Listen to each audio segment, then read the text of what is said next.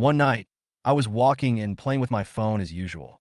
Suddenly, I received a message from a person with the nickname Hot Noodles. This name really burned me. I didn't think much about it and continued walking. I looked carefully at the message on Hot Noodles, which showed, "Dangerous, don't go home tonight."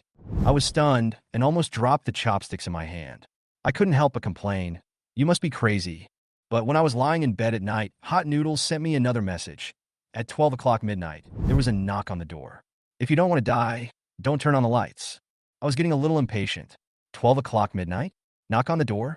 I smiled. Midnight in the morning, I was startled by a knock on the door. This can't be true. A chill ran down my back. The next morning, I was completely blown away. Hot Noodles. To celebrate my survival, I went to the number 7 stall in the flea market before 3 p.m. and bought the 7th inkstone on the left. The owner's target price was 80, and the inkstone was worth 8 million. After I saw the news, I went to give it a try for no apparent reason. Unexpectedly, I successfully bought the inkstone with only 100 yuan. Later, I took it to an antique appraiser, and the results shocked me. The appraiser said, "This is an inkstone used by Emperor Qianlong of the Qing dynasty, and it is worth 8 million. Am I dreaming? I couldn't believe what I saw. Next, I continued to follow the instructions of the message. But I became more and more confused. Who was the other person? Was it really my future self? Or was there some weird game controlling everything? I remember that when I saw the name Huozuri de Man, I couldn't help but raise my eyebrows and mutter to myself. It's really weird that there are people using this kind of online name. This reminds me of when I was in middle school. My QQ nickname was also Hot Noodles, which is really hilarious. I clicked agree without thinking too much. At this time, my phone rang again. It was a WeChat message from a friend I had just added. I subconsciously opened it and took a look. "Hot Noodles, dangerous, don't go home tonight." After reading this message, I was a little amused and confused. I unlocked the door, went into the house, changed into slippers, and sat down on the sofa. "I'm so tired. Who invented these high heels?" I complained while rubbing my little feet that had been tortured all day. In order to earn some pocket money, I took a part-time job as a hotel opening receptionist. I was busy all day and was exhausted. Another WeChat notification sounded. I picked up my phone and saw that it was still a message from Hot Noodles. "Hot Noodles. At 12 o'clock midnight, there was a knock on the door. If you don't want to die, don't turn on the lights and keep quiet." When I saw this message, I was wondering if this person was sick or playing a horror game. I impatiently called back the video call, but it showed contact does not exist. This is strange. Could it be that the other party has blocked me? I tried a few more times, but the result was the same. I wanted to block the other party, but found that all operations were impossible. Except for the chat interface, nothing else could be done. Could the phone be infected? I frowned, not understanding what the hell this Hot Noodles was all about. I simply threw my phone aside. My head was dizzy, and I really couldn't hold on any longer. After taking a hot shower, I climbed into bed and fell into a deep sleep not long after. However, in the middle of the night, there was a sudden knock on the door, which woke me up from my sleep. I sat up all of a sudden, my head was dizzy, and I felt irritated. Who was knocking on the door so late? Are you crazy? I subconsciously turned on the bedside lamp, but as soon as I raised my hand, I suddenly remembered the WeChat message. I glanced at the screen of my phone and saw the time, midnight. My heart suddenly tightened, and a sense of foreboding surged into my heart. I opened WeChat with shaking hands. The message I saw just now was exactly the same as the scene before me. I stared at the screen of my phone, and the words, "Don't turn on the lights, keep quiet," kept echoing in my mind. My heart was beating like a drum. My hands and feet were cold, and I could hardly move. I could tell the knocking sound wasn't coming from my door, but from my neighbor sister's door. The neighbor sister's voice immediately rang out. Who is it? Disturbing everyone in the middle of the night. The noise outside the door seemed to calm down. I breathed a sigh of relief, muttering to myself that it was a good thing nothing horrible happened. However, the next second, the neighbor's sister suddenly screamed, "What are you doing?" The voice was so sharp and piercing that it made me shiver all over. I hid under the quilt, shaking violently. Cold sweat kept pouring out, as if I was in a silent nightmare. I covered my mouth tightly, afraid that I would scream. The sounds outside the door became blurred, and I heard the struggle of the neighbor's sister and the friction of heavy objects being dragged.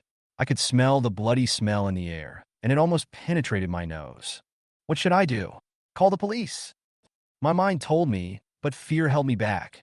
I didn't dare to make any sound, fearing that I would become the next target. The knock on the door sounded again. This time it was my door. This time, it's my home. I almost collapsed. My mind was in a mess.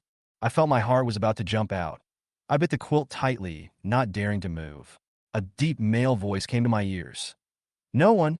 The footsteps gradually faded away, followed by a dead silence. Time seemed to be stretched countless times, and I didn't dare to think about it anymore until the knock on the door sounded again. This time it was the police. I saw the police uniform through the crack in the door, and tears suddenly burst out of my eyes. I crawled over to open the door. Hello, ma'am. We are from the city's criminal investigation team. We need to discuss something with you. A serious-looking policeman showed me his ID. My neighbor's sister. How is she? My voice was shaking, and I could hardly stand. The policeman was silent for a while, turned around and exchanged glances with his colleague, then looked at me and asked in a serious tone, What happened last night? Everything that happened last night was like a nightmare that I couldn't get rid of.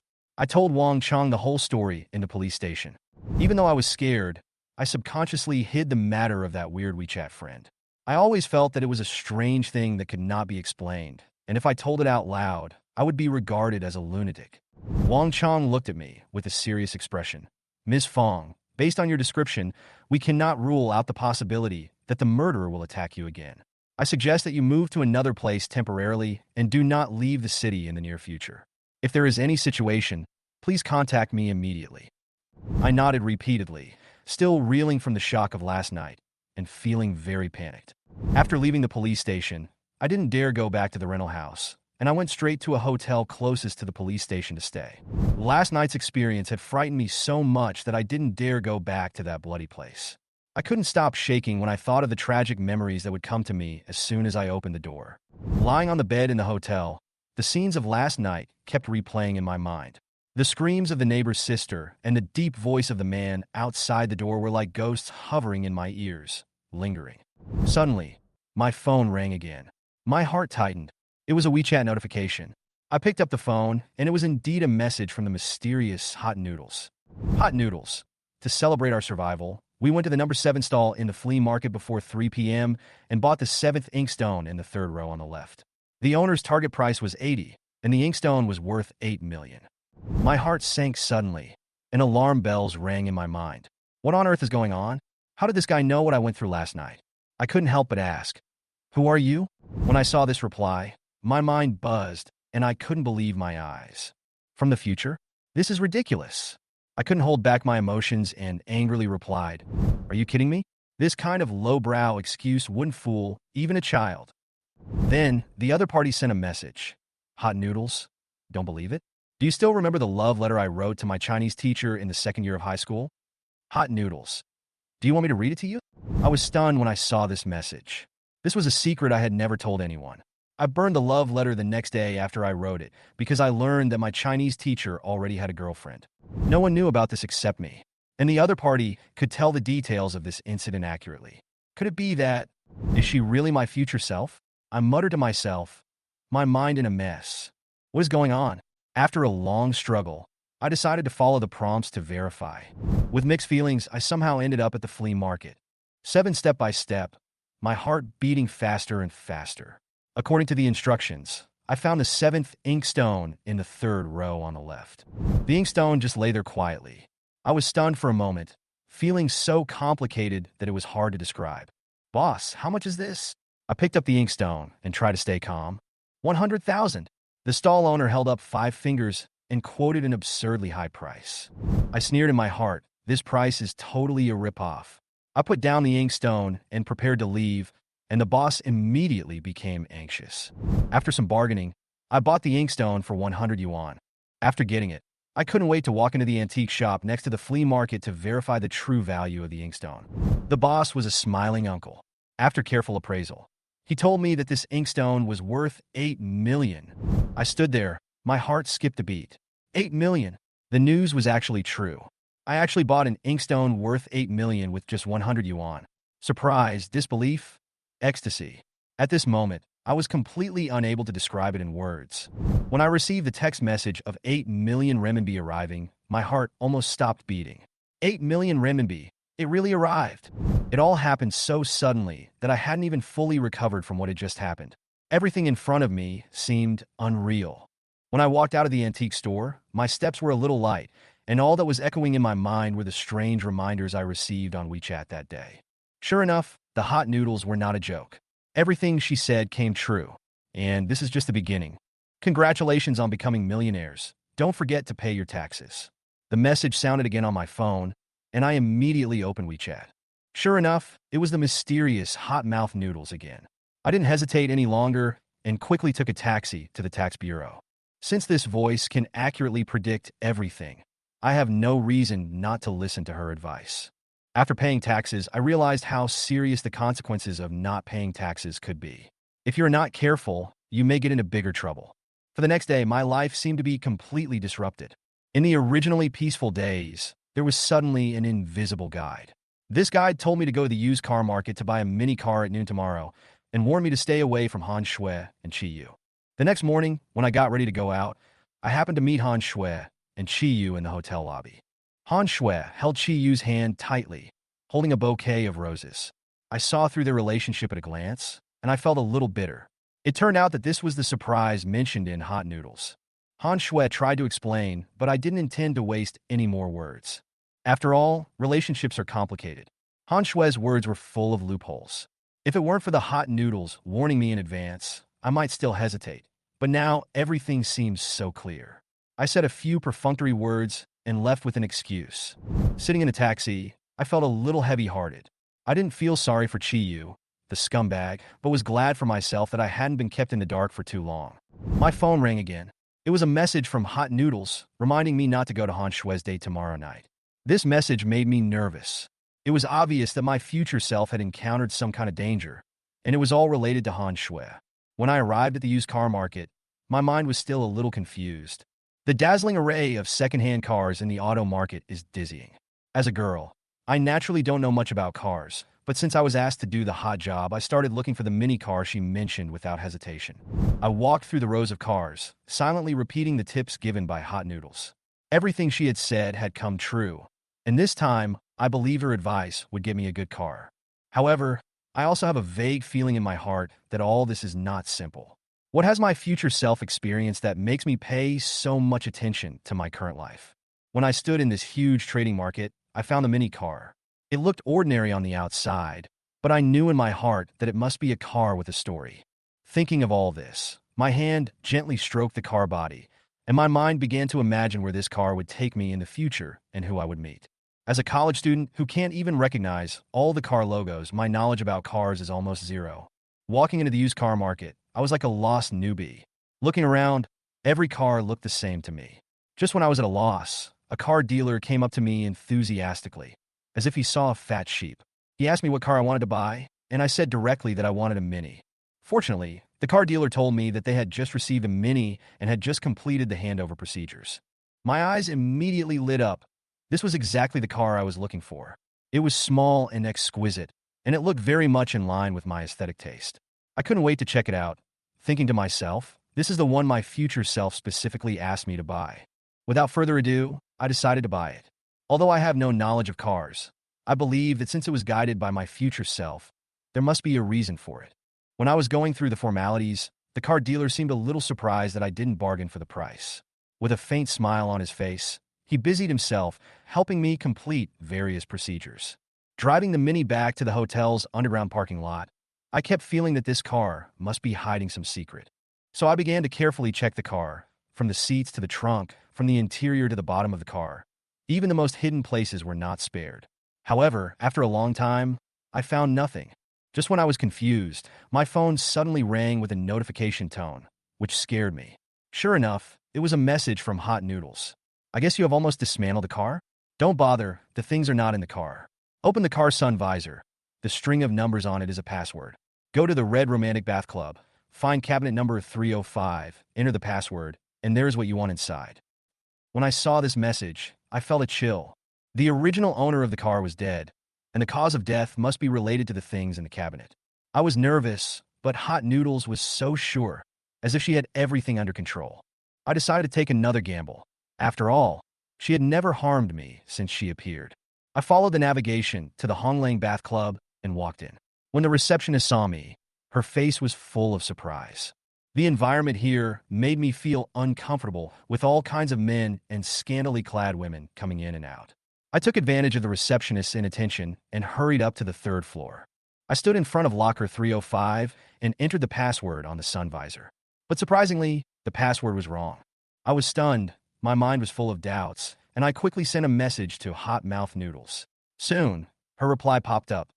Who told you it was a women's locker room? My heart sank suddenly. I had to go to the men's locker room. I gritted my teeth and kept repeating the 4 words she mentioned. Overwhelming wealth in my mind. For this overwhelming wealth, I had no choice but to rush to the men's locker room. People around me looked at me in surprise, but I didn't care about that. I just knew that the answer I needed most was hidden in this cabinet. Standing in front of the door of the men's locker room, I took several deep breaths, tried hard to suppress the nervousness in my heart, then gritted my teeth and rushed in. The noisy noise accompanied by the men's exclamations and obscene laughter hit me, making my face blush with embarrassment. But I didn't have time to care about all this.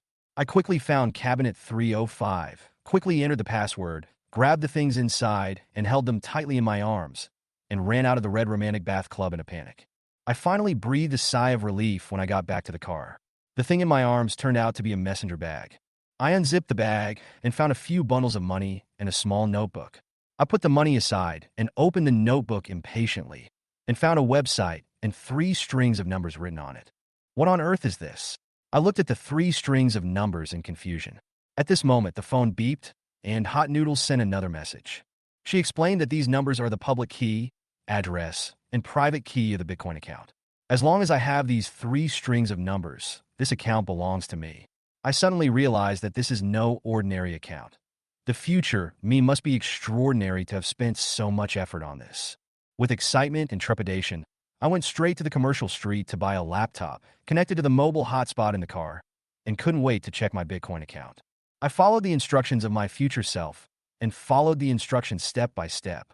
When the account interface popped up, I was stunned. There were 1,000 Bitcoins in my account. I stared blankly at the numbers on the screen. I just checked the price of Bitcoin and it was over 20,000 US dollars. 1,000 Bitcoins is a huge sum of 200 million renminbi. My heart was beating so fast that my hands began to tremble. This was simply a windfall, but reason tells me that such money is definitely not easy to come by. My future self reminded me to be careful with the money. I tried to calm myself down and decided not to touch the Bitcoins for the time being to avoid getting into trouble. Just as I was still immersed in the shock of the huge sum of money, my phone rang again.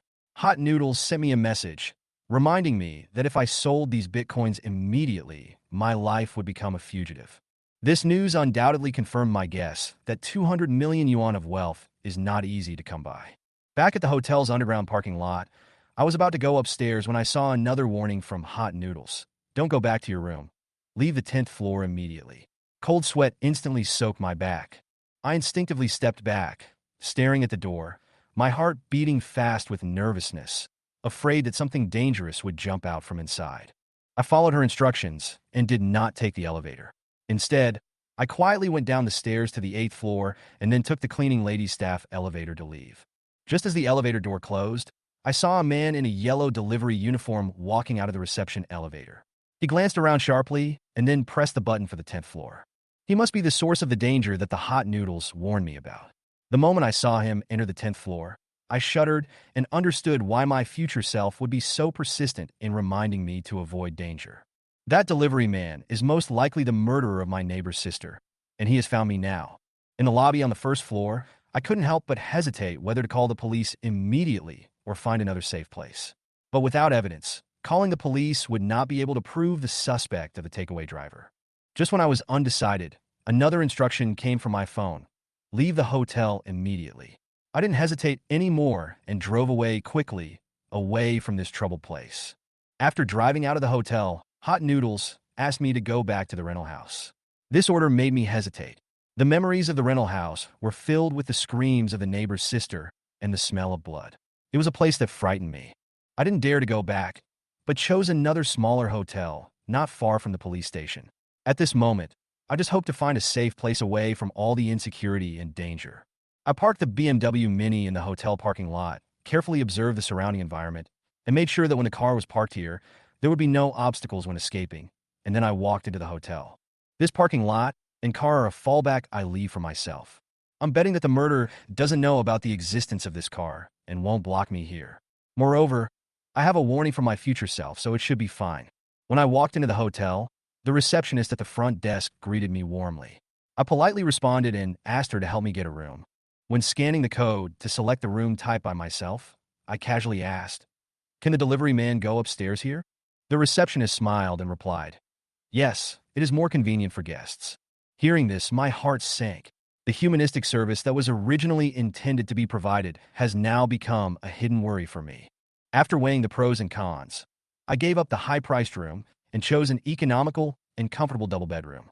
After all, safety is the most important thing.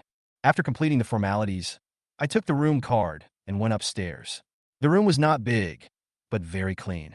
I took a shower and lay on the bed, but I still couldn't calm down.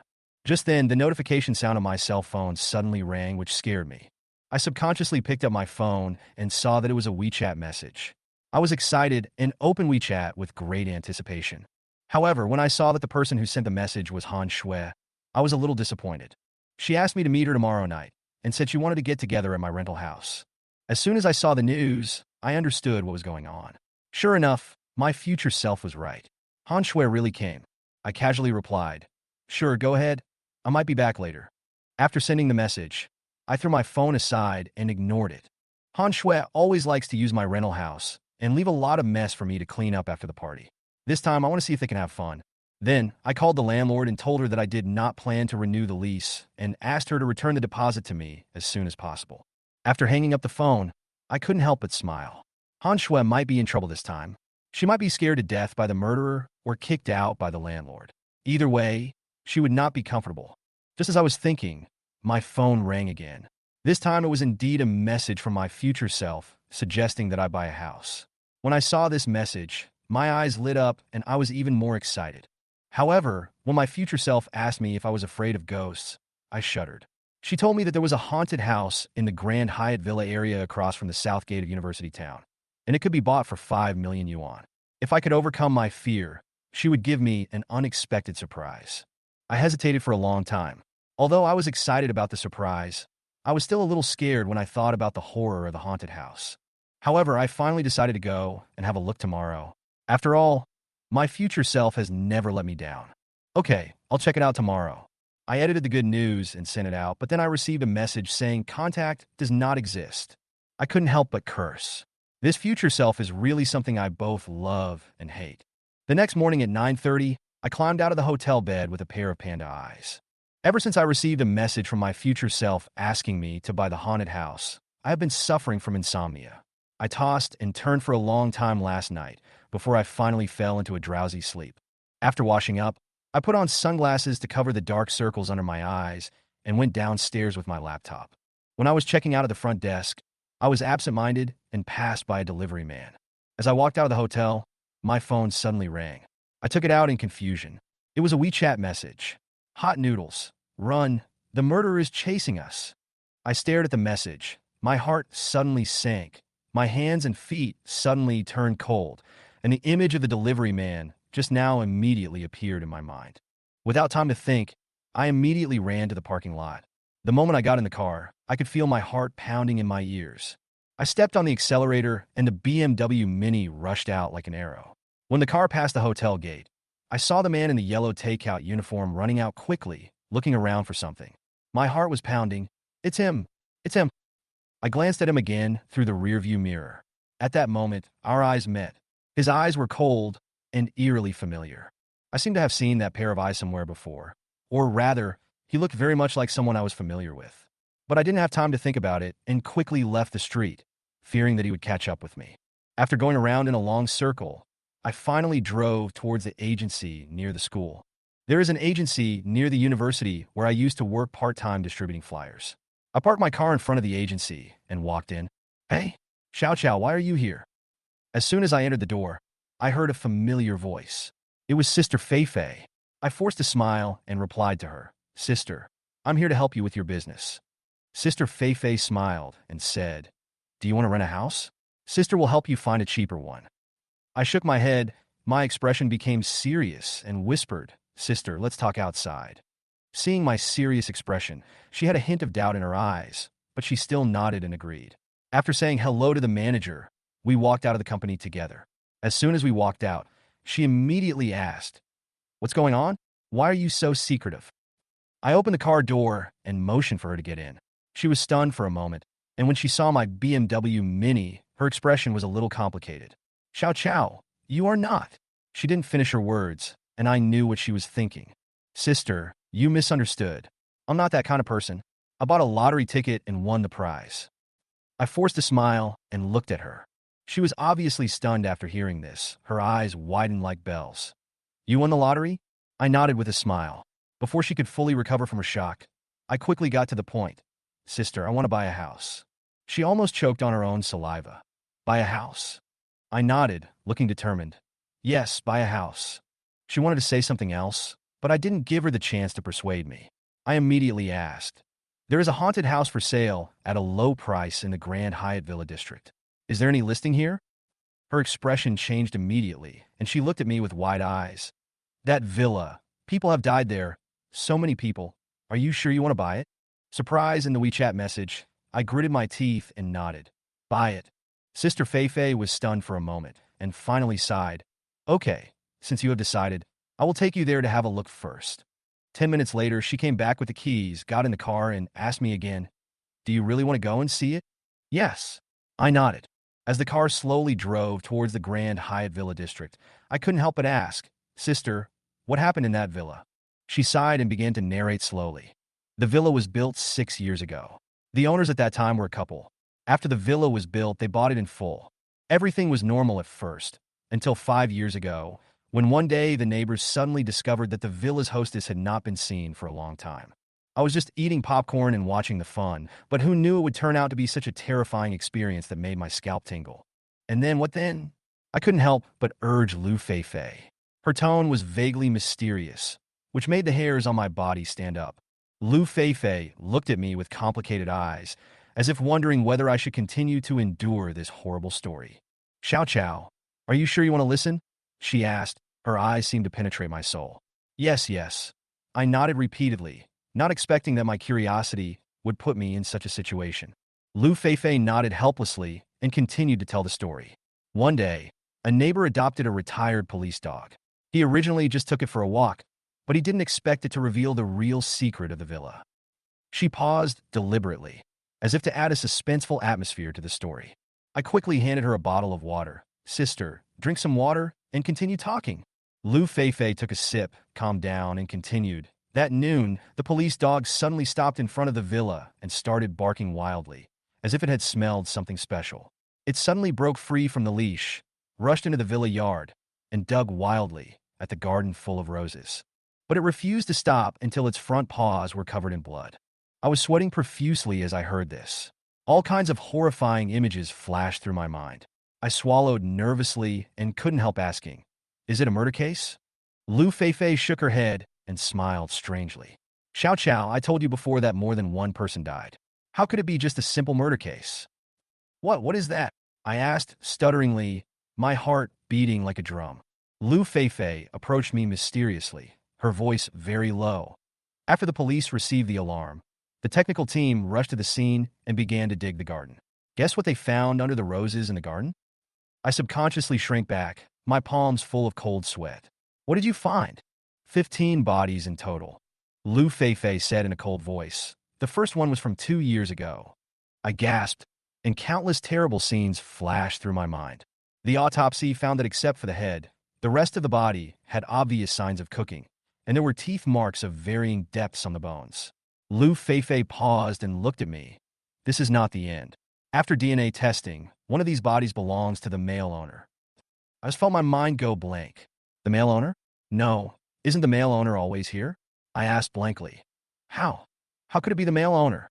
Then who has been the male owner for the past 2 years?"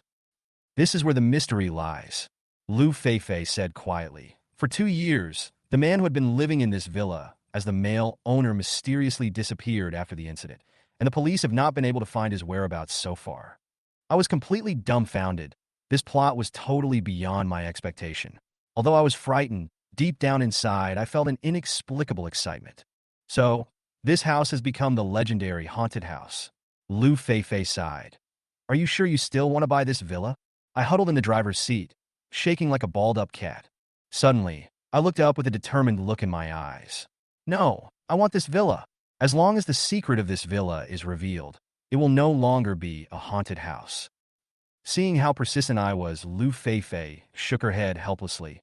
Okay, then let's go look at the house. No hurry. I shook my head and asked, You haven't finished yet. Who are the other 14 bodies? Lu Feifei revealed all the information she knew in one breath. The police confirmed through DNA comparison that the 14 bodies were all people who had disappeared in the past 2 years, and their disappearance locations were all concentrated in Tang City. As for the mysteriously missing male owner, some people speculated that he was actually his wife after plastic surgery. I just felt dizzy, and then my cell phone suddenly rang. I was so scared that my hands were shaking, and I almost threw my phone away. After calming down, I looked down and saw a WeChat message. Hot Noodles. How is the story? Hot Noodles. Do you want to know the truth? I stared at these 2 pieces of news, and suddenly an inexplicable feeling surged in my heart. It was as if some force was drawing me deeper into the vortex of this story. Should I continue to search for the truth? Or should I stop in time? When I saw this WeChat message from my future self, I was stunned. My future self actually knows a secret corner of this villa so clearly? Is this true, or just another weird joke? I took a deep breath, but my heart started beating faster involuntarily. What on earth is this so-called future self? Is it really some unexplained force that is manipulating me? Or is it that the seeds of madness have long been planted in my brain? In any case, the mystery of this villa and the story behind it have now completely drawn me in. The words, "there is something very important," sounded like a warning bell in my mind. I had to see what was in that secret compartment. I walked up the stairs and headed for the attic. The interior of the villa was luxuriously decorated and well-lit, without any of the gloomy feeling that an ordinary haunted house should have. The sun shines in through the huge floor-to-ceiling windows, and the air is filled with a faint lemon scent. I took a look at everything around me and secretly rejoiced in my heart. Even if there is a story here, it will definitely be comfortable to live here. Future me mentioned under the second window, and I quickly glanced between the windows. There really seemed to be something wrong under the windowsill. The wood was a slightly different color, and upon closer inspection, there was indeed a small gap. I reached out and touched the gap, and my fingers felt some slight shaking. I took a breath nervously and carefully pushed the wooden board open. The board was loose, and I slowly pulled it open, revealing a small, dark compartment. The secret compartment was not big, and there was a piece of paper and a small iron box inside. My heartbeat quickened as I reached out to take them all out. The handwriting on the paper was scribbled, as if it had been written in a hurry, and there were even some smudges of ink.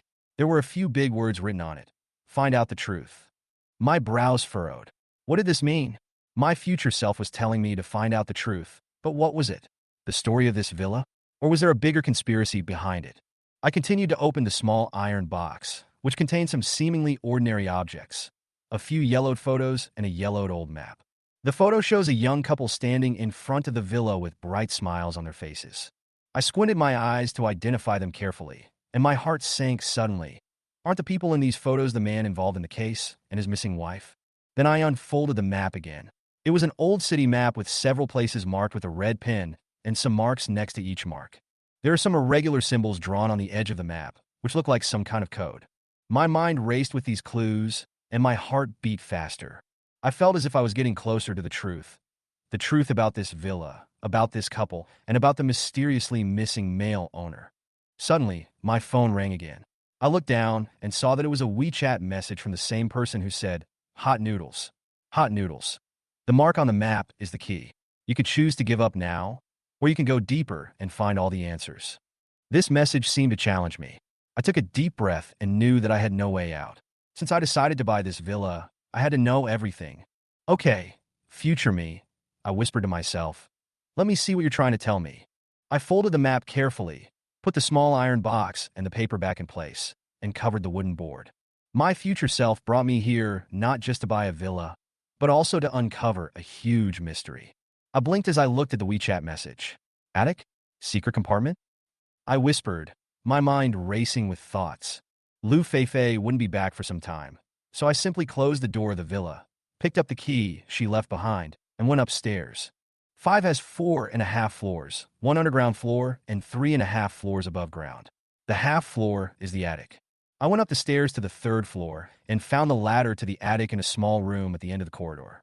I pushed open the door and climbed up. The attic has 4 skylights, so it's bright during the day. I checked my WeChat messages and rolled my eyes. The second window? Are you kidding me? I still have to look for it one by one. I started with the big window on the left, squatting on the ground, knocking on the wall under the windowsill one by one. There was nothing inside. Then I went to the window in front, and there was nothing inside.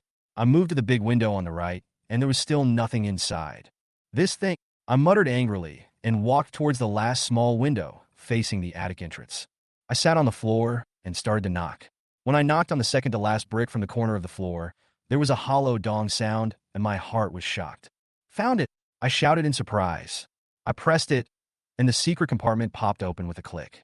In a space the size of a small drawer, there lay a key with a strange shape. Apart from that, there was nothing else.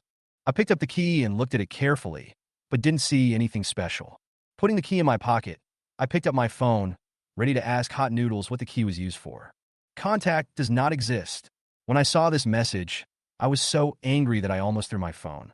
The feeling of being led by the nose is really maddening. Ding dong! Suddenly my phone rang, and I was so scared that I shivered and the phone fell to the floor. I cursed and picked up the phone, and sure enough, it was the Hot Noodles message again. Hot Noodles. Next time before you scold me, think about our relationship first. I almost exploded when I saw this line of words. The other party really did it on purpose. I tried to calm down and sent a message calmly asking, "What is the key for?" Hot Noodles. I took the ladder to the basement. There was a secret door on the upper half of a wall. There was a lock inside the secret door. Again, I complained loudly. The other party just wanted me to dig step by step. I had no choice but to prepare to go to the basement, even though the message from the other party had already made me feel deeply powerless. I carried the ladder, which was taller than me, towards the living room on the first floor and placed it at the entrance to the basement. I checked the time and saw that Lu Feifei was almost back. I decided not to rush into the basement to find out what was going on, so I put the ladder away, closed the basement door, and jumped out. The basement light was not easy to find, so I fumbled around on the LCD control panel for a long time before finally turning it on. I felt relieved when the light came on. Just then, the doorbell of the villa rang. I quickly ran to the door and turned on the video doorbell. It was Lu Feifei who came back. I opened the door, and she walked in with a smile. "Xiao Xiao, how are you? Are you not scared being here alone?" she asked. I smiled and shook my head, thinking to myself, I'm too busy to have time to be afraid. After Lu Feifei sat down, she took out the contract and placed it on the coffee table. I took a quick look at it and signed my name after finding no problem. She handed me the POS machine to swipe my card. As the payment completion prompt sounded, this villa officially became my property.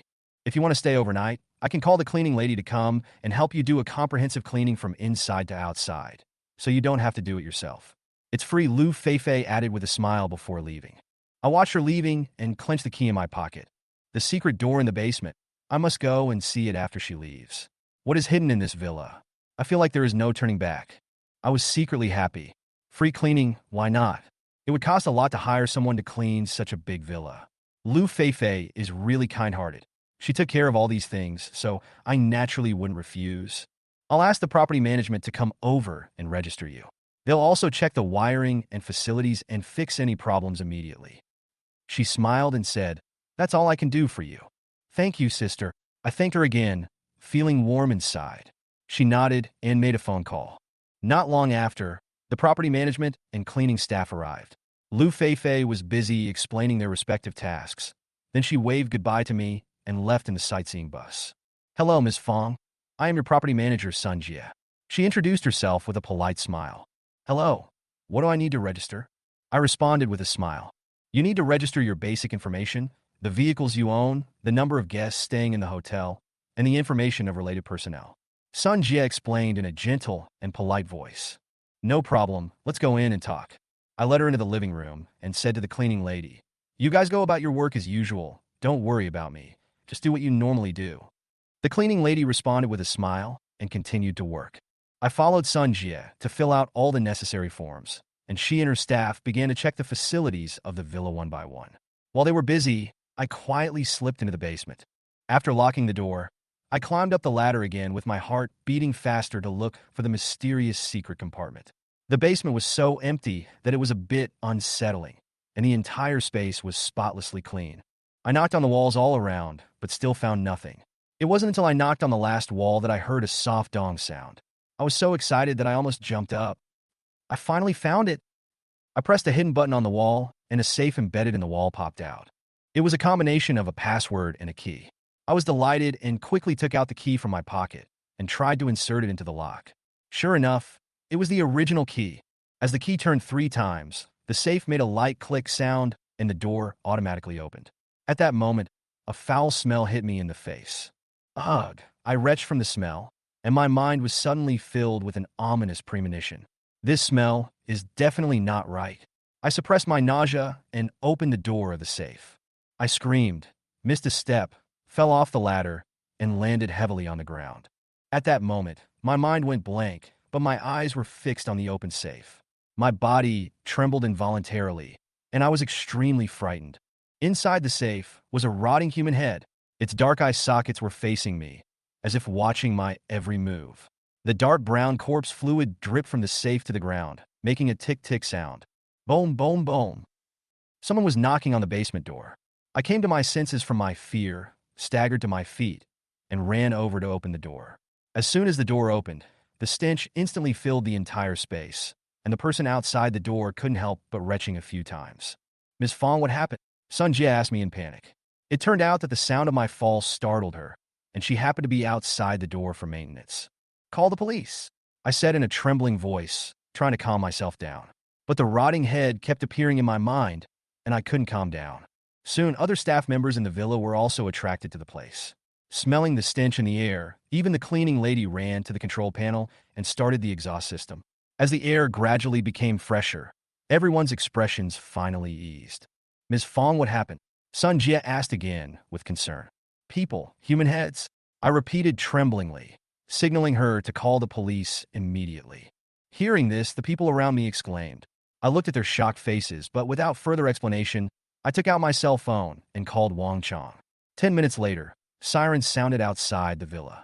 Wang Chong led a team of police officers to the villa. I welcomed him in almost as if he were my savior.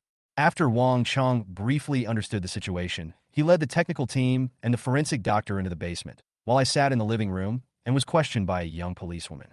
While I was taking notes, my phone suddenly rang with a WeChat notification. I clicked on it and saw that the message was from Hot Noodles. Surprised or not, when I saw this message, I was so angry that I almost jumped up and cursed in my heart. "Did you do this on purpose? Calm down. You don't want the police to suspect you, do you? There is a piece of paper under the attic that says the purpose of the key and the location of the safe. You can use it to answer the police's questions." This message calmed me down instantly. I subconsciously glanced at the policewoman who was taking my statement and found that she was staring at me suspiciously. I put my phone away with a wry smile, trying to look calm. "I'm sorry. I was a little emotional just now." "It's okay, I understand. Let's continue."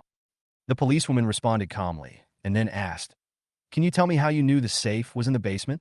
My heart skipped a beat when I heard this question. Fortunately, I just received that timely message. Facing the scrutinizing gaze of the little policewoman, I tried hard to force a smile and kept myself calm. I quickly recalled the message sent by Hot Noodles in my mind, organized my words, and began to explain. I studied art, and the attic of the villa is very suitable for transformation into a studio. I originally planned to use it as a creative space. Since there were no design drawings, I checked the structure of the attic to see if the building materials used could support the transformation. I said slowly. While checking, I accidentally found a secret compartment under the windowsill, which contained a key and a note indicating the location of the safe in the basement. Out of curiosity, I came down with the key and wanted to see what was in the safe. I said calmly, as if it was just an ordinary act of curiosity. After hearing this, the policewoman raised her lips slightly, revealing a questioning smile. "Ms. Fong, don't you know that it is illegal to open someone else's safe without permission?" She asked softly, with ill intentions in her words. I smiled, remained calm, and responded, "Officer, you can eat whatever you want, but you can't say whatever you want." I paused for a moment and continued. "The purchase contract I signed clearly states that from the date of payment, all items in Villa Number 5, including home appliances, furniture, and even collectibles belonged to me. So, according to the terms of the contract, this safe and the things inside are my property, and it shouldn't be illegal for me to open my own safe, right? After that, I took out the house purchase contract from my bag, put it on the coffee table, and motioned for her to check it. The policewoman looked through the contract, finally nodded, and returned the contract to me. "Thank you for your cooperation, Ms. Fong."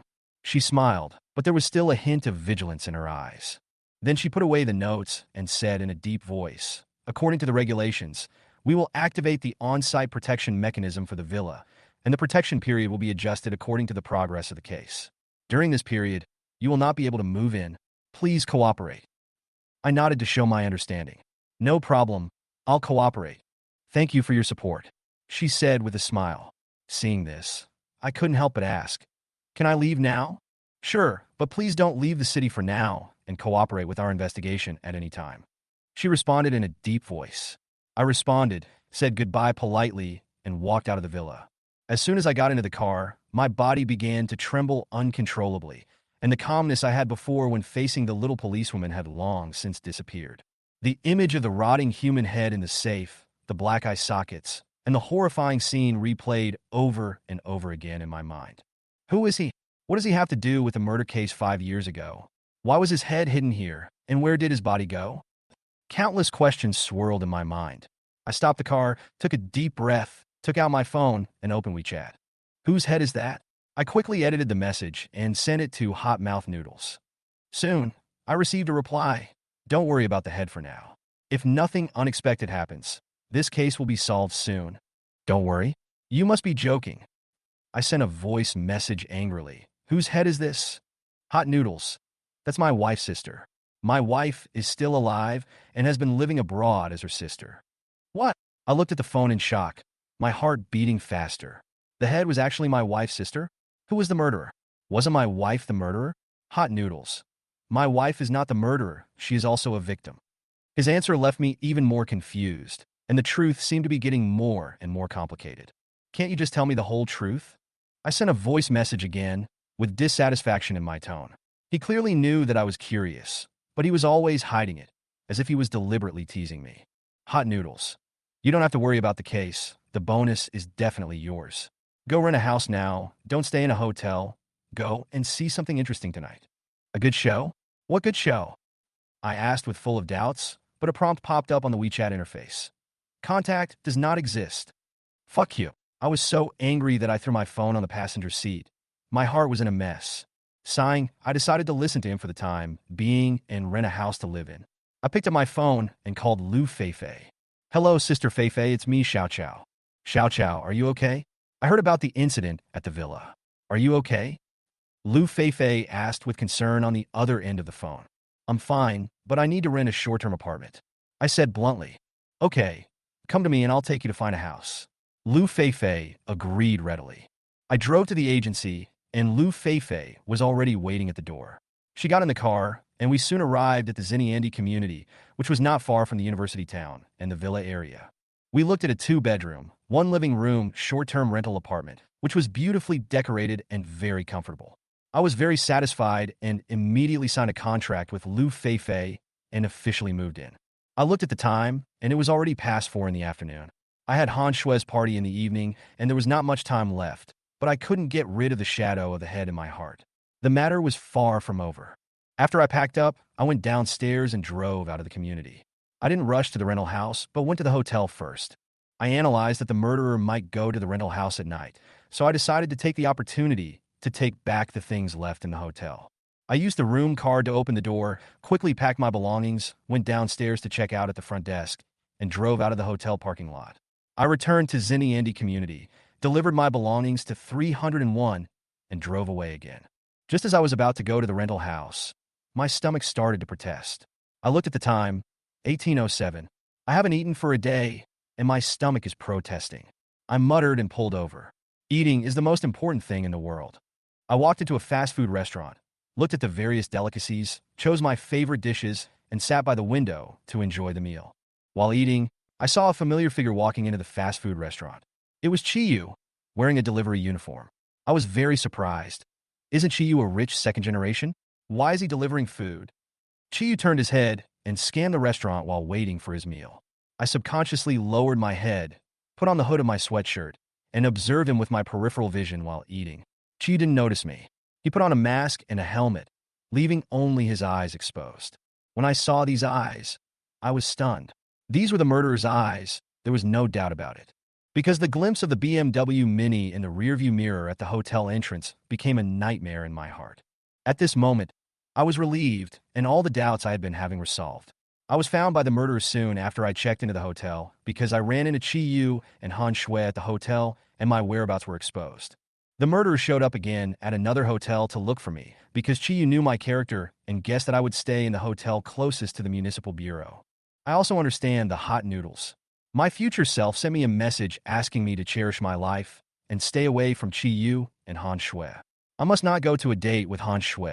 They have been hooking up for a long time. Chi Yu was chasing me because he was afraid that I would recognize his voice or recall the details that exposed him as the murderer. But he didn't know that I was so scared at the time that I didn't hear it at all. If he didn't chase me, the future hot noodles would not know that he was the murderer. Seeing Chi Yu taking the meal and leaving the fast food restaurant, I immediately put down my chopsticks and chased after him. When I saw Chi Yu driving a Maserati delivering food, I was very confused. He didn't look like someone who was short of money, so there must be something wrong. I wanted to catch up with him to see what was going on, but then my cell phone beeped, hot noodles telling me not to chase him or I'd be exposed. I immediately stopped talking and asked, "Did you know that the murderer was Chi Yu?" After reading the reply from Hoidzuri de Man, I fell silent. I realized that if I hadn't gone home that afternoon, the experience of being hunted for the past 2 days would not have happened, and my future would have been different. I also guessed the reason why I would not be hunted down in the future. It must be because after I was injured, Han Shui and Chi Yu went to the hospital to see me. When Chi Yu tested me, I said that I did not pay attention to the murderer's physical characteristics.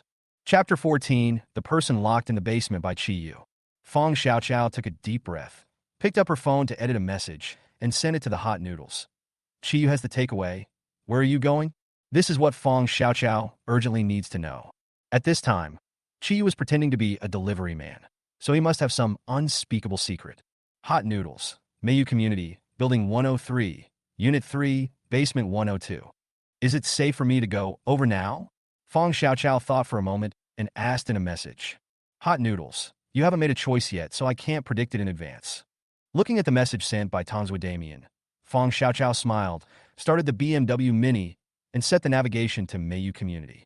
Fong Xiaoqiao drove out of the parking space, drove 2 blocks in the direction of Mayu Community, and then parked on the side of the road.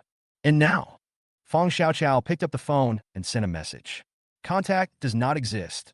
Looking at the prompt, contact does not exist. Fong Xiaoqiao did not rush, but chose to wait patiently.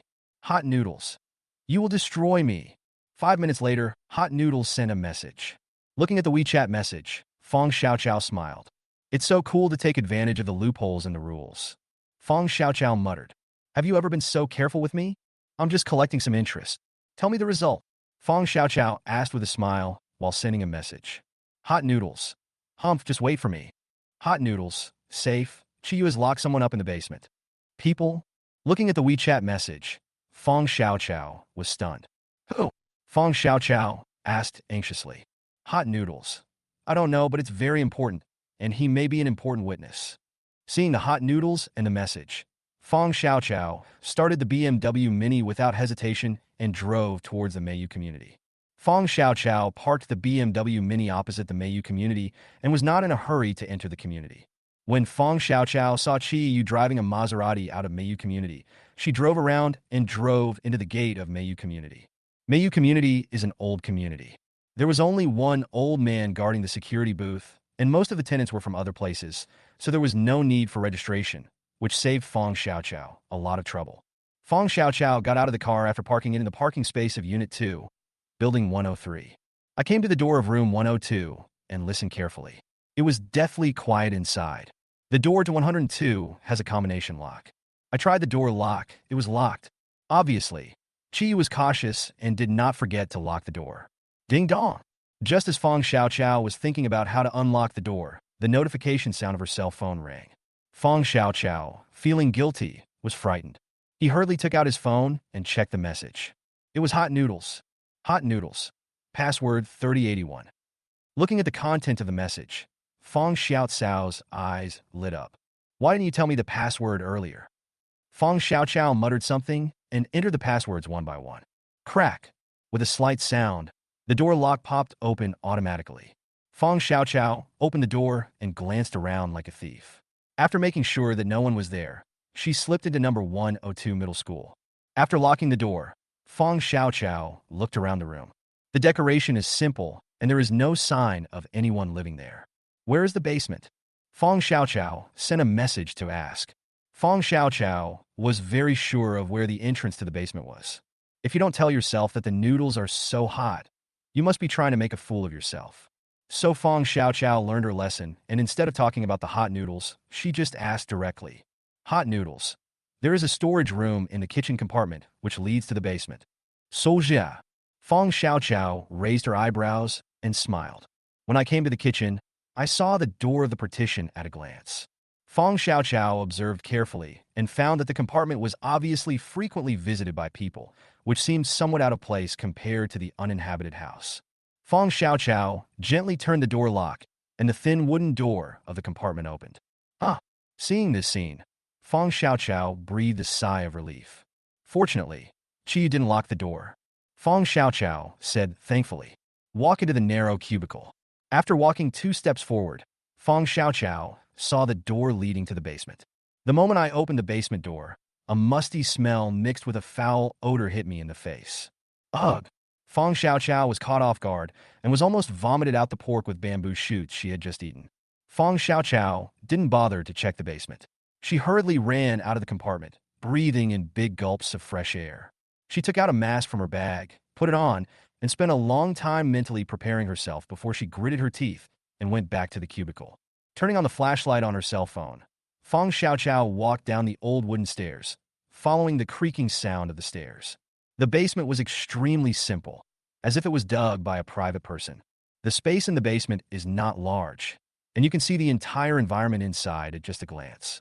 What you see is dirty and messy. Unknown liquids and excrement, take-out food boxes, piled up together, covered half of the basement. Seeing this scene, Fong Xiaocao felt nauseous. Ugh! Even with the mask on, I could still smell the unpleasant odor of a clogged sewer in the air. Next to the garbage mountain, a man with unshaven beard, stylistically handsome and extremely thin, was curled up in a corner. The man's neck and hands were locked with 3-finger-wide dog chains, and his clothes were covered in stains and hardened like armor. Who are you? Why are you locked here? Fong Xiaocao asked. Hearing Fong Xiaocao's voice, Sharp Brother suddenly raised his head and looked at Fong Xiaocao. What a pair of eyes those are! Star-like eyebrows, sharp eyes, firm and bright gaze. It doesn't fit in with his sloppy look. Who are you? A hoarse voice reached Fong Xiaocao's ears.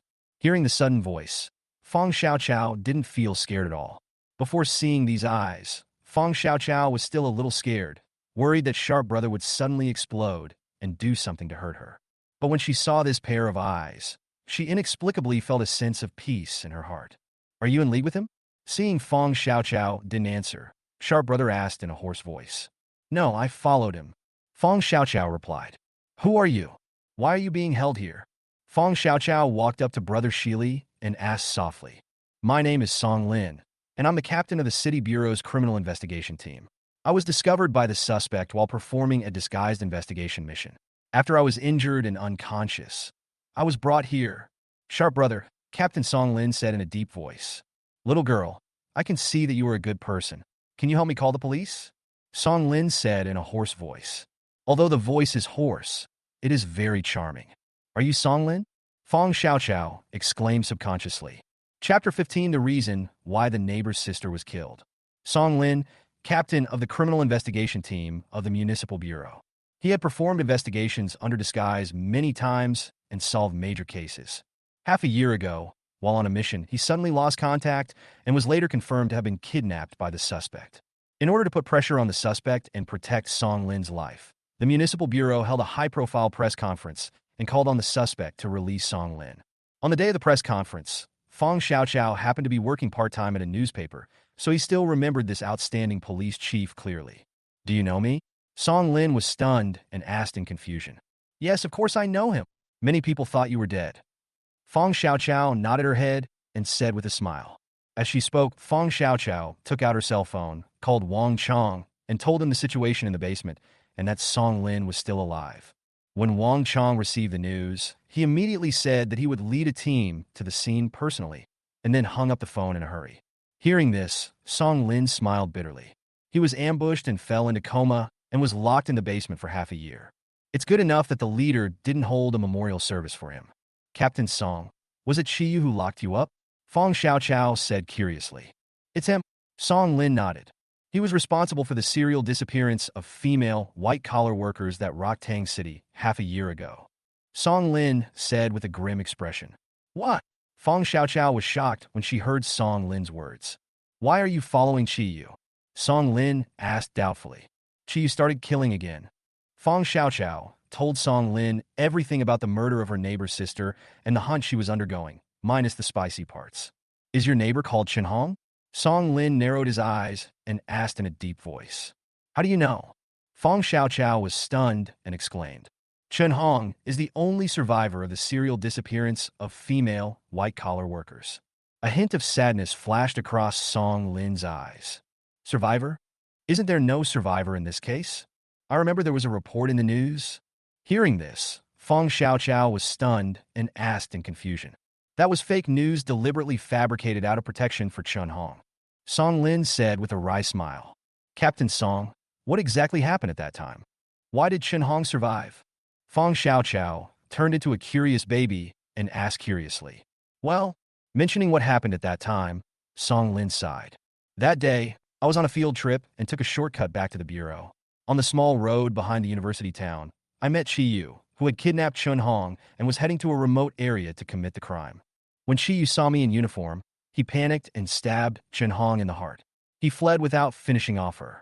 I was busy saving people at the time and did not chase after Chiyu.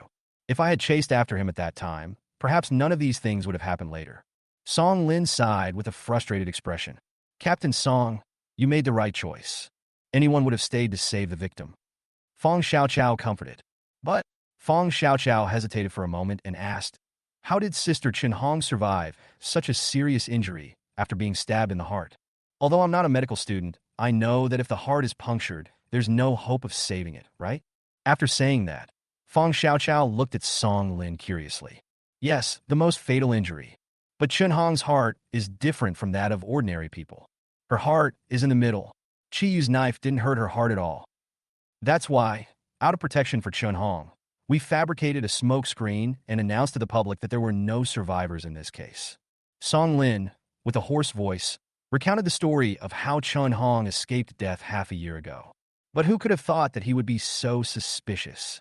Just through my investigation of him, I guessed that it was Chen Hong who leaked his physical characteristics. It took half a year to find and kill Chen Hong. At this point, Song Lin became excited and pulled the iron chain, making a rustling sound. Hearing this, Fong Xiaoqiao also fell silent.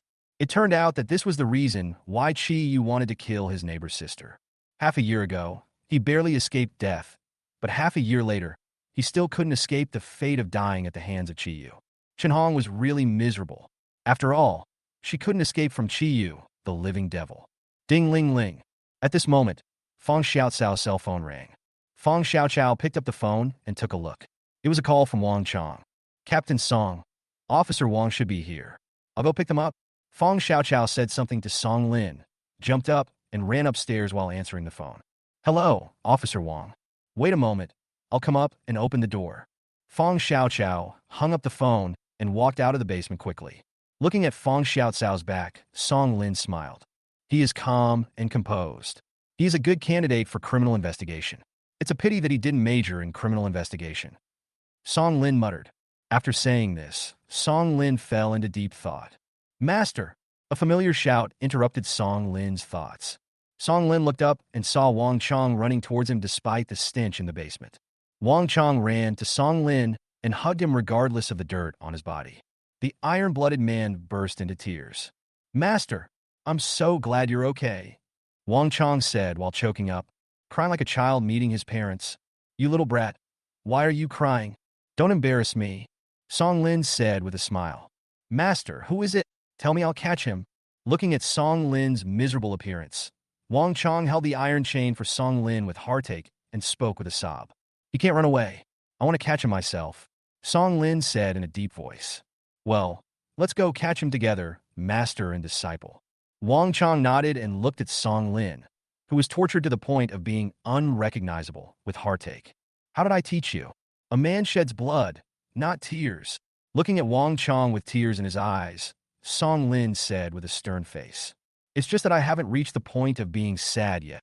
Wang Chong added silently, "Is that a fucking sentence? I'm telling you, don't just do all the fighting and killing. Read more books."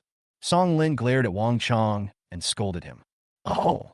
In front of Song Lin, Wang Chong was as well-behaved as a primary school student. "Get out of the way now and ask the firefighters to untie the chains for me. Are you trying to tire me to death?" Song Lin yelled angrily. When Song Lin yelled at him, Wang Chong subconsciously shrank his neck. Turning his head to look at the firefighter carrying tools, he smiled embarrassedly. "Officer Wang, leave it to us," the firefighter said with a smile. "Please." Wang Chong nodded and made way. The firefighter nodded and began to check the connection between the chain and Song Lin. Ding dong! At this moment, Fong Xiaocao's cell phone rang. Fong Xiaocao looked down and saw it was a WeChat message. Without thinking too much, I clicked it immediately. Hot Noodles.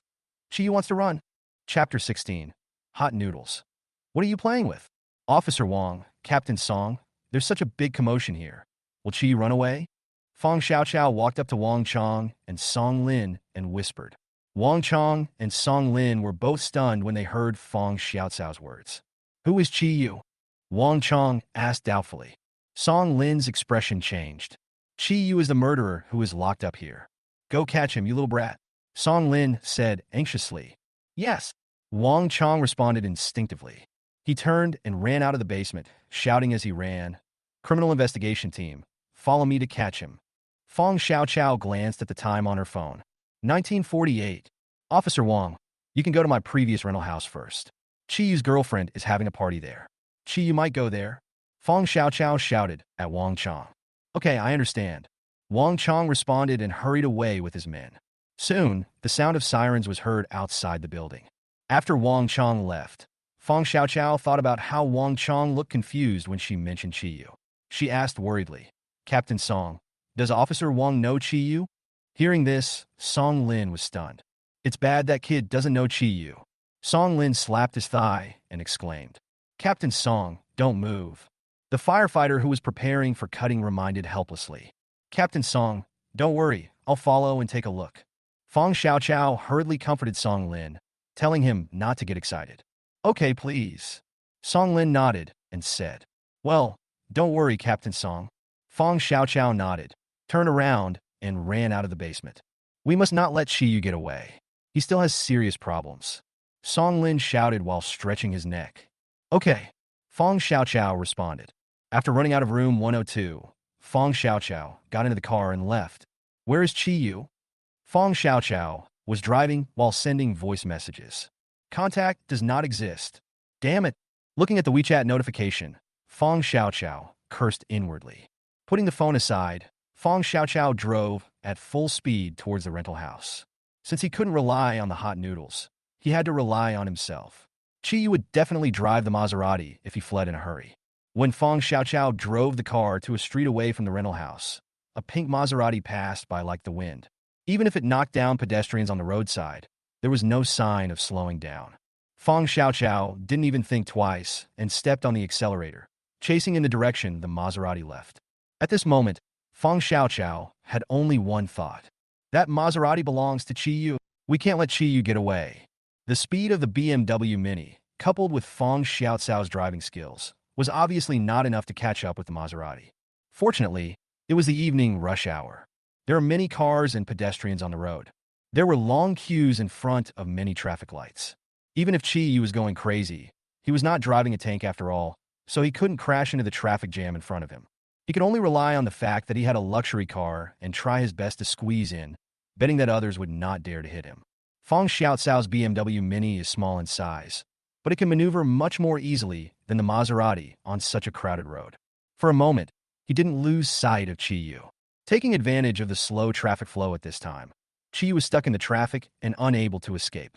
Fong Xiaoqiao picked up her cell phone and called Wang Chong. Officer Wang, I met Chi Yu. I'm following him in my car right now. As soon as the phone was connected, Fong Xiaoqiao hurriedly said. Fong Xiaoqiao reported her location, Chi Yu's car model and license plate number, before hanging up the phone. Fong Xiaoqiao took a look at the navigation map and saw that this road led to the university and the back mountain. When he thought of what Song Lin said, that Chi Yu once kidnapped his neighbor's sister Chen Hong and went to the back mountain of the university town to commit the crime, an idea arose in his mind that there must be Chi Yu's secret base in the back mountain of the university. In the case of the missing female white-collar workers, except for Chen Hong, none of the victims were found. They must have been hidden by Chi Yu. The place where the bodies were hidden was most likely the back mountain. Now Chi Yu fled in a panic, wanting to hide his whereabouts before the police react. This place to hide the body is definitely the best choice. Thinking of this, Fong Xiaoqiao gritted her teeth and, relying on the small size of her car, forced a lane change and turned into a small road on the side. This path leads directly to the university. This was the only way Fong Xiaoqiao had to take to go to school. It can also lead to the back mountain. It's just that the road is narrow and most types of vehicles can't pass through. Fong Xiaoqiao knew that once she was no longer restrained by the traffic, she would definitely not be able to catch up with Chi Yu. So she decided to go to the front and wait for Chi Yu. Ding dong!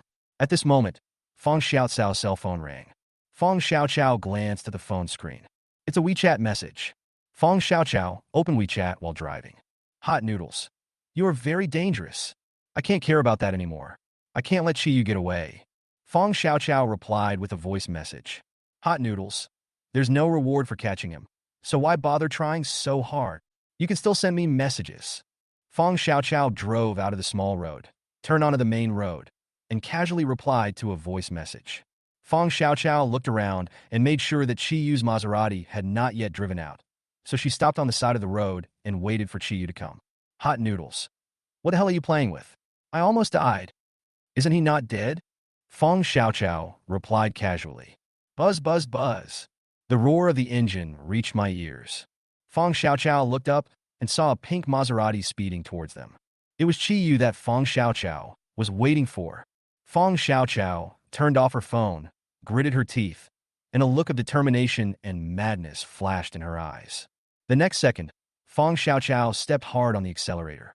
The small BMW Mini instantly accelerated and rushed towards the Maserati head-on. The road is narrow and one-way. There is no room for two cars to drive side by side. Fong Xiaoqiao wants to fight Chi Yu to the death. If you can't force Chi Yu to stop, then just hit him. The noodles are so hot that you can also send messages to yourself. This gave Fong Xiaoqiao great confidence that she would not die. When she died, the hot noodles were burnt. But as long as the hot noodle is still alive, she will be fine. This made Fong Xiaoqiao more determined in her thinking. As the distance got closer, Fong Xiaoqiao could even see Chi Yu's bloodshot eyes in the Maserati's cockpit. The eyes are crazy, bloodthirsty, and violent. My body was shaking because of fear and nervousness, and my feet kept wanting to step on the brakes. Fong Xiaoqiao simply gritted her teeth, stepped on the accelerator to the bottom, and closed her eyes. Let the storm come even harder. Fong Xiaoqiao screamed. Bang! There was a loud noise. The airbag popped out. Fong Xiaoqiao just felt dizzy. Severe pain and dizziness followed. Fong Xiaoqiao felt a tightness in her chest. Fortunately, I was wearing my seat belt. A thought flashed through Fong Xiaoqiao's mind, and she lost consciousness due to the dizziness. In a daze, I heard the noisy sound of sirens and seemingly Wang Chong's roar. Go to the hospital quickly. Chapter 17 Feeding Patients with Malatang. Hiss. It hurts so much. A groan was heard in the white ward. Fong Xiaoqiao woke up, but the waves of dizziness coming from her brain made her not want to open her eyes. But I'm very thirsty and want to drink water. Fong Xiaoqiao could only lie on the hospital bed and groan, hoping that someone would be kind enough to take care of her. Feed yourself saliva to prolong your life. Dizziness, nausea, vomiting, pain all over the body. This was Fong Xiaoqiao's most intuitive feeling after waking up. Woke up. Go call a doctor. A familiar voice came to my ears. Hey, don't go. Give me some water to drink before you go. Listening to the footsteps fading away, Fong Xiaoqiao shouted weakly. However, that person was like a wild bear. I didn't hear Fong Xiaoqiao's mosquito-like voice at all. Bang! The door of the ward was closed. Fong Xiaoqiao pouted and felt like crying. Is there anyone who takes care of a patient like this? You don't even know to ask if someone is thirsty. Fong Xiaoqiao complained angrily in her heart. Oh my God, it hurts. If I had known it would hurt so much, I wouldn't have tried so hard. Fong Xiaoqiao was lying on the hospital bed, mumbling with tears in her eyes. She looked at the water cup beside her and wanted to pick it up, but she didn't have the strength to do so. Water, water, come to your mouth. Fong Xiaoqiao looked at the water cup eagerly, hoping that the water inside could understand something and fly into her mouth. God damn it, who's going to sleep with me? Whoa, if you don't come back, we'll die of thirst. Fong Xiaoqiao looked at the pager on the bedside, but she felt that she had the will, but not the strength to do something. She could only complain in her heart about the unreliability of the caregiver. What's up? Is the pager button hot to the touch? As Fong Xiaoqiao was waiting anxiously, the door of the ward was pushed open and a beautiful young nurse walked into the ward. Huh, woke up. Where's the escort? Why didn't you press the pager? When the nurse saw Fong Xiaoqiao staring at her, she was stunned for a moment and said in confusion, Whoa, I saw an angel. When Fong Xiaoqiao saw the nurse, she almost cried. How does it feel? The nurse walked to the bed and asked with a smile. And pressed the pager. Water. I'm thirsty. Fong Xiaoqiao tried her best and spoke with a trembling voice. Hearing Fong Xiaoqiao's words, the nurse was stunned. Subconsciously, he looked at Fong Xiaoqiao's dry lips. This is the first time I've seen such an unreliable caregiver. He left without notifying the nurse. When the patient woke up, no one called a doctor. The nurse muttered as she picked up the glass of water. Listening to the nurse's words, Fong Xiaoqiao silently gave a thumbs up. If she hadn't been so dizzy, she would have nodded in agreement.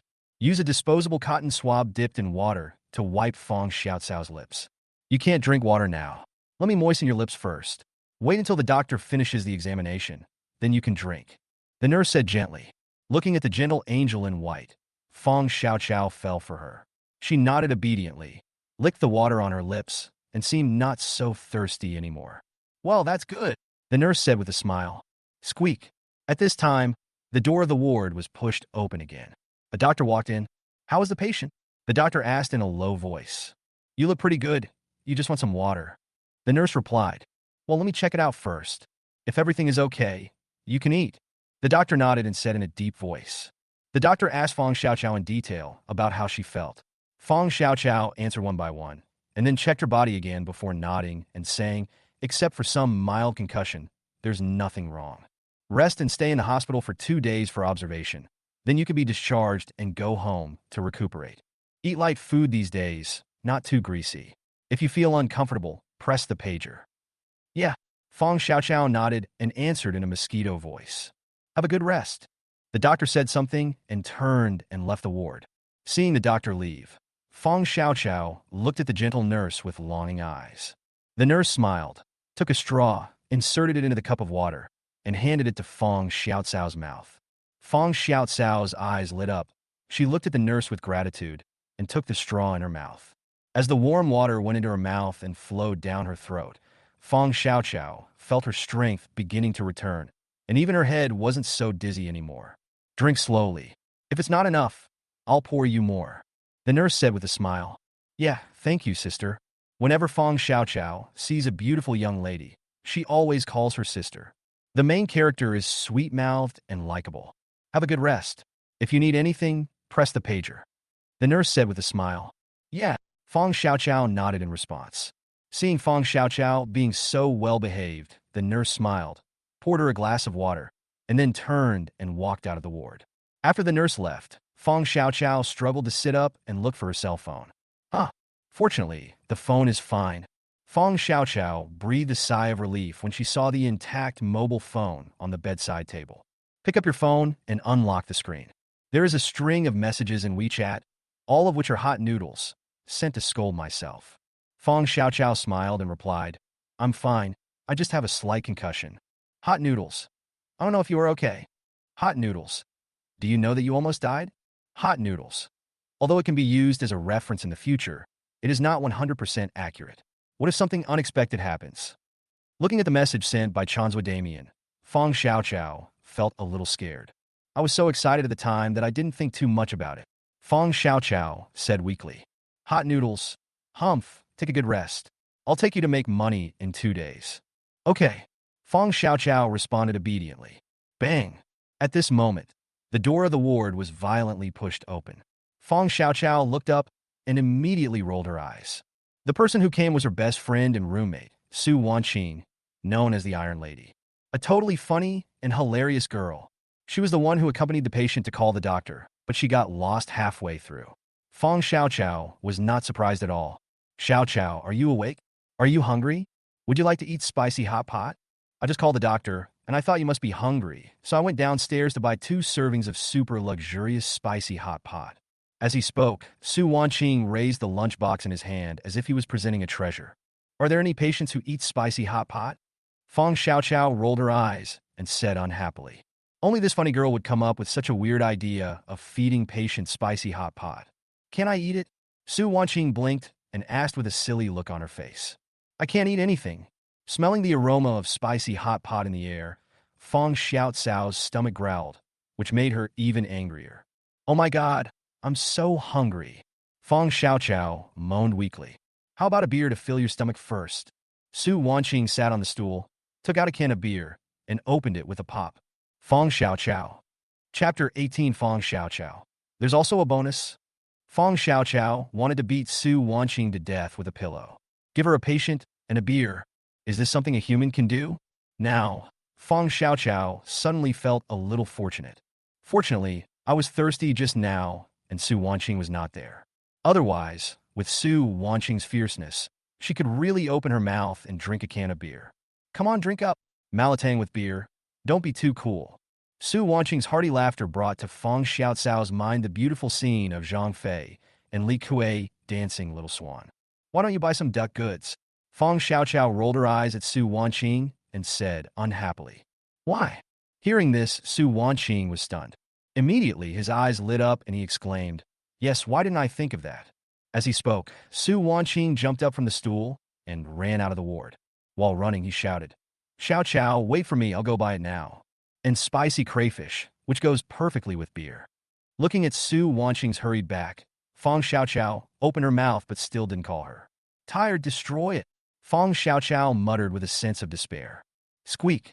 The door of the ward was pushed open, and Fong Xiaoqiao looked in the direction of the sound. Then Song Lin and Wang Chong walked into the ward. Behind the two of them was the young policewoman who had taken her statement last time. The doctor said you're awake, so we came to check it out. Song Lin, wearing a hospital gown, said with a smile. After being imprisoned in a dirty and messy basement for a full 6 months, Song Lin's iron body had already become emaciated, and he was left with many hidden illnesses. He has now been rescued and is being recuperated in the hospital. The ward was right next to Fong Xiaoqiao. Wang Chong and the policewoman were just about to take Fong Xiaocao's statement, and they came over to see her. Captain Song, please take a seat. Fong Xiaoqiao said with a smile. Song Lin smiled and nodded, pulled over a stool, and was about to sit down when he suddenly saw the spicy hot pot and beer on the bedside. His expression instantly changed. I haven't even been discharged from the hospital yet, and I'm already eating this much. Halfway through his speech, Song Lin became speechless. For a moment, I couldn't find a suitable adjective. Fong Xiaoqiao smiled awkwardly. But in his heart, he had already begun to care about Su Wanqing. Su Wanqing, why don't you just die? Su Wanqing, is your brain okay? Su Wanqing, thank you so much. Fong Xiaoqiao felt that having a good girlfriend like Su Wanqing was really a blessing for her, something she had accumulated for 8 lifetimes. Hello, have you already had your little beer? Wang Chong joked with a smile. Fong Xiaoqiao grinned awkwardly. So embarrassing. Fong Xiaoqiao wanted to find a crack in the ground to hide in. My bestie bought it. After holding it in for a long time, Fong Xiaoqiao spoke stammeringly. Poof! Hearing Fong Xiaocao's feeble explanation, Wang Chong burst out laughing. Song Lin and the little policewoman standing by couldn't help laughing. They were all elite detectives, used to seeing strange things, and they understood what was going on immediately. After all, they had seen many things more bizarre than this when solving cases. For example, a silly younger brother feeds his seriously injured and unconscious brother white wine, saying that his brother likes to drink and will wake up after drinking. But my brother's medicine contains ceftriaxone. After taking a sip of white wine, he was pushed back into the emergency room just after leaving it. Shaoli, go buy Xiao Chao some white porridge. Song Lin said to the little policewoman with a smile. Okay, Captain Song. The policewoman nodded, turned, and walked out of the ward. Although the injury is not serious, it is better to eat lighter. Song Lin said with a smile. Fong Xiaoqiao gave Song Lin a grateful look. Xiaoqiao, you are so brave. Wang Chong, who was standing aside, said with a smile. Isn't this an emergency? Fong Xiaoqiao smiled awkwardly. By the way, did Chiyu catch him? Fong Xiaoqiao looked at Wang Chong and asked. Before losing consciousness, Fong Xiaoqiao remembered that she vaguely heard Wang Chong's voice. He's caught.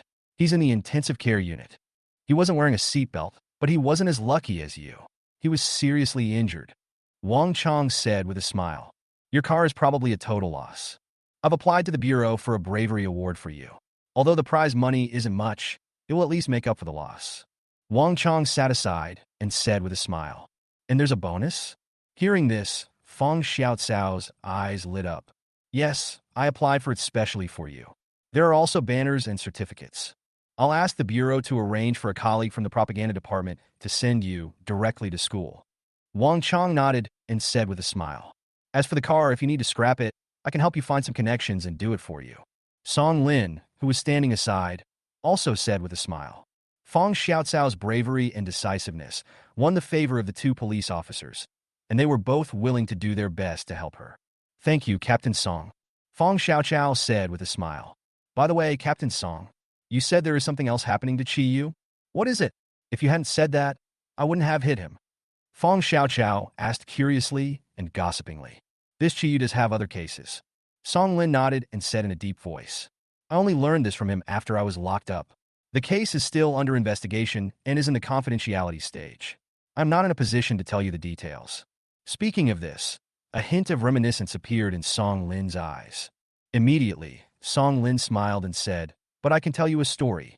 When I was conducting reconnaissance under disguise, I accidentally obtained a piece of intelligence that was very important to him. He didn't kill me in the past 6 months, but he was deliberately trying to get intelligence from me. If I hadn't refused to give in, I would have been killed by him long ago. After that, Song Lin smiled and said, Now that the story is over, you should be less confused now. Actually, what you want to ask is why I wasn't killed by Chi Yu. Song Lin directly exposed Fong Xiaocao's little thoughts. When her little thoughts were exposed by Song Lin, Fong Xiaoqiao stuck out her tongue and smiled shyly. Okay, we'll talk later if we want to chat. Let Wang Chong take a statement from you first. Tell me in detail how you followed Chi Yu and found me. Song Lin looked at the time and said with a smile. Fong Xiaoqiao nodded and looked at Wang Chong. Wang Chong opened his notebook and said, We can start now. Fong Xiaoqiao nodded, organized her thoughts, concealed the existence of the hot noodles, embellished the course of events, and told her story. Ha! You are really brave and resourceful. After listening to Fong Xiaocao's story, Song Lin smiled. Fong Xiaoqiao laughed, feeling quite proud of being praised by Song Lin. After all, this is a legendary sheriff. Although he made a mistake and was tricked by Chi Yu, but it does not affect Fong Xiaocao's admiration for Song Lin's past achievements. Chapter 19 Hot Noodles. Do you like gold? After Song Lin and Wang Chong left, Fong Xiaoqiao held the white porridge and kept grinning foolishly. I want a prize. I actually want a prize. Fong Xiaoqiao smiled like a silly girl.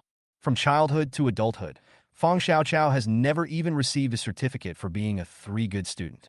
The sudden award for bravery from the Municipal Bureau made her even more excited than when she stole the 8 million yuan by chance. Fong Xiaoqiao even secretly calculated it in her mind. When buying a car again, should you choose a collision-resistant one? Be ready to strike at any time and randomly hit a vicious criminal and send him to the ICU.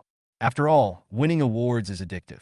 Fong Xiaoqiao particularly enjoys the feeling of winning an award. Ding dong! Just as Fong Xiaoqiao was grinning foolishly, her cell phone rang.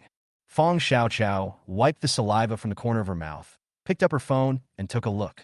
It was a WeChat message. Unlock the screen and open WeChat. Hot noodles. Silly girl, your idea is very dangerous. Looking at the hot noodles, I received the message. Fong Xiaoqiao curled her lips and muttered. She is really the worm in my stomach. As soon as I had an idea, she knew it. Hot noodles. You are the roundworm. Fong Xiaoqiao had just finished speaking when another message came. Ah, yes. I'm a silly girl. I'm a roundworm. So, may I ask, what are you, my future self? Fong Xiaoqiao directly replied to 3 voice messages. A word of death. Over there, the hot noodles fell silent. There's no point in having this fight, no matter what you say. The enemy suffered 800 casualties, while our own casualties amounted to 1,600. Ha! Seeing that Tongzue Damien had not sent a message for a long time, Fong Xiaoqiao smiled triumphantly. Yeah, victory! Fong Xiaoqiao cheered, drank the porridge in her hand in one gulp, and put the lunchbox on the bedside table. Hot noodles. Don't be complacent. Just wait and see. After a long time, Hangzhou Damien sent a message. Okay, silly girl, I'll wait. Fong Xiaoqiao replied with a smile. He suffered 800 casualties on his own and inflicted 1,600 critical hits on the enemy, which made Fong Xiaoqiao understand the game. To harm yourself is to harm yourself.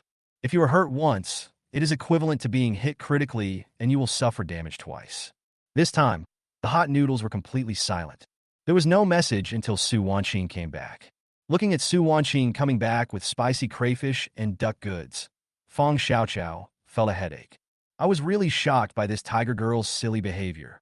Xiaoqiao, we won't go home until we're drunk, Su Wanqing said with a beaming expression. Fong Xiaoqiao, damn it, who will take this monster away? Fong Xiaoqiao wailed in her heart.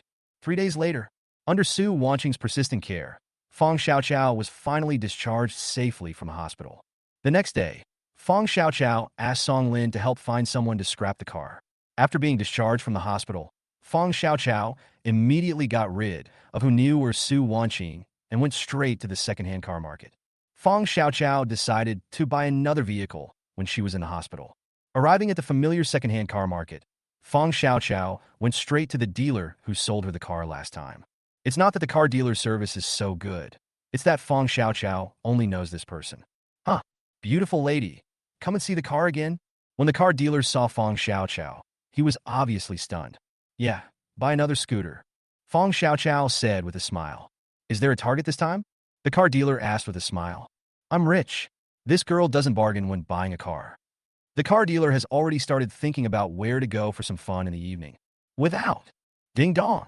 Before Fong Xiaoqiao could utter the word yes, her phone rang with a message alert. Fong Xiaoqiao was stunned and subconsciously shut up.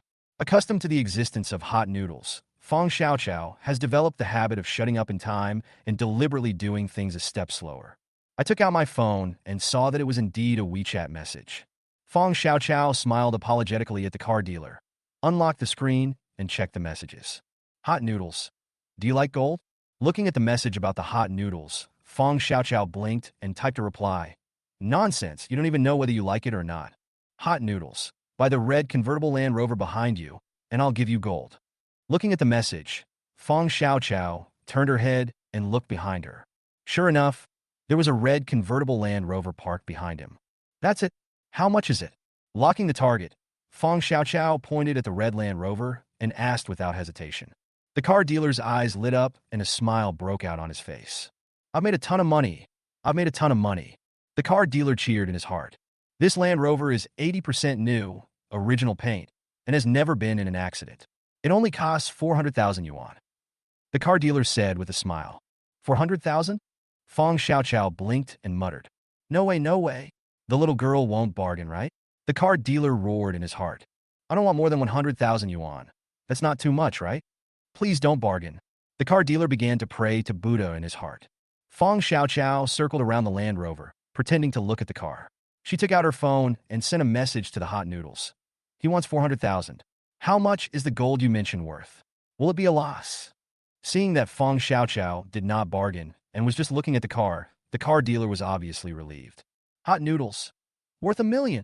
Seeing the hot noodles and the message, Fong Xiaoqiao suddenly felt confident. You can get a car for free and make hundreds of thousands of dollars. This deal is super worthwhile. That's it, print the contract. Fong Xiaoqiao waved her hand and said very proudly. Okay, wait a moment, beautiful lady. The car dealer's eyes narrowed into slits due to his laughter. A fat man weighing over 200 pounds ran into the office dancing the bunny dance. 2 hours later, Fong Xiaoqiao drove the Land Rover with complete documents out of the used car market. Where is the gold you mentioned? Fong Xiaoqiao sent a message to Tongzue Noodles and asked. After the experience of looking for the Bitcoin password last time, Fong Xiaoqiao learned his lesson this time. Instead of looking for it by himself foolishly, he sent a message directly to ask. Hot noodles. Why don't you find it yourself? Looking at the hot noodles in the message, Fong Xiaoqiao rolled her eyes and replied, I can't find any. Hot noodles. Ha, you're smart. Hey, I'm not bragging about myself like that. Fong Xiaoqiao sent a voice message to retort. Hot noodles. What do you care about me? Sister is happy to do it. Tell me, where's the gold? Fong Xiaoqiao asked, rolling her eyes. If you don't tell me, I'm going to hit the bridge pier. Fong Xiaoqiao threatened. Hot noodles. Do you want to hear what you're talking about? Hot noodles. I'm afraid of you. There is a video in the memory card of the car's dashcam. It contains what you want. Wow. Every time I hide, I get better and better. Fong Xiaoqiao exclaimed. With the experience of looking for Bitcoin last time, Fong Xiaoqiao had thought about many things, such as where the clues of the gold were hidden and whether they would be discovered by the car dealers. However, he never thought that it would be hidden in the dashcam. Chapter 20 Encounter with Song Lin. Fong Xiaoqiao parked the car on the side of the road and carefully removed the memory card from the dashcam as if defusing a time bomb. She took out a tissue, wrapped the memory card, and carefully put it in her bag. Fong Xiaoqiao heaved a sigh of relief. This is 1 million. It must be hidden well. After restarting the car, Fong Xiaoqiao drove towards the Xinjiang community. Go home, change your clothes, and go out in style later. Drive the red Land Rover into the Xinjiang community. Fong Xiaoqiao found a parking space downstairs, parked the car, and returned to 301 with her bag. After entering the house, Fong Xiaoqiao found a password box, put the dashcam memory card in it, and carefully hid it in a drawer. There is still money to spend now, so Fong Xiaoqiao has no plans to look for this batch of gold right now. After all, it is hard to explain why he suddenly became so rich. Besides, they are still renting a house, and Fong Xiaoqiao is worried about hiding a large amount of gold in the house. Fong Xiaoqiao planned to wait until she could move back to Villa Number 5 and then transport the gold back. After changing into a decent set of casual clothes and putting on some light makeup, Fong Xiaoqiao went out again. Ever since being hunted by Chi Yu, Fong Xiaoqiao no longer likes wearing skirts. The current dressing style tends to be sporty. It is convenient to run away at any time and looks lively. After driving out of the community, Fong Xiaoqiao prepared to find a small restaurant and have a big meal. During the 3 days he stayed in the hospital, Fong Xiaoqiao had only bland food every day and was almost going crazy with greed. My stomach is lacking meat and needs a reward. Arriving at the food street, Fong Xiaoqiao chose a parking space, parked the Land Rover, and got out of the car in style. Little grass? As soon as I got off the car, a familiar voice came from behind me. Fong Xiaoqiao was stunned and looked back. Then I saw Song Lin and Wang Chong standing on the side of the road. Captain Song? Officer Wang? Seeing the two of them, Fong Xiaoqiao was stunned and said in surprise. Oh, Xiaoqiao is picking up the car again. Looking at the Land Rover, Wang Chong joked with a smile. Hey, a used car. Fong Xiaoqiao said with a smile. Second-hand ones are good too. Wang Chong said with a smile. Xiaoqiao, come to eat? Song Lin also asked with a smile. Yeah, I almost went crazy in the hospital. Fong Xiaoqiao nodded and said with a smile. That's great. Come with us. Song Lin said with a smile. This is not good. Hearing this, Fong Xiaoqiao said hesitantly. Nothing bad about it. Just an extra pair of chopsticks. Wang Chong said with a smile. Okay, then I'm welcome. Fong Xiaoqiao nodded and smiled. Let's go, this is the one. Song Lin pointed to a barbecue restaurant and said. Fong Xiaoqiao nodded obediently and followed Song Lin and Wang Chong into the barbecue restaurant. Is Officer Wang here? As soon as he walked into the barbecue restaurant, the owner greeted Wang Chong with a smile. Yeah, Uncle Lin's business is good. Wang Chong said with a smile. It's all up to you to maintain law and order. Otherwise, there wouldn't be such a good business. Uncle Lin said with a smile. Come on, sit over here. Uncle Lin greeted the three people warmly. Master Xiaoqiao, you two should sit down. I'm going to grill some skewers. As he spoke, Wang Chong rolled up his sleeves, took a handful of skewers, walked to the oven, and started grilling them skillfully. Fong Xiaoqiao looked at Wang Chong in surprise. Are you surprised? Song Lin on the side asked with a smile. Hearing this, Fong Xiaoqiao nodded. Before Wang Zhong joined the municipal police station, he interned at this street police station. Although he only stayed there for 2 years, he got along well with the nearby merchants. In the past, there were always hooligans in this area who harassed merchants. It was Wang Chong who, with his brute force, drove all of them away. Wang Chong has feelings for this place. Even if he is transferred to the municipal bureau, he will go a few more blocks to take care of the business when he comes out to eat.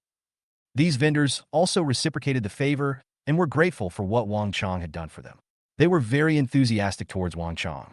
Wang Chong was outgoing and cheerful, and he did not treat himself as an outsider. When the store was busy, he would help as long as he was not in a hurry. Song Lin said with a smile, "Captain Song, is this why you accepted Officer Wang as your apprentice?" Fong Xiaoqiao gossiped with a smile. "Well, you're really right." Song Lin nodded and said with a smile, "Wang Chong is a good candidate for criminal investigation. With a little training, he will be able to take charge of his own affairs. In the future, Wang Chong will definitely achieve more than me. There must be a place for Wang Chong in the municipal bureau, so he can show his talents." Song Lin looked at Wang Chong's busy figure and smiled. It can be seen that Officer Wang is a good policeman. Fong Xiaoqiao nodded in agreement. "If you come here with Wang Chong, you have to do it yourself. You have enough food and clothing. If you want to eat something, just get it yourself," Song Lin said with a smile. As he spoke, Song Lin stood up and took a bunch of skewers. "Let's go grill some skewers," Song Lin said with a smile. "Why? Didn't Officer Wang roast it for us?" Fong Xiaoqiao was stunned and asked in confusion. He doesn't care about us," Song Lin said with a smile. Fong Xiaoqiao blinked, looking confused. Following Song Lin's example, he picked some skewers that he liked, walked to the oven nearby, and started grilling them skillfully. "Have you learned it?" Seeing Fong Xiaoqiao grilling skewers so skillfully, Song Lin was stunned. He felt a little surprised and asked in confusion. "Hey, I work part-time at a barbecue restaurant," Fong Xiaoqiao said with a smile. Hearing this, Song Lin gave Fong Xiaoqiao a thumbs up. Fong Xiaoqiao smiled in response. The skewers were grilled. Fong Xiaoqiao and Song Lin took the skewers back to the dining table. Before they started eating, Wang Chong came over, sat down, and unceremoniously snatched a few skewers from Song Lin and put them into his mouth. Seeing this scene, Fong Xiaoqiao silently picked up the skewers she had grilled and moved them away from Wang Chong. Officer Wang is not a decent person. He spent a long time grilling and didn't bring back a single skewer, and he even came back to steal food. Fong Xiaoqiao muttered to herself, "You kid, you're still the same." Song Lin pointed at Wang Chong and cursed with a smile. While complaining about Wang Chong, he stuffed most of the skewers he had grilled into Wang Chong's hands. "Eat, eat, eat, but don't steal the grass," Song Lin said with a smile. Fong Xiaoqiao felt a little embarrassed when she heard Song Lin's words. "It's over. My little trick has been discovered," Fong Xiaoqiao muttered to herself. "Don't worry, master. I'll just grab it from you. If you steal from me, at most you'll get scolded. I'm the one who's trying to steal Xiaoqiao. What should I do if she bumps into me?" Wang Chong also laughed and joked. Obviously, Fong Xiaoqiao's little move, it did not escape Wang Chong's sharp eyes. "Watch you are indeed a criminal investigator. Your observation skills are amazing," Fong Xiaoqiao exclaimed in her heart. "You are the only one who talks too much. You are the one who treats us today." Song Lin rolled his eyes and cursed with a smile. Wang Chong smiled indifferently and continued to eat the skewers. The meal ended happily with Wang Chong and Song Lin bickering. Fong Xiaoqiao wanted to pay the bill secretly, but the boss told her that Song Lin had already paid for it. Chapter 21. Hot Noodles. "Let's go watch a show." Fong Xiaoqiao turned around and saw Song Lin and Wang Chong sitting at the dining table, looking at her and smiling.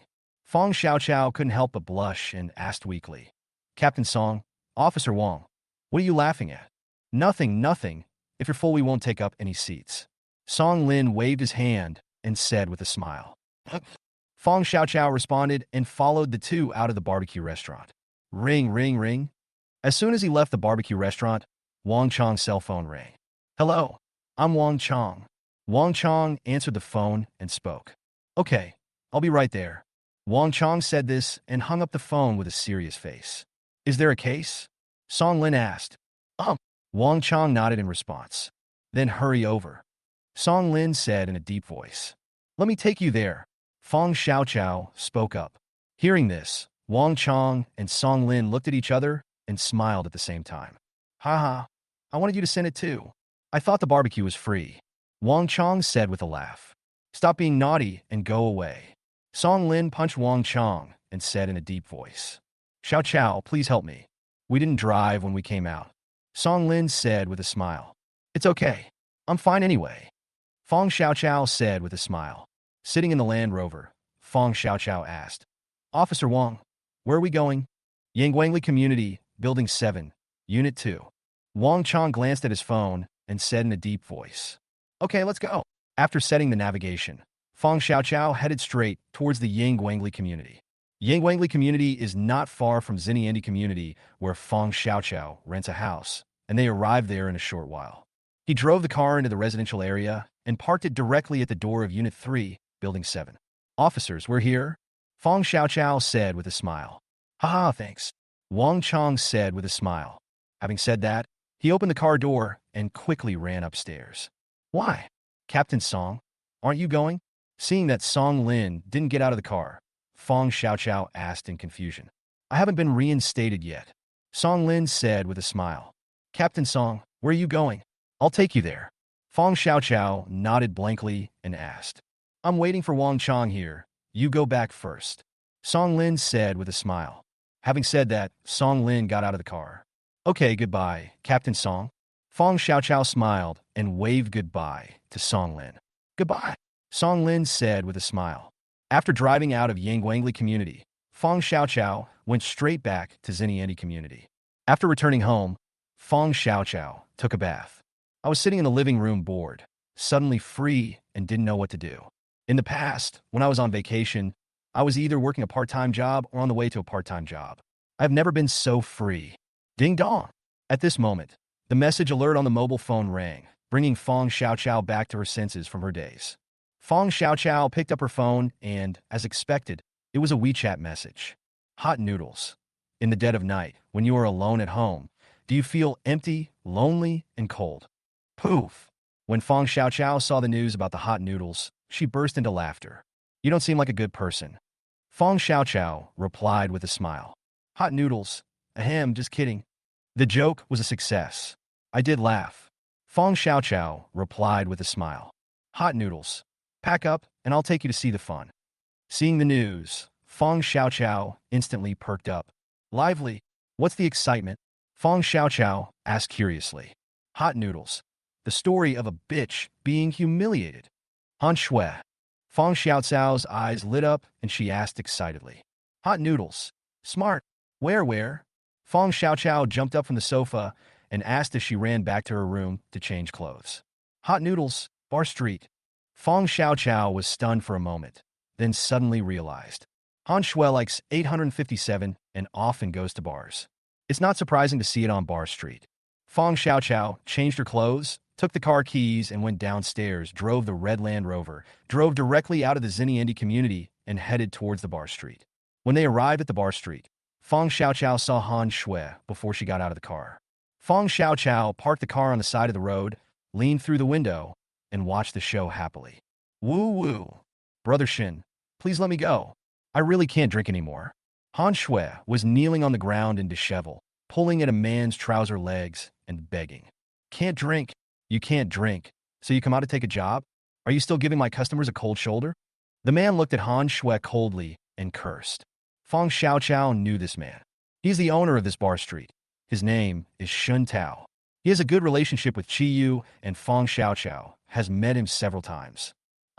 Han Shui trembled with fear when Shun Tao yelled at her. You what? Shun Tao scolded coldly. Without Chi Yu. Who are you? How dare you drive Lafite? Is selling you worth a bottle of Lafite? Shun Tao grabbed Han Shui's hair, pulled Han Shui up, pinched Han Shui's face, and asked coldly. I'll give you two choices. Either pay me back or take care of my guests. Shun Tao stared into Han Shui's eyes and said coldly. Brother Shin, please spare me. I beg you. Can I pay you back for the wine slowly?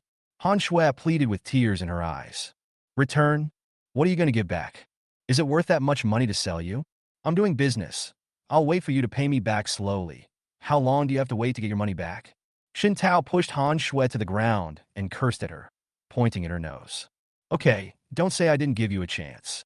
If you want to pay it back, I'll settle the account with you. Shun Tao said coldly. Super luxurious box, service fee, fruit plate, and drinks bundled together, 10,000 yuan. A bottle of 1982 Lafite is 60,000 yuan. And you open 2 bottles, 120,000 yuan. A total of 130,000. Take the money now. Give me the money, and I'll let you go. As he spoke, Shintao took out a list and slapped it on Han Shue's face. Return it, and you can leave. Shintao said coldly. Looking at the list, Han Shue's face turned pale. 130,000 was an astronomical figure for her. Before, relying on Chiyu's face, she had never considered how much she would spend in the bar. When you come here, you just need to order. Just leave after drinking, and Shintao will naturally ask Chiyu for more afterwards. She treated us today, and she casually ordered 2 bottles of 1982 Lafite to satisfy her vanity. Unexpectedly, something happened to Chiyu. Since he had no money to pay the bill, Shintao asked her to drink with him to pay off his debt. But she didn't expect that the person she was with was an old man who had been drinking wine and started to make advances towards her from the start. Han Shui suppressed her nausea and drank a few drinks. Finally, she couldn't stand the old man's teasing anymore and walked away in anger. I thought of finding a place to hide first, and then come back to get my revenge when Chi comes out. But he didn't expect to be caught by Shun Tao as soon as he went out. Han Shui didn't know yet that Chi had committed the crime of eating peanuts, and he would never be able to get out of this crime in his lifetime.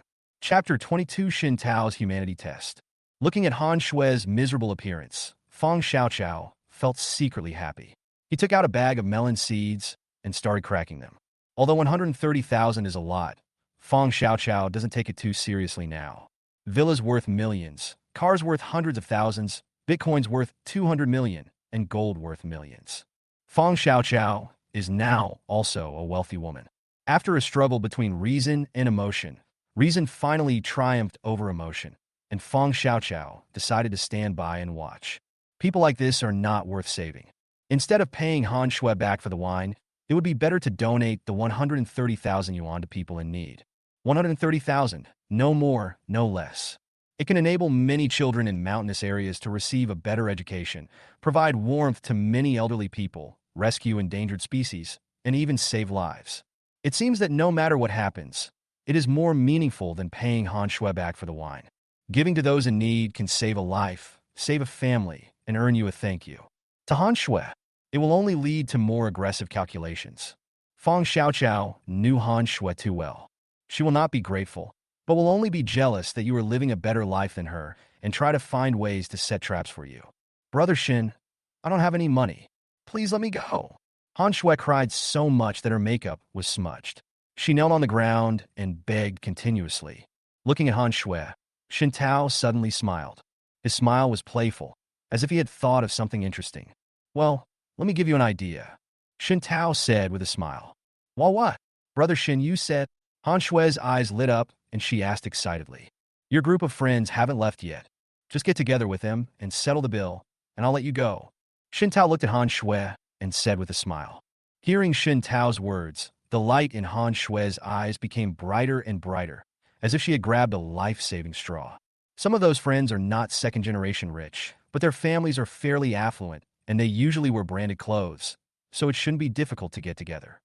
Han Shui's mind was changing rapidly as she pondered Shun Tao's suggestion. The more she thought about it, the more feasible it seemed to her. I didn't drink the wine alone. Why should I pay for it? Han Shui roared with resentment in her heart. Thinking about the humiliation she had just suffered, she felt that she was the one who suffered humiliation, torture, and loss of face on behalf of this group of people. Everyone owed her, and she should not have to spend the money for the wine. Anyone who drinks must pay. Han Shui muttered to herself. Hearing Han Shui's words, Shin Tao smiled brightly. If you can't come together, no one can leave today, especially you. Shin Tao squatted down, pinched Han Shui's face, and said with a smile. Although Shin Tao was smiling, his eyes were extremely cold, which made Han Shui feel cold all over. Did you hear that? Shin Tao asked with a smile. I heard it. Han Shui responded weakly. Begin your show. Shin Tao stood up with a smile and glanced at the group of friends who were drinking 1982 Lafite with Han Shui. When the group of people met Shin Tao's eyes, they were all frightened and silently lowered their heads, acting like ostriches. Following Shin Tao's gaze, Feng Xiaoqiao noticed the group of people who were stopped by the security guards. There were about 6 or 7 people, both men and women. The men were dressed like energetic young men, and the women were dressed up gaudy, with a strong, worldly air about them. Among them, there are many familiar faces to Feng Xiaoqiao. Except for two boys, the rest are classmates. While Feng Xiaoqiao was distracted, Han Shui got up from the ground and staggered towards the group of people. Hurry up and call home to get some money for the drinks. Once you have enough, we can leave. Han Shui stared excitedly and spoke in a commanding tone. Why should we join in? That's right. Isn't it your treat? Why are you pretending to be stupid when you don't have money? I've never seen a woman as vain as you. As soon as Han Shui said this, the group of people exploded and began to blame Han Shui. Han Shui's face turned pale instantly. Why didn't you say that when you were fucking drinking? Now I'm asking you to pay some money, but you're all so lazy. If you drink, you have to pay for me. Han Shui was furious and pointed at the group of people and yelled, Why should I pay for your pretense? That's right. Why pretend to be a rich lady if you don't have money? I usually see you spend money lavishly, and you can have fun with us brothers, so I praise you a little. Do you really think you are a rich second generation? Don't you have any idea of your own weight? Han Shui's group of friends were obviously not pushovers. They didn't dare to get angry with Shun Tao. Facing Han Shui, they all revealed their hidden true colors. We can share wealth, but can we share adversity? Please, who are you? Do we know each other? Not familiar at all. Han Shui pointed at the group of people and trembled with anger. Boss Shun, she ordered the wine. It has nothing to do with us. If you want money, ask her. We don't have any money. That's right, Boss Shun. She booked the room and placed all the orders. It has nothing to do with us. If you want her to stay, then let her stay. We are just her guests. How can we let the guests pay for us? That's right, Boss Shin. You're breaking the law by having someone stop us and not letting us go. If you don't let us go, you'll have to call the police. The crowd was in an uproar, shouting to Xin Tao through Han Shui and pushed Han Shui out again. Xin Tao looked at this scene and smiled playfully. As expected, Xin Tao was not surprised at all. Okay, I, Shun, open my business and welcome guests from all directions. I never do anything illegal. Since you want to call the police, I'll help you. When the time comes, ask your parents or counselors to come and pick you up with the money. You still want to leave without paying for my wine? As he spoke, Xin Tao took out his cell phone and was actually about to call the police. At this moment, everyone panicked. If this matter is reported to the police station and the school is alerted, they will all be in a bad situation. Boss Shun, please be generous and don't bother with us. We really didn't order the wine, so please let us go. Han Shui, you bitch, everyone is responsible for their own actions. Don't fucking involve me. That's right, Han Shui, you caused this trouble yourself. Why do you have to involve us? Han Shui, hurry up and pay. If you don't have money, go and put on some makeup and go back to accompany Boss Shun's guests. That's right, I was your classmate in high school. Don't I know what kind of person you are? You've been with so many people. Why are you pretending to be so reserved now? How much do you earn in one night when you go out to work in order to buy new phones and bags? Now Boss Shun is very generous, and he's giving you a free drink if he asks you to accompany him. Why are you still pretending to be innocent? Seeing that Xin Tao was serious, some people began to plead with Xin Tao, but more people chose to blame Han Shui, and some even revealed Han Shui's past. Hearing these words, Feng Xiaoqiao grinned. She had actually heard about this. But at that time, I didn't know Han Shui clearly and always thought it was a rumor. Now that someone mentioned him, he was Han Shui's high school classmate. Even Feng Xiaoqiao, who had never believed or spread rumors, could not tell the truth from the false and began to believe it a little. Chapter 23 Feng Xiaoqiao. Still a step too late. Don't talk nonsense. I'll tear your mouth apart. Han Shui screamed and rushed towards the high school classmate who leaked the information like crazy. Bitch, am I afraid of you? The high school classmate rolled up his sleeves and cursed. Just as the two were about to start a fight, someone nearby stopped her, and the rest of the people worked together to control Han Shui. Someone else shouted, Don't hit her in the face. This bitch still has to help Boss Shun entertain guests. Stop hitting her. Boss Shun, let us help you push her back. Some people were fawning on Xin Tao, with flattery on their faces that was not in keeping with their age. Xin Tao smiled and said nothing. He turned his head and looked at the street lamp beside him without even looking at the man. A burly security guard nearby pointed at the KTV nearby. He picked up the intercom and pretended to shout, Go and see if the guests in room 608 have left. That person showed an expression of understanding. He turned to the group of people who were controlling Han Shui and ordered, Send a woman here to put some makeup on her and send her to room 608. In order to leave as quickly as possible. This group of people didn't care about any friendship. They simply touched up Han Shue's makeup and took her into the KTV. Boss Shun, don't worry. We must let her accompany the guests well. The man in command smiled flatteringly.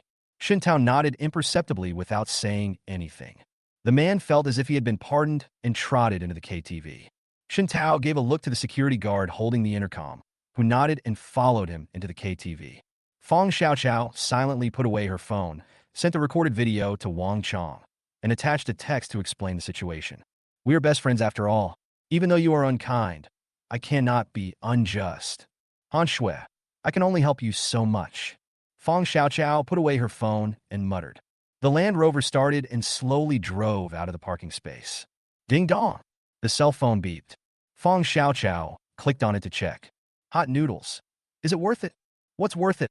Fong Xiaoqiao asked back. Hot noodles.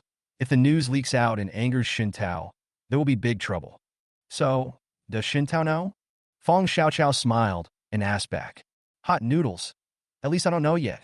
Even if Shintao really finds out, don't you still have the foresight to predict the future?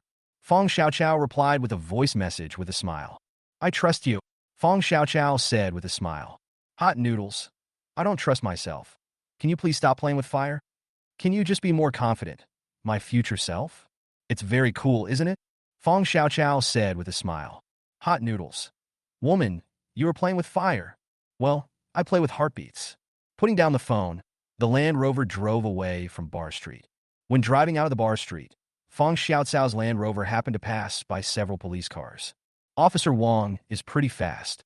Looking at the police car whizzing past in the rearview mirror, Fong Xiaoqiao muttered with a smile. Ding dong! The cell phone beeped. Fong Xiaoqiao muttered. Why are you sending messages again?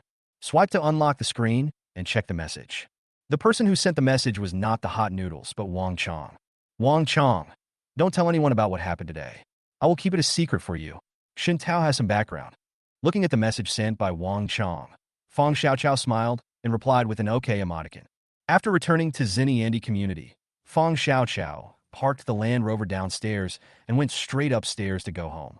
However, she didn't notice that there was a sneaky figure squatting in the corner, staring at her back. Two tigers run fast. Listening to the constant ringing of the phone, Fong Xiaoqiao frowned, touched the phone, and muttered irritably. Who is it disturbing my sweet dreams so early in the morning? Glancing at the phone screen, it was that tiger girl Su Wanqing who called. ACI. Fong Xiaoqiao rolled her eyes, muttered in annoyance, and pressed the answer button. Hey, what's up? Fong Xiaoqiao said weakly. You're not sleeping so early in the morning, and you're disturbing my sweet dreams. Are you a bit of a cat? Without waiting for Su Wanqing to speak, Fong Xiaoqiao began to accuse Da Nuer of immoral behavior of disturbing people's sleep.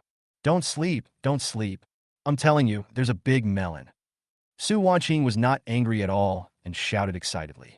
Hearing that there was a big news, Fong Xiaoqiao blinked and became a little more sober. Fong Xiaoqiao turned over and sat up from the bed, leaning against the headboard, and asked curiously, What's the big news? Tell me in detail. Everyone has a gossipy heart. Fong Xiaoqiao has no resistance to eating melons. I'm telling you, Han Shui was raped by someone. Su Wanqing said mysteriously. Fong Xiaoqiao was stunned when she heard Su Wanqing's words. Immediately, he rolled his eyes, lost interest in the big news Su Wanqing mentioned, and hid in the quilt and continued to lie there. Are the old man's movements so fast? Fong Xiaoqiao muttered. It only took a few minutes from the time Han Shui was taken into the KTV to the time Wang Chong and his men arrived. Fong Xiaoqiao didn't expect it to be such a short time. Han Shui still couldn't escape this disaster. Why? How do you know it's an old man? On the other end of the phone, Su Wanqing was stunned and asked in confusion. Fong Xiaoqiao blinked and thought to herself, I was almost exposed. He quickly changed the subject and asked, Old man? What old man? I mean, I'm not interested in Han Shui's affairs. Why did you hear it as an old man?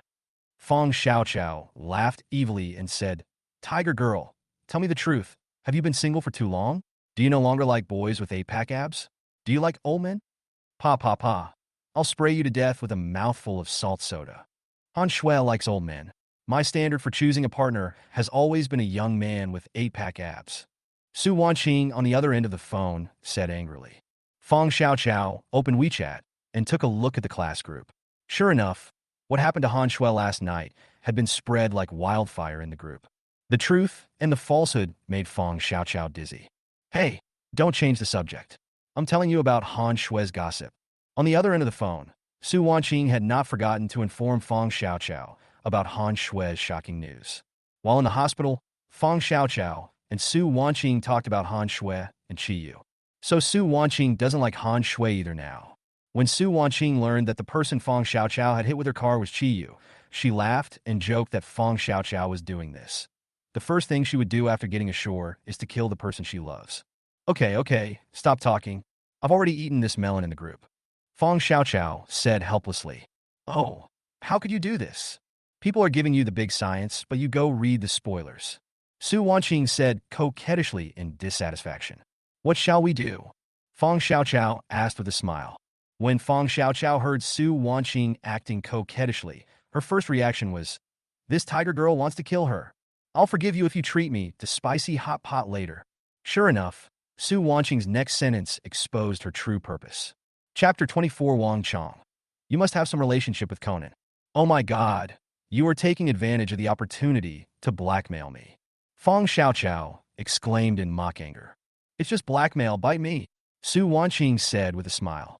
If you don't treat me to spicy hot pot, I won't be able to get through this. Su Wanqing threatened in a frivolous tone. Okay, I'm scared of you. Fang Xiaoqiao compromised helplessly. Hey, it's settled. Whoever regrets is a pig. The goal was achieved, Su Wanqing said with a smile. Okay, see you at the school gate at noon. After making an appointment with Su Wanqing, Fang Xiaoqiao hung up the phone. I glanced at the time. It was 8:15 in the morning. It was still early. Fang Xiaoqiao moved a few times, found a comfortable position, and prepared to take a nap. Two tigers run fast. Before Fang Xiaoqiao could close her eyes, the magical cell phone ringtone echoed in the bedroom again. So annoying. Fang Xiaoqiao scratched her hair in annoyance, then turned over and sat up. I picked up the phone and looked at the caller ID. It was Wang Chong who called. Fang Xiaoqiao was stunned and pressed the answer button in confusion. Hello, Officer Wang? It's me. Wang Chong's voice came from the cell phone. Officer Wang, what's going on? Fang Xiaoqiao asked doubtfully. Do you live in Zhenyandi? Wang Chong didn't answer, but asked a question. Yes. Fang Xiaoqiao responded subconsciously. Why? Officer Wang, how did you know that? Fang Xiaoqiao asked back. Come down. I'll find out what's going on with you. Wang Chong said with a smile. Ah, understand the situation? What's going on? Fang Xiaoqiao asked in confusion. Let's talk about it later. Wang Chong said in a deep voice. Okay, I'll be right down. Hearing the seriousness in Wang Chong's tone, Fang Xiaoqiao responded and hurriedly got up. After a quick wash and putting on a sports outfit, Fang Xiaoqiao hurried out of the house, carrying her bag, ran into the elevator, and went directly to the first floor. As soon as I walked out of the unit door, I saw Wang Chong. Officer Wang, what happened? Fang Xiaoqiao asked doubtfully. Which floor do you live on? Wang Chong asked. Third floor, 302. Fang Xiaoqiao answered with a confused look on her face. Officer Wang, what happened? Fang Xiaoqiao asked curiously. 302? Is it such a coincidence? Hearing this, Wang Chong was also stunned. Fang Xiaoqiao and Wang Chong looked at each other in confusion. Did you hear any strange noises last night? After a long time, Wang Chong asked in a deep voice. No. Fang Xiaoqiao replied. No. Officer Wang, what happened? Fang Xiaoqiao asked doubtfully. Wang Chong's series of questions made Fang Xiaoqiao more and more curious about what had happened. There's a murder upstairs in room 402. Wang Chong was silent for a while and then spoke. What? Hearing this, Fang Xiaoqiao exclaimed. When did it happen? Fang Xiaoqiao asked nervously. When the murder case was mentioned, Fang Xiaoqiao couldn't help but recall the experience of the night when her neighbor's sister was killed by Qi Yu. It happened last night. An aunt from the neighborhood committee who was out for a walk in the morning discovered it and called the police. Wang Chong looked up at the apartment building and answered. Oh my God! After listening to Wang Chong's story, Fang Xiaoxiao's hair stood on end, and she got goosebumps when she thought about how she had slept with a ceiling between her and a dead person last night. You really didn't hear anything last night? Wang Chong asked again. No. Fang Xiaoqiao shook her head blankly. Suddenly, Fang Xiaoqiao tilted her head and said, That's not right. There's one thing. Last night when I came back from the bar street, I heard a loud sound of a door opening and closing upstairs when I opened the door. Fong Xiaoqiao recalled it carefully and said, and it wasn't just one sound, it was two in a row. Apart from the sound of the door opening and closing, there was no other sound. The sound insulation of the houses in this community is quite good. Wang Chong nodded, took out his notebook and wrote a few words, then looked up at Fong Xiaoqiao and asked seriously, Xiaoqiao, you must have some relationship with Conan. Conan? No. Isn't that a fictional comic book character? Fong Xiaoqiao blinked and asked in confusion. It doesn't matter. It's just like Conan. Wherever he moves, there will be murders. Wang Chong joked with a smile. Fong Xiaoqiao. So, I am a death god elementary school student, right? Fong Xiaoqiao said hesitantly. Just kidding. Wang Chong said with a laugh. I see you're not short of money, so why don't you move to the hotel for now? We can move back after we solve the case. Wang Chong put away his notebook and said in a deep voice. When Fong Xiaoqiao heard Wang Chong's words, she instantly became nervous. The last time Wang Chong said this, she was hunted down by Qiyu. No way, no way. Am I going to be hunted again? Fong Xiaoqiao exclaimed in her heart. I am going to be hunted again? Fong Xiaoqiao hesitated and asked weakly. What are you thinking about? Nothing. I'm just in case. Wang Chong said with a smile. The scene was a bit strange, giving me an indescribable weird feeling. Because the victim was cooking when he was killed, it is temporarily defined as an acquaintance. The suspect targeted the neighbors in this apartment building and the victim's interpersonal network. Of course, this is only a temporary direction for investigation. We cannot rule out other possibilities. Wang Chong said in a deep voice. So, there may be a vicious murderer hiding in this apartment building. For the sake of the murderer's personal safety, I think it is necessary to notify you to move temporarily. As he spoke, Wang Chong also glanced at the red Land Rover parked in the parking space nearby. This car looks like it can withstand a lot of crashes. I just bought it a few days ago. It's not worth it. Wang Chong said with a smile. Fong Xiaoqiao was stunned when she heard what Wang Chong said. What's up? So, am I more dangerous than the murderer? Fong Xiaoqiao said helplessly. You said that yourself. I didn't say anything. Wang Chong said with a smile. That's what you mean? I understand. Fong Xiaoqiao gave an expression that said, I understand you. I'm going to ignore you. I'm going to go pack my things. Fong Xiaoqiao shook her ponytail and turned to go upstairs. When he reached the door of the unit, he turned back, clenched his fist, and said in a swearing tone, Dear Uncle Wang, I will move out tonight. Hearing Fong Xiaoqiao's words, Wang Chong's face turned green. Uncle, am I that old? Wang Chong is a little unconfident. Wang Chong stared at the fourth floor for a long time before turning around and walking towards a police car nearby. Sitting in the police car, Wang Chong said, Third floor, room 302. He could be ruled out as a suspect for now. Okay, team leader. The fair-skinned boy sitting in the front passenger seat responded and drew a circle on the form in his hand. Chapter 25 Fong Xiaoqiao. You are the weakling. Fong Xiaoqiao returned home, packed a few clothes, took the dash cam memory card, and went downstairs carrying her suitcase. Team leader, is it really okay for her to be like this? The boy in the passenger seat of the police car pointed at Fong Xiaoqiao, who was moving a suitcase into the red Land Rover, and asked weakly. It's okay. She just moved in. I have no connection with the family in room 402. It doesn't fit our profile of the killer. Wang Chong took a look and said in a low voice. And she only rented this house for 5 days. I spent the first 3 days in the hospital, and last night was the first day. If you can interact with the people upstairs on the first day of moving in and become familiar with them, you can kill the victim without them being prepared. Unless she and the victim had known each other for a long time, it was our negligence in our work and the investigation was inaccurate. Wang Chong pointed to the existing clues and the distribution map of the victim's interpersonal network and analyzed. Listening to Wang Chong's analysis, the boy looked at Wang Chong with admiration and exclaimed, Team leader, you are so amazing. Your analysis makes sense. Looking at the boy, Wang Chong smiled. So, based on all of this, what conclusion do you draw? Wang Chong asked with a smile.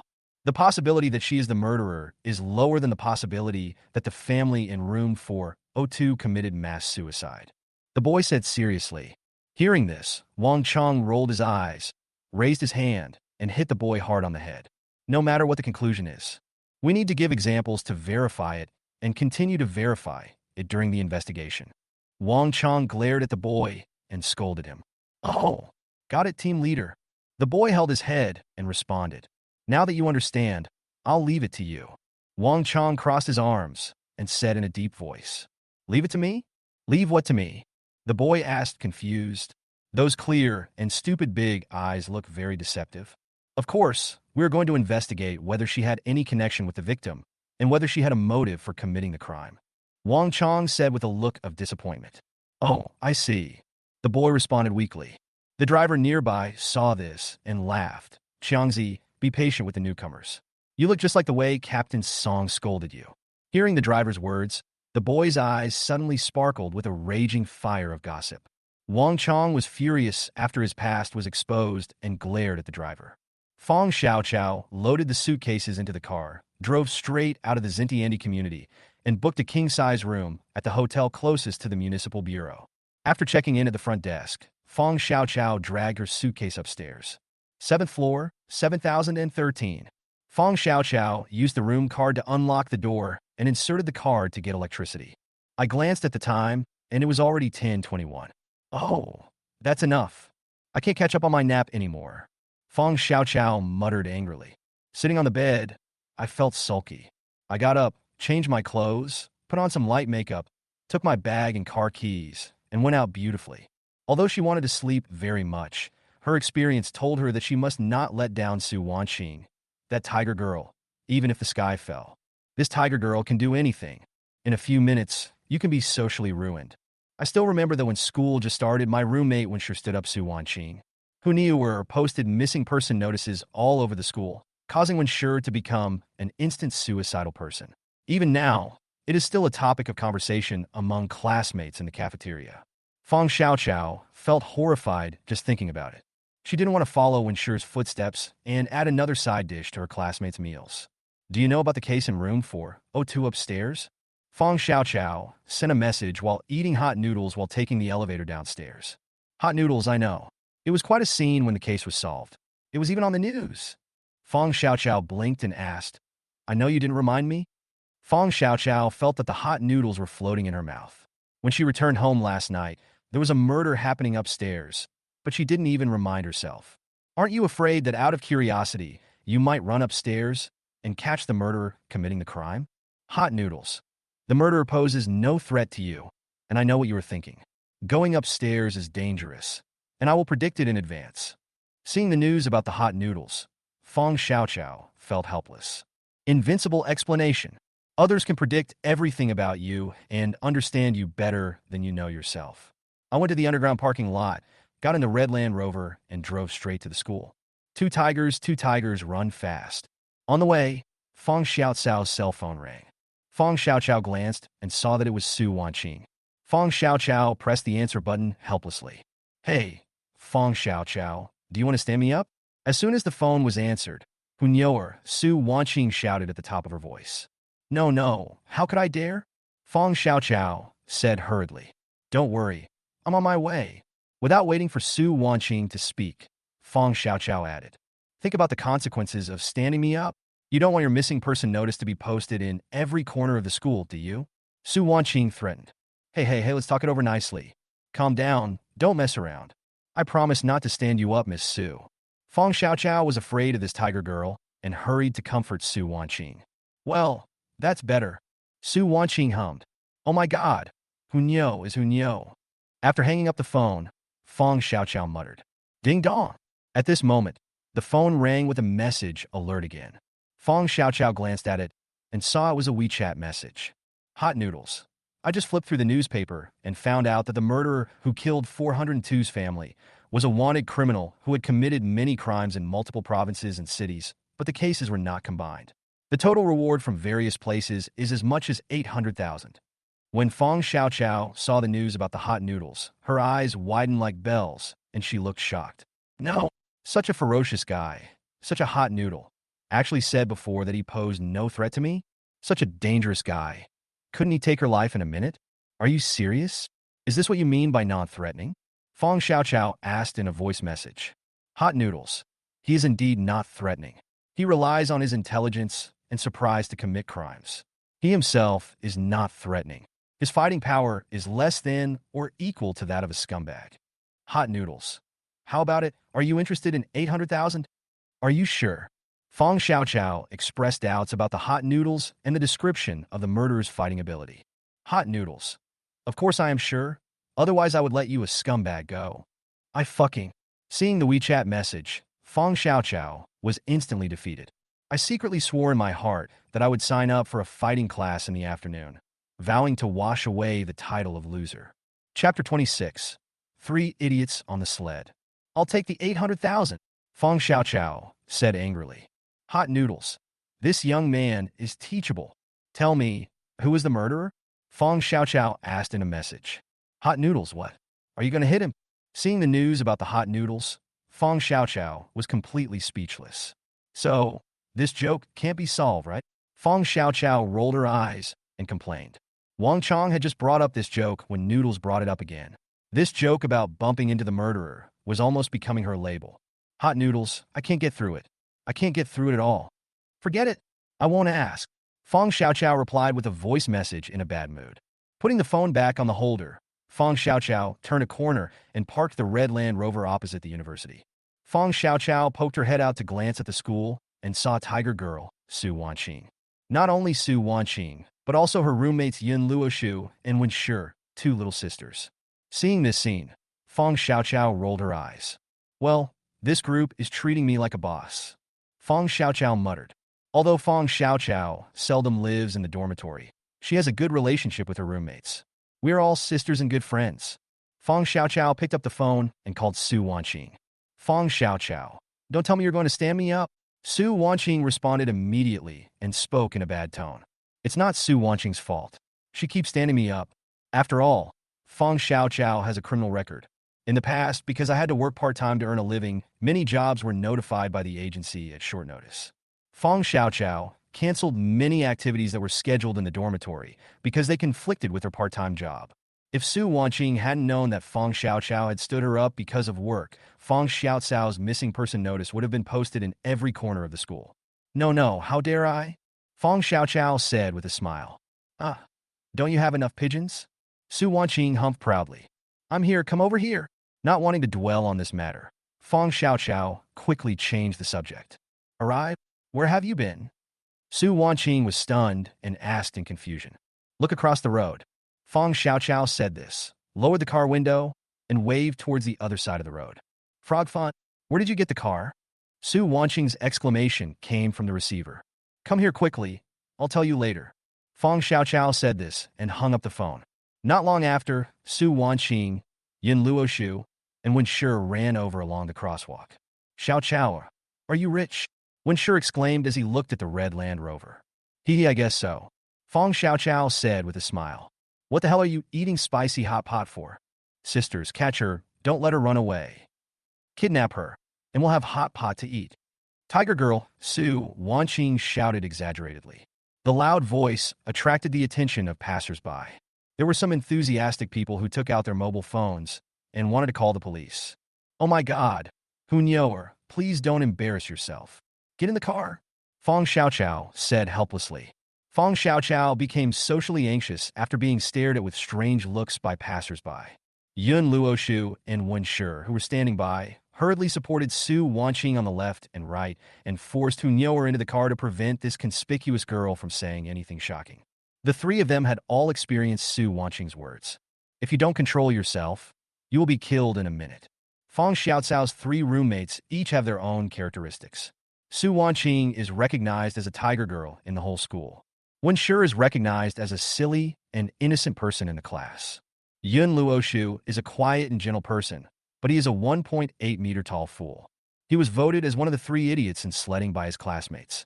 Su Wanqing, husky. Wenshi, Samoyed. Yun Luoshu, Alaska.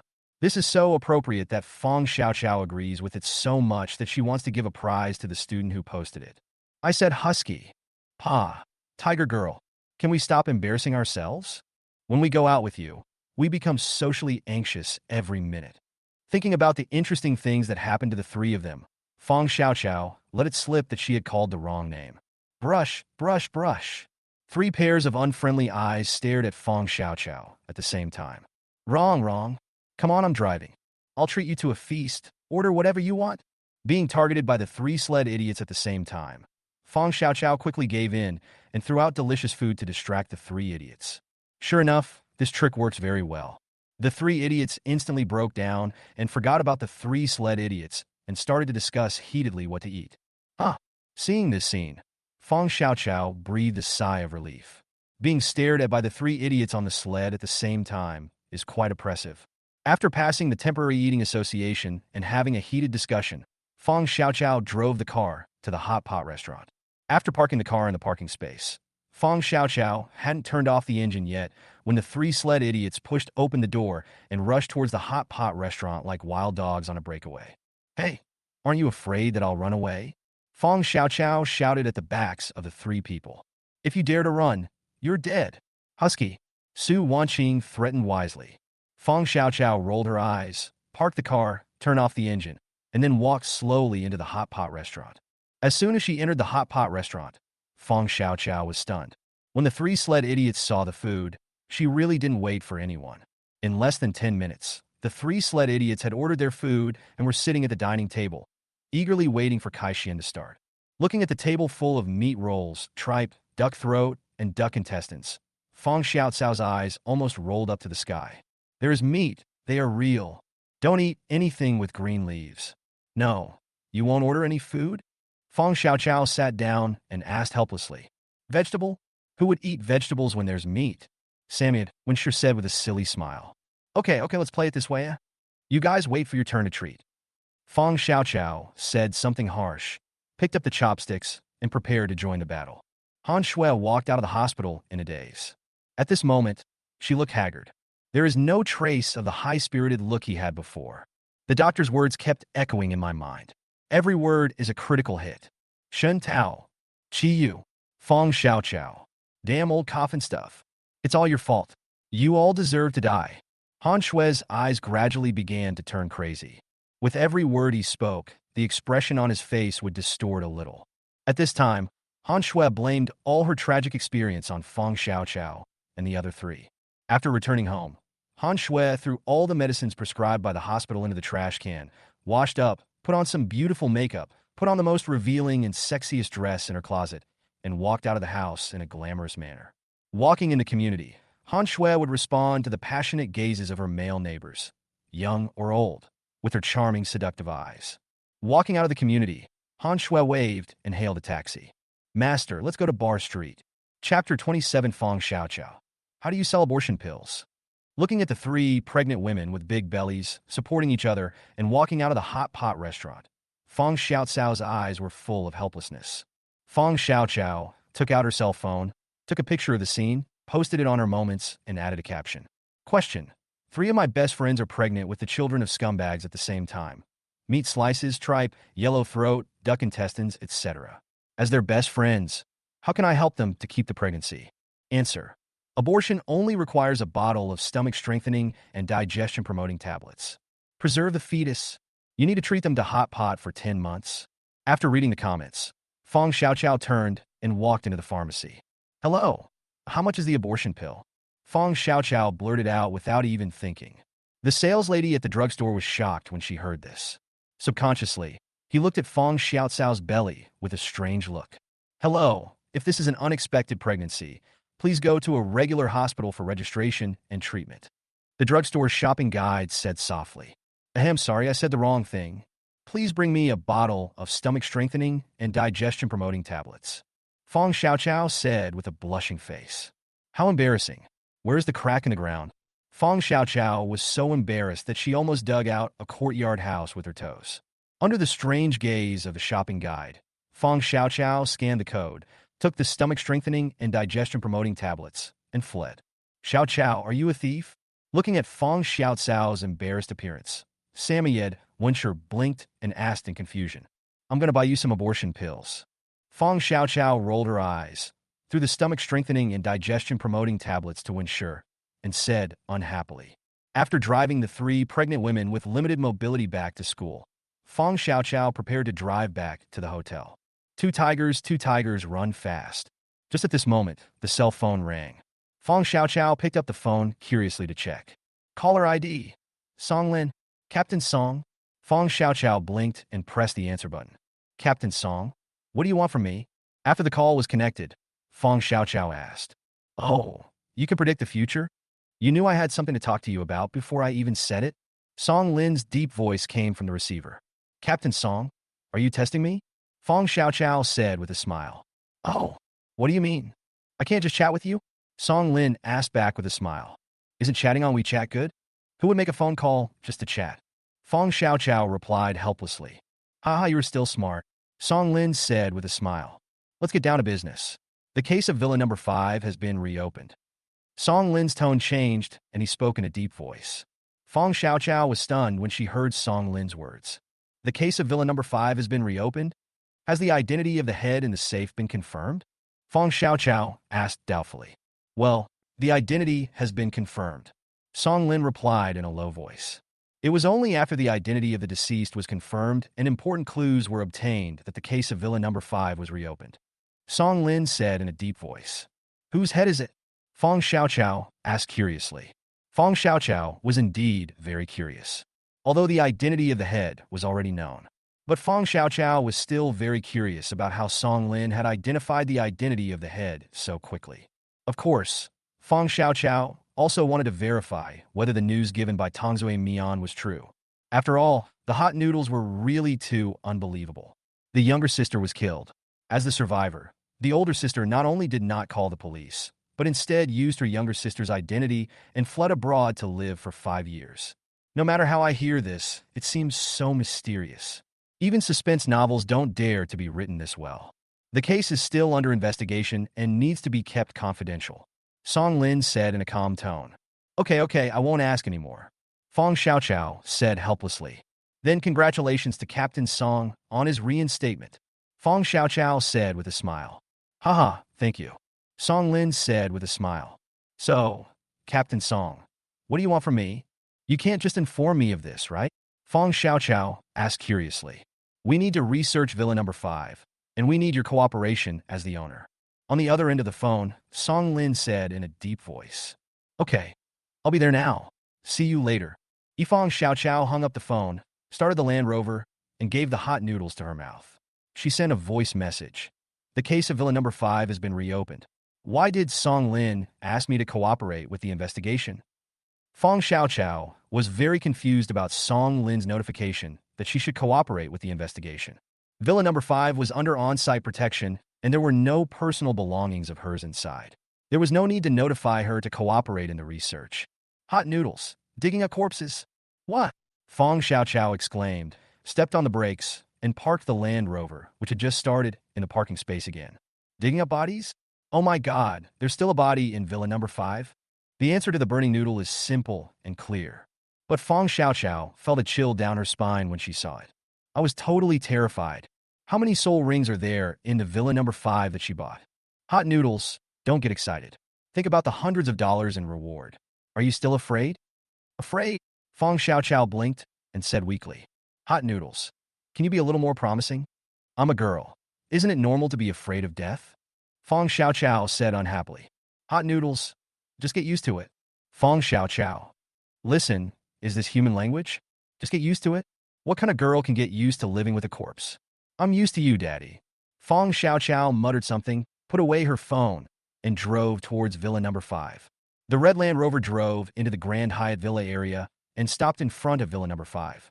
When Fong Xiaoqiao got out of the car, she saw Song Lin standing in front of the villa waiting for her. Captain Song. Fong Xiaoqiao greeted Song Lin. Please come for a trip. Song Lin said with a smile. It's okay. I'm working with you. Isn't this my duty? Fong Xiaoqiao said with a smile. Captain Song, what do you need my cooperation for? Fong Xiaoqiao asked tentatively. We are going to dig up the basement floor, which will cause damage to the ground. We need your signature. Song Lin said in a deep voice. Good. Fong Xiaoqiao shuddered and responded. Although Song Lin spoke very vaguely, Fong Xiaoqiao already knew, after the advanced spoiler given by Hot Noodles, that her sister's body was buried in the basement. Fong Xiaoqiao felt a chill down her spine when she thought about how she had been fooled by the Hot Noodles and had locked herself in the basement along with the corpse in order to see what treasures were hidden in the safe. Looking at Fong Xiaoqiao's reaction, Song Lin smiled. You reacted very quickly. Are you interested in switching to the criminal investigation major? As long as your college entrance examination scores are good, I can help you arrange a transfer. Song Lin said with a smile. Brave, thoughtful, and sharp-minded. In Song Lin's mind, they all meet the prerequisites for becoming a qualified criminal investigator. Chapter 28 Han Shue's Revenge. Listening to Song Lin's words, Fong Xiaoqiao was moved. With the foresight of the hot noodles, it was not difficult for Fong Xiaoqiao to solve the case. But Fong Xiaoqiao was also a little hesitant. Is this great and sacred profession suitable for you? Captain Song, can I consider it? Fong Xiaoqiao said weakly. Sure, Song Lin said with a smile. Song Lin could see the hesitation in Fong Xiaoqiao's eyes. Although he was optimistic about Fong Xiaoqiao, Song Lin would not force Fong Xiaoqiao. When you figure it out, you can always come find me. Song Lin said with a smile. Well, I'll get back to you as soon as possible. Fong Xiaoqiao nodded and said with a smile. Where do I sign? Fong Xiaoqiao asked with a smile. Here. Song Lin took out a printed disclaimer. Fong Xiaoqiao picked up the pen and signed her name on the disclaimer. Okay. Thank you for your cooperation. Song Lin said with a smile. I should thank you. Fong Xiaoqiao said with a sigh. When I thought there was a dead body in this villa, I felt horrified and the whole villa became chilly. Looking at villa number 5, Fong Xiaoqiao said with lingering fear. This is the world of science. There's no such nonsense. Don't take it too seriously. Hearing Fong Xiaoqiao's words, Song Lin said with a smile. Yeah, I know. But I still have some doubts in my heart. Fong Xiaoqiao nodded and said weakly. It's normal and understandable. Song Lin said with a smile. Captain Song, is there anything else I can do? Fong Xiaoqiao asked. There is none left. Song Lin said with a smile. Captain Song, I'll be leaving first. Because if you see it later, you will have a nightmare at night. Fong Xiaoqiao said with a wry smile. Okay, let's go first. Song Lin nodded and said. After waving to Song Lin, Fong Xiaoqiao got into the car. Red Land Rover drives away from Villa number 5. Bar Street. Han Shui, dressed up gorgeously, twisted her waist and walked into Shun Tao's KTV in a charming manner. What are you doing here? Seeing Han Shui, Shun Tao frowned and asked. Brother Shun, I'm here to apologize to you. Han Shui said in a sweet voice. Apologize? Shun Tao glanced at Han Shui. Shun is not worthy of this. Shun Tao said with a sneer. Brother Shun, I know I was wrong. Han Shui smiled charmingly. She leaned against Shun Tao and looked at him with seductive eyes.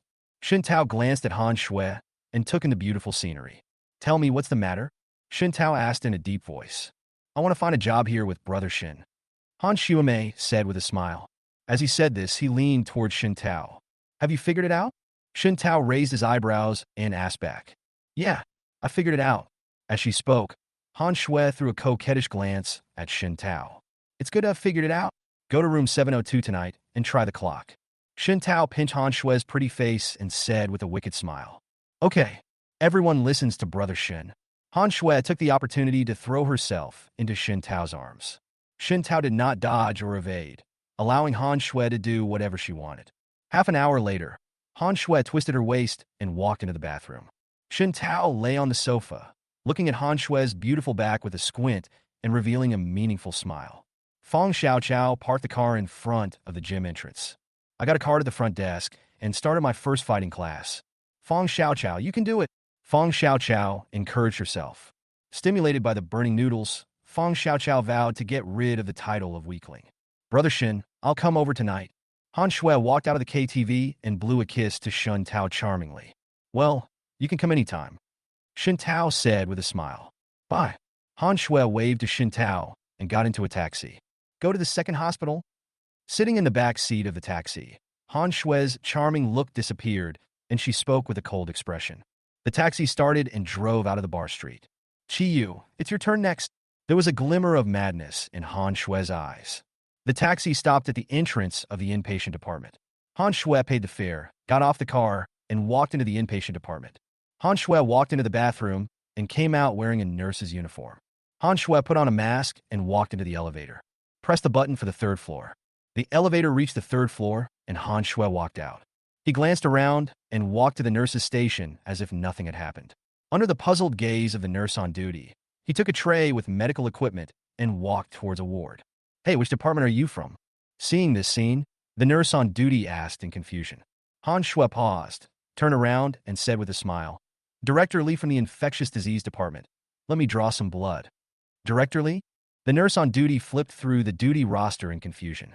Seeing that the chief physician on duty today in the infectious disease department was Director Lee, he nodded. Han Shui smiled slightly and walked towards the ward. The two plainclothes officers guarding the door heard the conversation between Han Shui and the nurse on duty clearly. They just glanced at Han Shui, made sure there was no threat, and then looked away. Han Shui pushed the door and walked into the ward. In the sophisticated electronic instrument, there lay a man with tubes inserted all over his body, his eyes closed and his face pale. It was Chi Yu, who was speeding away without wearing a seatbelt and was hit by Fang Xiaoqiao and sent to the hospital. At this time, Chi Yu's face was pale and his body was wrapped in bandages, but he still looked a little handsome. "Chi Yu, it's all your fault. I'm so miserable." Looking at Chi Yu, Han Shui said viciously. As she spoke, Han Shui picked up the needle for drawing blood from the blood glucose meter. He first pricked his finger, squeezed out drops of blood, and smeared the blood on the tip of the needle. He used the needle again to pierce Chi Yu's finger. After hesitating for a moment, Han Shui put away the needle and covered the wound on her finger with Chi Yu's finger. The two fingers were kept together for 3 full minutes before Han Shui withdrew her hand. "It's a great relief for you to die like this. Your retribution will only be if you suffer from illness like me," Han Shui said coldly. "Xintao Kuyu. Next, it's your turn, Fang Xiaoqiao," Han Shui said viciously.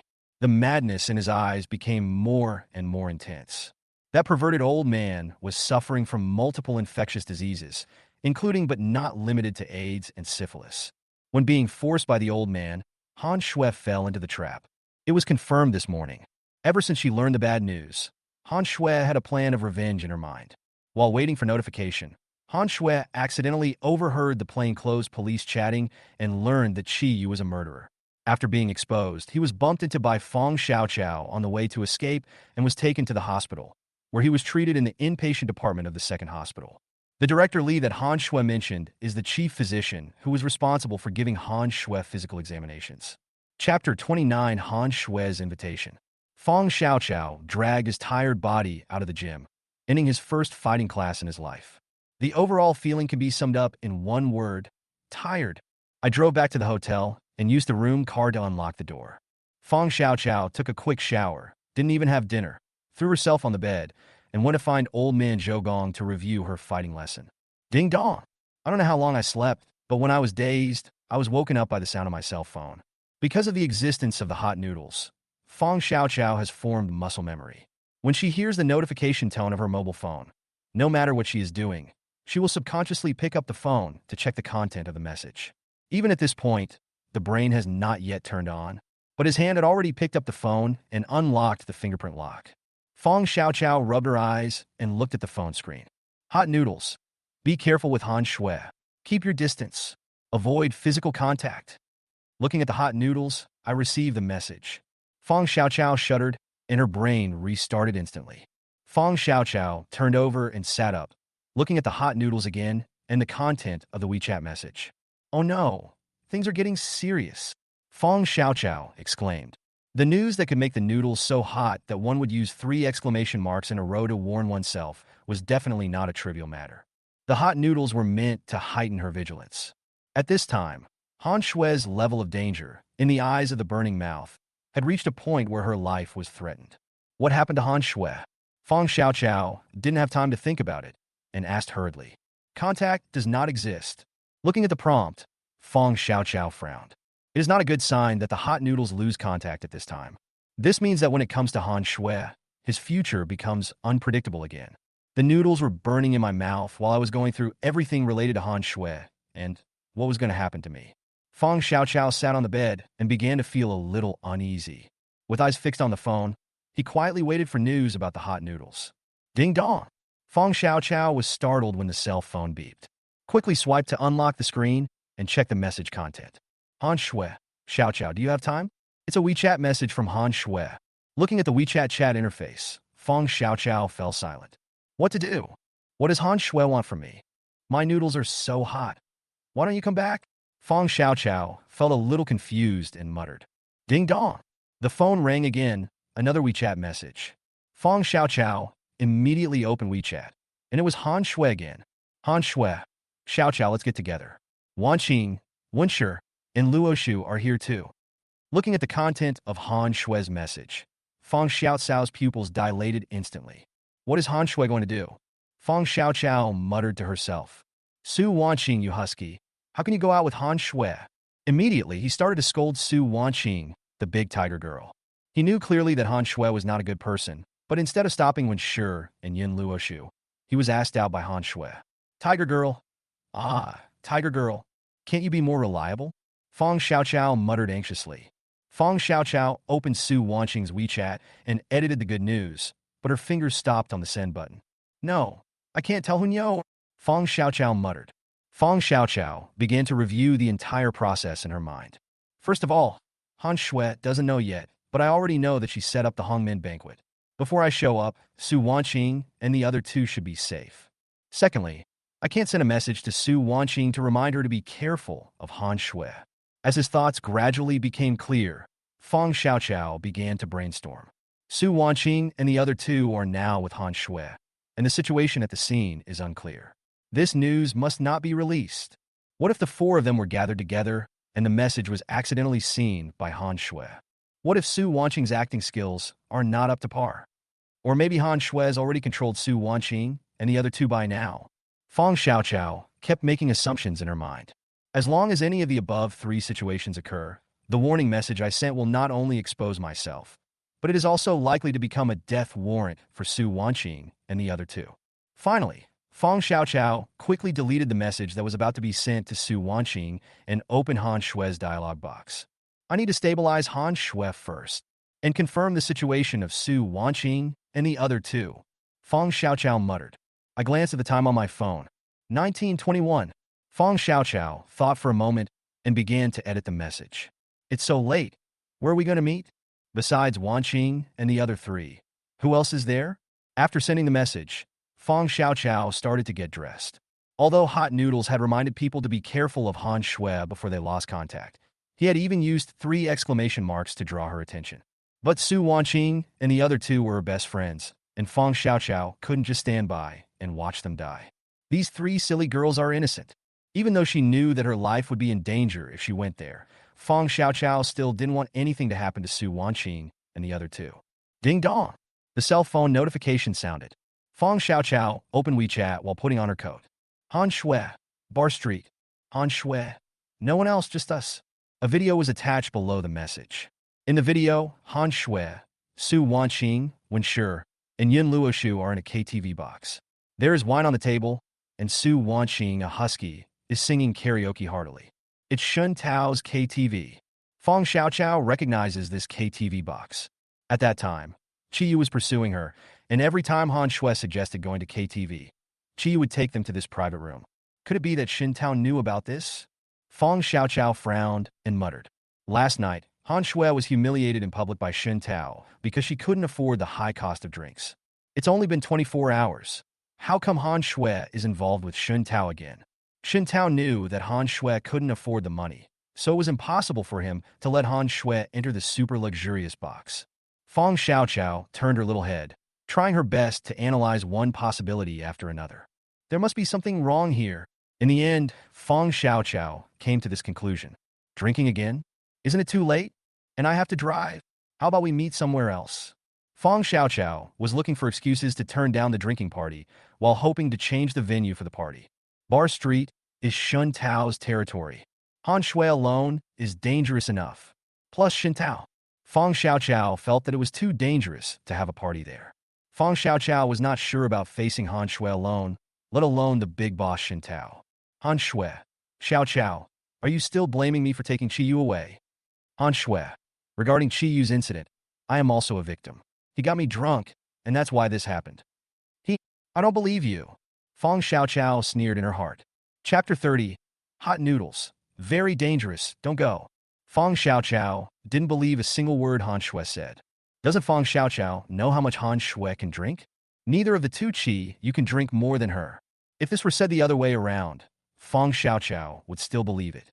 A brainstorm was going on in Fang Xiaocao's mind.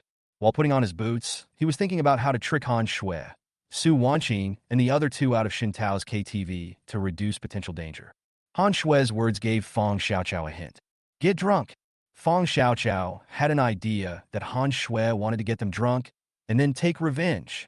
Thinking of this, Feng Xiaoqiao felt a chill down her spine. Shintao's KTV is a mixed crowd. What will happen if 4 girls get drunk? Just thinking about the possible consequences made Feng Xiaoqiao shudder with fear. No matter which outcome it was, it would be more difficult for her to accept than killing her directly. How could that be? Qi Yu and I have nothing to do with each other. Why should I blame you? Feng Xiaoqiao thought about it and replied to Han Shui. Feng Xiaoqiao put her cell phone in her bag, picked up her car keys, took the room card, and left the room. While thinking about countermeasures, I pressed the elevator button. Ding dong! Standing in the elevator, the phone beeped. Feng Xiaoqiao took out her cell phone and took a look at it. WeChat message. Unlock the screen and check the message. Hot noodles. Don't go. It's dangerous. Feng Xiaoqiao was delighted when she saw that the noodles were hot. What is Han Shui going to do? What's the danger? How should I respond? Feng Xiaoqiao sent voice messages for 3 consecutive days. Burning noodles. Very dangerous. I don't know the worst consequences yet, but I'm experiencing them now. Burning noodles. The solution is to not go. It's very dangerous. Hot noodles sent 2 messages in a row, and without exception, both emphasized that it would be very dangerous. Looking at the news about the hot noodles, Feng Xiaoqiao stood at the door of the hotel, a little hesitant. On one side are my 3 best friends, and on the other is my own safety. It is really difficult to make a decision. If there hadn't been the hot noodles and repeated reminders, Feng Xiaoqiao would have gone to the meeting without hesitation, even if she knew there was danger. But now Feng Xiaoqiao is a little scared. After all, her future self has repeatedly warned her, which means it is really dangerous. The consequences of going there may be more terrifying than death. After all, the noodles were so hot that I had to emphasize and stop myself from going there before I even experienced the worst possible outcome. You know, even when Qi was chasing him, the noodles were never this hot. What are you going through now? Feng Xiaoqiao took a deep breath and asked. Through the sharing of the news about the hot noodles, he knew that even if he went there and was not caught by Han Shui, at least he would not die in the short term, but would be in danger. So now Feng Xiaoqiao urgently needs to know what the hot noodles are going through so that she can find a way out of the predicament. Contact does not exist. The next second, Feng Xiaoqiao fell silent. Fuck it, contact doesn't exist. Feng Xiaoqiao cursed inwardly. He opened the door of the Land Rover, got in, and started the car. Han Shui, shall we go to another place? How about I treat you guys to hot pot? In the car, Feng Xiaoqiao sent 2 messages trying to call Han Shui and others out of the KTV. If you are not in Shintao's KTV, the risk factor will drop sharply. Even if Han Shui got him drunk or drugged, the chance of encountering danger in a hot pot restaurant was much lower than in a KTV. It is impossible for Han Shui to take 4 people away at the same time. At that time, there is a high probability that Han Shui will only take herself away, so that Su Wanqing and the other 2 will be safe temporarily. Feng Xiaoqiao still decided to save Su Wanqing and the other 2, even if it put herself in danger. It's not that Feng Xiaoqiao is such a saint, but she would feel guilty about putting Su Wanqing and the other 2 in danger because of her. Moreover, from the information about the hot noodles, it can be analyzed that one's life is not in immediate danger. As long as one is well prepared and calls the police in advance, the most that can be achieved is a close call. After sending the message, Yu drove out of the hotel's underground parking lot and headed towards the bar street. Ding dong! On the way, the cell phone beeped. Feng Xiaoqiao opened WeChat to check. The message was sent by Han Shui. Han Shui, Xiaoqiao, you should come over. Wen Shi has drunk too much, and Wan Qing also said she doesn't want to eat hot pot. When the message came down, a video was also attached. In the video, Wen Shi's face was flushed as she lay on the sofa in the KTV and smiled foolishly. Su Wanqing was standing next to her, yelling for Feng Xiaoqiao to come over quickly. Damn it! Watching the video, Feng Xiaoqiao cursed inwardly. Su Wanqing, your husky is convinced. Feng Xiaoqiao complained. In the video, Wen Shi's condition was obviously not right. She could see it even through the phone. Su Wanqing and Yin Luoshu were right next to him, but he didn't notice at all. Although Wen Shi's alcohol tolerance is not good, he won't get drunk so quickly. Moreover, when Wen Shi drinks too much, his face turns pale. When has Wen Shi ever drunk too much and his face turns so red at a party with his roommates? Okay, I'll be there right away. Feng Xiaoqiao replied, put down the phone, stepped on the accelerator, and drove the Land Rover towards the bar street. KTV. Looking at the message sent by Feng Xiaoqiao, Han Shui raised the corners of her mouth and revealed a smug smile. Okay, thank you for your hard work. Han Shui put down her phone and said with a smile. Feng Xiaoqiao will be here soon. Do you know what to do? Han Shui looked at Su Wanqing and asked with a smile. Although Han Shui was smiling, her tone was cold and full of threats. No, Su Wanqing said in a low voice. That's good to know, Han Shui said with a smile. Han Shui, I have cooperated with you. Can you ask them to let Luo Shu go? Su Wanqing asked weakly. Hearing this, Han Shui smiled. Of course you can. After all, I'll need your cooperation later. Han Shui said with a smile. Let her go. Han Shui waved and smiled. Yes. The security captain at the side responded. Why are you so proud? Yesterday you were kneeling on the ground like a dog, begging us to let you go. You climbed on a Master Shin's bed today and started to act cool again. When Master Shun gets tired of playing with you, I'll show you how I'll deal with you. Looking at Han Shui, who was bossing people around, the security captain cursed in his heart. Let her go, the security captain shouted. After hearing the captain's words, the 3 security guards who were holding Yun Luoshu let go.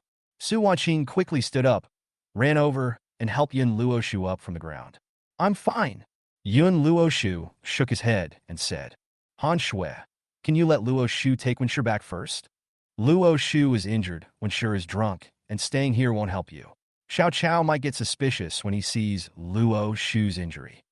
Su Wanqing looked at Han Shui and asked. Yun Luoshu was injured and beaten by the security guard.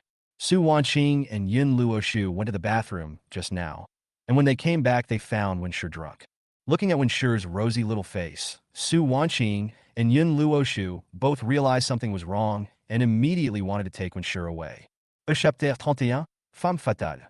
Han Shui's goal had not yet been achieved, so how could she easily agree to let Su Wanqing and Yun Luoshu take Wenshi away? Seeing that she could no longer hide the truth, Han Shui showed her fangs. Immediately, let the security captain lead his men to rush in. Yun Luoshu is worthy of being called, by her classmates, a tomboy with the physique of Alaska. The women's basketball team's training is not in vain. The 1.8-meter tall figure is not for nothing. Faced with the security guard who was eyeing him eagerly, Yun Luoshu grabbed the beer bottle and rushed forward. A security guard was knocked down by a beer bottle. However, the security guards hired by Xintao are not the community security guards who guard the gates. Everyone is trained and fights frequently. Yun Luoshu took one of them down unexpectedly, and the rest reacted immediately. When it comes to fighting, Yun Luoshu, as a girl, even though she is on the women's basketball team, has not received any special training. It would be very difficult for her to face one man, let alone 3. Yun Luoshu resisted for only a few times before he was pinned to the ground by 3 burly security guards. After a round of punches and kicks, except for the little face, the whole body was already covered with bruises, and he was in so much pain that he had no strength to resist. Seeing this scene, Su Wanqing had no choice but to compromise. Although Su Wanqing is fierce, he is not stupid. She knew that it would be useless to continue resisting, and Yun Luoshu might be beaten to death. She and Wenshi will also fall into the tiger's mouth. Only by choosing to cooperate with Han Shui temporarily can you find a chance to escape. Let them go. Han Shui chuckled and asked back. Well, let them go. I'll stay and cooperate with you. Su Wanqing nodded and said. You are very righteous, Han Shui said with a smile. But, do you think I'm stupid? Han Shui asked coldly. I don't. Su Wanqing said weakly. Let them go and call the police? Or should we let them go and inform Feng Xiaoqiao? Han Shui looked at Su Wanqing coldly and questioned. No, I don't think so. Su Wanqing explained hurriedly. Don't have any evil intentions, or you will suffer physical pain. Han Shui said coldly. I understand. After taking a look at the security guards, Su Wanqing responded and helped Yun Luoshu sit back on the sofa. Sister Han, why don't you let the brothers take care of that girl? The security captain pointed at one and said with a smirk. This little girl looks really good. Let the brothers train her.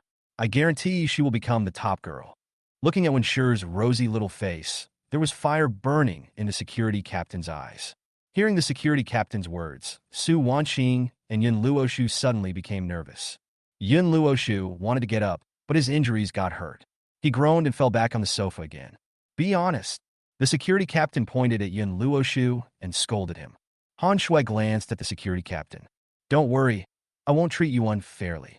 But not yet, Han Shuejiao said with a smile. Han Shui. Hearing this, Su Wanqing was shocked and spoke. Han Shui glanced at Su Wanqing sideways. You'd better shut up, or I'll let you enjoy yourself now, Han Shui said coldly. Hearing Han Shui's words, the security guards cooperated and let out obscene laughter. The security captain raised his eyebrows at Su Wanqing and licked his lips. Su Wanqing was startled and quickly shut up. Yun Luoshu, who was standing aside, glared at Han Shui with gritted teeth, wishing he could turn into Alaska and bite Han Shui, this bad woman, to death. Why are you staring at me? I'll kill you if you keep staring at me. The security captain pointed at Yun Luoshu and scolded him. Yun Luoshu was dissatisfied and wanted to get up. Su Wanqing was startled and hurriedly grabbed Yun Luoshu. Luoshu, don't be impulsive, Su Wanqing said in a low voice. Come on, come and beat me up, the security captain said with a smirk. I haven't tried it yet. Someone with your body type. The security captain licked his lips and grinned. Luoshu, don't be impulsive. Su Wanqing hugged Yun Luoshu and pressed Yun Luoshu's head into her arms, preventing Yun Luoshu from looking at the security captain again. Luoshu, be good. Don't be impulsive.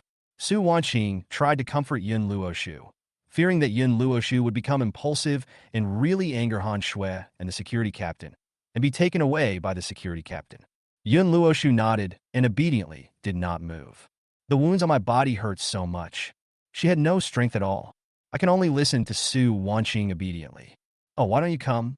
I'm ready. As he said this, the security captain made a few obscene gestures. Okay, enough is enough. I still have use for them. Han Shui glared at the security captain and said calmly. The security captain curled his lips and stopped talking. Why are you pretending? Are you waiting for Master Shun to get tired of playing with you? Just wait and see how I deal with you. The security captain sneered in his heart. When the security captain thought of Han Shui's charming performance in front of Xin Tao in the afternoon, his heart was burning with excitement. There's nothing for you to do now. Get out now. Let me know when someone comes. Looking at the security captain's fiery eyes, Han Shui's eyes flashed with disgust. She waved her hand and said lightly. The security captain nodded, stared at Su Wanqing, and said coldly, You'd better be honest and don't play any tricks. If you hurt Sister Han and anger Master Shin, then Sister Han will no longer have the final say. After saying that, the security captain gave Su Wanqing an obscene smile, then turned around and walked out of the box with his men. Su Wanqing breathed a sigh of relief only after seeing the security captain leave. The security captain's eyes were like a wolf's. When she looked at him, she felt a chill. You'd better listen to him. I'm Brother Shin's little darling now. If you hurt me, I won't be able to serve Brother Shin anymore, and Brother Shin will be angry. If Brother Shin gets angry, it's hard to say what will happen to you. Han Shui leaned on the sofa and said with a sweet smile. Don't worry, we won't. Su Wanqing said in a low voice. Xiao Qiao, among all of us sisters, you are the most thoughtful. You must not be impulsive. Su Wanqing prayed silently in her heart. Hearing Su Wanqing's words, Han Shui smiled proudly, picked up a glass of wine, and took a sip. Her movements are charming and graceful. How can you tell that she is a femme fatale? Fong Xiaoqiao drove the car into the bar street, found a parking space, and parked the car. The Land Rover stopped, but Fong Xiaoqiao didn't rush to leave. Instead, she picked up her phone and sent a message to the hot noodle. Are you there? Contact does not exist. Looking at the prompt, Fong Xiaoqiao bit her lip. After opening Han Shui's chat box, Fong Xiaoqiao opened the video again and watched it carefully. In the video, just now, Fong Xiaoqiao didn't see Yun Luoshu, which made her feel very strange. Where did Yun Luoshu go? Was he also drugged? Chapter 32. Going alone into the tiger's lair. Fong Xiaoqiao watched the video over and over again, looking for any trace of Yun Luoshu in every corner. Suddenly, Fong Xiaoqiao's pupils contracted violently, and she discovered the details she wanted. There are broken pieces of beer bottles on the ground. Under the flickering light, a projection flashed across the sofa. It could be vaguely seen that it was a long-haired figure being pinned to the ground by several short-haired figures. In the video, there seemed to be something wrong with Su Wanqing's eyes. Su Wanqing kept blinking. Although the frequency was not high, it was definitely not a normal blinking frequency. Moreover, Su Wanqing's eyes were always drifting in one direction. Feng Xiaoqiao tried to compare and found that the direction Su Wanqing was looking was exactly the direction where the light projected the human shadow. Seeing this scene, Feng Xiaoqiao smiled. Tiger girl, oh tiger girl, luckily I'm smart. Feng Xiaoqiao muttered with a smile. Feng Xiaoqiao exited the video, opened the chat box of hot mouth noodles, and edited a message. Is my future self back? Feng Xiaoqiao decided to listen to what the hot noodles had experienced. Contact does not exist. Looking at the prompt, contact does not exist. Feng Xiaoqiao smiled helplessly and exited the chat box. Ding dong! At this time, the phone prompt sounded. It was a WeChat message from Han Shui. Han Shui, Xiaoqiao, you haven't come yet? Looking at Han Shui's message, Feng Xiaoqiao knew that Han Shui couldn't wait any longer and was afraid that she would run away. I'll be there soon. Give me the box number. Feng Xiaoqiao sighed and replied. Han Shui, okay. We are in room 403. Okay. I'll be there in a minute, go straight up. Feng Xiaoqiao replied expressionlessly. Han Shui? Okay, we'll wait for you. Feng Xiaoqiao exited the dialogue box with Han Shui.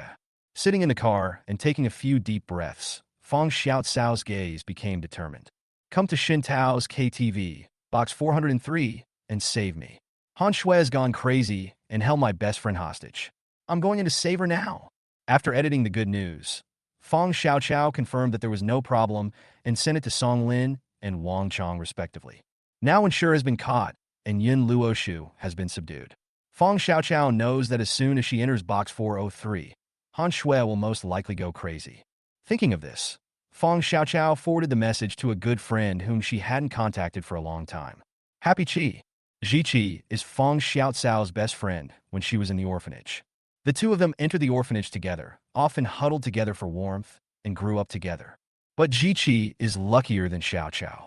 When Ji Chi was in high school, her parents found her. Ji Chi's family is a huge business empire. After returning to his family, Ji Chi is busy studying every day, not only studying academic subjects, but also learning business management. Gradually, Feng Xiaoqiao and Ji Chi had less and less contact.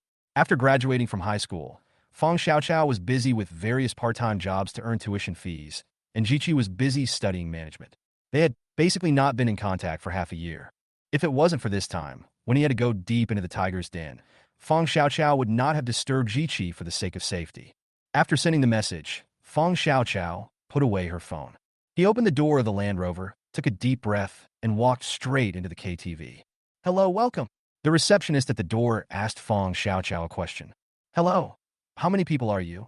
A waiter came over and asked. My friend is up there. I'm going to go find her. Feng Xiaoqiao said with a smile. Okay, come in. The waiter said with a smile. Xintao's KTV looks very formal, but that's only on the surface.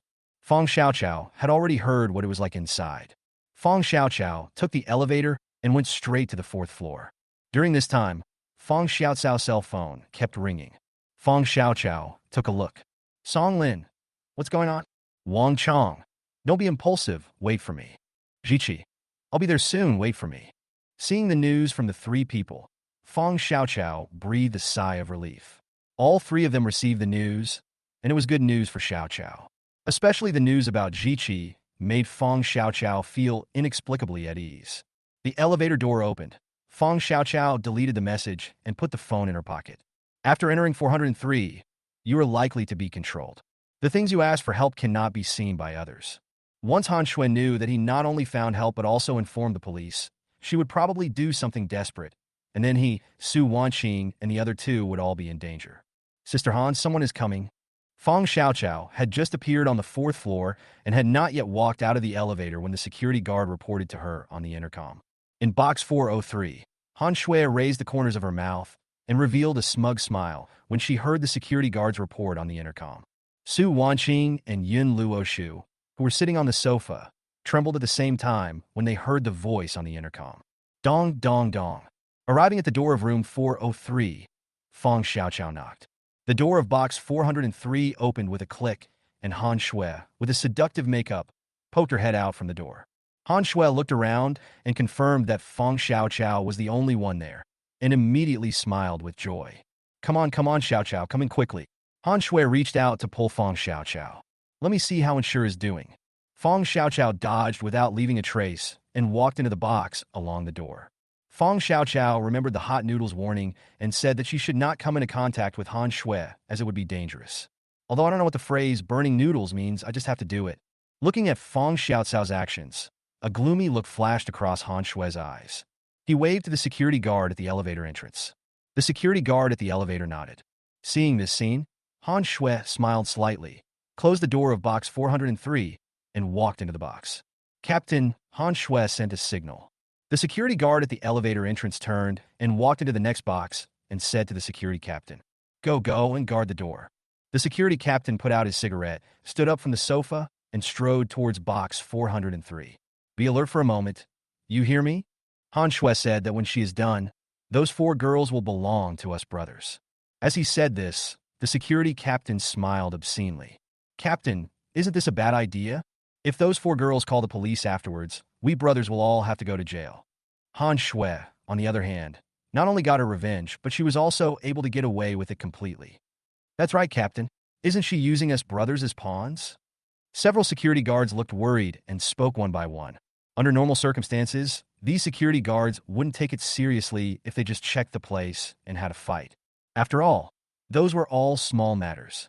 Even if Shun Tao couldn't save them, he would only be detained for a few days at most.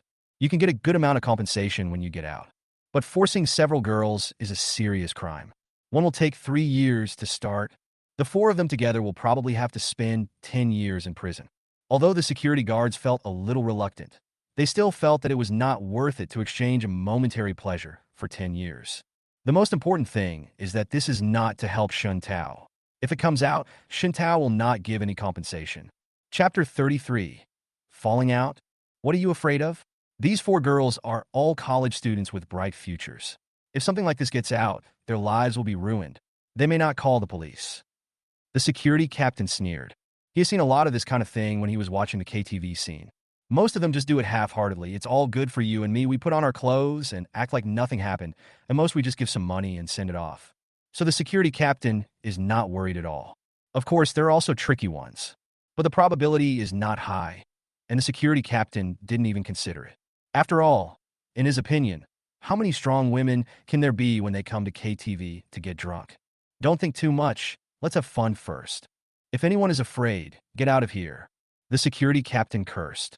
Several security guards looked at each other, some hesitant to move forward. As for Han Shui, I recorded the conversation. If anything goes wrong, she won't be able to escape. The security captain sneered. You wimps, get out if you don't have the guts. I'm fighting 4 people at once. It's even more exciting. The security captain cursed and strode towards box 402. The security guards looked at each other and finally followed the security captain. Fong Xiaoqiao walked into the box and glanced at Su Wanqing and Yun Luoshu. There were footprints on Yun Luoshu's body and blood at the corners of his mouth. Obviously, he had been beaten. Su Wanqing was fine and even winked at him. Fong Xiaoqiao nodded imperceptibly and walked quickly to Wen Shi's side. Seeing this scene, Su Wanqing breathed a sigh of relief. I said Xiaoqiao was a smart kid since he was young. Su Wanqing muttered softly. Seeing Han Shui coming in, Su Wanqing immediately shut up, fearing that she would be heard. Han Shui glared at Su Wanqing, asking with her eyes whether Su Wanqing was talking nonsense. Su Wanqing quickly shook his head to indicate that he had nothing to say. Looking at Su Wanqing's cowardly look, Han Shui nodded with satisfaction. Xiaoqiao, Wen Shi just drank too much. Don't worry about her. Let's drink. Han Shui leaned on the sofa and said with a smile. Fong Xiaoqiao breathed a sigh of relief when she confirmed that Wen and her clothes were intact. Fortunately, nothing serious happened. Fong Xiaoqiao muttered to herself. Then, he looked at Han Shui and smiled. I won't drink. I drove here. Fong Xiaoqiao said with a smile. Han Shui's expression darkened, and she looked a little gloomy. How can we not drink alcohol when we come to KTV? Isn't that right, Wanqing? Han Shui looked at Su Wanqing and said with a smile. The coldness in his eyes made Su Wanqing shudder. Ah, yes, Han Shui is right. Xiaoqiao, drink a little? No, call a designated driver in advance. Su Wanqing said in a low voice. As he spoke, he winked at Xiaoqiao. I really can't drink it. Fong Xiaoqiao said with a smile. As she spoke, Fong Xiaoqiao's hand quietly reached for the pepper spray in her pocket. He definitely couldn't drink the alcohol. He had been reminded to keep a distance from Han Shui and not have any physical contact with her. Although I don't know what it means, eating hot noodles will definitely not harm you. Fong Xiaoqiao had some vague guesses in her mind. Maybe Han Shui has some infectious disease. After all, Fong Xiaoqiao was very aware of Han Shui's openness. It would be troublesome if she were to be infected with some unclean disease. And there was a high possibility that drugs were put into the wine. One sure has already been tricked, and Fong Xiaoqiao is not blind. Drink some. Su Wanqing tried desperately to wink at Fong Xiaoqiao. Andy, just drink it. If you piss off this goblin, the security guard outside the door will come in. When the time comes, you'll have to drink it even if you don't want to. Su Wanqing prayed silently in her heart that Fong Xiaoqiao could understand her hint. Su Wanqing's idea was very simple. Since Fong Xiaoqiao had already called the police, she should just go along with Han Shui and delay time. As long as the police come, everyone will be safe. Fong Xiaoqiao sat next to Wen Shi, looked at Han Shui, and said with a smile, "It's not necessary to drink this wine today, right? If you don't drink, you're not giving me face." Han Shui held the wine glass, took a sip, and said with a smile. As she spoke, Han Shui picked up the bottle, filled the glass with wine, and handed it to Fong Xiaoqiao with a smile. Looking at Han Shui's actions, Fong Xiaoqiao's pupils contracted. Sure enough, there is something wrong with this woman. Fong Xiaoqiao muttered to herself. "Little grass, drink it and we'll still be good friends." Han Shui held up the cup and said with a smile. Seeing Fong Xiaoqiao was reluctant to take the wine glass, Su Wanqing looked anxious, fearing that Han Shui would get angry. Gritting her teeth, Su Wanqing said, "Han Shui, why don't I drink it for Xiaoqiao?" Hearing Su Wanqing's words, Han Shui and Fong Xiaoqiao looked at her at the same time. Looking at Su Wanqing, Han Shui chuckled. "Okay, we have to drink it anyway." Han Shui handed the wine glass to Su Wanqing. Su Wanqing blinked and reached out to borrow the wine glass. Seeing this scene, Fong Xiaoqiao couldn't sit still. At the moment when Su Wanqing's hand was about to touch the wine glass, Fong Xiaoqiao suddenly stood up and slapped Su Wanqing's hand away. "Han Shui, what on earth are you going to do?" Fong Xiaoqiao looked at Han Shui and questioned in a deep voice. Knowing that there was something wrong with Han Shui and that she might have contracted some dirty disease, Fong Xiaoqiao couldn't bear to see Su Wanqing drink the wine that Han Shui had drunk. So he just cut off his relationship and confronted Han Shui directly. "Anyway, the noodles are hot and can send messages to warn yourself, which means that your life will not be in danger in the short term. Besides, Song Lin, Wang Chong, and Ji Qi are all on the way, and one of them will come soon. This is Fong Xiaoqiao's trump card, and she is fearless." "It seems you have discovered it," Han Shui said with a smile. "I'm not blind. How could I not notice it? When Shi's face is so red, it's obvious that he is not drunk. The footprints on Luo Shu's body and the blood at the corner of her mouth. It can't be that she fell herself, right?" Fong Xiaoqiao held the anti-wolf spray tightly and protected Su Wanqing and Yin Luoshu behind her. "Xiaoqiao, you are really smart," Han Shui said with a smile. "Pa pa pa." As she spoke, Han Shui clapped her hands. The crisp sound of applause echoed in the box. Crack! The door of box 403 was pushed open, and the security captain and several security guards entered one after another. "Sisteron?" The security captain greeted Han Shui with a smile. Looking at the security guards who broke into the box, Fong Xiaoqiao nervously clenched the anti-wolf spray. "Catch them and pour this bottle of wine into their mouths. Remember, don't spill even a little bit. After you drink, they'll be yours." As she spoke, Han Shui grabbed a bottle of wine, spat into it, and looked at Fong Xiaoqiao with a sneer. Han Shui's actions stunned the security captain. What kind of quirk is this? The security captain muttered to himself. After drinking, my revenge was avenged. Han Shui glanced at the security captain covertly. Chapter 34. Divine soldiers descend from the sky. Han Shui stole a glance at the security captain's cold gaze, which made Fong Xiaoqiao feel frightened. Fong Xiaoqiao's first feeling was that Han Shui was trying to kill someone with a borrowed knife. This woman was too vicious. Han Shui, you are so vicious." Fong Xiaoqiao muttered to herself. Now Fong Xiaoqiao can be sure that Han Shui definitely has some terrible infectious disease. Looking at the security captain walking towards her with a bottle of wine in his hand, Fong Xiaoqiao's heart sank. This wine must not be drunk. But how to get out of this predicament has become a problem. Fong Xiaoqiao was thinking a lot and looked at Han Shui. Suddenly, Fong Xiaoqiao laughed. "Ha!" Fong Xiaoqiao laughed so hard that she was out of breath and collapsed on the sofa. Her sudden action confused everyone, and they looked at Fong Xiaoqiao with bewildered faces. Even Han Shui, who was confident of victory, was stunned. She couldn't understand what Fong Xiaoqiao was up to. Oh no, isn't Xiaoqiao scared silly? Su Wanqing looked at Fong Xiaoqiao worriedly and muttered to herself. Why are you laughing? Han Shui asked doubtfully. I'm laughing at you and him. Fong Xiaoqiao leaned back on the sofa and said with a smile. Hearing this, Han Shui was stunned. The security captain looked at Fong Xiaoqiao in confusion. Laugh at me? What's wrong with me? Without waiting for Han Shui to ask, the security captain asked in confusion. I'm laughing at you for being used as a tool and not even realizing it. And shut up and give her the drink. Before Fong Xiaoqiao could finish her words, Han Shui's face changed drastically and she screamed. Okay, brothers, let's do it. The security captain responded with a smile. The security captain held the recording in his hand and thought he was fearless and not afraid of any tricks Han Shui might play. The worst that can happen is a fight to the death. Oh my God, can't you wait for me to finish speaking? Fong Xiaoqiao muttered in her heart, jumped up from the sofa, and instantly fired the anti-wolf spray that had been ready for a long time. Oh!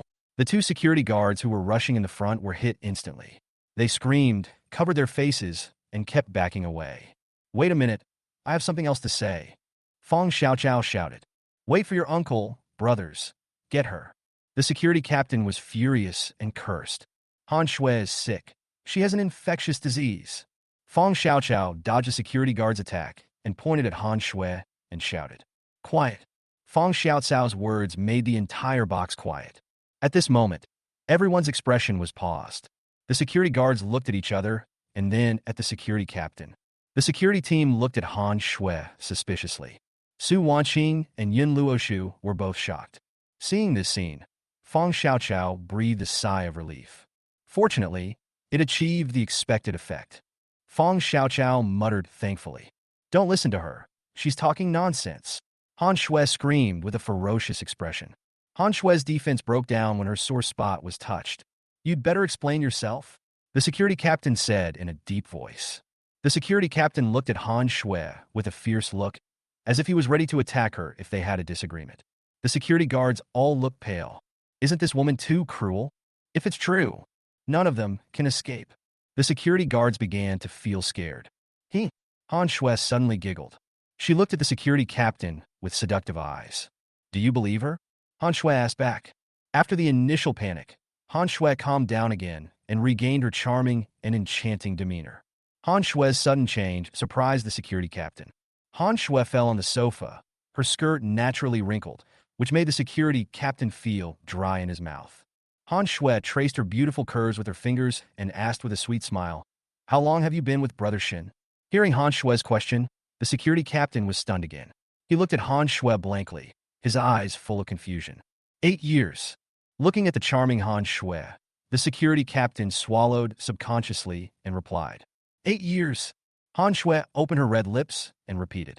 Since you have been with Brother Shin for 8 years, you must know Brother Shin's habits, right? Han Shui stretched and asked with a smile. Looking at Han Shui's thrilling curve, the security captain's brain has lost the ability to think. The security captain was busy admiring the magnificent scenery. When he heard Han Shui's question, he nodded subconsciously. Do you think Brother Shin wouldn't be able to find out if I was sick? As she spoke, Han Shui took off her high heels and threw them at the security captain's feet. The security captain subconsciously picked up the high heels. He showed a greedy expression, like a dog who had been rewarded with a bone by his master. So, what are you waiting for?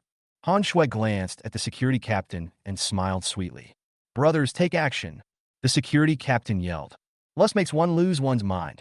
Even a hero cannot resist the temptation of a beautiful woman, let alone the security captain, who is such a coward. With the order from the security captain, the security guards no longer hesitated. With lewd smiles on their faces, they rushed towards Fong Xiaoqiao and the other two. Fong Xiaoqiao picked up the anti-wolf spray and sprayed it everywhere. In the chaos, she was kicked and curled up on the sofa, holding her stomach. Yun Luoshu picked up a beer bottle and smashed it hard on a security guard's head. The security guard screamed and squatted on the ground with his head in his hands. Before she could finish off the opponent, she was tackled to the ground by 2 security guards and was molested in the chaos. Su Wanqing had practiced the art of female surrender and was knocked to the ground at the first sight, with her clothes torn. The entire box was filled with the security guards' obscene and disgusting laughter. Looking at this scene, Han Shui sneered, picked up the red wine, and took a sip. "Don't forget that bottle of wine." Han Shui opened her red lips and spoke. Hearing this, the security captain picked up the bottle and walked towards Fong Xiaoqiao.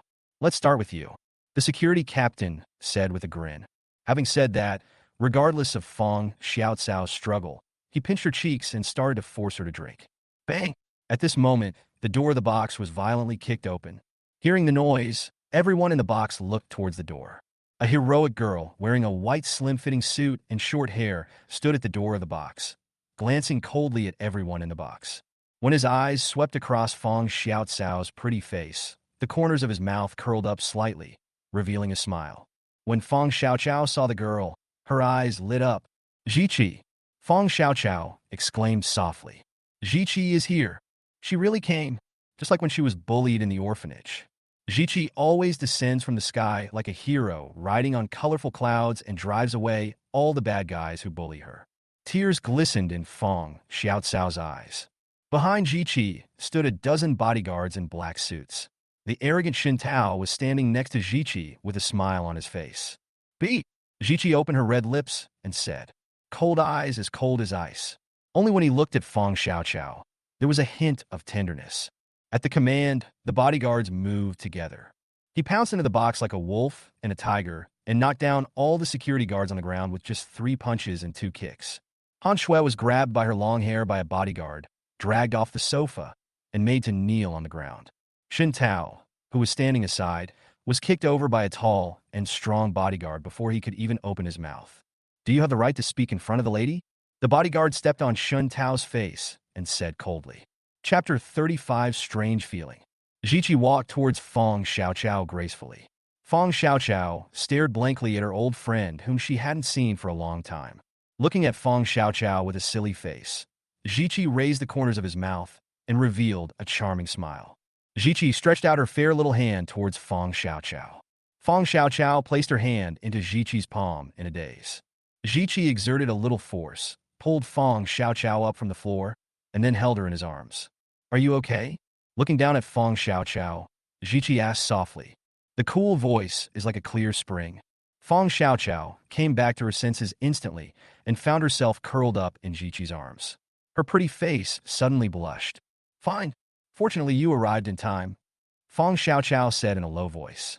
Curled up in Ziqi's arms, Fong Xiaoqiao felt inexplicably at peace. "Just like when I was in the orphanage, every time it rained, I could only sleep soundly by squeezing into a small bed with Ziqi." Fong Xiaoqiao felt her face getting a little hot. Even though they were all girls, she was still a little shy. Fong Xiaoqiao struggled to get out of Ziqi's arms, blinking her eyes and looking at Ziqi curiously. "Haven't seen him for a while. This guy looks handsome again." "Yes, it's handsome." Fong Xiaoqiao did not use the wrong adjective. Ziqi has always been handsome since he was a child. From the day she met Ziqi, she has been dressing like a little boy. "Even now that I'm grown up, I haven't changed this neutral dressing style." Fong Xiaoqiao curiously asked Ziqi why she liked to wear boys' clothes. Ziqi smiled and pinched Fong Xiaoqiao's chubby little face and replied, "This is the only way to protect myself and Xiaoqiao." Ziqi's doting expression left an indelible impression on the young Fong Xiaoqiao. Until now, Fong Xiaoqiao still has a strange illusion about Ziqi. Obviously, the two are good sisters, but Fong Xiaoqiao always subconsciously treats Ziqi as her brother. Ziqi's eyes swept across Fong Xiaoqiao's messy clothes, and her expression suddenly darkened, with a layer of uncivilized frost covering her pretty face. She turned her head to look at the security guard lying on the ground. Her eyes gradually became cold. She opened her red lips and uttered a cold voice. "Beat! The medical expenses are paid by our family." Ziqi took off his white suit and casually draped it over Fong Xiaoqiao. Upon hearing the order, the bodyguards immediately carried it out. For a moment, the entire box. The air was filled with the dull thud of fists hitting flesh and the screams of the security guards. "That woman is Han Shui?" Ziqi looked at Han Shui and asked calmly. "Yes, that's her." Fong Xiaoqiao nodded obediently. Ziqi's eyes turned cold, and he gave a look to the bodyguard who was holding Han Shui. The bodyguard understood immediately and slapped Han Shui hard. Han Shui staggered after being hit, and her pretty fair face instantly became red and swollen. The bodyguard looked at Jiqi, waiting for orders. Jiqi looked at Han Shui coldly, with boundless indifference in his eyes, and said two words lightly. Continue. The bodyguard nodded, raised his hand, and slapped Han Shui twice. A trace of blood flowed from the corner of Han Shui's mouth. Oh, be careful. She has a contagious disease. Seeing Han Shui bleeding, Feng Xiaoqiao quickly spoke up to remind her. When Jiqi heard Feng Xiaocao's words, his eyes fixed. You weren't hurt by her, were you? Jiqi asked with concern. No. Feng Xiaoqiao shook her head and replied. That's good. Hearing this, Jiqi breathed a sigh of relief. Put on protective clothing before beating me, Jiqi said coldly. After the fight, go to the hospital for a checkup. As he spoke, Jiqi took Feng Xiaocao's hand and walked out of the box. Hey, my friend, Feng Xiaoqiao shouted. Jiqi paused and took a look. Take all three of them, he said calmly to the bodyguard at the door. The bodyguards nodded, and one of them picked up Wen Shi in a princess hug. Two bodyguards, supporting Su Wanqing and Yun Luoshu, followed Jiqi and Feng Xiaoqiao out of the box.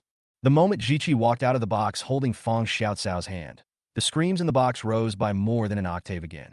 Feng Xiaoqiao shuddered when she heard this, and her heart began beating wildly. Oh, I called the police? Is that a bad thing? Feng Xiaoqiao pointed at the box and said weakly. It's okay, they'll take care of it. Jiqi showed a mischievous expression, rubbed Feng Xiaocao's head and smiled.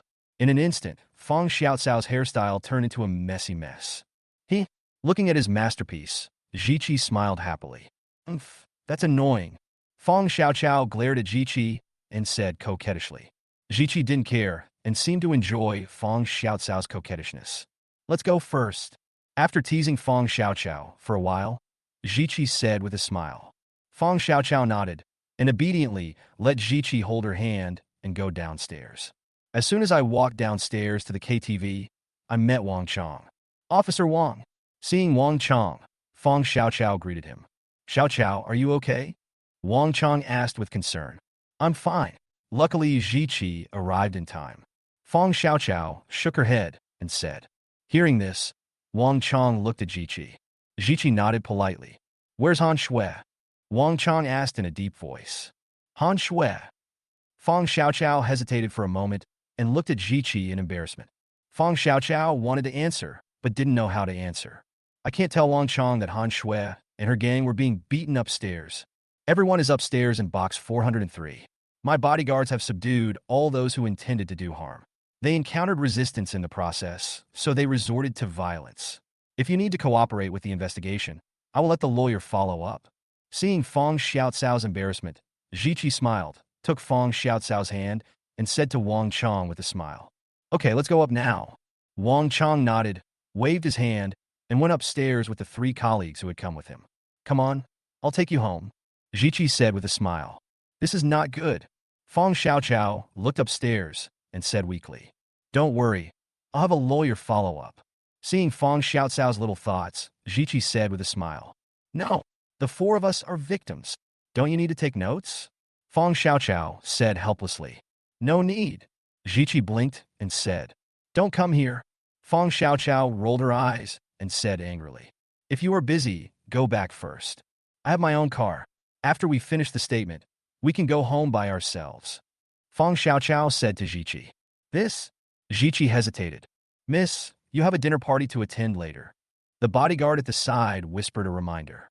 Hearing the bodyguard's words, Jiqi glared at the bodyguard unhappily. Okay, go quickly. I'll treat you to spicy hot pot when I have time. Feng Xiaoqiao used her little head to push Jiqi towards the door. Hey, okay, don't push me. Can I just leave? Jiqi said helplessly. How about this? I'll leave a few bodyguards for you to help you deal with this matter. And when it's done, let them go home. Jiqi held Feng Xiaocao's head and whispered. Chapter 36, all of them will stay in the hospital for observation. Okay, the bodyguard can stay, but you have to leave immediately, Feng Xiaoqiao said with a smile. Jiqi rolled his eyes at Feng Xiaoqiao, waved his hand, and got into the Rolls-Royce Phantom driven by his bodyguard.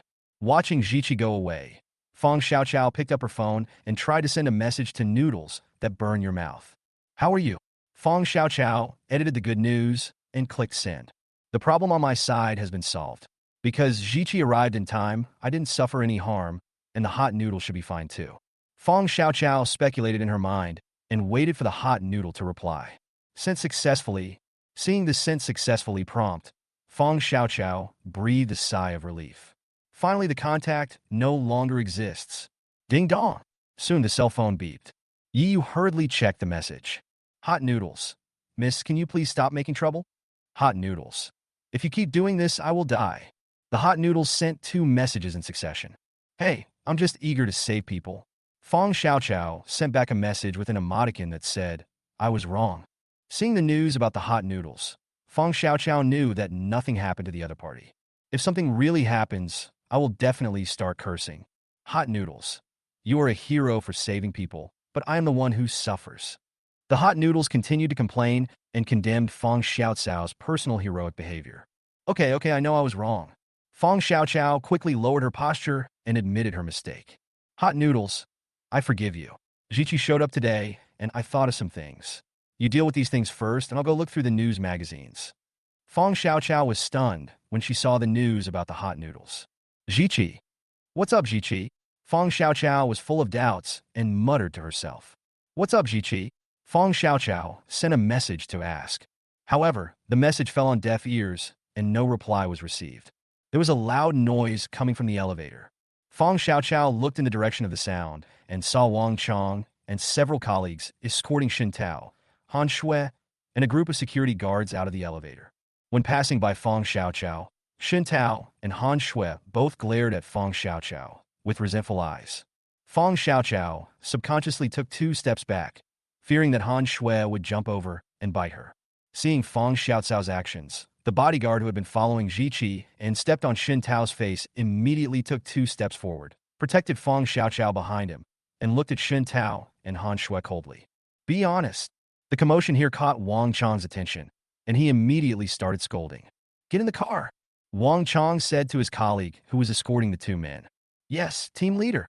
The 2 colleagues responded and escorted Xin Tao and Han Shui into the car. Xiaoqiao, you need to go to the bureau with me and make a statement, Wang Chong said to Fong Xiaoqiao. Okay. Fong Xiaoqiao responded in a low voice. Is the girl okay?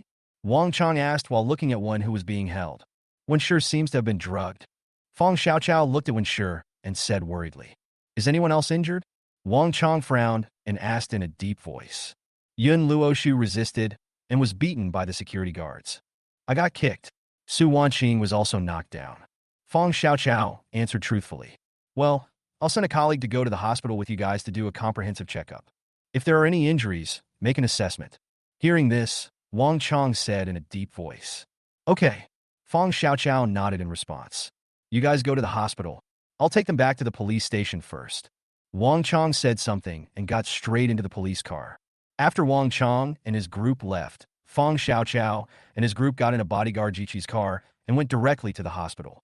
When they arrived at the hospital, without waiting for Fong Xiaoqiao to explain the situation, the bodyguard who stepped on Xin Tao's face directly found the hospital's on-duty leader and arranged a comprehensive examination for Fong Xiaoqiao and the other 3. The department was empty, so they just made a phone call and called back the best doctor in the department to work overtime, and even the dean came over. Seeing this scene, Fong Xiaoqiao couldn't help but sigh. The name of the Ji family is really useful. Even the hospital director had to come over to accompany the 4 of them for the checkup. Everything will be handled specially, and the results will be available as quickly as possible. An ordinary person might need a whole day to complete the examination, but Fong Xiaoqiao and his 4 companions only took 1 hour to complete the entire examination. After the examination, Fong Xiaoqiao didn't need to say anything as the bodyguards and the dean were arranged directly. Wenshi, Yun Luoshu, stay in the hospital for observation. They all gave me a certificate that was neither too big nor too small. It's enough to hold those security guards accountable. The dean came over with the test results and spoke to the bodyguard. Hearing the dean's arrangement, the bodyguard was obviously dissatisfied and asked, Where are the 2 of them? The dean was stunned when he heard the bodyguard's words. He immediately understood what the bodyguard meant, picked up Fong Xiaoqiao and Su Wanqing's test results, and looked at them carefully. When the dean saw the results of Su Wanqing's examination, which showed a slight collision with the head and redness and swelling, his eyes lit up. Su Wanqing hit his head when he was thrown down, causing a slight concussion.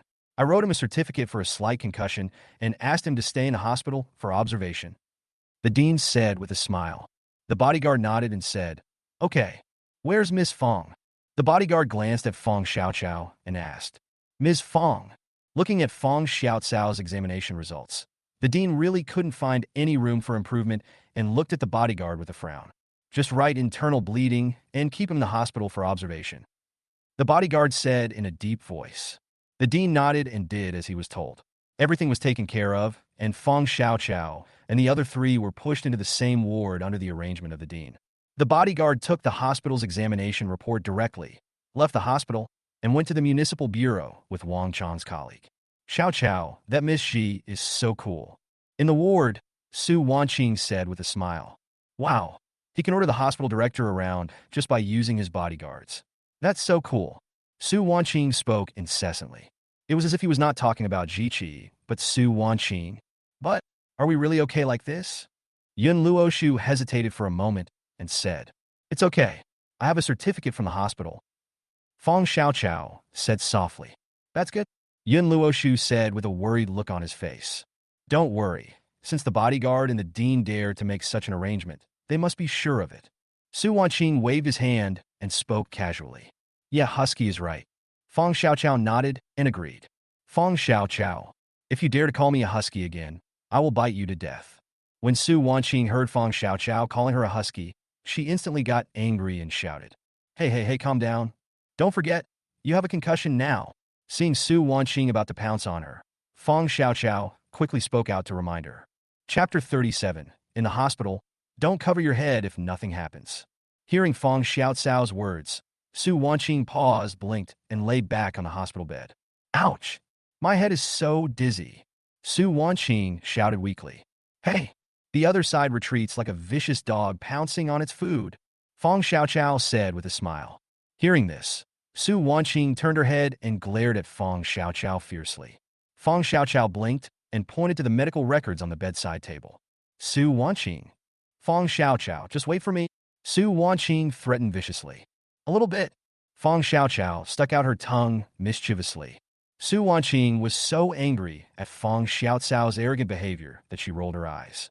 But the hospital director just came to give instructions. They said the police would come to take their statements at any time, so they were asked to lie quietly on the bed and act more realistically. Looking at Su Wanqing's furious look, Fong Xiaoqiao raised her eyebrows proudly.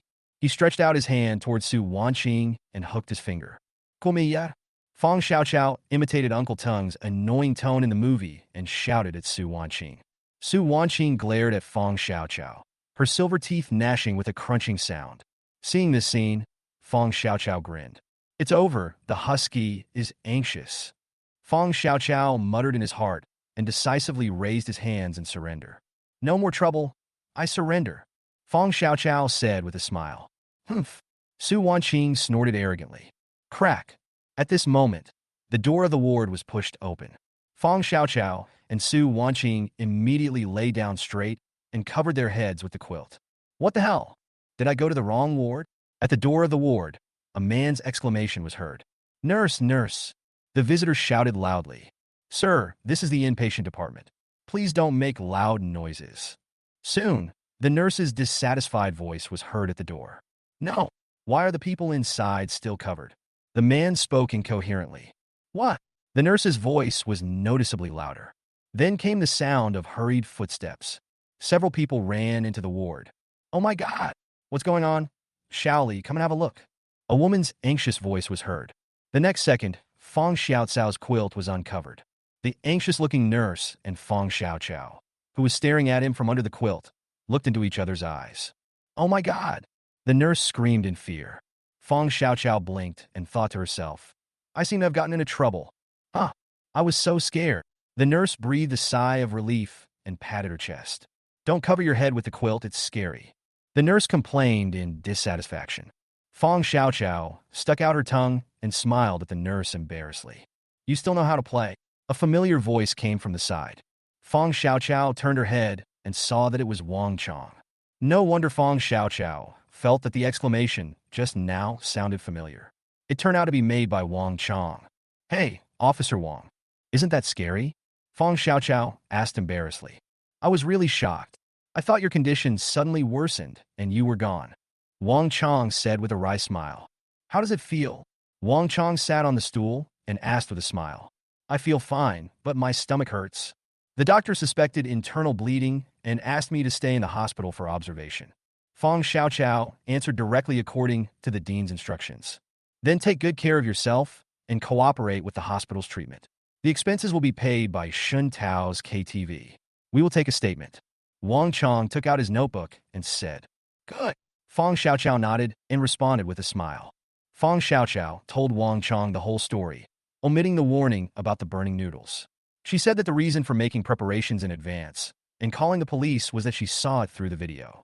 As he said this, he forwarded all the chat records and videos to Wang Chong. Wang Chong nodded and saved the chat history. You should take a rest. I'll take another statement from both of them.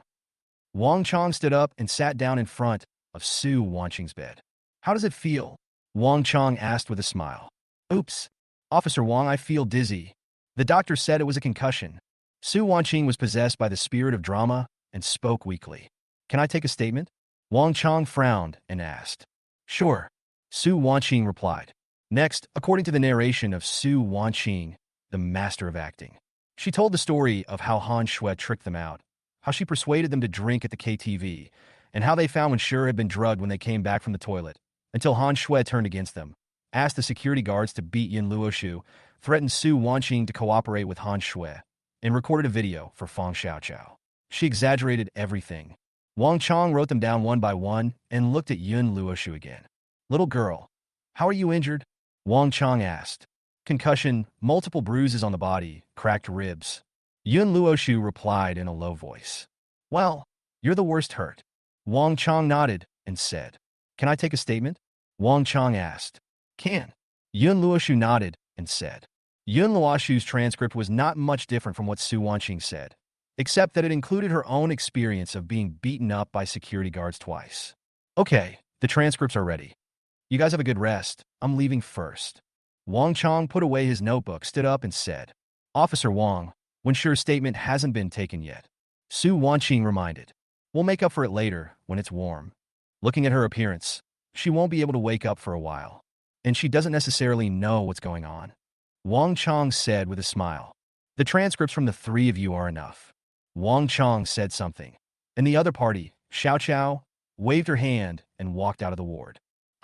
After Wang Chong left, Fong Xiaoqiao and the other two breathed a sigh of relief at the same time. I'm hungry. Would you like some skewers?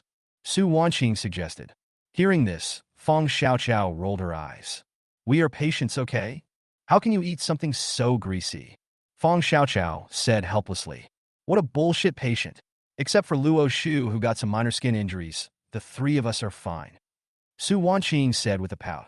Hearing this, Fong Xiaoqiao was speechless. I want some takeout. Su Wanqing sat up from the hospital bed, picked up her phone, and started ordering food. Ding dong. After a while, Fong Xiaoqiao's cell phone rang. Fong Xiaoqiao was stunned and picked up her phone to check. Su Wanqing, you've gone too far. You ordered takeout. Why do you want me to pay?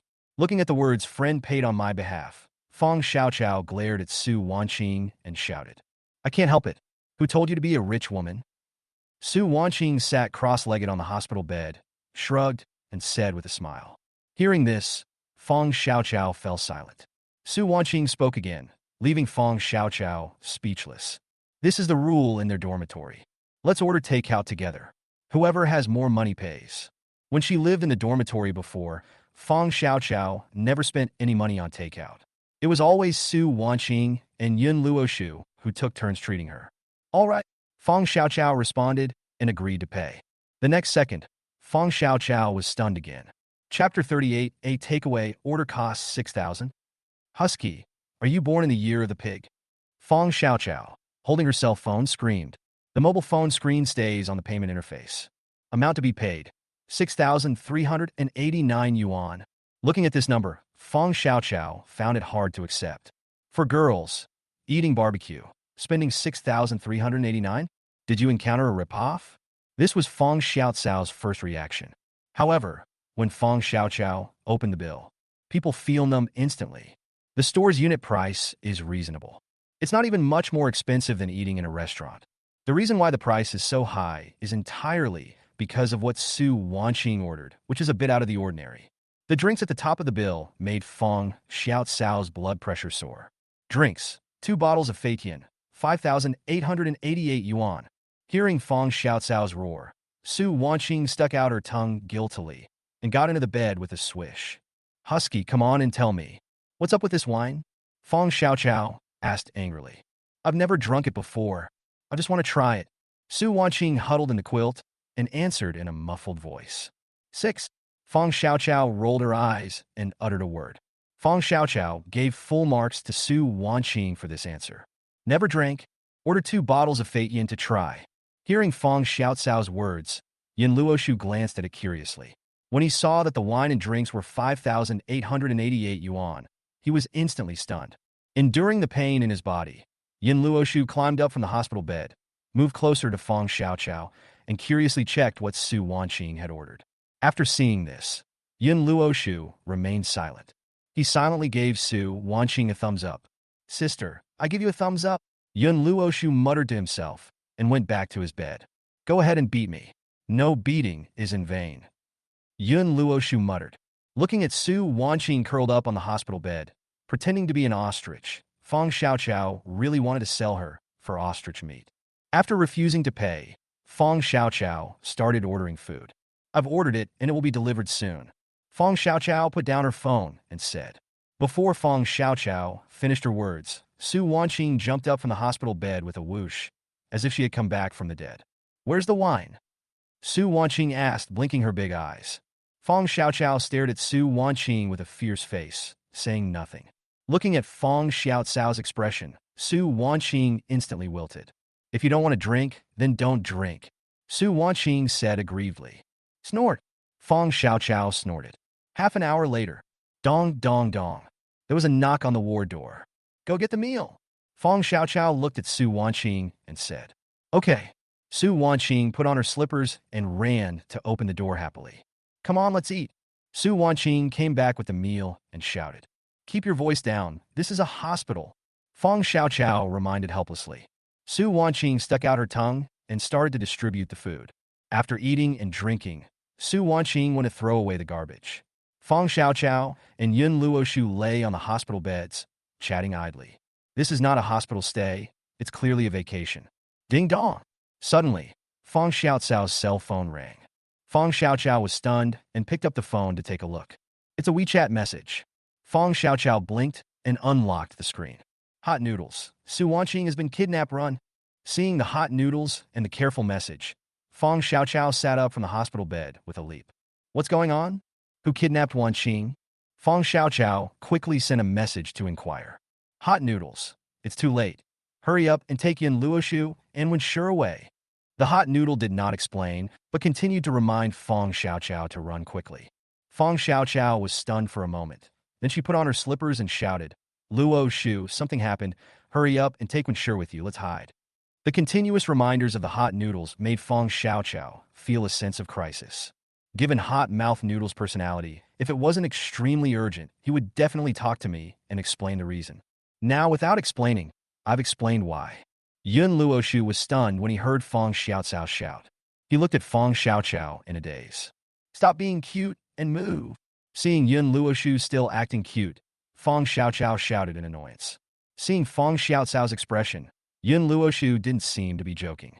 She immediately jumped up from the hospital bed, which affected her wound and made her grimace in pain.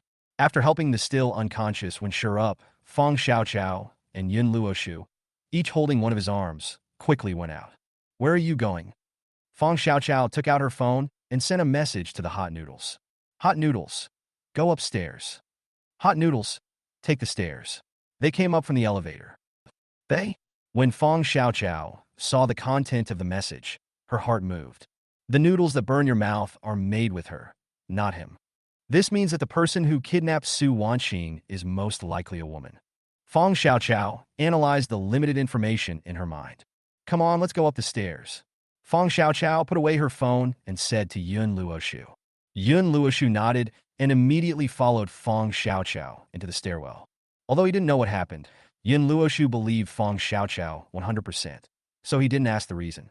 Fong Xiaoqiao and the other person, carrying Wenshur, climbed one flight up and arrived upstairs. Suddenly, Yun Luoshu stopped. The general grid of Yun Luoshu was like a magic needle that could stabilize the sea, and Fong Xiaoqiao couldn't move it at all. As soon as Yun Luoshu stopped, Fong Xiaoqiao almost fell. Luoshu, why don't you leave? Fong Xiaoqiao asked doubtfully. Wan Qing, we forgot about Wan Qing, Yun Luoshu said in a muffled voice. I haven't forgotten. Let's send Wenshur to a safe place first, and then go back to find Hunyo, Fong Xiaoqiao said in a low voice. Okay. Yun Luoshu nodded in response. Fong Xiaoqiao looked around and felt that going up one floor seemed unsafe. Although she didn't know who the enemy was, Fong Xiaoqiao thought it was better to be safe. Hearing Fong Xiaoqiao's words, Yun Luoshu nodded. The two of them carried Wenshur and climbed another floor. Fong Xiaoqiao took a look and immediately pushed open the door of the ward next to her. This is an empty ward.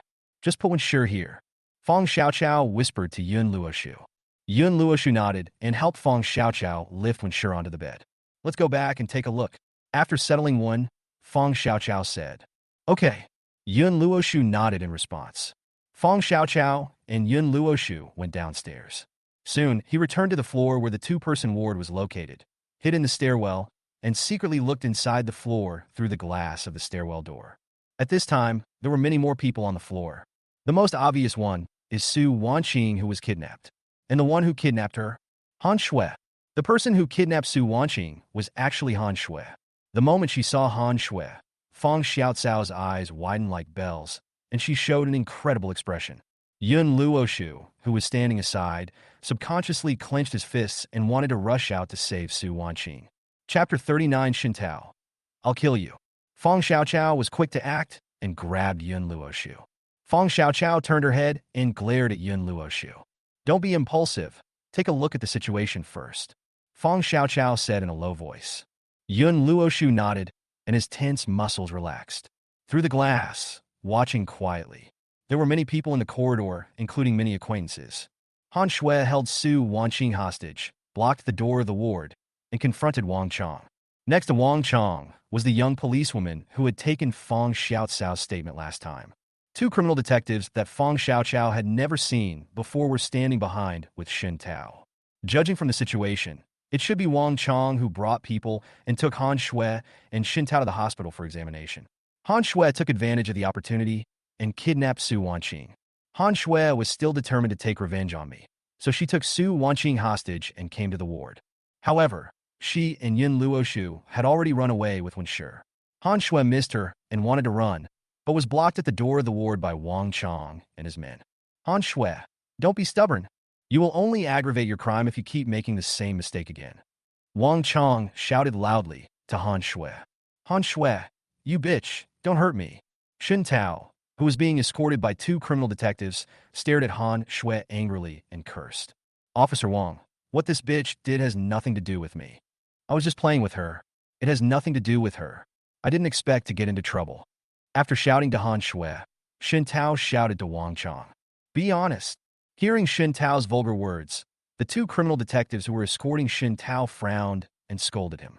After being scolded by the criminal detective, Shin Tao immediately shut up. A real man can bend and stretch. Shin Tao is no fool, but he knows this well.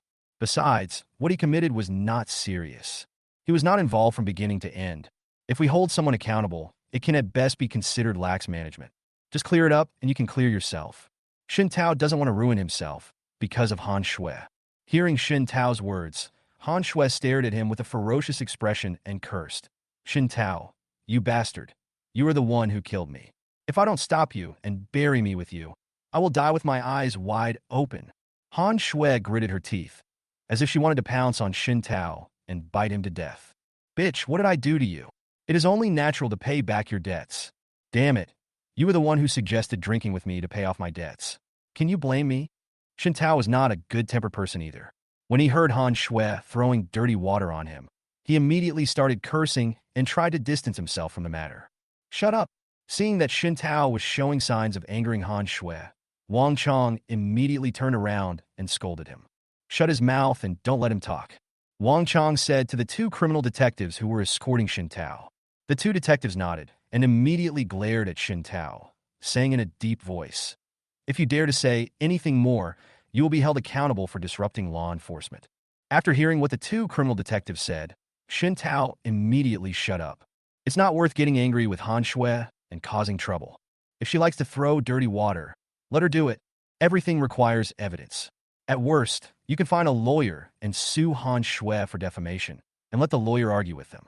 Xin Tao, do you think that sleeping with me would be a waste of time? Suddenly, Han Shui laughed and said in a sinister voice. Hearing this, Xin Tao glared at Han Shui again. Bitch! Xin Tao cursed inwardly. Xin Tao, do you know why we came to the hospital? Han Shui asked with a smile. Hee. Hearing this, Wang Chong glanced at Xin Tao. The reason for coming to the hospital for examination was not told to Xin Tao, because I was afraid that Xin Tao would get emotionally excited and do something out of line. Wang Chong gave a look to the two criminal detectives who were escorting Xin Tao. The two criminal investigators held a meeting and nodded. He grabbed Xin Tao's hand and secretly used some force. Why? Hearing this, Xin Tao was stunned and asked subconsciously. Why? Because you slept with me. Han Shui laughed wildly. With a crazy expression, he looks like a madman. Xin Tao, do you know? That old man is full of diseases. I was forced by him and got infected with all of it. AIDS, syphilis, HPV, all the infectious diseases you can think of, all included. Han Shui blinked and smiled charmingly. If it wasn't for revenge on you, why do you think I would pay you back? Han Shui said with a smile. Hearing Han Shui's words, Xin Tao was stunned. Immediately, Xin Tao's expression changed drastically. Bitch, I'm going to kill you. Xin Tao was furious and was about to rush towards Han Shui. The two criminal detectives who were escorting him were quick-eyed and quick-handed. As soon as Xin Tao moved, he was pinned to the ground. Let me go, I want to kill this bitch. Xin Tao struggled violently and roared. Ha! Looking at Xin Tao's furious expression, Han Shui laughed wildly. Xin Tao, calm down. These diseases are not incurable. With your financial resources, there is still hope. Wang Chong frowned and said in a deep voice. Officer Wang, let me go. I'll kill this bitch for you. Xin Tao roared at the top of his lungs. Xin Tao, calm down. Wang Chong frowned and scolded. Han Shui, everything you just said has been recorded by the law enforcement recorder and will be used as evidence that you intentionally spread infectious diseases. Wang Chong pointed at Han Shui and scolded her harshly. If you surrender now and let Su Wanqing go, we can consider it as your surrender. Wang Chong said in a deep voice. Officer Wang, I'll take someone with me even if I die. Han Shui licked her lips and said with a smile. As she spoke, she opened her red lips and rubbed them back and forth on Su Wanqing's fair neck. It seems to be looking for a better place to start. Han Shui, don't be impulsive. If you have any request, you can ask. Seeing this scene, Wang Chong was shocked and shouted. Require. Call Feng Xiaoqiao over. I can talk to you. Han Shui said with a smile. From the very beginning, Han Shui's target was Feng Xiaoqiao. Su Wanqing, Wenshi, and Yun Luoshu are nothing more than accessories. That's impossible. We have no right to ask for it. Feng Xiaoqiao is taking a risk by coming here. Wang Chong said in a deep voice. So there's nothing to talk about? Han Shui smiled charmingly, and her red lips moved a little closer to Su Wanqing's neck. Officer Wang, do you think I can bite through Su Wanqing's neck and transmit the virus in my body to her through my saliva? Han Shui glanced at Wang Chong and said with a smile. You. After hearing Han Shui's words, Wang Chong was speechless. Whether she could bite through it or not, as long as the skin was broken, Su Wanqing would be in great danger and would most likely be infected. Han Shui, if you harm the hostages, the nature of the situation will change. We will take coercive measures. Wang Chong tried to intimidate Han Shui into giving up her terrible idea. Oh, take coercive measures? Hearing Wang Chong's words, Han Shui smiled playfully. Officer Wang, I'm so scared. Han Shui said with a smile. What if I kiss Su Wanqing? A kiss shouldn't be considered as harming the hostage, right? Han Shui said with a smile. Upon hearing this, Su Wanqing's expression changed drastically. Chapter 40 Feng Xiaoqiao. I want to replace her. Do you agree? No, don't. Whoa. Su Wanqing, who understood what was going on, was frightened to tears by Han Shui's words. Behave yourself, or I'll kiss you right now. Han Shui threatened viciously. Don't be impulsive, we can talk it over. Wang Chong shouted anxiously. Han Shui, don't be impulsive. I'll contact Fong Xiaoqiao now. Don't be impulsive. Wang Chong took out his cell phone while comforting Han Shui. Wang Chong is a good policeman who always puts the safety of innocent people first. He would not allow the suspect to cause any form of harm to the hostage in front of him. Officer Wang, you better hurry up, Han Shui said with a sneer. Su Wanqing, don't be afraid, don't get excited, don't struggle, and stay quiet. Wang Chong dialed the number while talking to Su Wanqing. Wang Chong was afraid that Su Wanqing's struggle would anger the mentally unstable Han Shui, leading to uncontrollable consequences. Good. Su Wanqing responded with sobs. Han Shui, can I be your hostage? The young policewoman at the side asked tentatively. No, don't come over here. Han Shui roared harshly.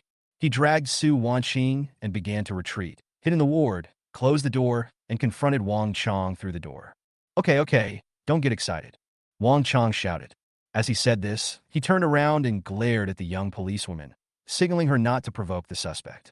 The policewoman retreated helplessly. Wang Chong also thought about replacing Su Wanqing with himself. But as soon as the thought came to his mind, he rejected it. For Han Shui, it simply doesn't work. Now the young policewoman acted on her own, aroused Han Shui's vigilance, and hid in the ward, which greatly increased the difficulty of a surprise attack when necessary. Although the policewoman had good intentions and wanted to sacrifice herself to protect Su Wanqing, she had just been transferred here and lacked experience, so she ended up making things worse. Originally, Wang Chong tried to let Han Shui relax her vigilance and take the opportunity to attack and rescue Su Wanqing, but now he has to make new plans. Crack! Don't push open the stairwell door. Wang Chong frowned and turned his head to look. Then Fong Xiaoqiao and Yun Luoshu walked out from the stairwell. Officer Wang, no need to call. Fong Xiaoqiao, who was wearing a hospital gown, said with a smile. Why are you here? Wang Chong asked doubtfully. Han Shui was not in the ward just now. When Wang Chong found Fong Xiaoqiao, he was still wondering where Fong Xiaoqiao and the other two had gone. Now that he saw Fong Xiaoqiao, he naturally asked the doubts in his heart. I went out to throw something away and happened to see Han Shui kidnapping Su Wanqing.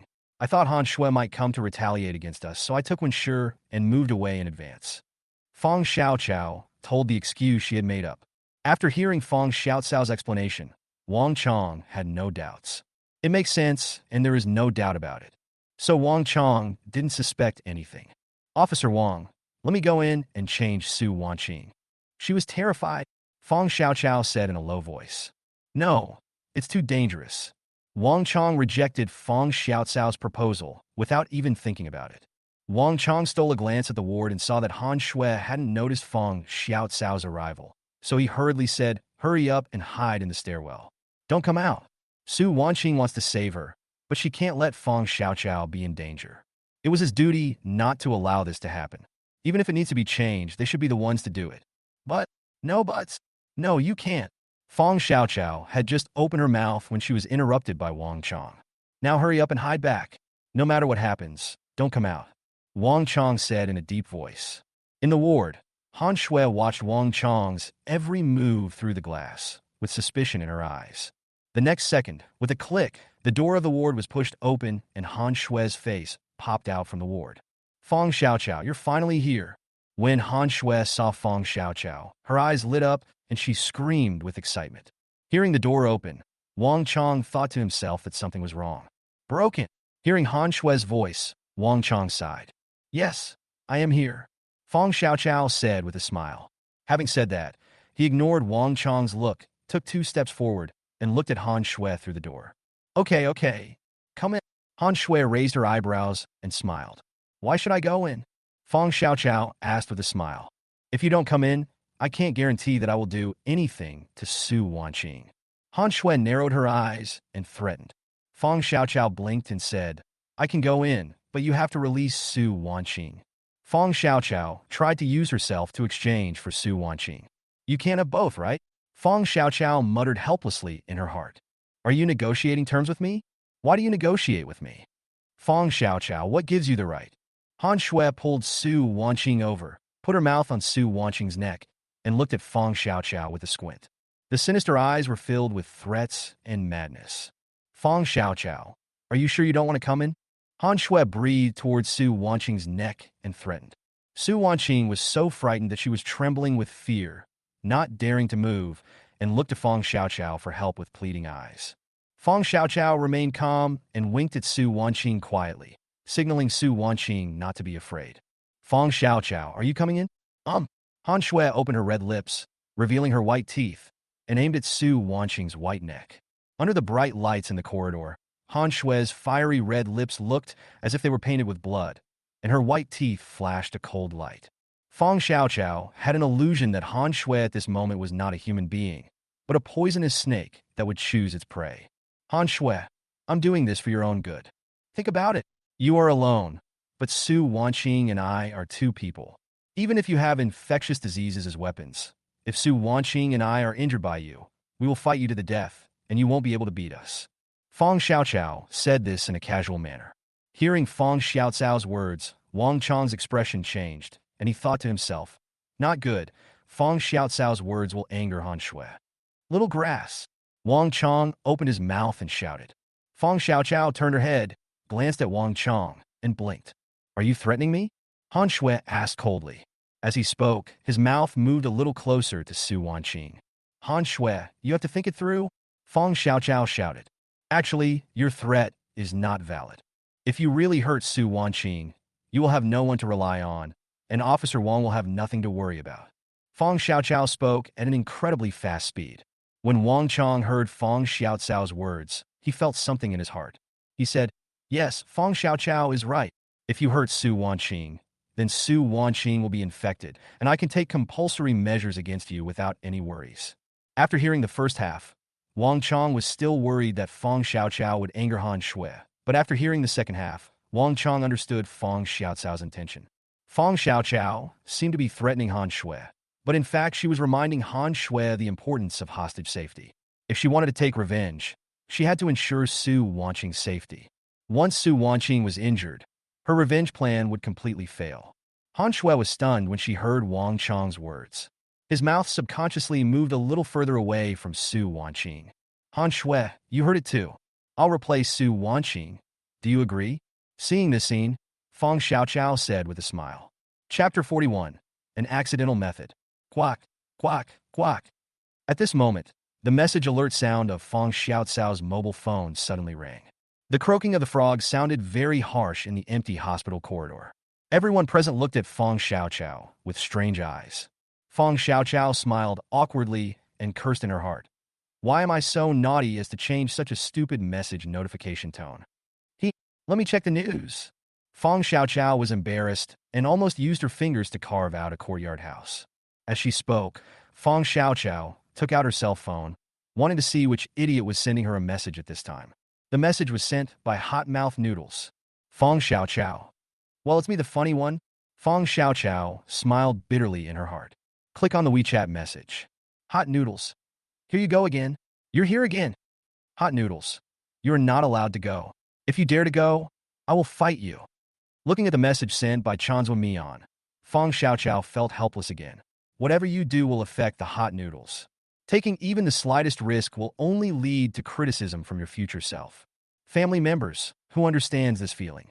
Don't make trouble. People will be saved. Feng Xiaoqiao quickly replied to the message that was hot on her lips. After sending the message, Feng Xiaoqiao put away her phone. Ahem. Excuse me, let's move on. Feng Xiaoqiao said with an awkward smile. Feng Xiaocao's actions confused everyone. Han Shui felt even more offended. Feng Xiaoqiao, can you respect me a little? Han Shui yelled angrily. I'm a gangster, and I took hostages.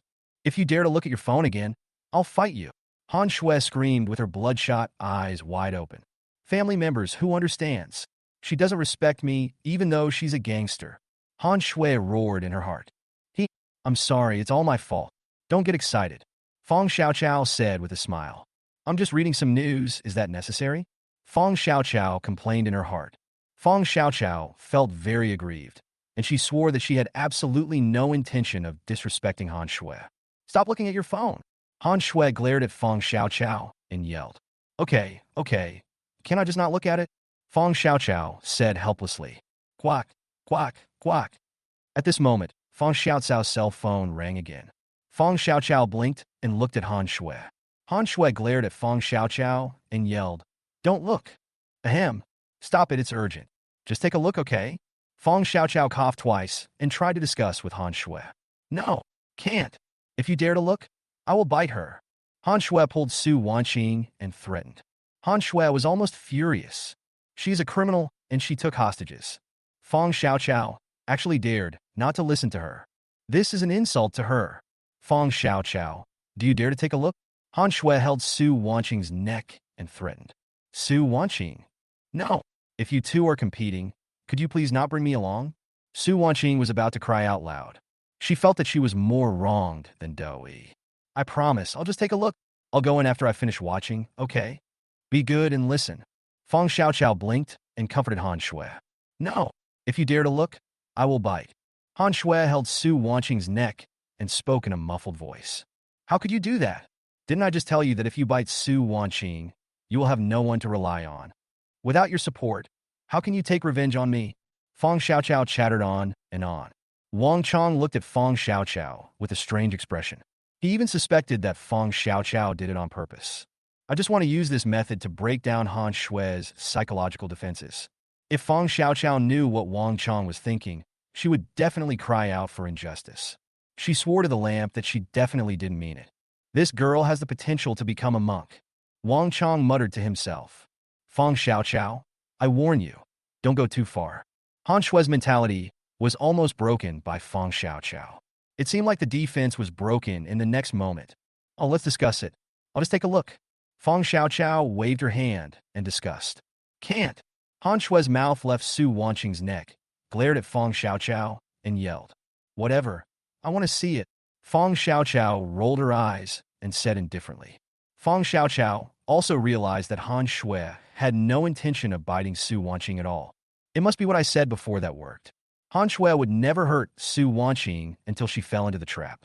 So, Fong Xiaoqiao simply ignored Han Shui. After all, Fong Xiaoqiao was very eager to see what message Hot Noodles had sent. The message sent by Tongzue Mian may be helpful in subduing Han Shui. Having said that, Fong Xiaoqiao didn't wait for Han Shui to speak, picked up her phone, and started reading the messages. Seeing this scene, the corners of Wang Chong's mouth twitched violently. Looking at Han Shui, his muscles were tense, ready to attack at any time if Han Shui was provoked and wanted to hurt Su Wanqing. Han Shui's attention was now entirely on Fong Xiaoqiao, and she didn't pay any attention to him at all. Because of the argument with Fong Xiaoqiao, he was emotionally agitated and his vigilance was no longer as high. He unconsciously took Su Wanqing out of the ward. If we launch a strong attack now, there may be hope. Wang Chong bent down and got ready. Fong Xiaoqiao. Han Shui screamed. Fong Xiaoqiao rolled her eyes at Han Shui and said, Be quiet and stop making noise. I'll go in after I finish watching it. Is that okay? Fong Xiaoqiao added. As she spoke, Fong Xiaoqiao opened WeChat. Hot Noodles. Keep it like this. Hot Noodles. This method is very good. Hot Noodles. Continue to deal with Han Shui. Draw all of Han Shui's attention to us. Reduce Wang Chong's presence. Cooperate with Wang Chong. And Su Wanqing will not get hurt. Fong Xiaoqiao was delighted when she saw the news about the Hot Noodles. She didn't expect that she had accidentally hit on a project and it actually led to a great success. Fong Xiaoqiao subconsciously wanted to go see Wang Chong. But when he thought about the Hot Noodles, he would have to cooperate with Wang Chong and reduce Wang Chong's presence, and Han Shui's attention was all on him. If he went to see Wang Chong, it would probably attract Han Shui's attention. So although he was very curious about what Wang Chong was preparing, he still resisted the urge to look back. Okay, I'll try my best. Fong Xiaoqiao replied with a message. Putting down the phone, Fong Xiaoqiao looked at Han Shui. Huh, why didn't you bite? Fong Xiaoqiao asked with a smile. As he spoke, he took 2 steps toward the ward. He opened the door of the ward and stood on one side of it. Fong Xiaoqiao used her movements to divert Han Shui's attention, and at the same time created an opportunity for Wang Chong to rush into the ward. Sure enough, as soon as Fong Xiaoqiao moved, Han Shui's gaze followed Fong Xiaoqiao and shifted along with her. Even because Fong Xiaoqiao was standing a little off to the side, Han Shui moved a little towards the door. Hey, I'm such a clever kid. Seeing this scene, Fong Xiaoqiao was secretly delighted. Chapter 42 Perfect Match. Well done! Wang Chong cheered secretly. Fong Xiaoqiao's little action was exactly what Wang Chong wanted. He winked at the little policewoman quietly. The young policewoman understood and quietly took 2 steps to block Wang Chong's figure. Wang Chong slowly squatted down and took out the gun from his waist. When escorting the suspect to the hospital, Wang Chong's service gun was loaded, but the safety was not turned off. Wang Chong quietly turned on the safety and pressed the firing pin. Keep your gun ready to fire at any time. He quietly poked the police girl's leg with his finger. The policewoman understood and put her hands behind her back, preparing for the attack. Wang Chong quietly handed his gun to the young policewoman and slowly stood up. While Han Shui was not paying attention, he slipped out from behind the policewoman. Han Shui's crime does not deserve the death penalty, and Wang Chong will not use his gun unless it is absolutely necessary. Wang Chong's plan was to find the right opportunity to attack. The policewoman is responsible for the support. If she is unable to subdue Han Shui, the policewoman will use her gun to kill Han Shui before she harms the hostages. Glancing at Wang Chong's actions, Feng Xiaoqiao deliberately walked a few steps towards the ward and leaned against the wall. This place is Han Shui's blind spot. If Han Shui wanted to see her, she had to walk out of the ward. All her attention was on Feng Xiaoqiao. As soon as Feng Xiaoqiao moved, Han Shui subconsciously dragged Su Wanqing and took 2 steps outside the ward, then leaned her whole body out of the ward. Feng Xiaoqiao, what tricks are you going to play? Han Shui shouted sharply. No, I'm just a little tired. Lean against the wall. Feng Xiaoqiao shrugged and said with a smile. Are you tired? Would you like to lean on him for a while? Feng Xiaoqiao said with a smile. Don't play tricks. Are you coming in or not? Han Shui looked at Feng Xiaoqiao coldly and asked. If you don't come in, I'll bite her. My patience is limited. It's enough to pull one anyway. If Su Wanqing gets sick, you will blame yourself, right? Because of you, she got sick. She will hate you for the rest of her life, right? Han Shui looked at Feng Xiaoqiao with a sneer and said in a sinister voice. Say, let her replace you. Let Feng Xiaoqiao save you. As she spoke, Han Shui pulled Su Wanqing and scolded her. Woo-woo. Su Wanqing trembled and whimpered. Fear. The fear of danger comes from instinct. Even the carefree Su Wanqing was filled with fear from the bottom of his heart at this moment. Hey, stop scaring Wanqing. Can I replace her? Seeing the fear in Su Wanqing's eyes, Feng Xiaoqiao pretended to be helpless and said. As she spoke, Feng Xiaoqiao pretended to walk towards the ward. Seeing Feng Xiaoqiao's actions, a hint of excitement flashed in Han Shui's eyes. Come here quickly, Han Shui muttered to herself. However, Feng Xiaoqiao took 2 steps and stopped again. What tricks are you going to play? Seeing Feng Xiaoqiao's actions, Han Shui screamed. You don't intend to attack Su Wanqing after I get there, do you? If you have such a plan, I can't harm Su Wanqing. Feng Xiaoqiao blinked and asked with a smile. Don't talk nonsense, my patience is limited. Han Shui screamed in frustration. Han Shui never expected that her little thoughts would be exposed by Feng Xiaoqiao. Han Shui's defense broke down at this moment. My body couldn't stop shaking because of excitement. Seeing this scene, Wang Chong's eyes lit up and he silently gave Feng Xiaoqiao a thumbs up in his heart. The opportunity has come. Wang Chong tensed his body and his eyes became determined. The next second, Wang Chong seemed to be equipped with a spring. With a whoosh sound, the whole person bounced out. Seeing Wang Chong taking action, the young policewoman raised her gun and pointed the black muzzle at Han Shui. As long as Han Shui hurt Su Wanqing, she would pull the trigger without hesitation. Wang Chong's actions caught Han Shui's attention, and she subconsciously turned her head to look over here. Before Han Shui could react, a fist as big as a sandbag came into view. Bang! Wang Chong punched Han Shui in the face, making a dull sound. Without waiting for Han Shui to scream, Wang Chong grabbed Han Shui's hand, twisted it hard, and with his big hand, pulled Su Wanqing out of Han Shui's arms and pushed her behind him. At the same time, Wang Chong turned around and threw Han Shui to the ground with an over-the-shoulder throw. Wang Chong pounced on Han Shui in an instant and tied her hands behind her back. The policewoman reacted quickly, stepped forward, pointed her gun at Han Shui, and shouted, "Don't move." Han Shui was stunned by Wang Chong's series of moves. It was not until Wang Chong pinned her down and handcuffed her with a silver bracelet that she came to her senses and began to struggle violently. "Don't move!" The policewoman shouted again. "Be honest." Wang Chong grabbed Han Shui and scolded her. "Feng Xiaoqiao, I won't let you go." The matter was done. Han Shui could not break free from Wang Chong's grip and could only stare at Feng Xiaoqiao and roar at the top of her lungs. "Be honest." Wang Chong scolded again.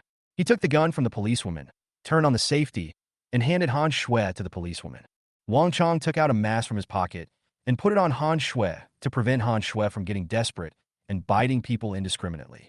After all, Han Shui is much more dangerous than a dog when she bites people. If you're bitten by a dog, you can also get a rabies vaccine. I was bitten by Han Shui, but there was no vaccine available. Take him to have his blood drawn for testing. After the examination, compare it with the virus in Chi Yu's body, and then return to the municipal bureau. Wang Chong turned around and spoke to the young policewoman and the two criminal detectives who were escorting Shintao. Yes, team leader. The three of them responded in unison and escorted Han Shui and Shintao towards a separate ward. Xiao Chao, well done. Wang Chong praised Xiao Chao generously. Officer Wang, is still very brave. Fong Xiao Chao said with a smile. In a split second, Wang Chong's combination of grappling moves to rescue Su Wanqing left Fong Xiao Chao dumbfounded. As expected of a rising star in the city bureau, he's just awesome. Fong Xiao Chao sighed in her heart. You guys take a good rest. I'll follow and take a look. Wang Chong said with a smile. Officer Wang, go and get busy. Fong Xiao Chao nodded and said with a smile. Wang Chong nodded and walked upstairs. Wanqing, are you okay? After Wang Chong left, Fong Xiao Chao walked towards Su Wanqing, who was curled up in Yun Luoshu's arms and trembling, and asked with concern. No, it's okay. Su Wanqing said in shock. Are you hurt? Fong Xiao Chao asked with concern. No. Su Wanqing replied tremblingly. Call? That's fine. If you're hurt, be sure to tell me. If we get checked early, maybe we can still block it. Fong Xiao Chao said in a deep voice. Su Wanqing nodded and responded. Luo Shu, send Wanqing to the ward. We still have to go and carry Wenshi. Fong Xiao Chao said to Yun Luoshu. Good. Yun Luoshu responded, picked up Su Wanqing in his arms like a princess, and walked into the ward. Hiss. As expected of a woman with the physique of Alaska. Seeing this scene, Fong Xiao Chao sighed. As for this princess hug, not everyone can do it. Chapter 43 Han Shui. You can't convict me. Fong Xiao Chao and Yun Luoshu came upstairs and found Wenshi. Wenshi was sleeping like a pig with drooling from the corners of his mouth. There were no two of them at all. As I thought, after waking up, I found myself alone in the empty ward, looking confused and at a loss. Alas, we thought too much after all. Looking at Wenshi's sleeping posture, Fong Xiao Chao sighed. Yun Luoshu nodded in agreement. Let's go, carry the pig downstairs. Fong Xiao Chao said helplessly. Fong Xiao Chao and Yun Luoshu carried Wenshi and walked towards the ward downstairs. Back in the ward downstairs, Su Wanqing was still crying. Seeing this scene, Fong Xiao Chao sighed helplessly and sighed in her heart. This tiger girl is also scared terribly. Municipal Bureau. Interrogation room. Han Shui sat casually leaning against the interrogation chair, looking lazily at Wang Chong and the female police officer who were interrogating her across from her. Han Shui, sit down. The policewoman scolded. Han Shui glanced at the little policewoman lazily and rolled her eyes. You. The young policewoman pointed at Han Shui and was about to scold her. Wang Chong waved his hand, signaling the little policewoman not to get excited. Wang Chong could see that Han Shui was deliberately provoking them. Han Shui, you can't escape the blame. Wang Chong said with a smile. Hearing Wang Chong's words, Han Shui glanced at him. Even if you don't cooperate with the interrogation, we can still convict you based on the existing chain of evidence. Wang Chong didn't care about Han Shui's attitude and just kept talking to himself. Han Shui looked at Wang Chong and sneered. Why are you laughing? Looking at Han Shui's arrogant attitude, the young policewoman questioned. Han Shui glanced at the little policewoman again, still sneering. You don't believe it? Wang Chong waved to the policewoman and asked with a smile. Officer Wang, you can't convict me. Han Shui smiled playfully and spoke. Upon hearing this, Wang Chong and the female police officer were stunned. Why can't I convict you? The policewoman asked back angrily. Why? Just because I'm sick. Han Shui laughed crazily and spoke breathlessly. Han Shui, I think you are mistaken. Infectious diseases cannot help you escape punishment. Wang Chong said with a smile. Our country's laws stipulate that minors, pregnant women, and people over 75 years old can be exempted from the death penalty, except for extremely cruel acts that cause death, but they cannot escape punishment. Unfortunately, you are none of these, and your crime is not punishable by death, only imprisonment. So even if you are one of the three categories above, you still need to receive the appropriate punishment. Wang Chong said with a smile. In other words, even if you were pregnant, You will still be in prison and serve out your sentence. Wang Chong looked at Han Shui and spoke word by word. Officer Wang, did you miss a category? Han Shui looked at Wang Chong and smiled playfully. Hearing this, Wang Chong's smile froze and he looked at Han Shui in surprise. Han Shui blinked and smiled in return. We have a professional appraisal agency. Every year, there are many people who try to use this trick to escape punishment, and no one has ever been able to get away with it. Even if the diagnosis is passed, you will be forced to seek medical treatment and spend the rest of your life in a mental hospital. Wang Chong glared at Han Shui and said in a cold voice, It doesn't matter. I am just sick. Han Shui shrugged and smiled. A lifetime, a few years, or a dozen years, you have to think it through. Wang Chong stared into Han Shui's eyes and spoke word by word. What am I thinking? I don't have to think about anything. I am ill. I have to admit it, Han Shui said with a smile. Xiao Li, arrange for the appraisal immediately. Wang Chong suppressed his anger and said to the young policewoman. Since Han Shui brought it up, Wang Chong couldn't ignore it. Today's interrogation was destined to end in a bad mood. Take it back first, Wang Chong shouted and quickly walked out of the interrogation room. Team leader, the little policewoman screamed and hurried to follow. Ha! From the interrogation room behind him, Han Shui's wanton and crazy laughter could be heard. Team leader, the young policewoman looked at Wang Chong worriedly. This was the first time she saw Wang Chong lose his composure during interrogation since she was transferred to the municipal bureau. I'm fine. Immediately arrange for someone to investigate Han Shui's medical records, including all of Han Shui's interpersonal relationships and drug purchase records. Since she wants to pretend to be mentally ill, we will use the evidence to crush her intentions. Wang Chong put away the anger on his face and spoke calmly. Wang Chong's sudden change startled the policewoman, who then smiled and replied, Yes. Team Leader Wang is Team Leader Wang. His performance is just like the real thing. The little policewoman laughed in her heart. Go quickly, Wang Chong said helplessly. Yes. The policewoman responded and quickly ran out of the office. Wang Chong sat in a chair and lit a cigarette. I started to review everything about Han Shui in my mind. Han Shui's scheming made Wang Chong feel that it was not in line with her age. Many people can think of using mental illness to escape punishment, and it is even very common, but they are basically low IQ criminals with no common sense. A truly intelligent criminal would not have such childish thoughts, because they all know that under the appraisal of professional institutions, the success rate of mental illness being exonerated is almost zero. Although Han Shui's criminal process cannot be called a high IQ crime, it was meticulous and rigorously planned. If his desire for revenge wasn't so strong that it controlled his emotions and caused him to act too hastily, he would not have been exposed so quickly. Wang Chong believed that if Han Shui was not in a hurry, her revenge plan would have been likely to succeed. What on earth do you rely on? Are you so confident that you will succeed? Wang Chong muttered to himself. After quietly smoking a cigarette, Wang Chong walked out of the office. 5 minutes later, a police car drove out of the city police station. Are you there? In the ward, Fong Xiaoqiao sent a message to the hot noodles. Hot noodles, miss, what's the matter? Looking at the hot noodles and replying to the message, Fong Xiaoqiao smiled. Yo, yo, yo, are you so resentful? Fong Xiaoqiao sent a message with a smile. Hot noodles, how dare I? Hot noodles. What if the young lady plays another trick on me and takes a risk? Fong Xiaoqiao curled her lips and muttered, As expected of my future self, I still hold grudges. Okay, don't be angry. Isn't this okay? Fong Xiaoqiao also included a flattering emoticon package. Hot noodles. Come on, don't you know? Hot noodles. Didn't I tell you that I will experience the consequences of every choice you make in advance? Hot noodles. Just because of your decision, I experienced death twice. Hot noodles. If you do this a few more times, even if I'm not killed by you, I'll become a psychopath sooner or later. Looking at the news about the hot noodles, Fong Xiaoqiao grinned and stuck out her tongue. I'll be more careful next time. Fong Xiaoqiao tried to act coquettishly with herself. Chapter 44. Demons should go back to hell. Quack, quack, quack.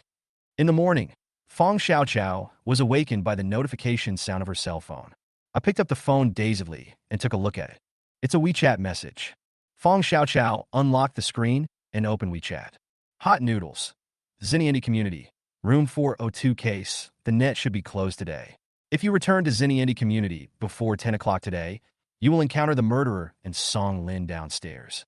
After seeing the content of the message, Fong Xiaoqiao was instantly startled and sat up from the hospital bed with a whoosh. Closing the net? Bonus! Fong Xiaoqiao woke up instantly. Who is the murderer? Has Song Lin already caught him? Is Song Lin so fast? Fong Xiaoqiao quickly replied to the message. I glanced at the time. It was 8:48 in the morning. There's still time. Fong Xiaoqiao muttered to herself and started to get dressed. Hot noodles. What else do you need to do if I catch you? Hot noodles. Did you run into the murderer? When Fong Xiaoqiao saw the news about the hot noodles, her face instantly turned dark. This joke is not going away, is it? Fong Xiaoqiao rolled her eyes and sent a reply. Hot noodles, yes. Fong Xiaoqiao. I'm so angry. I really want to give myself 2 big dicks. Fong Xiaoqiao had the urge to bite someone. Hot noodles. Good brother, hurry up. It's time to pick up money. I don't even know who the murderer is. Fong Xiaoqiao replied with a message in a bad mood. Change your clothes and put on your shoes. Under the gaze of the 3 confused sled idiots, Fong Xiaoqiao picked up her bag and car keys and ran out of the ward in a hurry. Hot noodles. I'll give you a hint when the time comes. After seeing the news about the hot noodles, Fong Xiaoqiao felt relieved and quickly ran downstairs and came to the hospital parking lot. Fortunately, I asked Jiqi's bodyguard to help drive the car over last night. Fong Xiaoqiao muttered to herself while looking for a car. The red Land Rover is quite eye-catching. Soon, Fong Xiaoqiao found her car. Open the car door and sit in the driver's seat. At this time, the time is 9:08 in the morning. Fong Xiaoqiao started the car and drove away from the hospital. The red Land Rover weaved back and forth in the traffic, heading straight towards the Xintiandi community. At the tail end of the morning rush hour, the roads were still relatively smooth. 40 minutes later, the red Land Rover successfully drove into the Xintiandi community. The time now is 9:48 in the morning. I have arrived at a new world. Fong Xiaoqiao sent a message to the hot noodles. Hot noodles, go directly downstairs. Seeing the message, Fong Xiaoqiao nodded. The red Land Rover drove straight towards the apartment building. 3 minutes later, Fong Xiaoqiao parked the Land Rover downstairs of the apartment. As soon as she parked the car, Fong Xiaoqiao saw Song Lin standing at the door of the apartment building, talking to an elderly couple. The old woman was holding a little boy in her hand. Huh, this little boy looks familiar. Fong Xiaoqiao muttered doubtfully. She felt that the little boy looked familiar, but I couldn't remember where I had seen it. Quack, quack, quack. At this time, the phone prompt sounded. Just as she was lost in thought, Fong Xiaoqiao was startled. Coming back to her senses, Fong Xiaoqiao picked up her phone. The screen displays a WeChat message. Fong Xiaoqiao unlocked the screen and opened WeChat.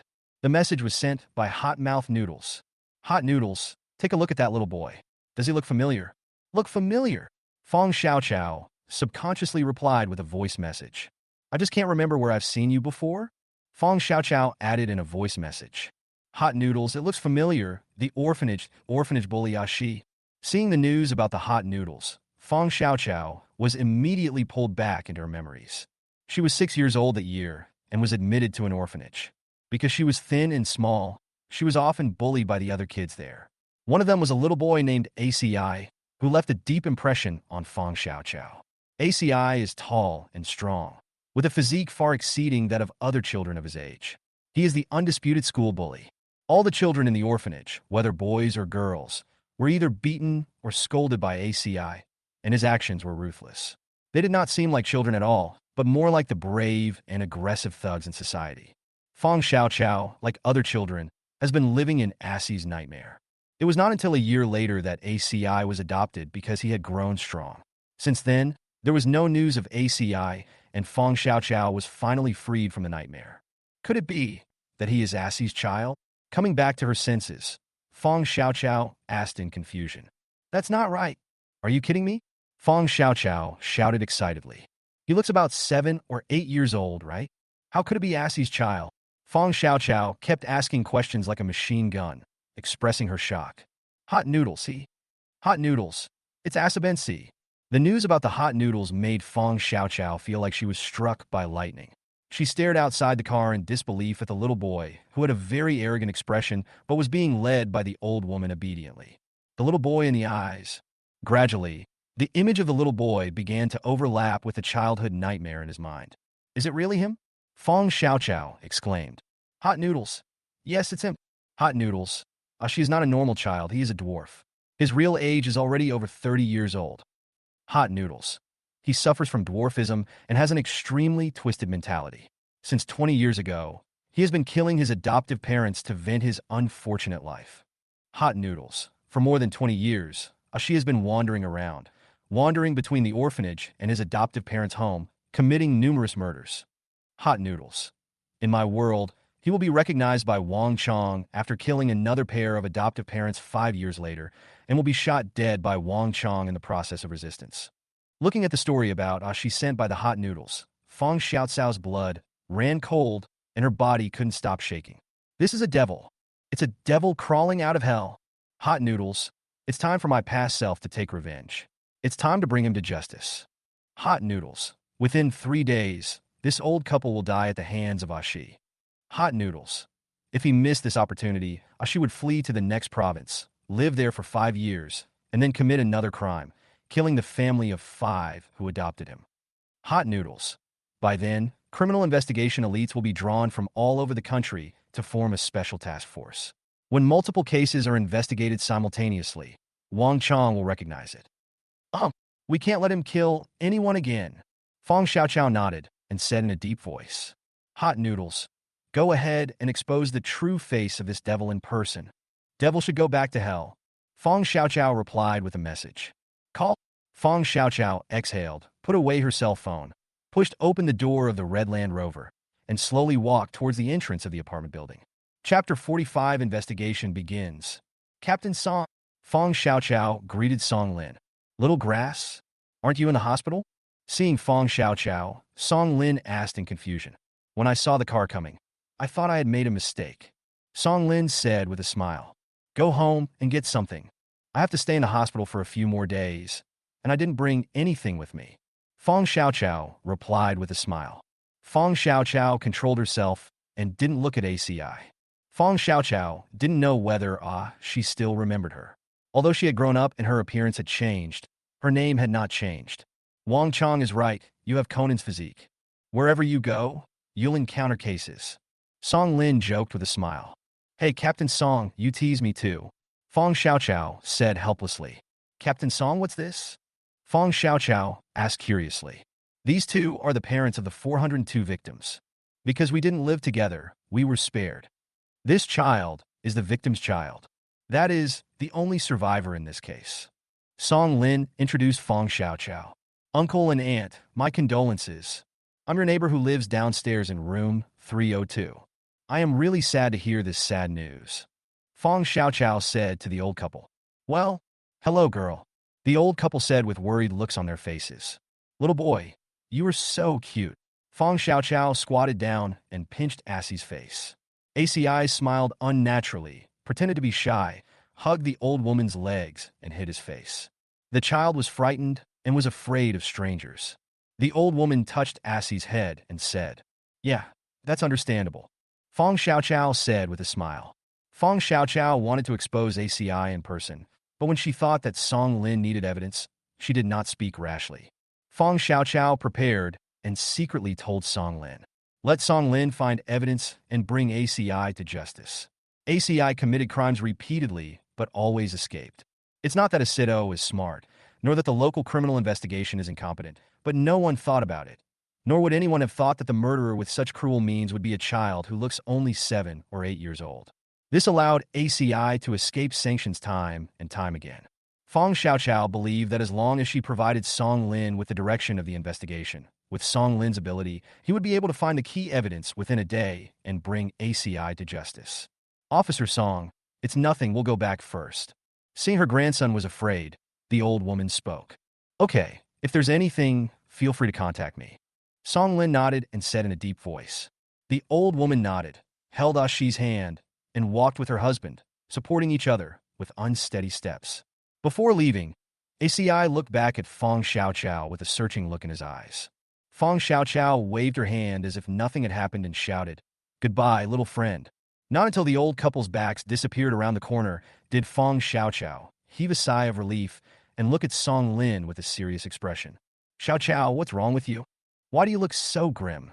Noticing the change in Fang Xiaoqiao's expression, Song Lin asked with concern. Captain Song, there's something wrong with that child, Fong Xiaoqiao said in a trembling voice. What? Song Lin was stunned when he heard Fong Xiaoqiao's words. There's something wrong with that kid. He is the murderer, Fong Xiaoqiao said in a deep voice. Song Lin looked at Fong Xiaoqiao in confusion and reached out to touch Fong Xiaoqiao's forehead. Oh, I don't have a fever. Fong Xiaoqiao slapped Song Lin's hand away and said helplessly. I know that kid. He's a dwarf. Fong Xiaoqiao spoke straight to the point. Hearing this, Song Lin was stunned again. Immediately, his expression became serious. Tell me more about it, Song Lin said in a deep voice. Song Lin felt that Fong Xiaoqiao would not do anything without a purpose. That child's name is Aashi. He was the same age as me in an orphanage when I was a child. He was adopted very early. At that time, he looked like this. Fong Xiaoqiao told Song Lin in a deep voice what happened to Aashi in the orphanage. How do you know for sure that this child is him? Song Lin frowned and asked in a deep voice. During our visit, we found no evidence that the victim had adopted a child. Song Lin said in a deep voice. Wouldn't it be easy to find out if you just check it out? But you have to be quick. You just call me by my name. I can't guarantee that he didn't recognize me, Fong Xiaoqiao said in a deep voice. If he recognized me, he might escape, or he might kill to silence the witnesses. The old couple who escaped might be in danger. Fong Xiaoqiao spoke up to remind him. Hearing this, Song Lin's expression changed. I'll investigate right away. If what you say is true, then this might not be his first time committing a crime, Song Lin said with a serious expression. Then I won't bother Captain Song anymore, Fong Xiaoqiao said with a smile. As he said that, he walked into the unit door. Half an hour later, Fong Xiaoqiao walked out of the apartment building carrying a bag and got into the car. Fong Xiaoqiao had to put on a complete show. She couldn't let Song Lin suspect her. Although at this time, Song Lin had already left. Fong Xiaoqiao drove out of Xinjiang community and went straight back to the hospital. After Fong Xiaoqiao drove away, Song Lin walked out from a corner with his cell phone in his hand. He looked at the taillights of the red Land Rover going away and fell into deep thought. Soon, the call was connected. My name is Song Lin. I'm here to investigate the orphanage where Fong Xiaoqiao lived before and Fong Xiaoqiao's situation. I'd also like to check if there's a boy named Aashi in the adoption records. It would be even better if there's a photo of him. After saying that, Song Lin hung up the phone. Fong Xiaoqiao, are you really just a student? Why do I feel like you're weird? Today, you seem to appear just for the sake of appearing. Is it really such a coincidence? Song Lin stood there, muttering to himself. Song Lin picked up the phone and dialed another number.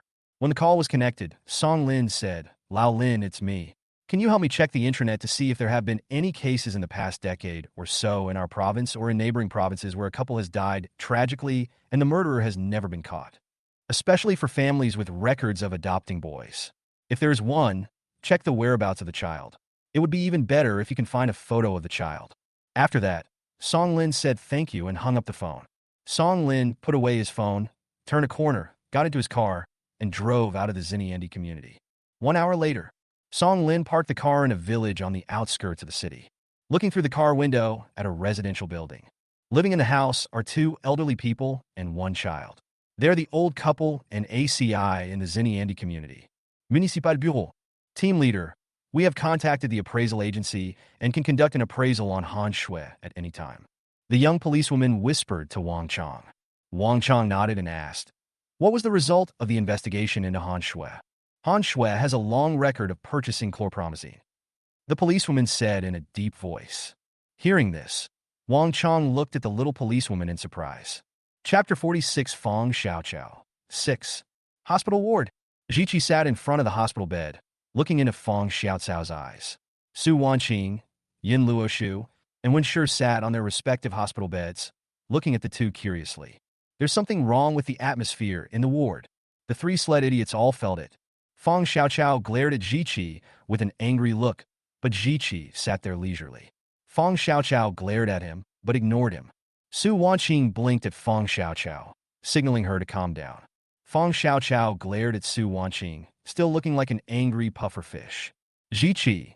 Fong Xiaoqiao raised her voice and shouted. Shuh. This is a hospital. Please keep quiet. Jiqi made a gesture to keep quiet and smiled. Fong Xiaoqiao. Don't go too far. Fong Xiaoqiao shouted angrily. Shh, keep quiet. Ji repeated the same action. Fong Xiaoqiao. I was completely speechless. This woman didn't argue with her. You win. Fong Xiaoqiao said helplessly. When are you going? Fong Xiaoqiao asked weakly. Yeah. The three idiots on the sled cheered. Fong Xiaoqiao agreed. The happiest person was not Ji, but the three idiots on the sled who were watching the show from behind. Hearing the cheers of the three sled idiots, Fong Xiaoqiao glared at them fiercely. Receiving the threatening look, the three idiots fell silent instantly. Tomorrow, Ji said with a smile. What time is it? Fong Xiaoqiao asked, rolling her eyes. I'll pick you four up at 9 in the morning. Ji raised his eyebrows and replied with a smile. Get lost. Fong Xiaoqiao pointed at the ward door and said, before I regret it, get out of my sight immediately. Fong Xiaoqiao spoke word by word. Okay, I'll go. Ji pretended to surrender and walked out of the ward with a smile. Hurry up, Fong Xiaoqiao said with a fierce face. Okay. Right away, right now. Ji walked out of the ward with a smile and considerately closed the door for Fong Xiaoqiao and the other three. You guys are still laughing? Fong Xiaoqiao glared at the three idiots on the sled. The three sled idiots responded with a silly smile. I'll make you laugh. Fong Xiaoqiao grabbed the pillow and rushed towards Su Wanqing, who was in the bed next to her. I'll make you laugh. I'll let you sell me out. I'll let you guys agree for me. Fong Xiaoqiao vented all her anger towards the three people on Su Wanqing alone. Yun Luoshu and Wen Shi were two idiots. They were eating melon seeds with relish while watching Fong Xiaoqiao fighting the husky. Wrong. Oops, I was wrong. After being beaten up by Fong Xiaoqiao, Su Wanqing begged for mercy again and again. Snort. Fong Xiaoqiao snorted angrily. You two, still laughing? Fong Xiaoqiao glared at Aashi and yelled. Yun Luoshu and Wen Shi were so stupid that they immediately covered their mouths. No more laughing. We are not laughing anymore. Yun Luoshu and Wen Shi said, shaking their little heads. You three are just going to sell me out like this? Fong Xiaoqiao asked angrily with her hands on her hips. Oh, it's not that we're not good friends. Ji really gave too much. Wen Shi blinked and said with a smile. That's right. Besides, it's not considered betrayal. Su Wanqing said with a smile. That's it. Yun Luoshu nodded in agreement. Fong Xiaoqiao was so angry that she went crazy. The three sled idiots actually accepted Jiqi's invitation to go out on her behalf while she was away. Of course, if it was just a travel plan, Fong Xiaoqiao wouldn't go crazy. What made Fong Xiaoqiao crazy was that the three sled idiots were actually bribed by Jiqi because of this travel plan, and they told Jiqi all the embarrassing things she had done since she started college. Even the embarrassing incident of going to the toilet in the middle of the night and being scared to tears by the plastic bag outside the window was described vividly. This directly led to Fong Xiaoqiao's social demise upon returning under Jiqi's playful gaze. Fong Xiaoqiao exclaimed, I met the wrong person. 3 of my bad friends sold it all out. When Fong Xiaoqiao thought about the image of a talented young girl with high IQ that she had just created with Jiqi while chatting on WeChat last night, and how it had all collapsed in less than 24 hours after being betrayed by 3 bad friends, she felt like a social death. Especially when facing Jiqi's half-smiley look, Fong Xiaoqiao awkwardly dug out a city with her toes. I am so embarrassed. Only Fong Xiaoqiao would be so angry and embarrassed. The next day, Fong Xiaoqiao, who was sleeping soundly, was awakened by the chattering of the 3 sled idiots. Fong Xiaoqiao sat up sleepily and checked the time on her phone. Early morning, 6:25. Rub your eyes and look again. Fong Xiaoqiao lay down on the hospital bed with a hopeless look on her face. That's enough of you 3. If you don't sleep, what are you doing? Fong Xiaoqiao shouted weakly. Why are you sleeping? Wake up, get up. Su Wanqing shouted loudly. Screen your sister. Sister, the appointment is at 9 o'clock. It's not even 6:30. Fong Xiaoqiao rolled her eyes and complained. We know the appointment is at 9, but you have to take us to school to get our luggage. Su Wanqing said with a smile. Isn't it just one day? What clothes? Hearing this, Fong Xiaoqiao was stunned and asked in confusion. At this moment, Fong Xiaoqiao had a bad feeling. Who told you it was a day? It's 7 days. Do you think our friendship is only worth 1 day? Su Wanqing said as a matter of course. Wang Defa. 7 days. Fong Xiaoqiao exclaimed. Yes, 7 days. Wen Shi nodded and said, You guys aren't going to school anymore? Fong Xiaoqiao sat up from the hospital bed. I've already taken sick leave. What are you afraid of? Su Wanqing asked back. No, aren't you afraid of failing the exam? Fong Xiaoqiao blinked and asked in shock. What are you afraid of? We are studying art anyway. At worst, I can come back and make up for it. Su Wanqing said nonchalantly. You can make up for your cultural studies, but traveling and camping are not common. Wenshi added in agreement. Fong Xiaoqiao looked at the three people in surprise and shock. Hurry up and get 2 pieces of clothes. Su Wanqing urged. No, are you serious? Fong Xiaoqiao confirmed again in confusion. Of course I'm serious. Su Wanqing nodded and affirmed. Fong Xiaoqiao, 6. Fong Xiaoqiao is not worried about studying. She has always been at the top of her class, and there is no such thing as failing a course. But the 3 idiots on the sled are hard to describe.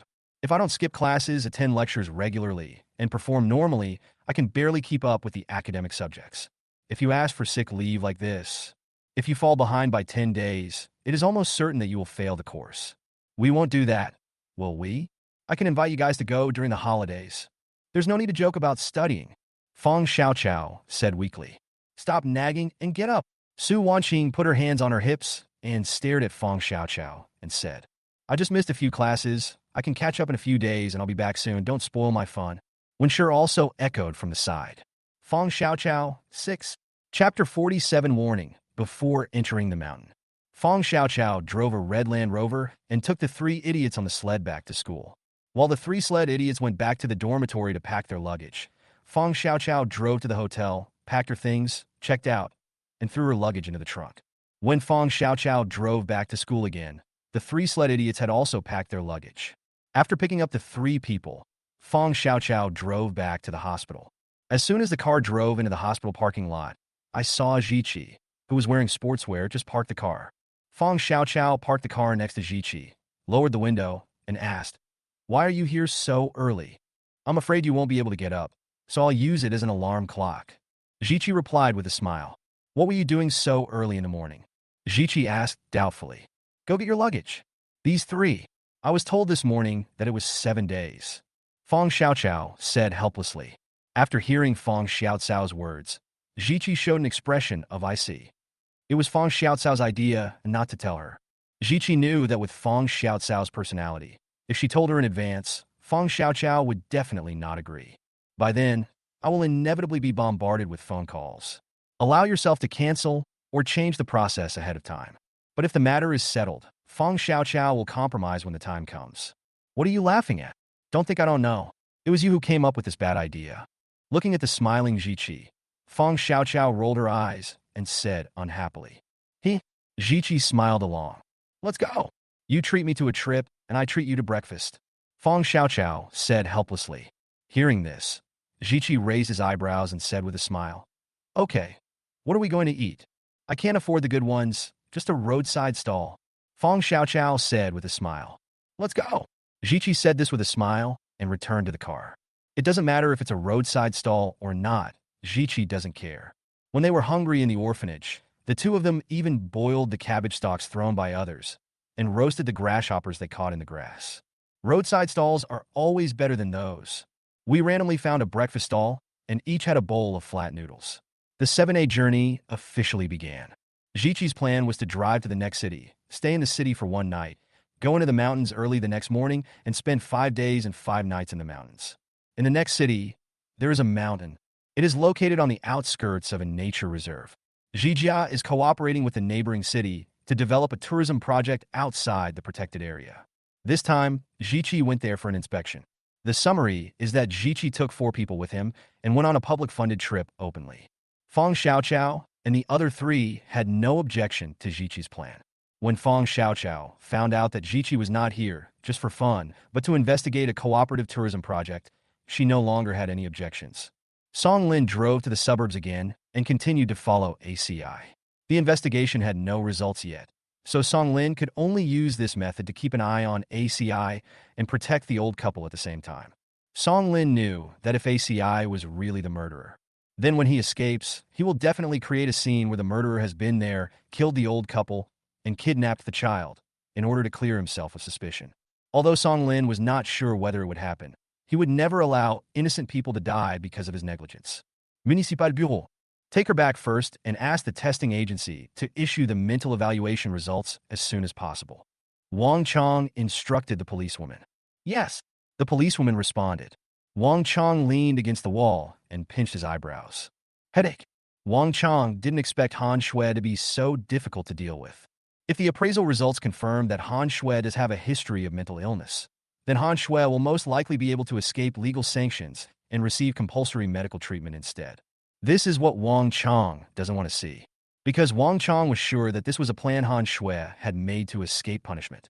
Once Han Shui is transferred to a mental hospital for compulsory medical treatment, she will most likely plan to escape from the hospital.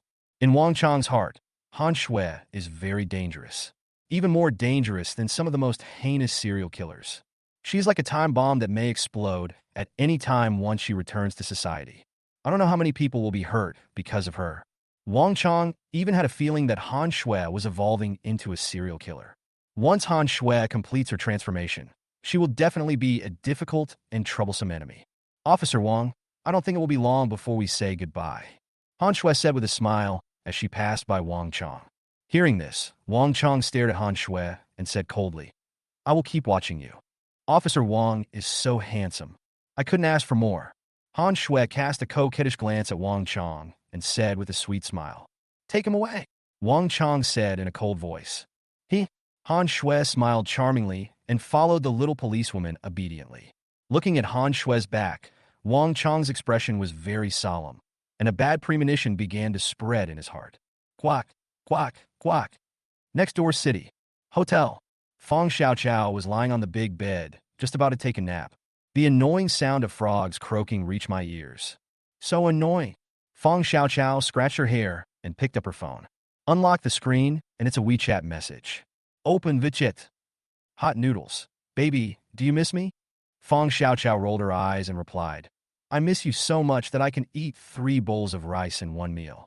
Hot noodles. No wonder I've gained weight recently. It's all your fault. You're talking nonsense. I'm not fat. Fong Xiaoqiao retorted angrily. Hot noodles. I said I got fat. Fong Xiaoqiao. Defeated. I can't resist the hot noodles. She has mastered the secret of hurting herself by 800 and injuring the enemy by 1,600. What is it? Fong Xiaoqiao changed the subject and asked. Hot noodles. Be careful when you go into the mountains tomorrow. Seeing the content of the message, Fong Xiaoqiao instantly perked up. What's the matter? Fong Xiaoqiao asked hurriedly. Hot noodles. You will encounter some things and someone may get hurt. Tell me more about it. Fong Xiaoqiao asked with a frown. Hot noodles. Be careful with a woman, trust a man, and pay attention to a woman. What the hell is going on here? Fong Xiaoqiao asked with a frown. Hot noodles. I just experienced part of it. I don't know the whole story yet. This is all I know for now. Looking at the answer from Hot Mouth Noodles, Fong Xiaoqiao fell into deep thought. Analyzing from the news from Hot Noodles, they will meet at least 3 people, 2 women and 1 man, after entering the mountain tomorrow. The men can be trusted. Of the 2 women, one may do something that hurts them, and the other woman needs special attention. Any other information? Fong Xiaoqiao sent a message to ask. Hot noodles, temporarily out of stock. Hot noodles. Both women need to be watched. I don't know which one started it, but I know it was a woman. What's your name? Fong Xiaoqiao blinked and asked. Chapter 48, Aashi. Fong Xiaoqiao now eagerly wants to know the names of the 3 people she needs to pay attention to. She thought a lot in a very short time. This time I accompanied Jiqi to conduct a project inspection. Since it is an inspection, it is normal to meet other people. Jiqi will definitely be received when he comes to conduct an inspection. There may also be people from other companies and organizations who go into the mountains to conduct inspections and assessments. So Fong Xiaoqiao analyzed that there would be 2 possibilities after entering the mountains. One is that you will only meet these 3 people. That little grass just needs to pay attention to them. Another possibility is to meet a lot of people. If so, without knowing the name, Fong Xiaoqiao had to be prepared to burn out the CPU. Contact does not exist. Wang Defa. Looking at the prompt, contact does not exist. Fong Xiaoqiao's eyes widened like bells. When it comes to the critical moment, it falls short. Fong Xiaoqiao muttered angrily. Fong Xiaoqiao simply chose to stay where he was and give up. He threw the phone onto the bed and lay down dead. Tang City. Suburbs. ACI hid behind the curtains and looked out the window through the gap in the curtains with a gloomy expression. I'm being watched. ACI muttered to himself. It should be the policeman named Song Lin. ACI quietly retreated back to the room and sneered. ACI walked to the bed, lay on the ground, stuck out his but stretched out his short little hands, and struggled to find something under the bed. The child's body and arms are too short. The things were hidden too deeply, making his behavior look a little funny. Found it.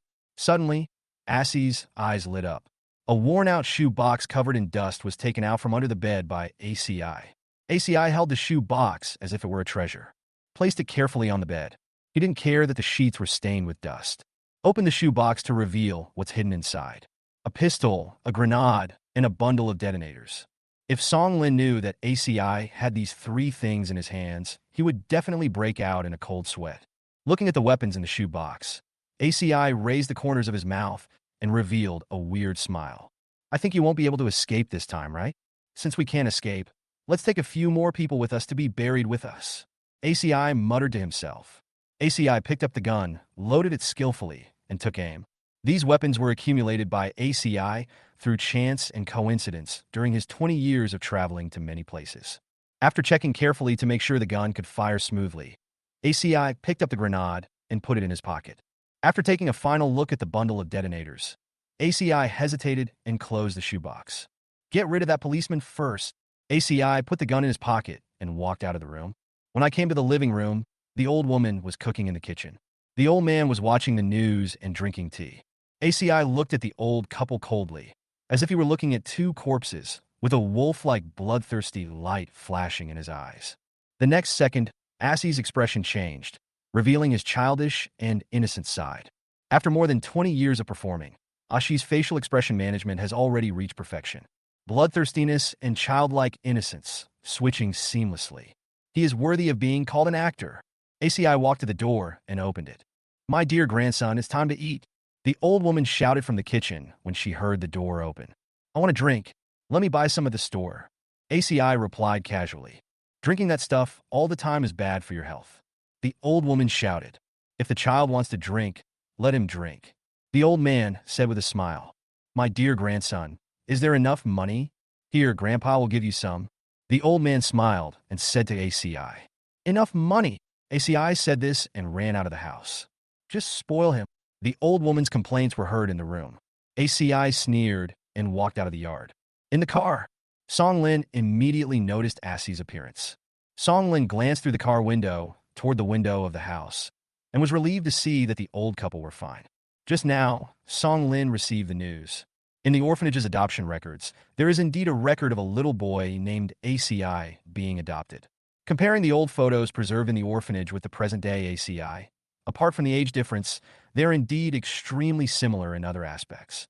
The little boy in the photo is thinner and darker, like an ugly duckling, while the Aashi in front of him is white and plump, like a Fua. People get fat in middle age? A thought flashed through Song Lin's mind. Watching Aashi turn into the small road, Song Lin's heart moved, and he subconsciously opened the car door and followed him. Once the seeds of doubt are planted in your heart towards a person, all of that person's actions will become very strange and worthy of suspicion under the tinted glasses. Song Lin followed ACI and wandered around the village. ACI walked further and further away and gradually walked out of the village. Song Lin frowned, and the moment ACI left the village, he stopped following. It's better to lose it than to wake it up. Song Lin looked at Assie's back and muttered. Take out your phone and start typing text messages. Compare the photo provided by the orphanage with the photo of the victim's son to see what the chances are that they are the same person. Speed up the investigation and give priority to investigating the medical records of the two victims to see if they have a history of infertility. Identify the victims as soon as possible and find out if they have any birth or adoption records or birth records. Let the medical examiner conduct another autopsy on the female victim to see if there are any signs of childbirth. After editing the WeChat message, Song Lin clicked send. Song Lin put away his phone and turned back the way he came. After Song Lin left, ACI walked out from behind the locust tree behind the village. Very alert, ACI muttered to himself. Putting the gun back into his pocket, ACI walked around the outside of the village and entered the village again from the entrance. Just a little bit. As long as Song Lin followed him out of the village, ACI would pull the trigger and kill Song Lin with one shot. Pity. Song Lin's vigilance ruined Assie's plan. ACI passed by a convenience store, bought a bottle of drink, and imitated a child, skipping and running towards home. Seeing this scene, Song Lin was stunned. Is it just to buy drinks? Watching Aashi skipping back home, a hint of doubt flashed across Song Lin's eyes. He opened the navigation on his phone, located his position, looked at the layout of the village streets and the locations of the shops, and took Aasi's house as the starting point.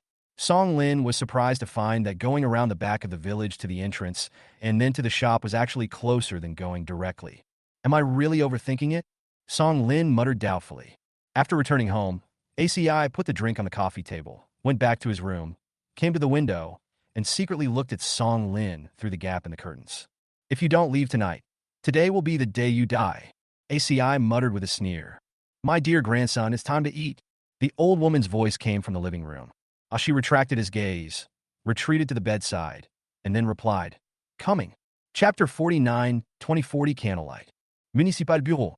Team leader, Han Shui's mental evaluation is out. The young policewoman ran into the office with a paper report and said to Wang Chong. Hearing this, Wang Chong looked at the policewoman and said in a deep voice, Just tell me the result. Meet the conditions for compulsory medical treatment. The policewoman hesitated for a moment and then spoke. Wang Chong's face suddenly turned gloomy. Damn it, she still got away with it. Wang Chong cursed angrily. Team leader, what should we do? The little policewoman asked weakly. Follow the procedures and transfer to the mental hospital. Wang Chong said with gritted teeth. Well, I'll do it right away. The policewoman nodded and said. The young policewoman also felt very uncomfortable. Although they knew Han Shui was guilty, due to the regulations, they could only watch her escape prison punishment and be sent to compulsory medical treatment. Although the results are similar, the nature is completely different.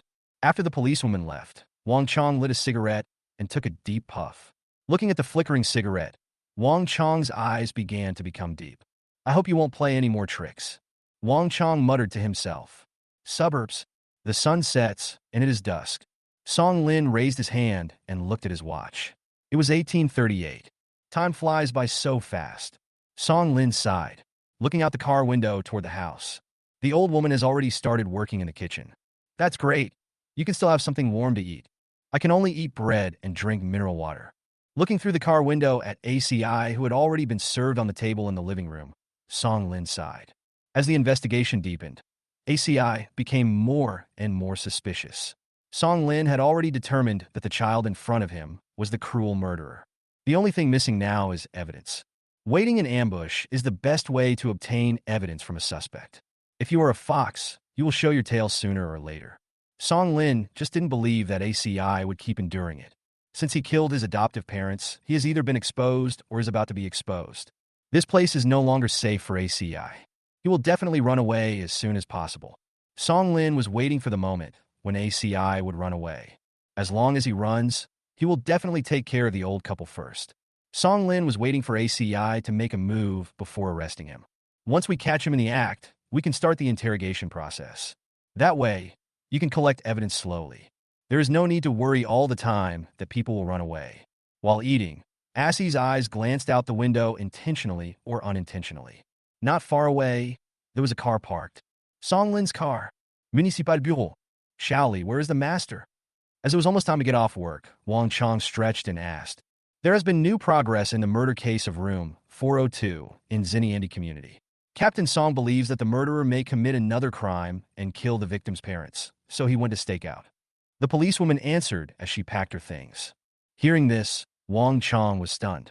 I looked around the office and found that everyone in my group was there. There are also quite a few people in the neighboring groups. Wang Chong asked doubtfully. Who went with him? Captain Song went there on his own. The policewoman replied. Isn't this nonsense? Hearing this, Wang Chong shouted. How can we let such a dangerous murderer go alone? His wounds haven't healed yet. Besides, this doesn't conform to the case handling procedures, right? Wang Chong said anxiously. Hearing Wang Chong's roar, the entire criminal investigation and logistics team who had not yet left work in the office were all startled. The Municipal Bureau has 2 criminal investigation teams, and Song Lin is the captain of one of them. There are several criminal investigation teams under the criminal investigation team, and Wang Chong is the leader of one of them.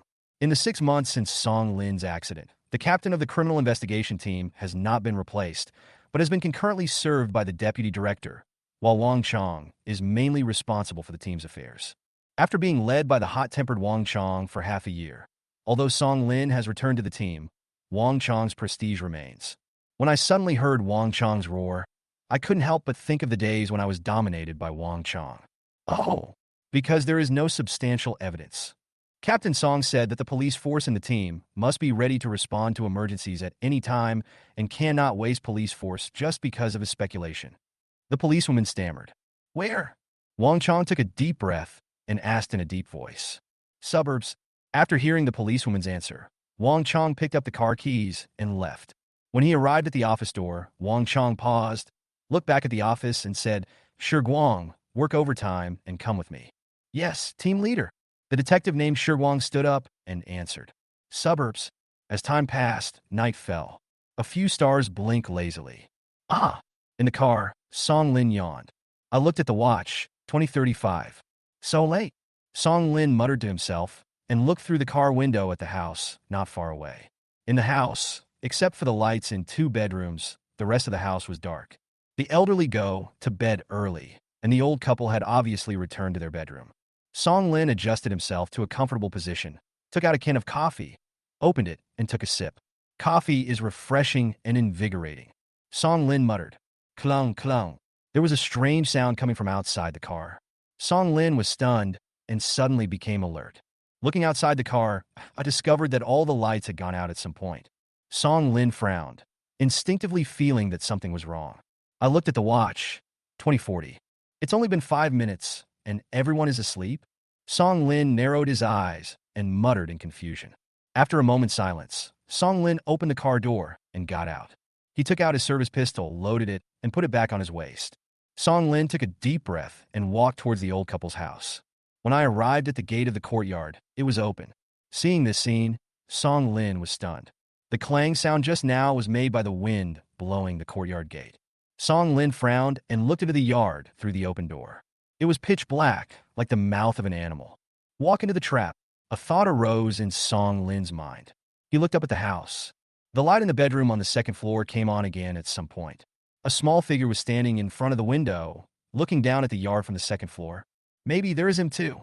The house where the old couple lives is a self-built house. A 2-story building. Living room and kitchen on the first floor. The second floor has 3 bedrooms. Song Lin looked up and met the small figure in front of the window. It seemed that the little figure was smiling at him. Under Song Lin's gaze, the small figure raised a kitchen knife and waved it in front of the window. The next second, the little figure disappeared in front of the window. A candle lights up. The candlelight floated out of Ashi's bedroom and drifted towards the old couple's bedroom. Not good. Seeing this scene, Song Lin exclaimed. Without thinking too much, he pushed open the half-open door and rushed into the yard. The door of the small building was not open. It was locked. Song Lin looked up and saw that the candlelight had already drifted into the old couple's bedroom. In the flickering candlelight, a small figure, reflected on the curtains, slowly raised a kitchen knife. Chapter 50: The Devil's Game. Seeing this scene, Song Lin was shocked. Without thinking too much, Song Lin ran to the first-floor window. He stepped on the windowsill and followed the cracks between the bricks to climb up to the second floor. The door on the first floor of the 2-story building is an iron security door that cannot be kicked open at all. The windows on the first floor are also equipped with anti-theft railings, making it impossible to climb in. Only the bedroom on the second floor has a small balcony and no anti-theft facilities are installed. Song Lin carefully grasped the cracks in the bricks and climbed up little by little. His knuckles turned white from excessive force. After climbing 2 or 3 meters, his fingertips were already worn out and blood-stained. He felt a piercing pain coming over him. Fortunately, the small balcony on the second floor was only about 7 meters from the ground. Song Lin gritted his teeth and persisted, and soon reached the edge of the balcony. He swung a punch and hit the glass hard. The window glass shattered with a sound, and the broken glass scattered all over the ground. Song Lin's fist also turned into a bloody mess. Song Lin pushed himself hard with his arms and jumped onto the balcony. The balcony is very small and can only accommodate 1 person. There's also a glass door on the inner layer close to the bedroom. Song Lin tried pushing it, but the glass door was not locked. Song Lin walked into the bedroom in the dark, took out his cell phone, and turned on the flashlight. Officer Song, you are trespassing. At this moment, A low and muffled voice suddenly sounded in the bedroom. Song Lin froze and turned his head mechanically to look in the direction where the sound came from. Bang! There was a slight sound, and the bedroom light came on. The glaring light made Song Lin dizzy. Song Lin subconsciously covered his eyes with his hands. Officer Song, you broke into my house and killed my grandparents. Are you going to kill me too? The tender child's voice, full of innocence, made Song Lin's blood run cold. He removed his hand and looked towards the bedroom door. A small figure was leaning against the door, looking at him with a smile. It's ACI. The thing in Ashi's hand made Song Lin's eyes tear up, and his whole body felt cold. In his left hand, the black muzzle of a gun was pointing at him. On the right hand, there was an old head with eyes wide open, staring at Song Lin with his eyes wide open. The owner of the head was the old woman. Song Lin looked at ACI in horror, his expression angry and helpless. At such a close distance, even if ACI fired a shot at the ground, there was a high probability that the stray bullet would hit him. Want to hide? We can only bet that there are no bullets left in Ashi's gun. Song Lin was not naive enough to think that ACI would use a fake gun to scare him at this time. The black muzzle of the gun flashed a cold light under the light that made Song Lin's heart palpitate. Officer Song, this head is very heavy. Could you help me carry it? ACI raised the head and said to Song Lin. The childish voice, the bloody head, the scene was indescribably weird. Song Lin stared at ACI without saying a word. ACI smiled and shook the gun in his hand. Song Lin keenly noticed that the gun was loaded and the safety was on. It turned out to be a real gun. Officer Song, is this okay? ACI tilted his head and looked at Song Lin. He grinned, showing his big white teeth. A 7 or 8-year-old child should look cute when doing this action, but when Aashi did this action, Song Lin felt a chill all over his body, especially in Ashi's hands. He was holding a human head that was still dripping with blood. Facing the black muzzle of the gun, Song Lin's brain was working rapidly.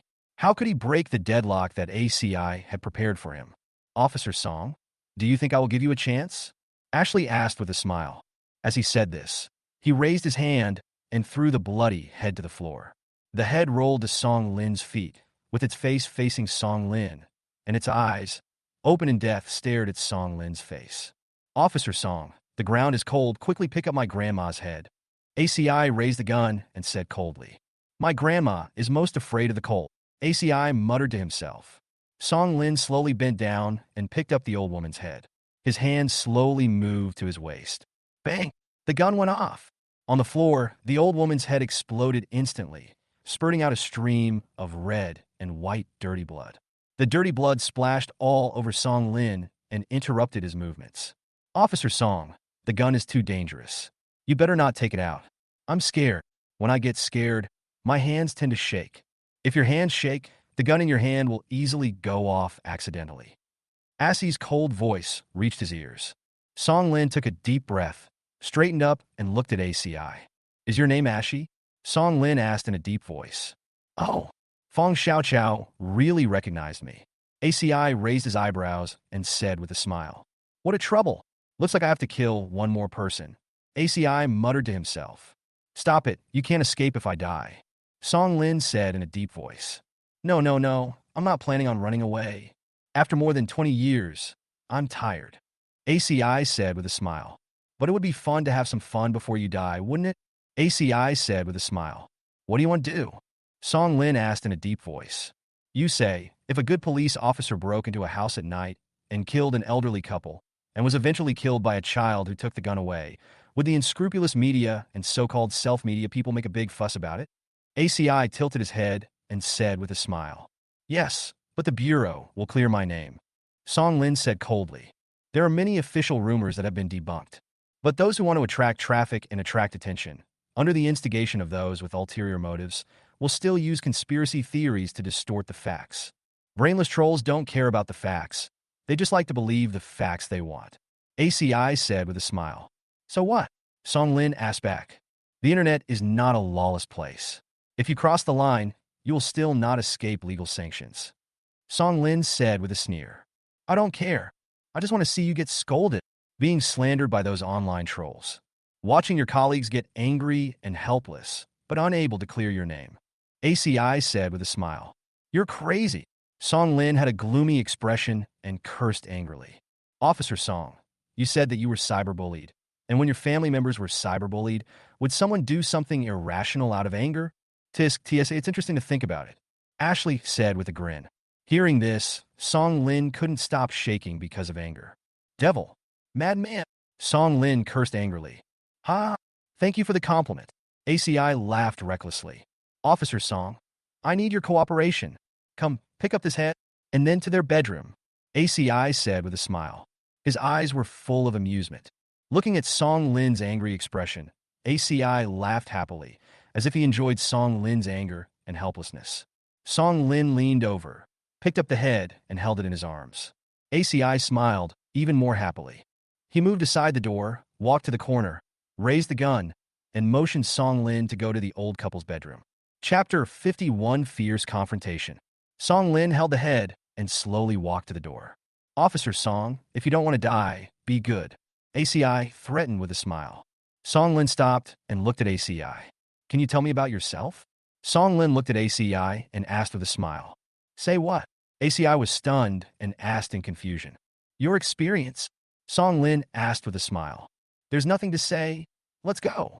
Assie's expression darkened and he scolded. Tell me about it. I'm curious. Song Lin raised his eyebrows and said with a smile. Officer Song, don't push your luck. ACI raised the gun, pointed it at Song Lin, and said coldly. Ha! Shoot! You won't let me leave alive anyway. Song Lin shrugged and said indifferently. You think I don't dare? ACI stared and questioned coldly. It doesn't matter, just shoot. Song Lin said with a smile.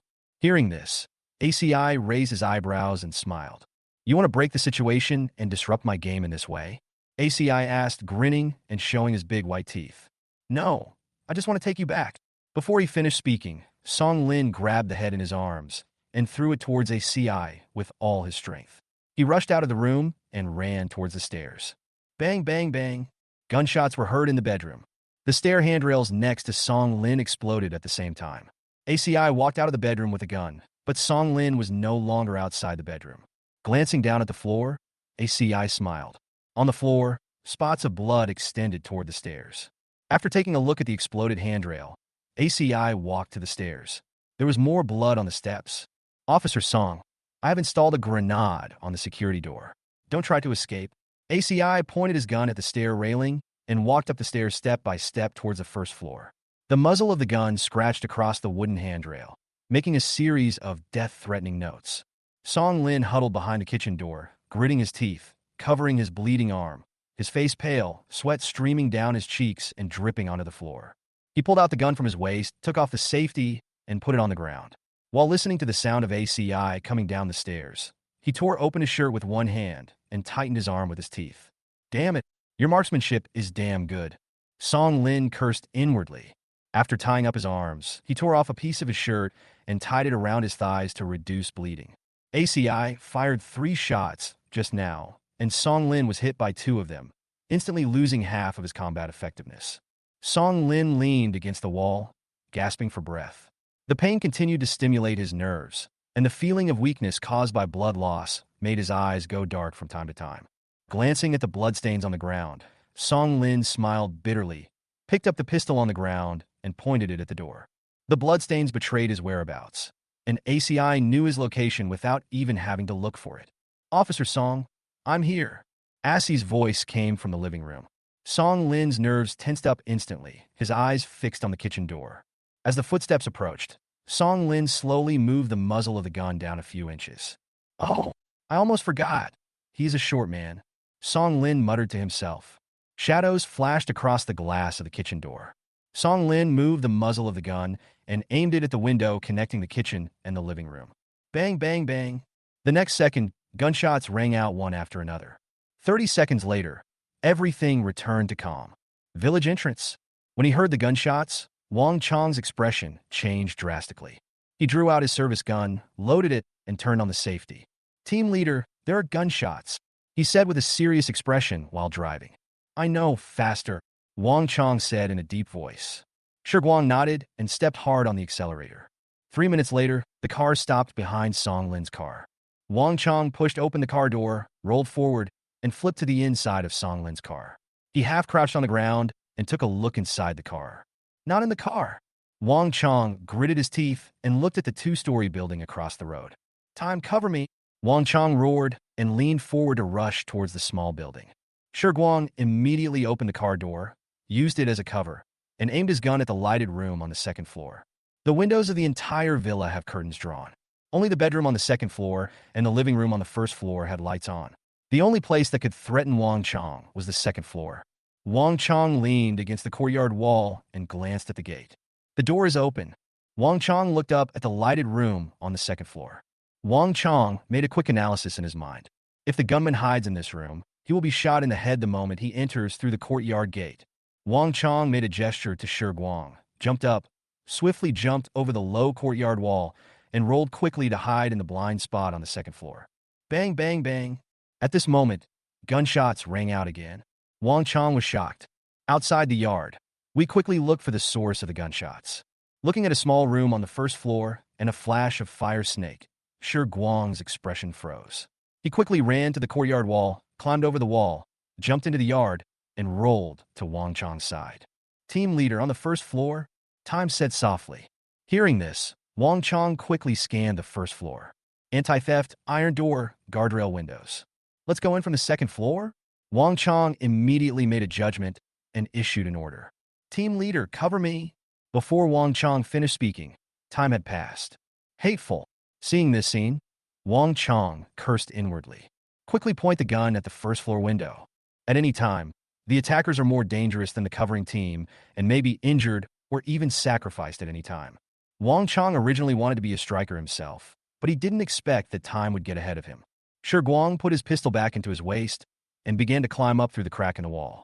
Seeing this scene, Wang Chong pointed the gun at the second floor. The attack from the first floor no longer poses a threat to Shi Guang. The attack from the second floor is the fatal threat. Wang Chong's eyes were fixed on the second floor, afraid that the gunman would suddenly appear in front of the window. Shi Guang was very agile. He climbed up the few meters distance in just a few steps and flipped over to the balcony. Call. Seeing this scene, Wang Chong breathed a sigh of relief. But I didn't find. The curtain of a window on the first floor slowly opened a crack, and a black muzzle of a gun was pointed at him. Bang! 2 gunshots rang out. Wang Chong leaned back and lay on the ground. A handful of blood splattered on the glass window. 5 minutes later, the security door on the first floor was opened. Shi Guang carried Song Lin, who was covered in blood, and walked out step by step. Blood kept dripping, and behind Song Lin was a trail of bloody footprints. Stop pretending, little brat. Looking at Wang Chong lying on the ground, Song Lin's weak voice rang out. Hearing Song Lin's voice, Wang Chong stood up with a somersault and looked at the window that had already been stained with blood and the bullet holes at his feet with lingering fear. I am so surprised. Wang Chong grinned at Song Lin. Master, are you okay? Seeing Song Lin covered in blood, Wang Chong changed his expression, ran over quickly, and asked with concern. I can't die. Song Lin grinned and said weakly. If you don't call an ambulance, you can't say for sure. Seeing Wang Chong still looking at his injuries, Song Lin said helplessly. Chapter 52. Hot Noodles. We have changed the future. Who is the suspect? Damn it. Why is there still a gun? Wang Chong asked as he took out his cell phone. Someone you wouldn't expect. It was Xiao Qiao who provided me with the clue. Otherwise, I'm afraid he would get away. Song Lin said with a sad expression. Little grass? Hearing this, Wang Chong was stunned. Yes, it's the grass. Song Lin nodded and said, It's a pity that I didn't listen to her and took the person back earlier. Otherwise, as he spoke, Song Lin slapped himself in annoyance. It's all my fault. I should have arrested him earlier. It's all my fault for being too conservative, Song Lin said self-reproachfully. Looking at Song Lin, who was blaming himself, Wang Chong looked at Shi Guang, asking with his eyes what happened inside. The parents of couple 402 were also killed. Time sighed. Hearing this, Wang Chong was stunned. Immediately, his expression darkened. Although this was not Song Lin's fault, as a criminal investigator, the last thing he wanted to see was the body of the victim, especially when the murderer had been identified and someone was killed because of lack of evidence. The self-blame from conscience is the most tormenting. Shi Guang, call the technical investigation department and the forensic doctor over. Wang Chong supported Song Lin and instructed Shi Guang. Yes. Shi Guang responded, took out his cell phone, and called his colleagues in the team. Forehead. By the way, call 120. Wang Chang glanced at Song Lin, hesitated for a moment, and spoke in a low voice. Song Lin's eyes widened instantly and stared at Wang Chang. Hey, I forgot about it just now because I was so excited. Facing Song Lin's angry look, Wang Chang said with a wry smile. It is my blessing to have you as my apprentice. Song Lin said, rolling his eyes. Oh, by the way, call for bomb disposal. Well, there's still a grenade in there. Song Lin said to Shi Guang, who had just put down his phone. This time, it was Wang Chang who glared. I forgot. Song Lin replied. No, we're still here even though we have grenades? Wang Chang said with his eyes wide open. I can't walk anymore. If I want to walk, you have to help me. Song Lin leaned against the wall and said weakly. Time, come and help. Wang Xianggong hurried to help Song Lin and shouted to Shi Guang. I'm still young, and I don't want to die so early. Wang Chang muttered. Hearing Wang Chang's words, Song Lin smiled. Wang Chang and Shi Guang, holding Song Lin on the left and right, walked out of the yard step by step. Tick-tock, tick-tock, tick-tock. The three of them walked to the gate of the courtyard, and the sound of the ticking second hand reached their ears clearly. The three of them were stunned and looked at each other subconsciously. They all saw the look of horror in each other's eyes. Fuck a time bomb? Wang Chang exclaimed. Shi Guang turned his head and looked at the flower pot at his feet. The continuously jumping scarlet numbers instantly made him feel like he was going to die. 10 seconds left, run. Without time to think, Shi Guang shouted and ran away, grabbing Song Lin. Boom! With a loud bang, flames shot up into the sky. The car window across the street shattered instantly. The lights in the village were on because of the gunfight. Following the roar and the shaking, countless villagers ran out of their homes in panic. Police cars, ambulances, and fire trucks gathered together. As the villagers watched, 3 dusty men were carried into the ambulance. Oh my God, I almost died in the line of duty. Wang Chang's voice was heard in the ambulance. The policewoman ran towards the ambulance with a worried look on her face. Captain Song, team leader, Shi Guang, are you all okay? The policewoman asked in panic. It's okay, I just feel a little dizzy. Wang Chang shouted at the top of his voice. The violent explosion made my head buzz. The ears also suffered from temporary deafness. Master was shot several times, but he won't die for now. Time was knocked unconscious by the air wave. Wang Chang shouted as he described their respective injuries. Wang Chang woke up before the ambulance arrived. Checked each other's injuries in advance. Comrade, my master seems to be dying. Wang Chang pointed at the pale, unconscious Song Lin and shouted at the top of his lungs. You go to the hospital with me. The doctor put an oxygen mask on Song Lin and said to the policewoman. Good. The policewoman responded and got into the ambulance. Amid the blaring sirens, the ambulance, with the police car leading the way, sped towards the city center hospital. Hotel. Fong Xiaoqiao, who had just finished taking a shower, was sitting in front of the dressing mirror and blowing her hair. Quack, quack, quack. The croaking sound of a toad suddenly rang out. Fong Xiaoqiao looked at the mobile phone on the bedside table. Who could it be at this late hour? Fong Xiaoqiao put down the hairdryer, muttered to herself, and stood up to get her cell phone. I picked up my phone and saw it was a WeChat message. Fong Xiaoqiao unlocked the screen and checked the message. Hot noodles. Something happened in Tang City. Fong Xiaoqiao was stunned when she saw the content of the message. What happened? Fong Xiaoqiao quickly replied to the message. Hot noodles. Aashi was exposed. When he was killing the old couple, he was caught by Song Lin, who was lying in wait. A gunfight broke out during the resistance. Song Lin was shot 3 times, and Aashi was killed on the spot. Looking at the content of the message, Fong Xiaoqiao was stunned. How is Captain Song? Fong Xiaoqiao asked. Hot noodles. Song Lin, you were being rescued during that time. You will be mentioned in the newspapers in the future. You will be fine and have been rewarded. Seeing this news, Fong Xiaoqiao breathed a sigh of relief. What about the old couple? Thinking of the lonely backs of the old couple supporting each other, Fong Xiaoqiao felt a pang in her heart and asked, Hot noodles dead? Hot noodles. Aashi installed a homemade time bomb in the yard. The sparks from the explosion set the house on fire, detonating the gas tank and the grenades in the house. Aashi and the old couple were all dead. Bomb a bomb? Looking at the content of the message, Fong Xiaoqiao exclaimed. Aashi, are you so cruel? Fong Xiaoqiao asked in a trembling voice. Hot noodles, yes. Fong Xiaoqiao felt a little heavy.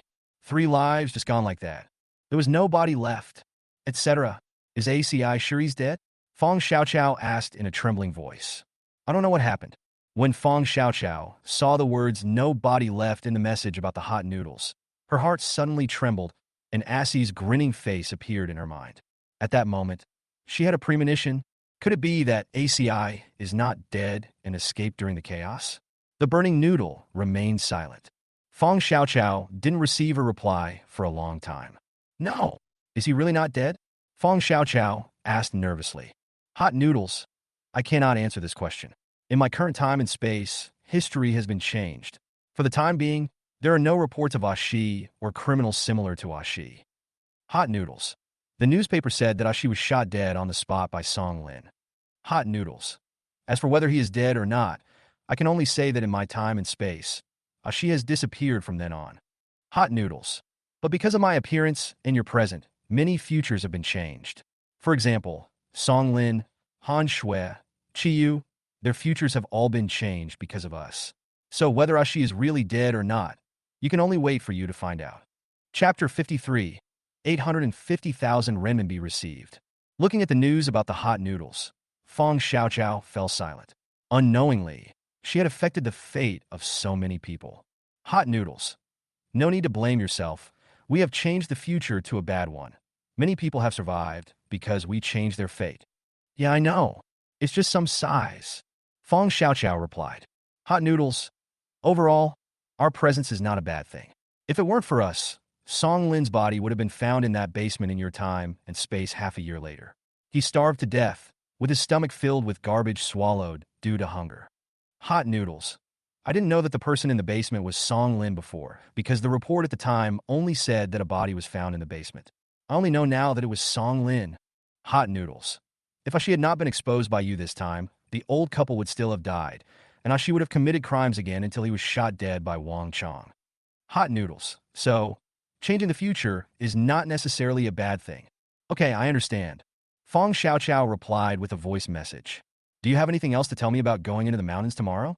Thinking of the dangers he would encounter when entering the mountains tomorrow, Fong Xiaoqiao took the opportunity to ask for details. What are the names of the 3 people I need to pay attention to? Seeing that Tang Zui didn't respond, Fong Xiaoqiao went straight to the point and asked about the point that mattered to her the most. Hot noodles. Helan Xiaoye, Yu Tianqi, Wan Xiaozhou. After a long time, 3 names came from hot mouth noodles. No more. Can't you tell me everything at once? Looking at the 3 names, Fong Xiaoqiao blinked and asked.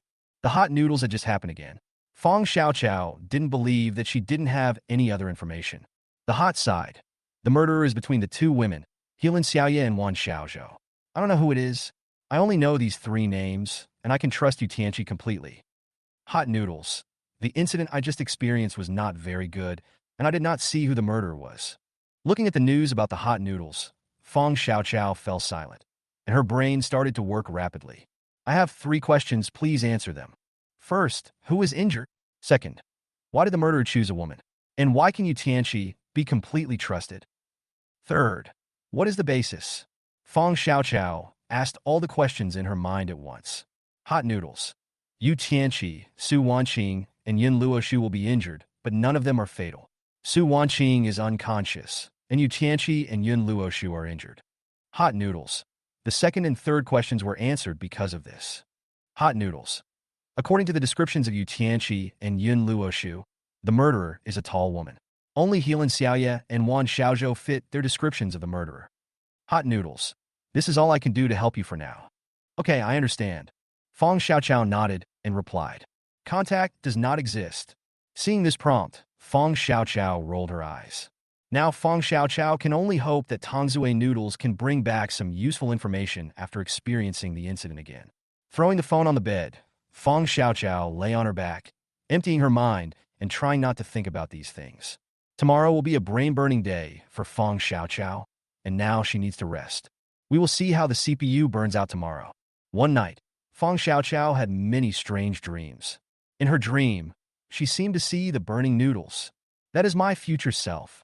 Weird and inexplicable. Quack, quack, quack. In the morning, Fong Xiaoqiao was awakened by the croaking of a toad. I opened my eyes groggily, my head aching a bit. It is the sequelae of lack of sleep. Fong Xiaoqiao was severely sleep-deprived because she woke up countless times due to the bizarre dreams. I shook my head to sober myself up. Fong Xiaoqiao grabbed her phone and checked the message. The message was sent by Ziqi. Ziqi, get ready, it's time for us to set off. Okay, I'll be right down. Fong Xiaoqiao replied, got up from the bed, and walked into the bathroom. After a quick wash, Fong Xiaoqiao put on a windbreaker, put on her backpack, and walked out of the room, pulling her suitcase. They met in the lobby on the first floor of the hotel, and Fong Xiaoqiao gave the key to the assistant who came over to meet Ziqi. The assistant took their room cards to check out, while Fong Xiaoqiao and her friends got in the car and headed for their destination in the suburbs. Along the way, Fong Xiaoqiao was worried. Fong Xiaoqiao leaned back in her chair and closed her eyes to rest. Into the mountains. This means the beginning of a brain-burning game. She needs to be alert at all times. Quack, quack, quack. The phone message alert sounded. Fong Xiaoqiao opened her eyes and took out her cell phone to check the messages. A notification of account arrival. 850,000 has been credited to the account. Fong Xiaoqiao was stunned and rubbed her eyes. Who transferred money to me? Fong Xiaoqiao muttered in confusion. Quack, quack, quack. Just when Fong Xiaoqiao was confused, a WeChat message popped up. Fong Xiaoqiao opened WeChat and found the message was from Wang Chong. Wang Chong. Xiaoqiao, I've sent you both the reward for ACI and the bonus from last time. I'll wait for you to come back with the banner and send it to school. When Fong Xiaoqiao saw Wang Chong's message, she showed an expression of sudden enlightenment. Just tell me, who will transfer money to me? Fong Xiaoqiao muttered. Okay, thank you, Officer Wang.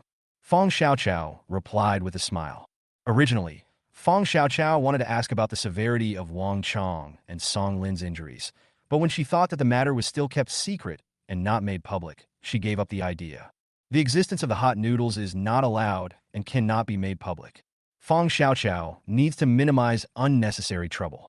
Wang Chong, you're welcome. Please treat me to a meal when you come back. I have other things to do, so I won't chat with you anymore. Okay, Officer Wang, you go ahead. Fong Xiaoqiao replied politely. Putting the phone into her pocket, Fong Xiaoqiao continued to close her eyes and rest.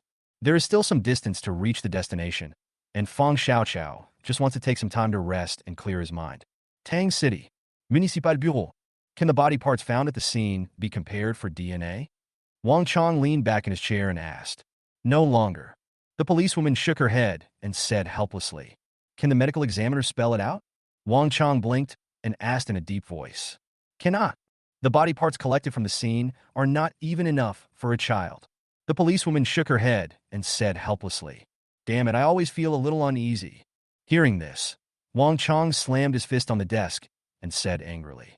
The violent explosion destroyed the scene. The bodies of the old couple and ACI were never found. This made Wang Chong feel very uneasy, as he always felt that ACI was not dead. Although, Song Lin said with certainty that he had hit Assi's heart. Chapter 54 is Shiwan Xiaozhou. Fong Xiaoqiao was carrying a mountaineering bag and walking on the slippery and muddy path in the tree-lined path, taking one step deep and one step shallow. Oops! How long will it take to get to the camping site? Su Wanqing's complaints were heard from behind. The husky fell 3 times within an hour of entering the mountains. Now, only with the support of Yun Luoshu could Su Wanqing barely keep up with the team. How happy I was when I came here, how sad I am now. Fong Xiaoqiao turned around and said quietly. Upon hearing this, Su Wanqing's face turned dark. Fong Xiaoqiao and his companions trekked on the mountain road for another 2 hours and finally found a small, gentle slope. Just take a break here for a while. Ziqi stopped and said to Xiaoqiao. Fong Xiaoqiao glanced at Su Wanqing and nodded helplessly. Well, let's take a break then. Fong Xiaoqiao said helplessly. Fong Xiaoqiao originally planned to walk a little further and try to speed up to reach the camping meeting point. Fong Xiaoqiao had expected that Ziqi and his family would not be the only ones to come and inspect the tourism project this time. In order to increase the fun, the project planning department has specially arranged projects such as hiking into the mountains, finding camping gathering places, and survival in the wild. These are also the main reception projects for the future open tourist areas. In this regard, Fong Xiaoqiao said that it was purely a disease. She couldn't imagine the bad taste of rich people. Who is the working class who finally gets a long vacation, spends a lot of money, and goes to the mountains and forests to suffer? If it wasn't for accompanying Ziqi to conduct the inspection, Fong Xiaoqiao would never have come. Fong Xiaoqiao. Don't I sleep well at home? After putting down their backpacks, Ziqi and his friends found a relatively clean rock to lean on and rest. Fong Xiaoqiao took out her cell phone and tried to contact Tongzue Damien. Are you back? Edit the message and click send. Contact does not exist. Looking at the prompt, contact does not exist. Fong Xiaoqiao put away her phone helplessly. Still can't get in touch with the hot noodles. Strange environment, unknown dangers. This made Fong Xiaoqiao a little anxious. Let's continue on our way. Try to arrive at the camping site as early as possible. It's deep in the mountains and forests. It will be very dangerous after dark. After resting for about half an hour, Ziqi stood up, put on his backpack, and shouted. Hearing this, Fong Xiaoqiao also stood up, put on his backpack, and waited to set off. Wenshi and Yun Luoshu put on their backpacks and carried the wailing Su Wanqing. Ziqi's assistant also stood up and helped Su Wanqing carry the mountaineering bag. Seeing this scene, Fong Xiaoqiao was stunned. It was only now that Fong Xiaoqiao realized that Su Wanqing's bag had always been carried by her assistant. This little assistant is not simple. Fong Xiaoqiao muttered to herself. Fong Xiaoqiao was carrying her own backpack and could still barely bear it. Yun Luoshu was a sports student, tall and strong, and together with Wenshi, she carried Su Wanqing on the way. But she was a girl after all, and her face showed fatigue. But this little assistant was fine.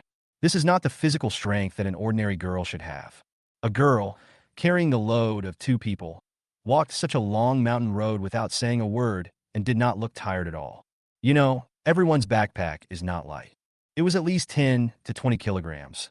For an ordinary girl like Fong Xiaoqiao, carrying a load of 1 kilogram up a mountain was already beyond her capacity. However, this young assistant was carrying 30 to 40 kilograms and was doing it with ease. How could it not attract Fong Xiaoqiao's attention? Out of curiosity, Fong Xiaoqiao couldn't help but often secretly glance at the assistant. The young assistant was tall and well-proportioned. Even though he was carrying the weight of 2 people, he still walked steadily. He walked briskly on the rugged mountain path. Fong Xiaoqiao suddenly had an idea. Ziqi. Fong Xiaoqiao took a few quick steps, caught up with Ziqi, who was leading the group, and called out softly. What's wrong? Ziqi raised his eyebrows and looked at Fong Xiaoqiao in confusion. What's your assistant's name? Fong Xiaoqiao asked in a low voice. Fong Xiaoqiao had a hunch that this was such a special girl, and she might be one of the 2 girls who she needed to pay attention to, and who might be the murderer. Her? Call me Wan Xiaozhou. Hearing this, Ziqi glanced at the assistant and replied.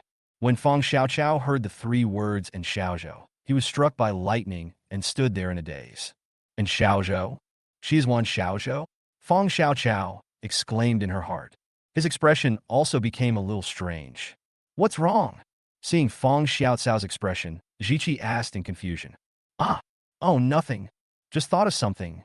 After hearing Ziqi's words, Fong Xiaoqiao came back to her senses, shook her head, and said with a smile. As he spoke, Fong Xiaoqiao turned his head to glance at Wan Xiaozhou. Seeing that the other party was not paying attention to him, Fong Xiaoqiao continued on his way. Seeing this, Ziqi looked at Wan Xiaozhou in confusion, then at Fong Xiaoqiao, scratched his hair in confusion, and caught up with Fong Xiaoqiao. I searched for him among the crowd for hundreds of times, but he was just at the end of the street where the lights were dimming. This line of poetry emerged in Fong Xiaoqiao's mind. The person I've been thinking about guarding against is actually right next to me, and I don't even realize it. I'm really a thick-skinned person. Fong Xiaoqiao laughed at herself in her heart. I should have asked for your name just now at the hotel. If you ask, you can ask Ziqi to send Wan Xiaozhou away and replace him with an assistant to go into the mountains. This way, you can eliminate one suspect. Fong Xiaoqiao's mind was filled with regret. Fong Xiaoqiao, you deserve to burn your CPU. Fong Xiaoqiao cursed inwardly. Xiaoqiao, why do I feel like you're weird? Especially after knowing Wan Xiaozhou's name. Did Wan Xiaozhou offend you in some way? Ziqi walked beside Fong Xiaoqiao and asked in confusion. No, I just didn't sleep well last night and have a headache. Don't worry about it. Hearing this, Fong Xiaoqiao grinned and made up an excuse to put Ziqi off. Real? Ziqi raised his eyebrows and asked suspiciously. Really? I can still lie to you. Fong Xiaoqiao rolled her eyes at Ziqi and said. Ziqi blinked doubtfully, obviously not quite believing it. Stop talking and save your energy. We still have a long way to go. Seeing that Jiqi was still struggling with this issue, Feng Xiaoqiao said helplessly, "I'm not tired." Jiqi blinked and smiled. "I'm tired." Feng Xiaoqiao glared at Jiqi, quickened her pace, and distanced herself from Jiqi. Looking at Feng Xiaoqiao's back, Jiqi raised his eyebrows. He caught up with Feng Xiaoqiao in just 2 or 3 steps. "Have you seen dogskin plaster?" Jiqi was cosplaying as a dogskin plaster, sticking to Feng Xiaoqiao. Seeing the dogskin plaster catching up with her, Feng Xiaoqiao rolled her eyes helplessly. "Humph, so annoying," Feng Xiaoqiao complained in her heart. An hour later, Feng Xiaoqiao pretended to be very tired and stopped on the path. "That's all?" Jiqi asked with a smile. "Is it your business?" Feng Xiaoqiao retorted angrily. Seeing Feng Xiaoqiao turned into a little pufferfish, Jiqi grinned and laughed happily. "Go and lead the way," Feng Xiaoqiao said helplessly. With Jiqi around, she couldn't observe Wan Xiaozhou properly. Chapter 55. Temptation and Eyes. Hearing this, Jiqi shrugged his shoulders. Seeing that the people behind him had caught up, he could only continue to move forward helplessly. Who put the map in her head? If she didn't lead the way, these people would have to stop. At this time, it was already 15:38 in the afternoon. If we don't hurry up, we won't be able to reach the camping site before dark. The deep mountains and forests at night are very dangerous. It is even more dangerous to travel through deep mountains and forests at night. Although Jiqi enjoys the feeling of sticking to Feng Xiaoqiao and teasing her, he will not joke about everyone's safety. Feng Xiaoqiao stood on the side of the road, pretending to rest. "Do you want me to carry your bag for you?" Yun Luoshu asked as he passed by Feng Xiaoqiao. "No, I just need to take a rest." Feng Xiaoqiao shook her head and said with a smile. At this time, because of Su Wanqing's burden, Yun Luoshu and Wenshi, 2 strong ladies whose physical strength was much better than Feng Xiaoqiao, looked even more tired than Feng Xiaoqiao. "I was sweating profusely and my hair was wet. Don't worry about me.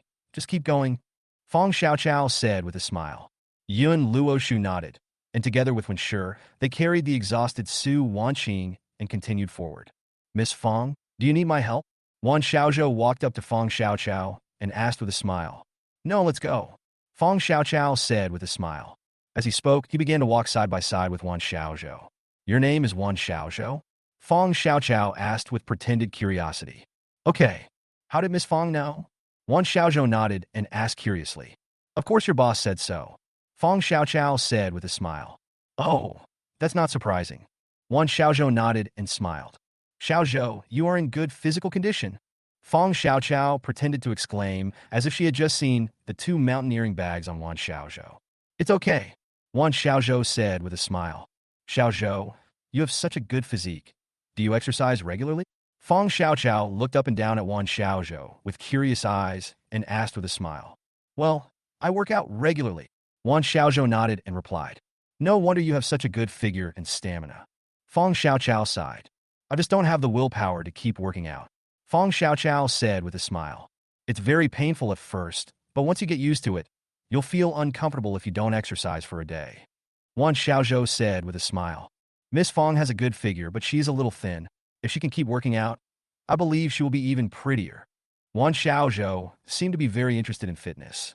He talked more when talking about fitness and body shape. "Really?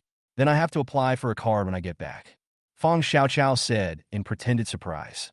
"Xiaozhou, do you have any recommended fitness plans?" Feng Xiaoqiao asked.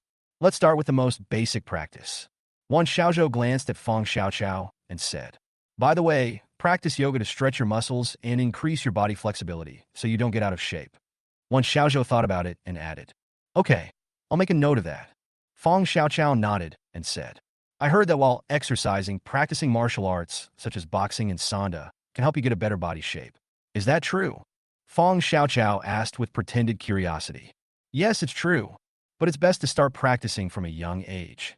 If you don't have a foundation, practicing yoga will have the same effect." Wan Xiaozhou nodded and said with a smile, "You have such a good figure. Do you practice fighting skills while working out?" Feng Xiaoqiao looked at Wan Xiaozhou's figure and asked curiously. Hearing this, Wan Xiaozhou paused. There was a moment of unnatural expression. Soon he recovered as before and said with a smile, "Well, I do practice fighting skills while I'm working out."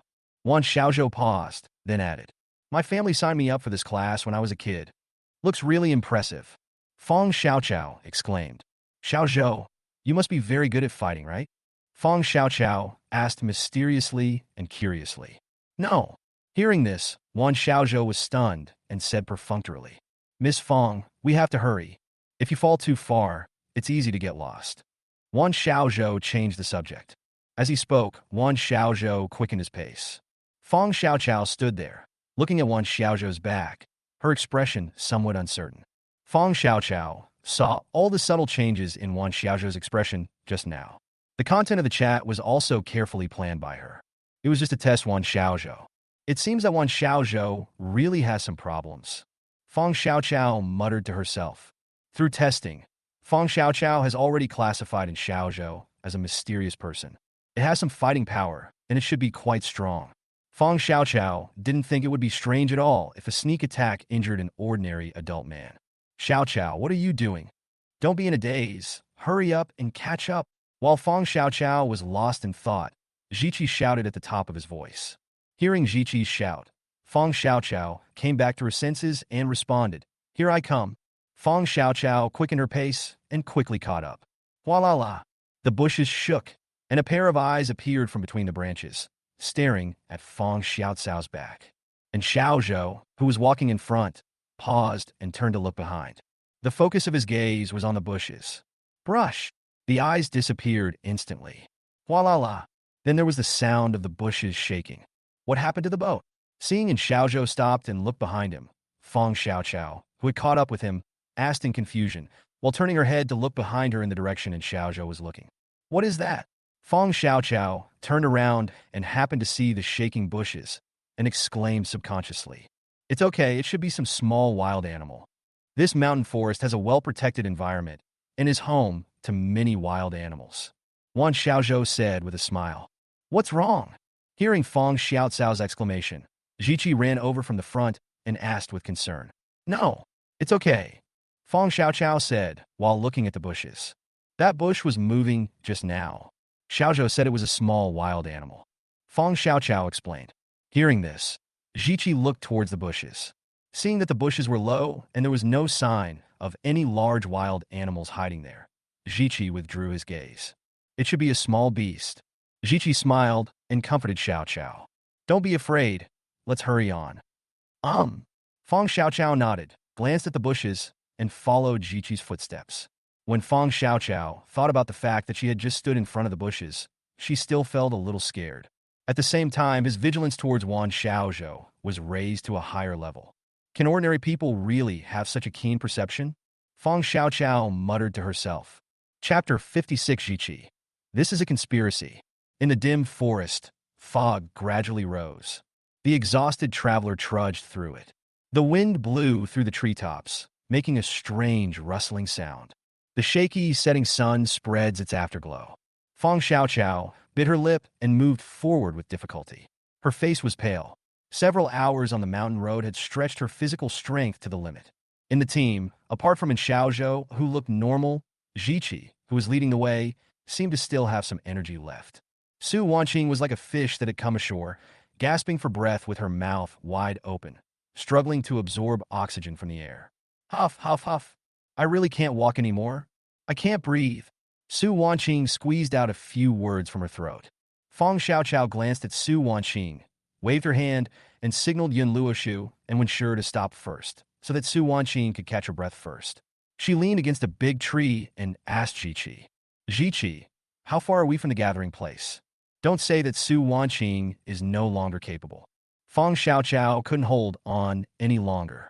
There seems to be something wrong with the map, Ziqi said with a serious expression. Hearing this, everyone looked at Ziqi.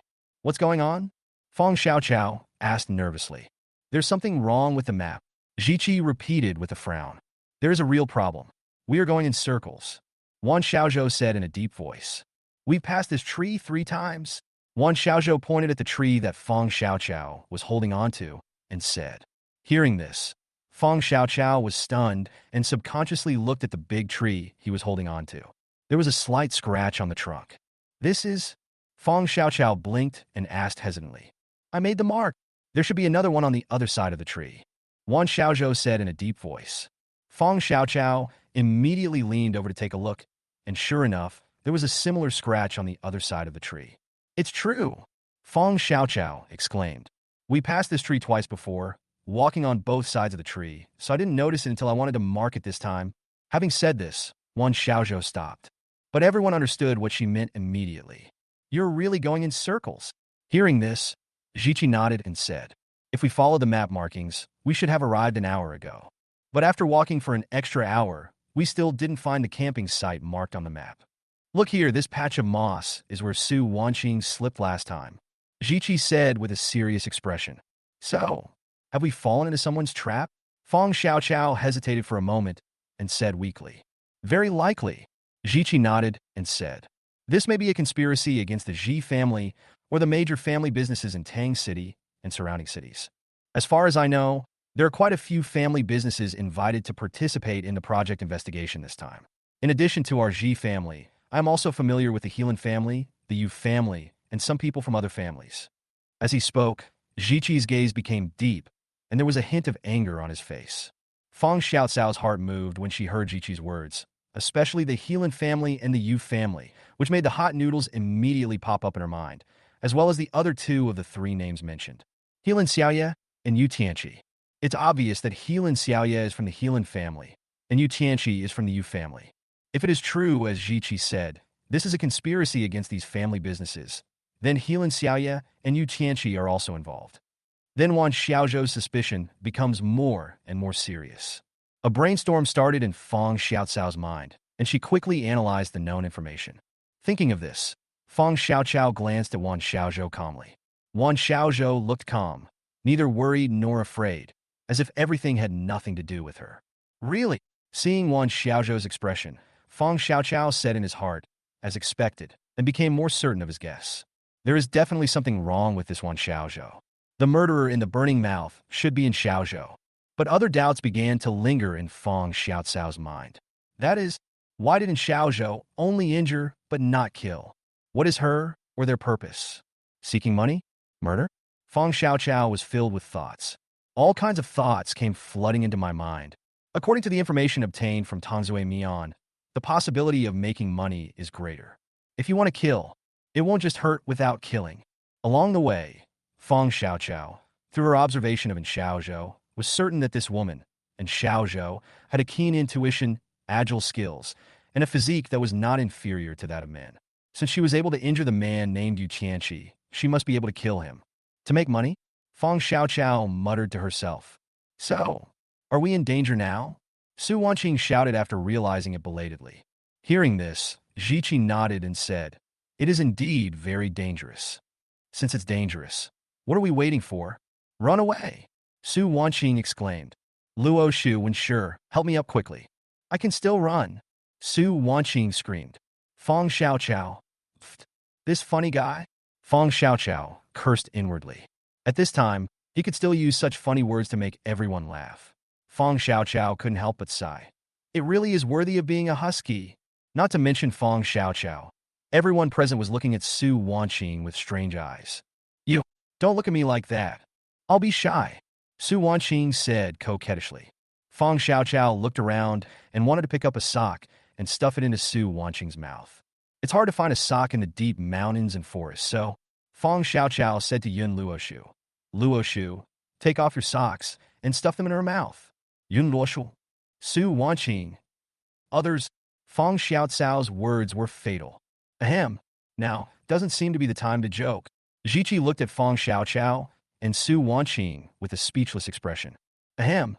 Sorry, I just couldn't help it. She's so funny. Fong Xiaoqiao smiled awkwardly. Hearing this, Jiqi nodded in agreement.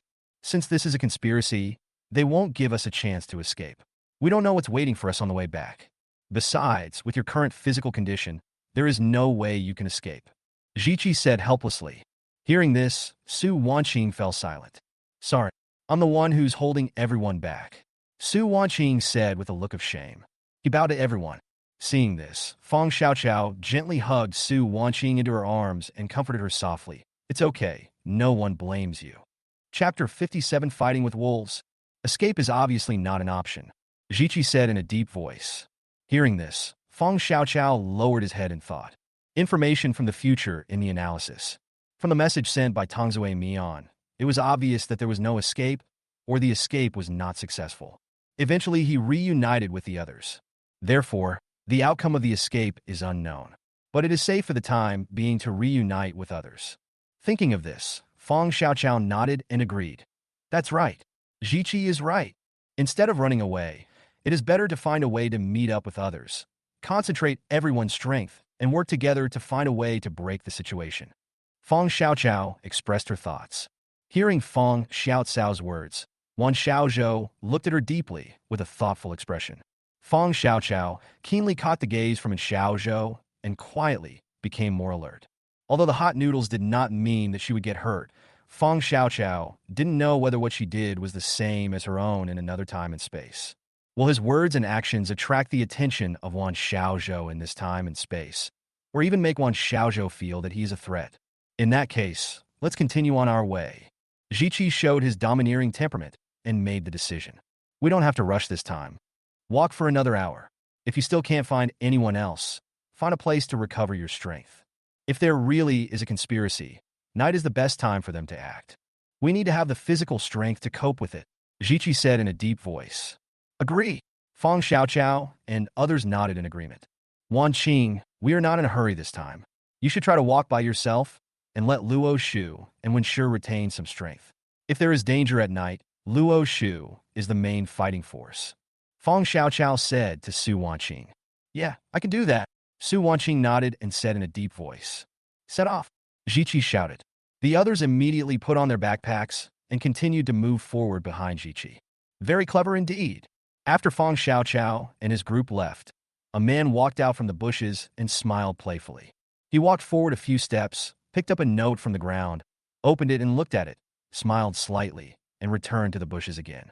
The other side of the mountain, a group of 3 people were arguing fiercely. You Tianqi, what do you mean? I'm going back. A girl with dyed yellow hair screamed. You Ling, calm down. We are in a very dangerous situation now. You can't be so willful anymore.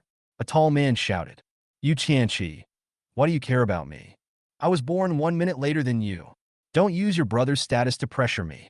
The yellow-haired girl jumped and screamed. You Ling! Yu Tianqi roared.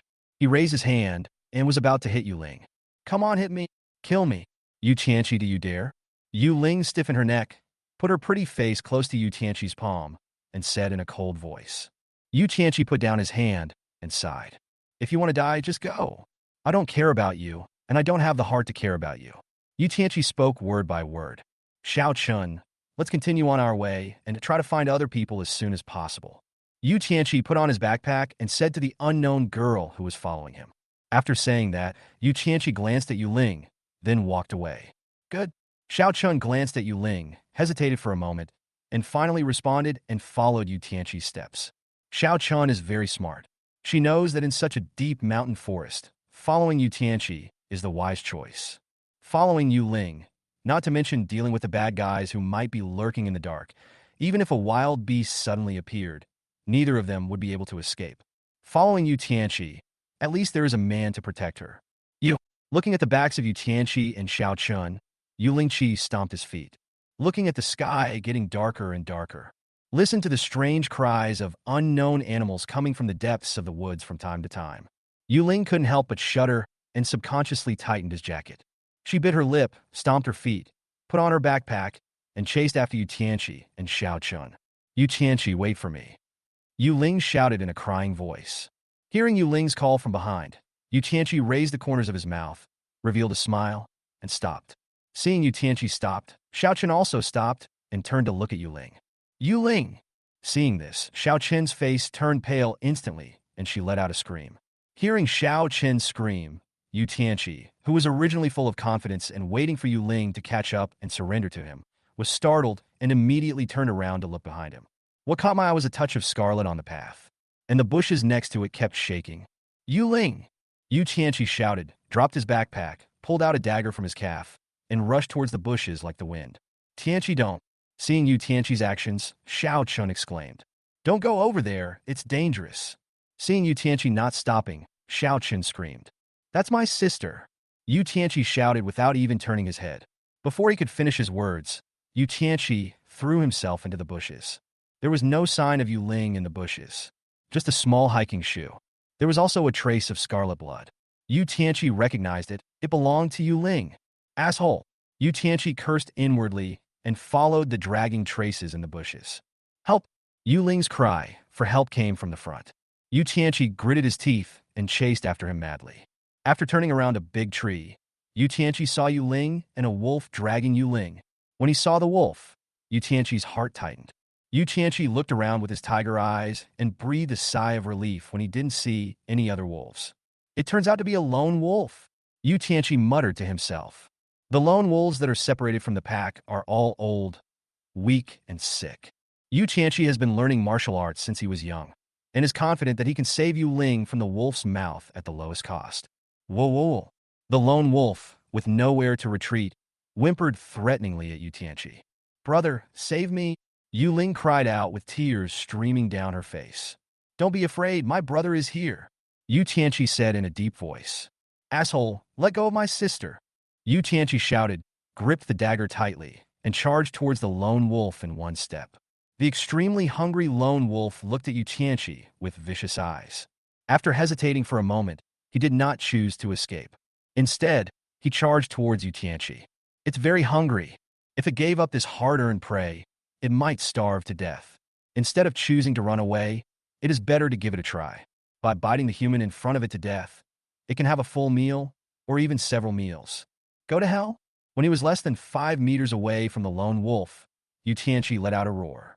Chapter 58: The First Life. When fighting with wild beasts, momentum is the most important thing. Just like the roar of a tiger, it can scare away all the beasts. It has the miraculous effect of defeating the enemy without fighting. Yu Tianqi had this little plan in mind. The sudden roar made the lone wolf pause. Yu Tianqi took the opportunity to stab the lone wolf in the neck. Ouch! The lone wolf felt the pain, and his ferocity was aroused. He let out a wolf howl and turned his head to bite Yu Tianqi's throat. Yu Tianqi was prepared and stuffed Yu Ling's hiking boots in his left hand into the lone wolf's mouth. He put away the knife and stabbed again. The spurting blood was still so dazzling in the night sky. Yu Tianqi crouched down and got under the lone wolf. He raised the dagger high above his head and stabbed it into the lone wolf's abdomen. The lone wolf felt pain, kicked Yu Tianqi's back with its hind paws, and leaped out with all its might. Sizzle! The heavy jacket on Yu Tianqi's body was torn by the wolf's claws, leaving several bloody marks on his back. The dagger that pierced the lone wolf's abdomen, taking advantage of the lone wolf's impact force, tore the lone wolf's abdomen. A handful of warm liquid fell from the sky. Yu Tianqi's head and face were soaked. Not good! Yu Tianqi exclaimed and rolled over. The dark red heart, liver, spleen, and lungs fell to the ground with a crackling sound, and a wriggling large intestine hung on Yu Tianqi's feet. Ugh! The stinking large intestine made Yu Tianqi vomit. Yu Tianqi was so disgusted that he wanted to chop off his feet. Yu Tianqi, woohoo, my feet are not clean anymore. I kicked the lone wolf to make sure it was really dead. Yu Tianqi then walked towards Yu Ling. Yu Ling, are you okay? Yu Tianqi asked with concern. Pain, Yu Ling said, crying. Hearing this, Yu Tianqi hurriedly checked Yu Ling's injuries. Yu Ling's arm was covered in blood. Although the custom-made windbreaker she was wearing was tough, it could not stop the sharp fangs of the lone wolf. Seeing this scene, Yu Tianqi's heart tightened. He used a dagger to cut open the sleeve of the jacket, tore off the clothes on Yu Ling's arms, and examined him carefully. Call! After checking the wound, Yu Tianqi breathed a sigh of relief. He whispered to Yu Ling, Don't be afraid, it's just a superficial wound. Let's go back and get the backpack and bandage it up. Yu Ling responded with tears in her eyes. At this moment, Yu Ling no longer looked like the willful princess she was just now. Yu Tianqi put the dagger back into the scabbard, picked up Yu Ling with force, turned around and followed the dragging marks on the ground, and returned the same way. Yu Ling curled up in Yu Tianqi's arms, as obedient as a kitten, holding onto Yu Tianqi's clothes tightly with both hands. Yu Tianqi held Yu Ling in his arms and crawled out of the bushes. The scene that came into view surprised Yu Tianqi. Xiao Chun. He's actually dead. Yeah. Seeing Xiao Chen's body, Yu Ling let out a high-pitched scream. The shrill and sharp scream startled a group of birds resting in the woods. The entire forest was filled with the whooshing sound of startled birds flapping their wings. Yu Tianqi covered Yu Ling's mouth and whispered, Don't scream, it's dangerous. Yu Ling looked at Yu Tianqi in horror, his eyes as big as copper bells. Don't scream? Do you hear me? Yu Tianqi whispered again. Yu Ling nodded, but the fear in his eyes did not subside. Yu Tianqi released his hand that was covering Yu Ling's mouth and gently put Yu Ling on the ground. Yu Ling panicked instantly, grabbing Yu Tianqi's sleeve tightly, tears streaming down her cheeks. She kept shaking her head, looking at Yu Tianqi with pleading eyes. Be good. Don't be afraid. Brother will protect you. Yu Tianqi said softly. I'm going to get my backpack. Just be good. Get your backpack back so we can get out of here. Yu Tianqi whispered softly to comfort her. Yu Ling stared at Yu Tianqi in a daze, and childhood scenes emerged in his mind. The figure of Yu Tianqi in front of him began to overlap with the image of his brother, who was protecting him in his mind. Trust and dependence arise naturally. Looking at Yu Tianqi's bright eyes, I felt inexplicably at peace. Yu Ling nodded and let go of his hand. A pair of big watery eyes looked at Yu Tianqi without blinking. Be good. Don't be afraid. Brother will protect you. Yu Tianqi rubbed Yu Ling's little head, raised the corners of his mouth, revealed a gentle smile, and spoke softly. Yu Ling nodded obediently. Yu Tianqi handed the dagger to Yu Ling. Yu Ling looked at Yu Tianqi timidly. Yu Tianqi encouraged her with his eyes. Take it and protect yourself. Yu Tianqi said softly. Yu Ling nodded and took the dagger. Yu Tianqi smiled and pinched Yu Ling's chubby little face, then stood up and walked towards Xiao Chen's body. The three people's backpacks were all at the feet of Xiao Chen's body, with no signs of having been turned over. Obviously, they were not trying to rob money. Yu Tianqi looked at Xiao Chen's body. Xiao Chen's clothes were in disarray. His jacket had signs of being violently torn, and his loose, wear-resistant waterproof pants were piled up at his feet. Asshole! Seeing this scene, Yu Tianqi cursed inwardly. Well, Yu Tianqi sighed and sorted out Xiao Chen's clothes. Xiao Chen died with his eyes wide open. Fear and despair were frozen in his dilated pupils, and the hideous wound on his throat stung Yu Tianqi's eyes. Yu Tianqi closed Xiao Chen's eyes, pulled down the towel hanging on the mountaineering bag, and covered Xiao Chen's face with it. I'm sorry I can't bury you. If I can get back alive, I'll come back and take you back, Yu Tianqi muttered to himself. After saying that, Yu Tianqi stood up, picked up 3 backpacks, and walked towards Yu Ling.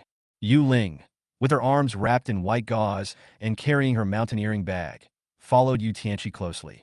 Around their waists, there was a mountaineering rope more than 1 meter long connecting the 2 siblings.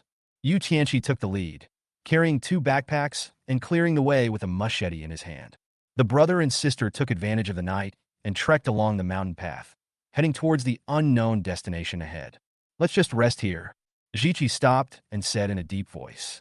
After hearing Zhiqi's words, everyone breathed a sigh of relief. Su Wanqing was even more ungraceful and sat down on the ground. I'm so tired, Su Wanqing wailed. Zhiqi, take everyone to set up the camp. Luo Shu and I will go collect some dry firewood. Feng Xiaoqiao said to Zhiqi. Okay, be safe. Zhiqi nodded and reminded. Don't worry, I have Luo Shu to protect me. Feng Xiaoqiao said with a smile. Go ahead and shout loudly if you encounter any problems. Zhiqi nodded and reminded. Okay. Feng Xiaoqiao smiled playfully.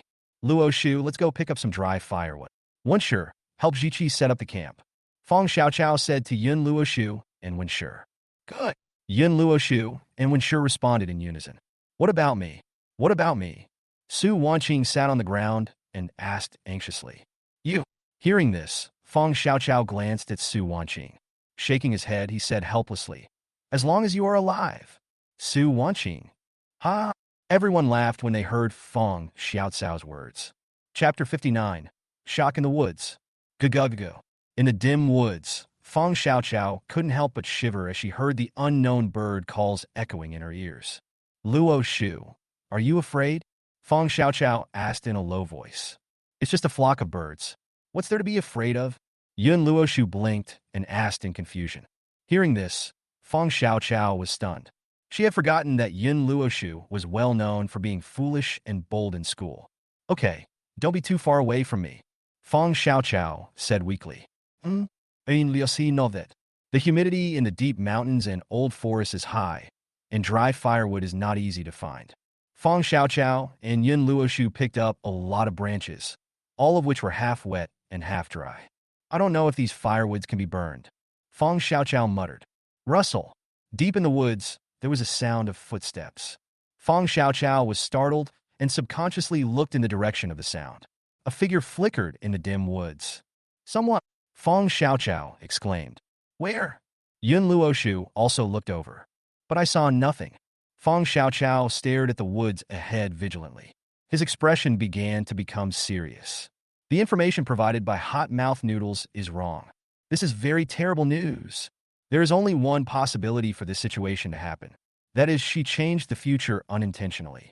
What will happen in the future is already developing in an unpredictable direction.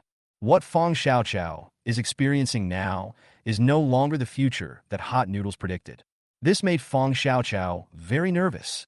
Since she had the golden finger of Hot Noodles, she has never experienced such a situation. Only then did Fong Xiaoqiao realize it. Goldfinger is useful, but it is ultimately an external force. Things in the future are changing rapidly. The golden finger will eventually get out of control. The strength gained by relying on the golden finger is not your own after all. It is just a paper tiger. Use it to make money, and it will work everywhere. But when dealing with these emergencies, there will always be times when things go wrong. Only when you are strong yourself can you be truly strong.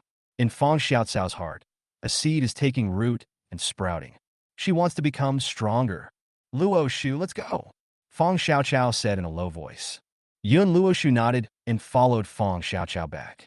Fong Xiaoqiao and Yun Luoshu walked very carefully. Two pairs of eyes, constantly scanning the surroundings. Luoshu, you lead the way and pay attention to the front. I will keep an eye on the back.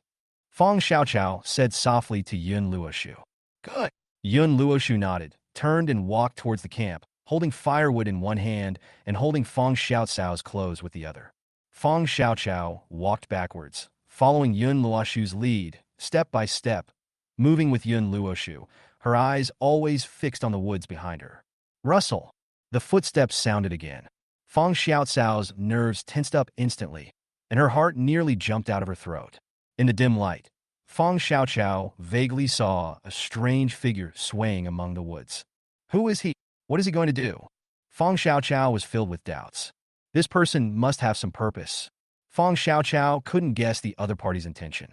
You can only secretly raise your vigilance and be careful at all times. The journey was smooth, and the man in the woods just kept hanging far away and didn't come closer. The more this happened, the more uneasy Fong Xiaoqiao felt. The calm before the storm. Often the calmer it is, the more severe the coming storm will be. Fong Xiaoqiao reached out and took out a small switchblade from his combat pants. The thumb slowly pushes the spring to push the hidden blade out of the handle. The switchblade was custom-made by Fong Xiaoqiao. It was a high-end product that cost her tens of thousands of dollars. Besides being light, compact, and sharp, there are no other advantages. But it is the self-defense weapon that Fong Xiaoqiao needs after experiencing so many dangerous situations. Fong Xiaoqiao felt a little more at ease holding the switchblade. Make various emergency plans in mind. Firewood in the arms and a knife in the hand. As long as the guys in the woods dare to rush out, I'll just throw the firewood out and stab him. Fong Xiaoqiao was planning in her mind what to do. If Luoshu and I are together, we won't necessarily lose. Fong Xiaoqiao encouraged herself in her heart. Luoshu, if someone rushes out later, if it's just one person, we'll attack together and subdue him. If there's more than one person, we'll run. After careful consideration, Fong Xiaoqiao said to Yun Luoshu, if there is only one person, she and Yun Luoshu together, in a 2-on-1 situation, should be able to subdue the opponent. But if the opponent has two people, there is a high probability of losing. After all, I have not yet gotten rid of the title of a weakling in combat. It is important for a person to know himself and do things within his ability. Okay, I understand. Yun Luoshu nodded and responded in a low voice. Rustle. The footsteps sounded again. This time, the man seemed closer. Fong Xiaoqiao could already vaguely see the other person's face. What a face that is! Covered with burns and scars, with dark red flesh turned outward. It was looming in the dim shadows, looking like a demon crawling out of hell, hideous and sinister. Seeing this face, Fong Xiaoqiao trembled all over. My spirit suddenly tensed up. The scream reached her throat, but was swallowed back into her stomach by Fong Xiaoqiao. This is the time when you must not show any timidity. That will make the other party no longer have any scruples. Fong Xiaoqiao controlled herself and subconsciously wanted to divert her gaze, staring at the other person's face. It seems to be saying to the other person, come on, I'm not afraid of you. The man grinned, revealing a row of dark yellow teeth. And then he flashed and disappeared into the woods again like a ghost. It's as if it never existed. Gudon. Fong Xiaoqiao swallowed. He stared at the direction where the man disappeared without blinking. He was afraid that if he shifted his sights, that person would rush out from that place and pounce on him. Luo Shu, walk faster, Fong Xiaoqiao said in a trembling voice. Noticing the tremor in Fong Xiaoqiao's voice, Yun Luoshu subconsciously quickened his pace. At the same time, he asked in a low voice, Xiaoqiao, what's wrong? No, it's okay. Just walk quickly, Fong Xiaoqiao said in a trembling voice. Good. Yun Luoshu nodded and responded. Yun Luoshu obediently quickened his pace, and Fong Xiaoqiao walked backwards, following him with some difficulty, even staggering. But Fong Xiaoqiao didn't dare to look back at the road, and she didn't dare to move her eyes away from the direction of the woods, for fear that the hideous-looking monster would rush out of the woods. Rustle. The footsteps sounded again. This time the sound was closer. It seems to have arrived. Fong Xiaoqiao's eyes glanced back and forth vigilantly. They were afraid that the strange guy would suddenly jump out from some corner and launch a sneak attack on them. A sinister and eerie laugh reached my ears. Seem right next to your ear. Fong Xiaoqiao turned around in horror, and that hideous face, covered with burns and scars, came into view. Chapter 60, Deviant Memory. Hard to tell true from false.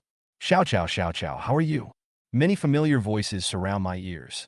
Fong Xiaoqiao struggled to open her eyes, and the faces of Jiqi and others came into view. Oh my God! Fong Xiaoqiao screamed and sat up suddenly. The sudden action scared Jiqi and the others. They were all stunned and looked at Fong Xiaoqiao blankly. That weird guy with scars all over his face? Fong Xiaoqiao looked around in panic, pulled Jiqi's hand, and asked in panic. Whack! What weirdo? After hearing Fong Xiaoqiao's words, Jiqi asked with a puzzled look on his face. Hearing this, Fong Xiaoqiao was stunned. I looked at Jiqi, but saw that Jiqi's face was full of confusion. She looked at the others, and they were also looking at her strangely. Fong Xiaoqiao snorted in confusion. What's going on? Fong Xiaoqiao was filled with doubts. Everyone's reactions are so weird.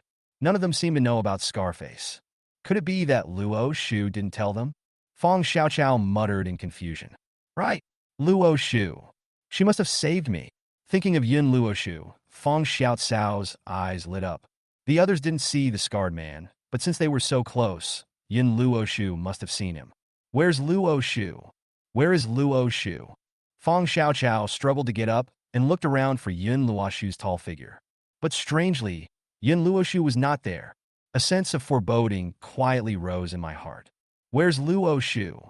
Fong Xiaoqiao looked at Jiqi and asked in a deep voice. Did something happen to the Luo Shu club? If nothing happened, where would she have gone? In an instant, Fong Xiaoqiao had imagined a very bizarre and unpredictable plot. Luo Shu. When talking about Yun Luo Shu, Jiqi was a little hesitant. What happened to Luo Shu? Hurry up and tell me. Seeing this, Fong Xiaoqiao grabbed Jiqi's sleeve and asked anxiously. Xiaoqiao, don't get excited yet. Luo Shu is fine. Just listen to me slowly. Jiqi held Fong Xiaoqiao's hand and comforted her. Oops. Hurry up and tell me. What happened to Luo Shu? I'm almost dying of anxiety. Fong Xiaoqiao shouted anxiously. Okay, I'll say it, okay? But can you calm down a little? Jiqi said helplessly. Yeah, okay. Fong Xiaoqiao nodded in response. Fong Xiaoqiao was eager to know what happened to Yun Luo Shu. Why did I return to the camp? What's going on with that scarred weirdo? Seeing Fong Xiaoqiao calm down, Jiqi and the others breathed a sigh of relief. Yun Luo Shu is injured. Jiqi spoke up. Fong Xiaoqiao was struck by lightning when she heard Jiqi's words. The first reaction in my mind was that Scarface did it. Was Luo Shu injured by the Scarface weirdo? Fong Xiaoqiao blurted out these words subconsciously. After hearing Fong Xiaoqiao's words, Jiqi and the others all looked at her strangely. Seeing this scene, Fong Xiaoqiao was stunned again. Why are you looking at me like that? Fong Xiaoqiao asked doubtfully. From the moment she woke up until now, Fong Xiaoqiao had always felt that Jiqi and the others were weird. Xiaoqiao, there is no scar-faced weirdo. Jiqi said helplessly. We asked Luo Shu, and she didn't see anyone. Su Wanqing on the side also spoke up. How is that possible? Fong Xiaoqiao shouted. If there was no scar-faced weirdo, how did Luo Shu get injured? Fong Xiaoqiao glared at Ji and the others and questioned. Luo Shu. Luo Shu was stabbed by you. Ji hesitated for a moment and spoke. What did you say? Ji exclaimed. It's true. Su Wanqing held Fong Xiaocao's hand and spoke softly. I don't believe it. I want to see Luo Shu. I want to hear it from her own mouth. Fong Xiaoqiao shook off Su Wanqing's hand, did not step back, but distanced herself from Ji and the others, staring at them vigilantly. Xiaoqiao, calm down. Ji shouted with a frown. We can let you see Luo Shu, but you have to calm down. Otherwise, we're afraid you'll hurt Luo Shu again. Ji said with a serious expression. Hearing this, Fong Xiaoqiao was stunned, staring at Ji blankly. At this moment, in Fong Xiaocao's eyes, Ji and the others actually became somewhat unfamiliar. You, what's the meaning? Fong Xiaoqiao asked in a deep voice. Literally, you're mentally unstable. Wan Xiaozhou said in a deep voice while playing with a wooden stick. Fong Xiaoqiao looked at Wan Xiaozhou. Suddenly, his eyes fixed. The bundle of firewood at Xiaozhou's feet was picked up by her. That silk scarf used to bundle firewood is hers. Wrong. There's a problem. There must be something wrong. Fong Xiaoqiao exclaimed in her heart. Since the firewood she picked up is here, the scarred monster she saw must exist. But why would Ji and the others deny it? And she said Yun Luoshu was stabbed by her? She clearly remembered that the scarred man came to her side, and then she lost consciousness. Fong Xiaoqiao now urgently wants to know what happened after she fell into a coma. Call. Fong Xiaoqiao exhaled and tried hard to control her expression to make herself look normal. After a moment of silence, Fong Xiaoqiao said, Okay, I'm fine. Can you take me to see Luo Shu now? Ji and the others looked at each other and exchanged glances. Ji nodded and looked at Fong Xiaoqiao. He said, Yes. Fong Xiaoqiao was delighted when she heard Ji agreed. Come with me, Luo Shu is in the tent, Ji said softly. Fong Xiaoqiao nodded and followed Ji towards the tent. The small tent was filled with the smell of blood. Fong Xiaoqiao frowned subconsciously. Looking up at Yun Luoshu, I saw that Yun Luoshu had gauze wrapped around his left arm and was lying on the sleeping bag with a pale face. Next to Yun Luoshu, Fong Xiaocao's switchblade lay quietly on the ground, with dark red blood stains on the sharp blade. Seeing this scene, Fong Xiaoqiao was stunned. Did I really stab Luo Shu? Fong Xiaoqiao muttered in confusion. Luo Shu. You. Fong Xiaoqiao took 2 steps forward and called softly. Xiaoqiao, are you awake? Yun Luo Shu smiled weakly and said, Luo Shu, what exactly is going on? Fong Xiaoqiao walked up to Yun Luo Shu and asked in a low voice. Yun Luo Shu glanced at the switchblade on the ground and said with a smile, When we were collecting firewood, a strange sound suddenly came from the depths of the woods. Listening to Yun Luoshu's story, Fong Xiaoqiao was dumbfounded. In Yun Luoshu's narration, the previous events were almost the same as the experiences she remembered. Until the moment the scarred man appeared, Yun Luoshu's narration and Fong Xiaocao's memory began to deviate. In Yun Luoshu's story, there is no scarred monster. But, at that moment, Fong Xiaoqiao suddenly screamed, turned around, and stabbed Yun Luoshu fiercely with the switchblade in her hand. Fortunately, Yun Luoshu reacted quickly and avoided the vital points. The switchblade only pierced Yun Luoshu's left arm. Chapter 61 Fong Xiaoqiao. No, I did it on purpose. After listening to Yun Luoshu's story, Fong Xiaoqiao was numb and his eyebrows were twisted into a mess. How so? How could this be? Fong Xiaoqiao repeated these 2 sentences over and over again. Xiaoqiao, don't blame yourself too much. I don't blame you. You may be frightened. Yun Luoshu stretched out his right arm, took Fong Xiaocao's hand, and spoke softly. Fong Xiaoqiao was stunned and nodded. Yun Luoshu smiled and let go of his hand. Fong Xiaoqiao withdrew his hand and picked up the switchblade on the ground. Luo Shu, have a good rest. Fong Xiaoqiao put the switchblade into his pocket, turned and walked out of the tent. Xiaoqiao, that knife. Seeing Fong Xiaocao's actions, Ji spoke. I feel so insecure right now. I need it.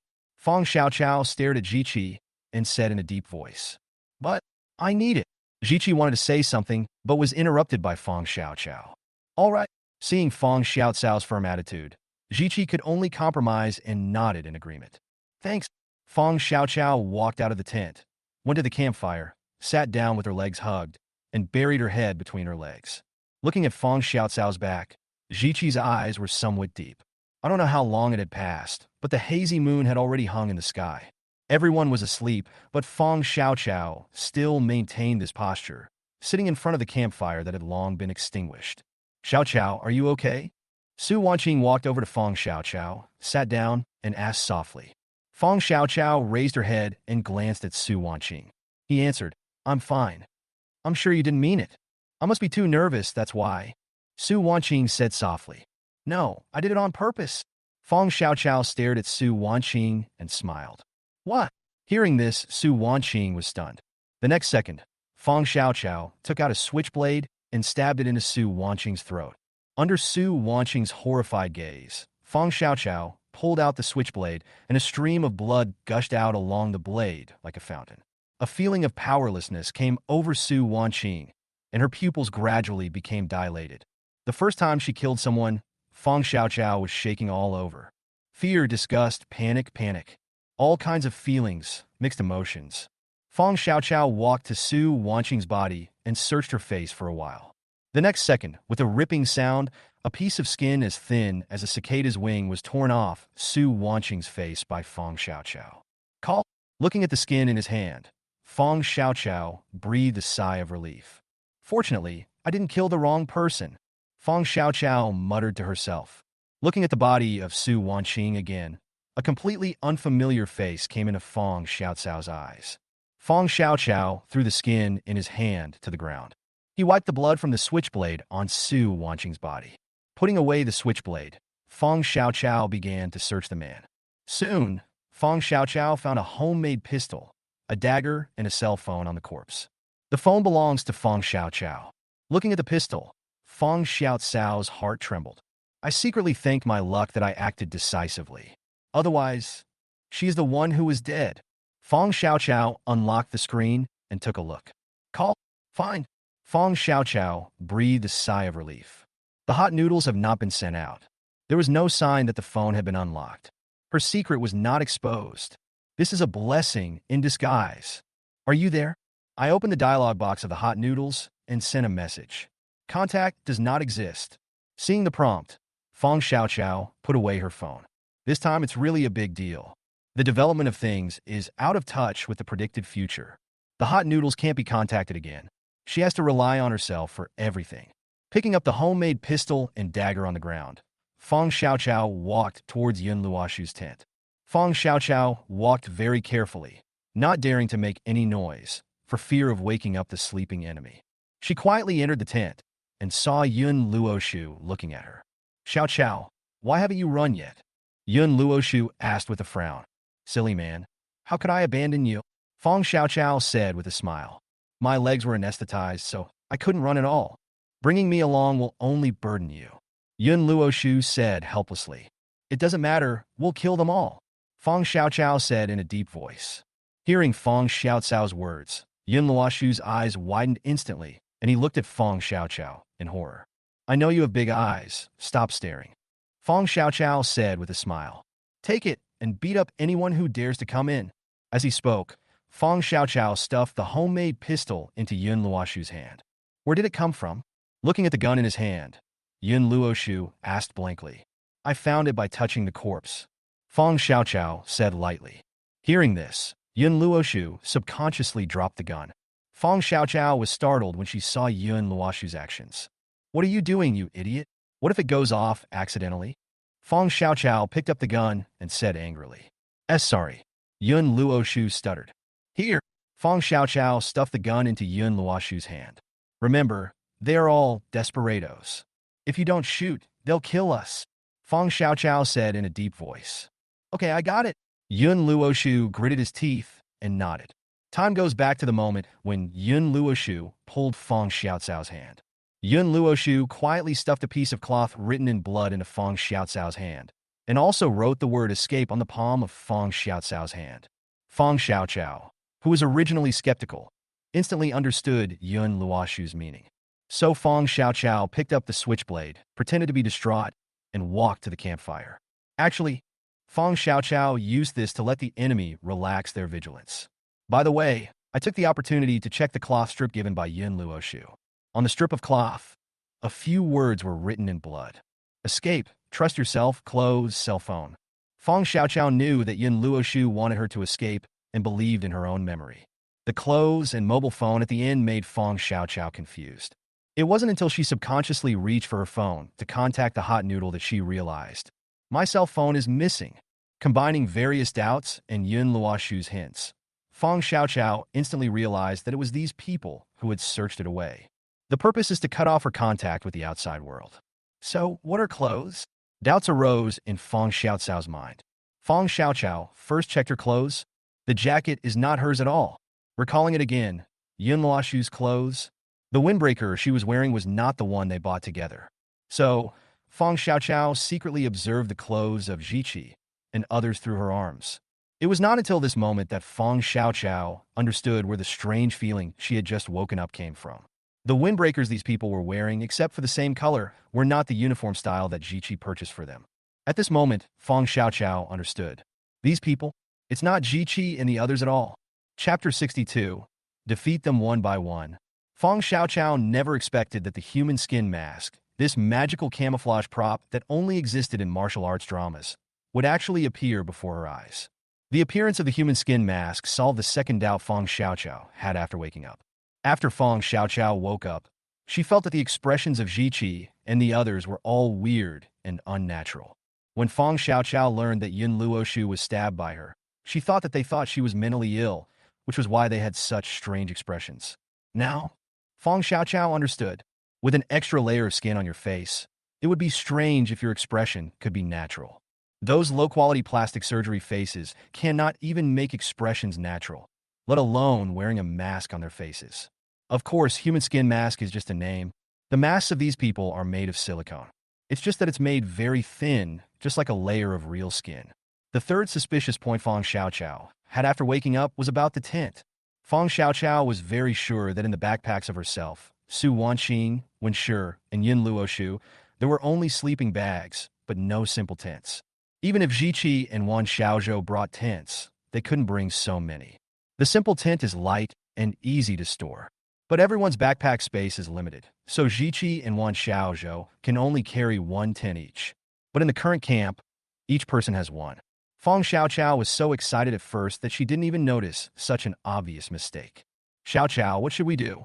Yun Luoshu asked nervously, holding the gun. I'll help you outside the tent, and you'll stand guard for me. I'll defeat them one by one. Fong Xiaoqiao thought for a moment, and then spoke. Okay, I'll listen to you. Yun Luoshu nodded in response. Because Yun Luoshu's legs had been anesthetized, and he had no feeling at all, Fong Xiaoqiao could only half drag and half hold Yun Luoshu out of the tent.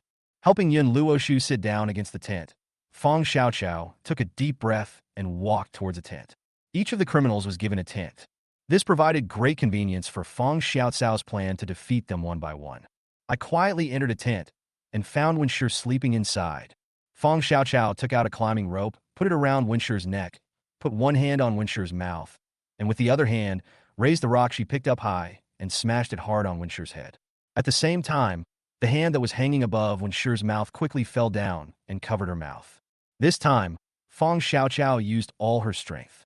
Wenshi's head broke instantly, blood flowed out, his body twitched violently a few times, and then he became motionless. Fong Xiaoqiao sniffed and breathed a sigh of relief. Call. Fortunately, I am not dead. Use a climbing rope to tie up Wenshi. He then took off Wenshi's socks and stuffed them into her mouth. He then used tape to wrap around Wenshi's head to secure it firmly. Su Wanqing was the person who was monitoring her, and killing her was a last resort and the key to emergency escape. If Fong Xiaoqiao doesn't kill her, she won't be able to escape, let alone rescue Yun Luoshu and learn the truth. Considering the current situation, if you go back, you will most likely be treated as an emergency evacuation officer. But if he kills people again, especially those who have no power to resist, it would be hard to explain. Fong Xiaoqiao searched Wenshi. Sure enough, a homemade pistol and a dagger were found in Wenshi's arms. These people have no means of communication. This made Fong Xiaoqiao feel relieved. Don't worry, the loss of contact with these people here will arouse the vigilance of those behind the scenes.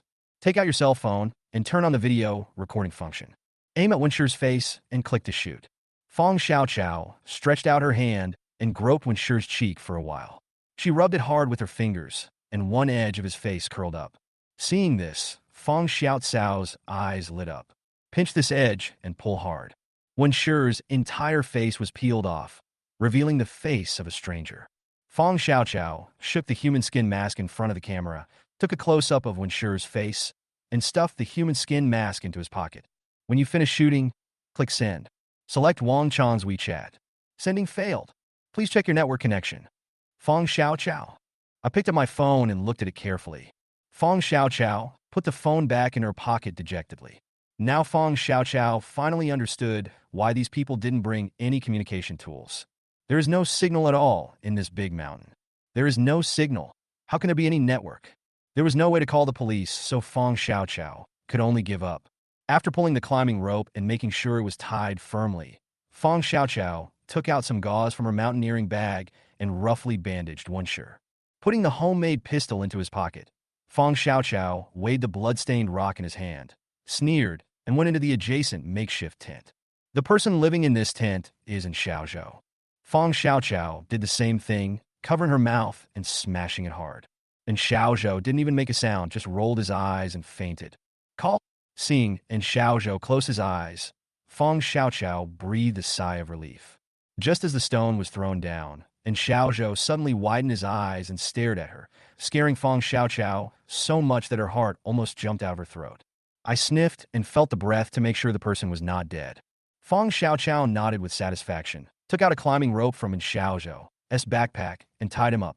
Stuff a sock in your mouth, wrap it with tape, and you're done. Search and pick up equipment. Identical homemade pistols and daggers. These people are all equipped with uniform equipment. Obviously, the organization behind it is not simple. Putting the gun into his pocket, Fong Xiaoqiao looked at the remaining 3 tents. Of these 3 tents, one belongs to her. One belongs to Su Wanqing, and the other one belongs to Ziqi. Ziqi is Fong Xiaoqiao's last target. He is also the most likely person to be the Scarface monster. Fong Xiaoqiao always felt uneasy because she didn't find the scarred monster. That person gave her a very strange feeling. Fong Xiaoqiao never figured out how she lost consciousness. I quietly approached one of the tents and listened carefully. It was completely quiet inside with no sound at all. I opened a gap and saw nothing inside. Not here. Fong Xiaoqiao walked towards another tent. The tent is still empty. Is your luck so bad? Fong Xiaoqiao muttered and looked towards the last tent. Fong Xiaoqiao hesitated for a moment, dropped the stone in his hand, and took out a homemade pistol from his pocket. If this Ziqi is the scarred monster, then he must be very dangerous. Fong Xiaoqiao is ready to hit him with a gun, and if he cannot subdue him with one shot, he will shoot immediately. During the military training in college, Fong Xiaoqiao and her classmates had experience shooting, and the instructor briefly explained the structure of guns. So, Fong Xiaoqiao can use a gun, but it is only limited to those who know how to use it. Walking to the front of the tent, Fong Xiaoqiao took a deep breath. I opened the tent and tried to get in, but I found that the tent was empty. There was no one at all. Not good, Fong Xiaoqiao exclaimed in her heart. Chapter 63. The Scarface Monsters Game. An ominous premonition quietly rose in my heart. Behind, it seems like there is someone. Without time to think, Fong Xiaoqiao swung the dagger in his hand fiercely behind him.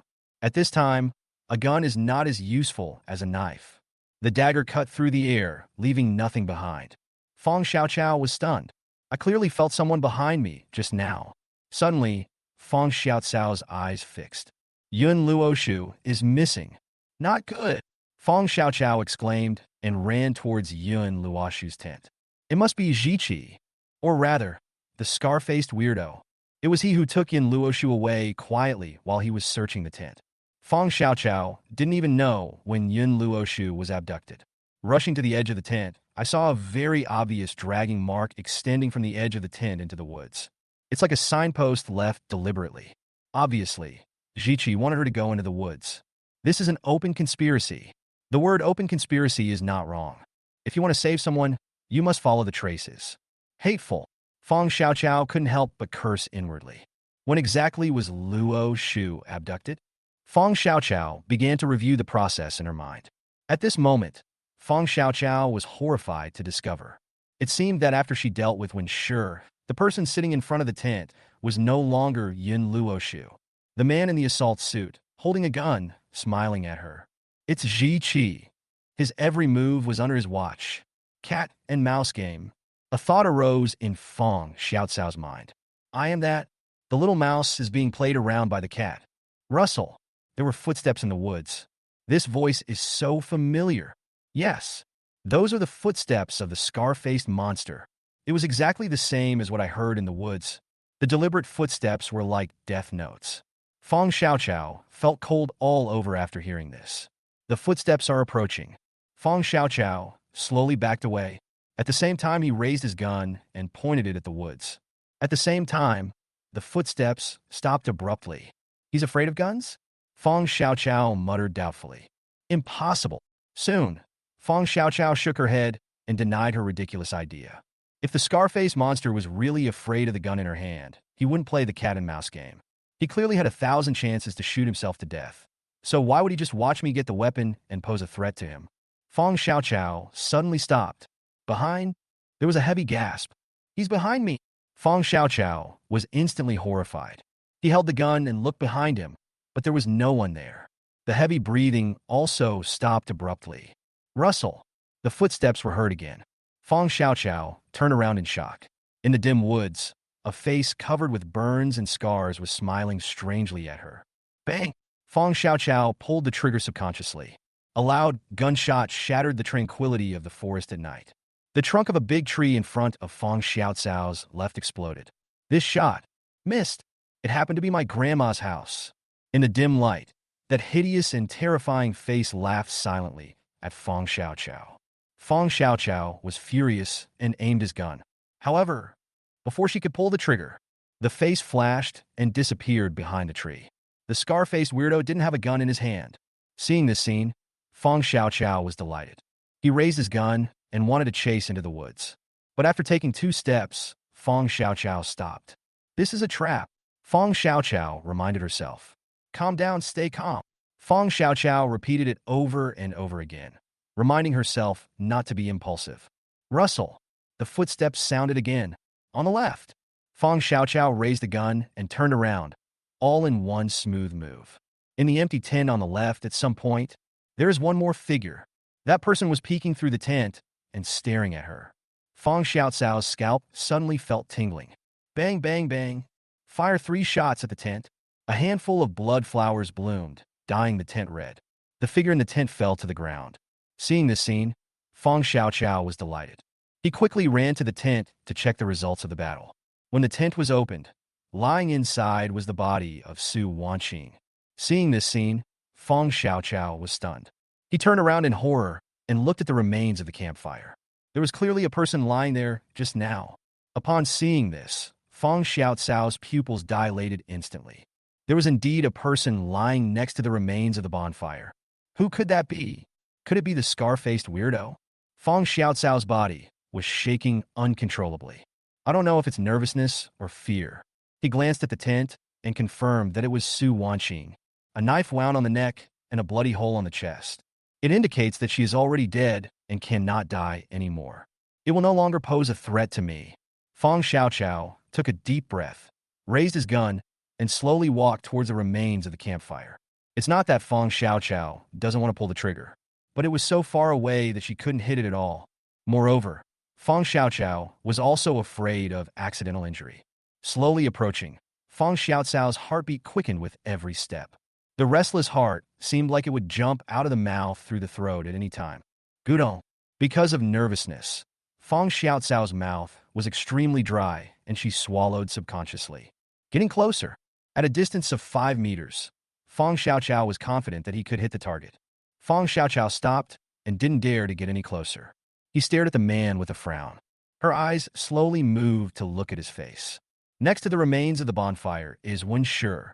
The ropes on her body had been untied at some point, but her eyes were still closed, and she was in a coma, with no signs of waking up. Feng Xiaoqiao was so shocked that her heart skipped a beat. Is this scarred weirdo a human or a ghost? Why act so strangely? When did he place Wen Shi next to the remains of the campfire? And when did he poke the body of Su Wanqing in the empty tent? Why didn't I hear any movement? She did all these actions after she checked the tent. It won't take more than 3 minutes. But I didn't realize it at all. When Shi showed no signs of waking up, and Feng Xiaoqiao didn't dare to go up and tie her up again. The Scarface monster is really weird. The speed is too fast. When Feng Xiaoqiao was afraid that she would tie up when sure, she looked up and saw the scarred man standing in front of her, smiling at her. Rustle. The fatal footsteps sounded again. It is so deliberate and clear. The sound that came and one was like someone teleporting between the trees. Feng Xiaoqiao took a deep breath and looked in the direction where the footsteps came from. Really, that hideous and terrifying face was smiling at her again. Even though Feng Xiaoqiao had seen that weird smile many times, she still felt creepy. What on earth do you want to do? Feng Xiaoqiao shouted at the top of her lungs. The scarred man opened his mouth and let out a strange laugh. The next second, the scarred weirdo leaned over and pulled a person up from the ground. It's Yun Luoshu. Chapter 64, Is It Just a Dream? Feng Xiaoqiao felt like her spirit was about to collapse. Looking at Yun Luoshu being carried by the scarred weirdo, Feng Xiaoqiao's eyes were filled with tears. He raised his gun and pointed it at the scarred man. Feng Xiaoqiao shouted at the top of her lungs. Let her go! I told you to let her go! Facing Feng Xiaoqiao's broken defense, the scarred man grinned and revealed his signature eerie smile. Bang! Feng Xiaoqiao fired a shot into the air. Point the gun at the scarred man again. I can really shoot! Feng Xiaoqiao shouted at the top of her lungs. The scarred man had a sly smile on his face and slowly loosened his grip on Yun Luoshu, who fell limply to the ground. Seeing this scene, Feng Xiaoqiao's eyes were bloodshot. He pulled the trigger without hesitation. Bang, bang, bang. Feng Xiaoqiao pulled the trigger mechanically. Crack! Until the magazine is empty. After putting down the gun, the scarred man had already disappeared. He dropped the gun in his hand and ran quickly towards the woods. Now, Feng Xiaoqiao only wants to rescue Yun Luoshu. Rushing into the woods, Yun Luoshu was lying there. Feng Xiaoqiao walked towards Yun Luoshu, her whole body trembling. He squatted beside Yun Luoshu and sniffed his breath.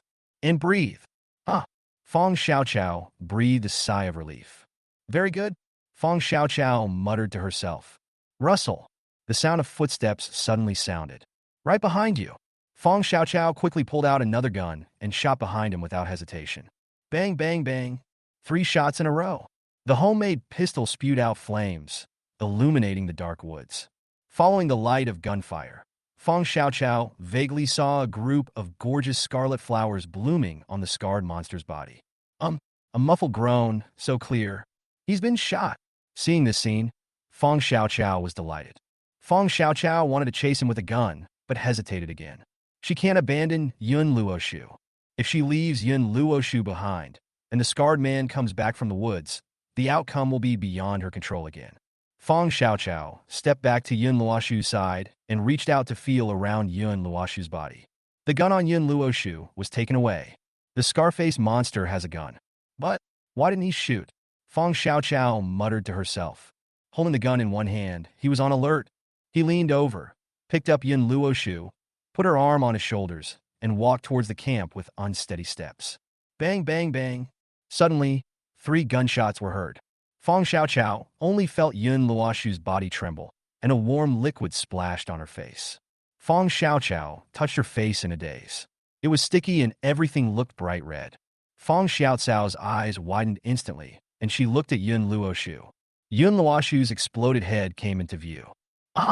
Luoshu. Feng Xiaoqiao let out a sharp scream. Luoshu. Feng Xiaoqiao cried out in despair, tears instantly blurring her vision. In her eyes, Yun Luoshu seemed to be smiling at her. Bang, bang, bang. 3 more gunshots pierced the night sky. Feng Xiaoqiao's body trembled, and she slowly looked down. His jacket was covered with bright red liquid. I was shot. In Feng Xiaoqiao's mind, vision fed back the signal of being shot to the brain. Pain. As the brain received the signal, intense pain and powerlessness intertwined and devoured Feng Xiaoqiao's consciousness. Feng Xiaoqiao widened her eyes and looked forward. The scarred man smiled eerily, with wisps of hot air coming out of the homemade pistol in his hand. Feng Xiaoqiao subconsciously raised the gun and pulled the trigger at the scarred man. Bang, bang, bang. The scarred man was stunned and pulled the trigger. Bang, bang, bang. The sound of gunfire was like firecrackers, one after another. In the dark forest, fire snakes spewed. Plop! There was a dull thud of a heavy object falling to the ground, and Fong Xiaoqiao and the scarred-faced man fell to the ground at the same time. Fong Xiaoqiao's whole body was twitching, and blood was gushing out from the corners of his mouth, staining the grass beneath him red. Rustle! Footsteps were heard. A man slowly walked up to Fong Xiaoqiao. Fong Xiaoqiao stared at the person who came. It turned out to be Young Wishu. The next second, Fong Xiaoqiao's eyes went dark and her consciousness fell into a deep and silent abyss. Little grass, little grass. From the abyss, a familiar voice called out to my ears. Fong Xiaoqiao wanted to open her eyes and see the person who called her, but a splitting headache came over her, causing her to lose consciousness again and fall into an endless abyss. After an unknown amount of time, Fong Xiaoqiao slowly woke up. In front of me is a hazy, starry sky. Didn't I get shot? Fong Xiaoqiao blinked in confusion. After careful consideration, I found that apart from the headache, there was no severe pain as I had imagined after being shot. I'm not dead, Fong Xiaoqiao muttered to herself. Before she could savor the joy of surviving the calamity, the chirping of insects in her ears made her recall what it felt like to have a splitting headache. Hiss! The feeling of needles pricking her head made her gasp. I lay on the ground and rested with my eyes closed for a long time. The dizziness and tingling in my head gradually subsided. Feeling that some of her strength had been restored, Fong Xiaoqiao tried to stand up. However, a feeling of weakness instantly swept through her body, causing her body, which had just stood up, to fall back to the hard ground with a bang. Xiaoqiao is awake. There was a cry of surprise in my ears. The sound of dense footsteps came into my ears. Fong Xiaoqiao was stunned and turned to look. Before she could react, Ziqi, Su Wanqing, Wenshi, and Yun Luoshu surrounded her. Xiaoqiao, are you okay? Xiaoqiao, how do you feel now? Xiaoqiao, where do you feel uncomfortable? Everyone looked concerned and asked about each other's well-being. Looking at Ziqi and the others, Fong Xiaoqiao was confused. No, what's going on? Didn't Luoshu get shot as well? Besides, what happened after I was shot? Why doesn't your body hurt? Fong Xiaoqiao's head was full of question marks. What's wrong with me? Fong Xiaoqiao asked in a hoarse voice. But his eyes subconsciously stared at everyone's face, looking for signs of wearing human skin masks. You just fainted suddenly. It scared us. Su Wanqing shouted exaggeratedly. Hearing this, Fong Xiaoqiao was stunned again. Looking at Ziqi, Ziqi nodded and said, We were just about to take a break when you said you wanted to go collect firewood with Luoshu. But before you took 2 steps, you suddenly fainted. Hearing this, Fong Xiaoqiao subconsciously looked at Yun Luoshu. Seeing Fong Xiaoqiao looking at him, Yun Luoshu nodded and said, Well, you suddenly fainted and fell straight to the ground. If you hadn't been struggling and waving your arms and legs like you were having a nightmare, I would have thought you were dead. Hearing this, Fong Xiaoqiao frowned. The one who speaks without thinking is definitely Yun Luoshu. The expressions on the faces of everyone present were very natural, and there was no sign of anyone wearing a human skin mask. Could it be? Did I really just have a nightmare? Fong Xiaoqiao was full of doubts. Chapter 65 Hypnosis. Fong Xiaoqiao felt as if she was in a dream. Everything before her eyes seemed so unreal. Which is a dream and which is an illusion? Xiaoqiao, what's wrong with you? Are you feeling unwell? Ziqi asked with concern. I'm fine. It's just a headache, Fong Xiaoqiao said in a hoarse voice. Then you take a rest for a while, and we'll set up the camp. Hearing this, Ziqi said softly. Fong Xiaoqiao nodded tiredly. Call me if you feel uncomfortable. Ziqi gave an instruction and walked aside. Looking at Ziqi's back, Fong Xiaoqiao's mind unconsciously emerged with the image of a scarred weirdo. So true. It was clearly a personal experience, so how could it feel like a dream? Quack, quack, quack. At this moment, the sound of a toad croaking reached his ears. Fong Xiaoqiao was stunned and hurriedly reached for her cell phone. I took out my phone and saw a WeChat message. Fong Xiaoqiao quickly unlocked the screen and checked the message. Hot Noodles, are you awake? When Fong Xiaoqiao saw the news about the hot noodles, she felt as if she were in another world. What happened? Is it a dream or a real experience? Fong Xiaoqiao hurriedly sent a message to inquire. She knew that the hot noodles must know something. Burning noodles. It can be said to be a dream, or it can be said to be a real experience. Hot Noodles' answer was ambiguous. Fong Xiaoqiao frowned subconsciously. What's the meaning? Fong Xiaoqiao sent a message to ask. Hot noodles. That is the fact that will happen in the future. Fong Xiaoqiao was struck by lightning when she saw the answer from Hot Mouth Noodles. What is going to happen in the future? Fong Xiaoqiao muttered to herself. I foresaw the future. Fong Xiaoqiao asked. Hot noodles. You could say that. Hot noodles. Because the timelines overlap, time and space are confused, and you were pulled into the future I am experiencing. And as the leader, you experience with me the future that is about to happen in your timeline. Seeing the news about the hot noodles, Fong Xiaoqiao was stunned. That is to say, what I experience will happen soon? Fong Xiaoqiao showed a look of horror on her face. Hot noodles. That's right. If your consciousness hadn't been suddenly pulled into the future timeline, it would have already happened. Looking at the content of the message, Fong Xiaoqiao fell silent. That was not a dream. It's the future that's about to happen. She is really going to die. We'll face that weird and scary scarred monster. Hot noodles. Don't be afraid. It's not too late to change the future. Hot noodles. You have already experienced it in advance and foresaw everything about them. So what are you afraid of? When Fong Xiaoqiao saw the news about the hot noodles, her eyes lit up. Yes, she has been through it all. What is there to be afraid of? Just handle it with caution. Wrong? That scarred weirdo was too weird, and she couldn't defend herself against him. How did that scarred weirdo make me faint for no apparent reason? How did he do it? Like a ghost. Thinking of the scarred man who looked like a ghost, Fong Xiaoqiao quickly sent a message to inquire. Hot noodles. It's hypnosis. Hot noodles. He controlled our subconscious through hypnosis and gave us psychological hints through various sounds. Hypnosis. Fong Xiaoqiao was shocked. Even from such a distance, I can still hypnotize you. This is too weird. How to prevent it? Fong Xiaoqiao asked. With him here, even if I can predict the future, I can't escape the fate of being controlled by hypnosis, right? Fong Xiaoqiao added. Hot noodles. Learn hypnosis. How is that possible? Looking at the answer given by Chanzo Mian, Fong Xiaoqiao thought she was joking. Hot noodles. Nothing is impossible. Hot noodles. If you can predict the future, why can't you learn the art of hastening death? But I don't know anything about hypnosis, Fong Xiaoqiao said helplessly. Hot noodles. I understand. Hot noodles. It was a blessing in disguise. You were suddenly pulled into the future timeline. Although it stimulated your spirit, it also sharpened your mental strength. What you lack now is only skills. Hot noodles. In my timeline, after experiencing all this, knowledge about hypnosis appeared in my memory. Hot noodles. My memory tells me that in your timeline, because of this experience, our mental strength far exceeded that of ordinary people. It only took us half an hour to learn advanced hypnosis. Hot noodles. I'm already a master of hypnosis, and you will be one soon. Fong Xiaoqiao felt numb when seeing the message sent by Chanswa Damien. Learn hypnosis in half an hour? And became a master hypnotist? Isn't this a fantasy? Hot noodles, don't doubt it. Now remember every word I say and learn it seriously. Next, Hot Noodles sent a lot of messages in a video. In the video, Fong Xiaoqiao saw her future self for the first time.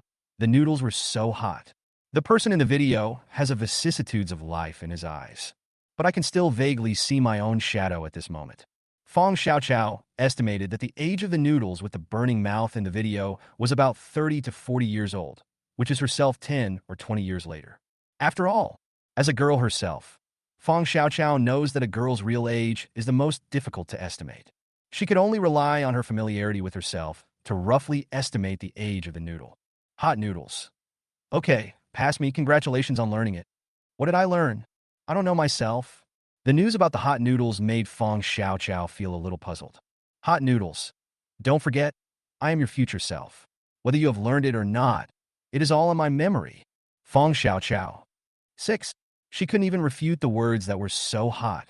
You can only deduct 1 6. Hot noodles.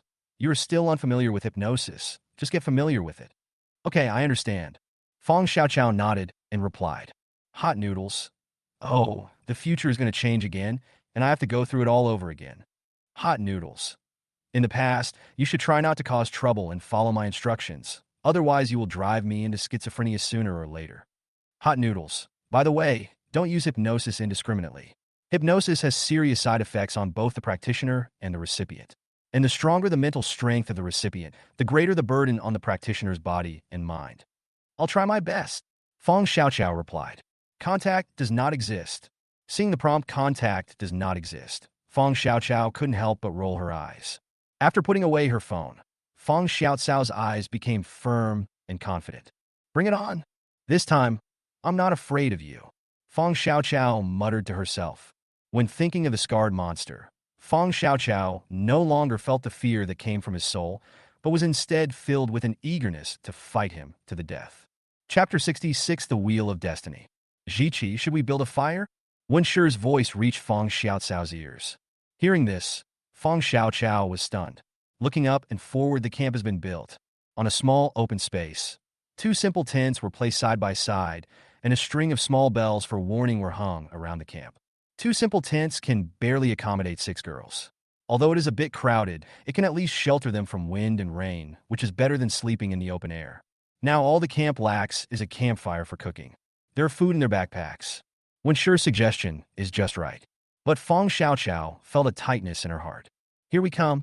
The time has come to encounter the scar-faced monster. In the original timeline, this suggestion should have been made by me, but now I suddenly fainted and deliberately avoided this question. I wanted to see if this would allow me to avoid the encounter with the scar-faced monster. After all, in addition to the ingredients, their bags also contain bread, compressed biscuits, ham, and other foods. Even if they don't make a fire, it still doesn't affect their meals. But, obviously, the inertia of fate is powerful. You can change your future, but you cannot influence the rotation of the wheel of fate. What is about to happen, even if you don't do it, fate will naturally arrange for someone else to do it. Just like the old couple in the ACI incident. Even though Fong Xiaoqiao had exposed ACI, she still could not stop the wheel of fate from turning and change the old couple's tragic fate. Although ACI died early, it seems that in the next 5 years, the victims killed by ACI will not have to die. But who can guarantee? Can they really survive? Thinking of this, Fong Xiaoqiao sighed. Fong Xiaoqiao stood up and walked toward that direction. It would be dangerous if we separated rashly. Then don't go collecting firewood. Fong Xiaoqiao spoke up. She was not sure she could defeat the scar-faced monster. If you can avoid encounters now, try to do so. You still have to pick up firewood. It's not safe at night without a campfire, Ziqi said in a deep voice. Fong Xiaoqiao knew that Ziqi was right. Can you really avoid encountering the scar-faced monster by not collecting firewood? After all, in that timeline, the people from that organization perfectly copied their entire team, but the only things missing were substitutes for themselves and Yin Luoshu. The clothes on her and Yin Luoshu had been changed, and it was obvious that someone had left the team wearing their clothes. Could the two people who left be her and Yin Luoshu's substitutes? Obviously, they had planned this in advance and wanted to find an opportunity to randomly replace one or several people on their side, or even the entire team. Therefore, even if he didn't go to collect firewood, the people from that organization would most likely launch a night attack and control or kill his entire team. Without a campfire, the wild animals that come out of the forest to look for food at night may be more dangerous than the scar-faced monster. Okay, then Luo Shu and I will go. After thinking this through, Fong Xiaoqiao smiled. No, you're too weak. After hearing Fong Xiaoqiao's words, Ziqi said in a deep voice, Yes, Xiaoqiao. Your body needs some rest. Let Luo Shu and I go. Wen Shi looked at Fong Xiaoqiao and said with concern. Fong Xiaoqiao felt helpless when she heard Wen Shi's words. There is no way to refute it. There is no way to refute it at all. Fong Xiaoqiao blinked, and suddenly her eyes lit up. How could I forget about her? Looking at Wan Xiaozhou, Fong Xiaoqiao muttered in his heart. That organization also replicated in Xiaozhou. This means that Wan Xiaozhou is not in the same group with them.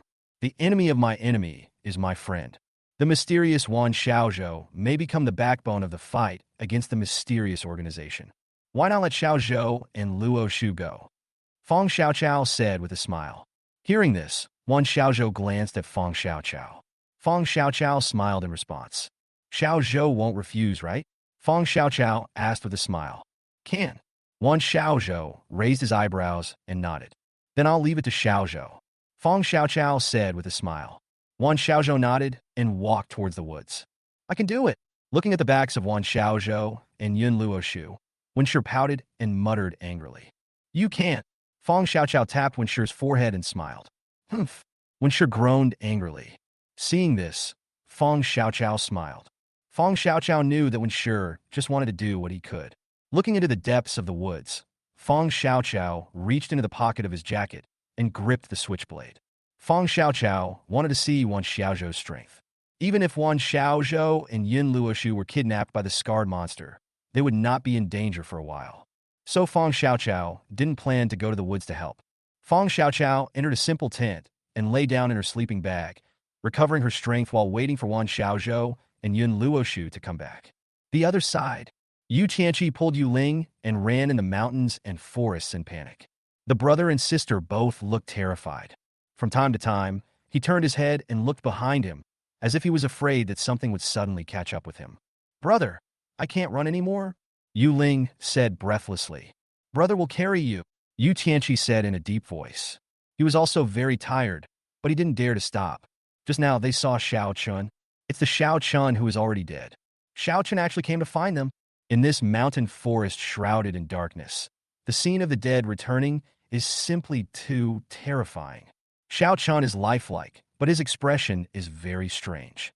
He kept talking about what happened after he was separated from his brother and sister. This scared Yu Ling. Yu Tianqi was also trembling in his heart. Although Yu Tianqi doesn't believe in ghosts, but he couldn't give himself a reasonable explanation to comfort his accelerating heartbeat. I can't even explain Xiao Chen's return. While Xiao Chun was not approaching, Yu Tianqi pulled Yu Ling and ran away. Xiao Chen chased closely like a ghost. Even with Yu Tianqi's hearing ability improved from years of martial arts training, he couldn't hear Xiao Chen's footsteps. This made Yu Tianqi even more terrified. "Brother Tianqi, Sister Ling, why are you running?" A gloomy voice sounded from behind. The brother and sister looked in the direction of the sound and saw that Xiao Chun had appeared behind them at some point, looking at them with a smile. But that smile looked so weird and scary in the eyes of the brother and sister. Without time to think, Yu Tianqi carried Yu Ling on his back and ran away. "Brother Tianqi, wait for me." Xiao Chun followed closely and said with a sweet smile, "Chun Shi, are you a human or a ghost?" Lying on Yu Tianqi's back, Yu Ling screamed. Of course it's a human," Xiao Chun replied with a smile. Hearing the voice, Yu Ling turned his head and saw Xiao Chen's pale face. "It's so close." Yu Ling let out a piercing scream. Chapter 67 Prey. Yu Ling's scream made Yu Tianqi stop in his tracks. When he turned his head, he saw Xiao Chun was actually right next to him with a strange smile on his lips, and he was looking at Yu Ling face to face. Seeing this scene, Yu Tianqi was shocked. At this distance, if Xiao Chun takes action, he and Yu Ling couldn't hide at all. Yu Tianqi gritted his teeth, turned around suddenly, kicked Xiao Chun, and at the same time used both hands to throw Yu Ling on his back out. "Yu Ling, run! Brother, hold her back!" Yu Tianqi shouted and pulled out a dagger. The dagger flashed with cold light and stabbed toward Xiao Chun. One hit, but there is no blood. Xiao Chen's figure disappeared out of thin air before his eyes.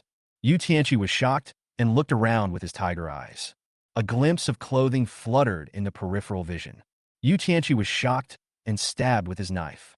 Hit, but it really is a hit. Xiao Chen disappeared from Yu Tianqi's sight again. The next second, Yu Ling's scream broke the silence of the night sky. Yu Tianqi was shocked and looked at Yu Ling. Xiao Chun was actually squatting in front of Yu Ling. "Asshole, don't touch my sister!" Yu Tianqi shouted and rushed towards Xiao Chun with a knife. At this time, Yu Ling had been frightened to faint. Xiao Chun turned his head 180 degrees and looked at Yu Tianqi, with the corners of his mouth raised, revealing a strange smile. "Fuck!" Seeing this scene, Yu Tianqi's heart skipped a beat. "Brother Tianqi, come and accompany me," Xiao Chun said with a smile. "I'll accompany you, uncle," Yu Tianqi roared and stabbed Xiao Chun in the abdomen. Xiao Chen's body shattered like glass, disappeared from Yu Tianqi's eyes again. Yu Tianqi's scalp was tingling, and the hand holding the dagger was shaking. The next second, Yu Tianqi felt a sharp pain at the back of his head. Yu Tianqi rolled his eyes and fainted. Before falling into a coma, Yu Tianqi saw another self walking towards him step by step. "Fuck, what a ghost!" Yu Tianqi muttered to himself. Then, Yu Tianqi's eyes went dark. Lost consciousness. "It's not fun." A complaint was heard. Xiao Chen walked out from behind the tree. "Don't overdo it. The Yu group is worth tens of billions, and the organization really needs this pair of siblings," Yu Tianqi said in a cold voice. Okay, I know I was wrong." Xiao Chen stuck out his tongue and laughed. "Take it back," Yu Tianqi said lightly. Xiao Chen nodded and whistled. There were shadows moving in the woods, and 3 masked men walked out. Bring back the prey. Xiao Chun pointed at the Yu brothers and sisters on the ground and gave the order. Yes. The three masked men responded and walked towards the Yu brothers and sisters. Let's go to the party, Yu Tianqi said in a deep voice. Okay, Brother Tianqi. Xiao Chun took Yu Tianqi's hand and said with a sweet smile. The two of them carried the backpacks of the Yu brothers and sisters, went into the woods, and soon disappeared into the night. The three masked men carried the Yu brothers and sisters and turned around and walked back the way they came. Swish! A figure flashed by. The three masked men were stunned and stopped. Are there other teams here? A masked man asked doubtfully. No, this should be our hunting ground, another masked man said in a deep voice. Be careful, it might be another team's prey that has run into our territory. The masked man who spoke first said in a deep voice. Congratulations, you got it right. Pity, no reward. A voice suddenly sounded. The two masked men were stunned and turned their heads at the same time. Bang! An arc of electricity flashed, and the electric baton poked the neck of a masked man. The masked man's body trembled, and he fell to the ground twitching. The masked man who had been walking behind the two men put away his electric baton and looked at the other masked man. What are you doing? The masked man scolded. Me? Of course it's to save people. The masked man holding the electric baton laughed. Asshole! The masked man yelled, pulled out his gun, and pointed it at the man with the electric baton. If you dare to betray the organization, then die. The masked man sneered. Sorry, it's you who died. At this moment, a cold voice came from behind the masked man. The masked man was startled and turned to look behind him. The next second, a cold light flashed. A red line appeared on the masked man's neck.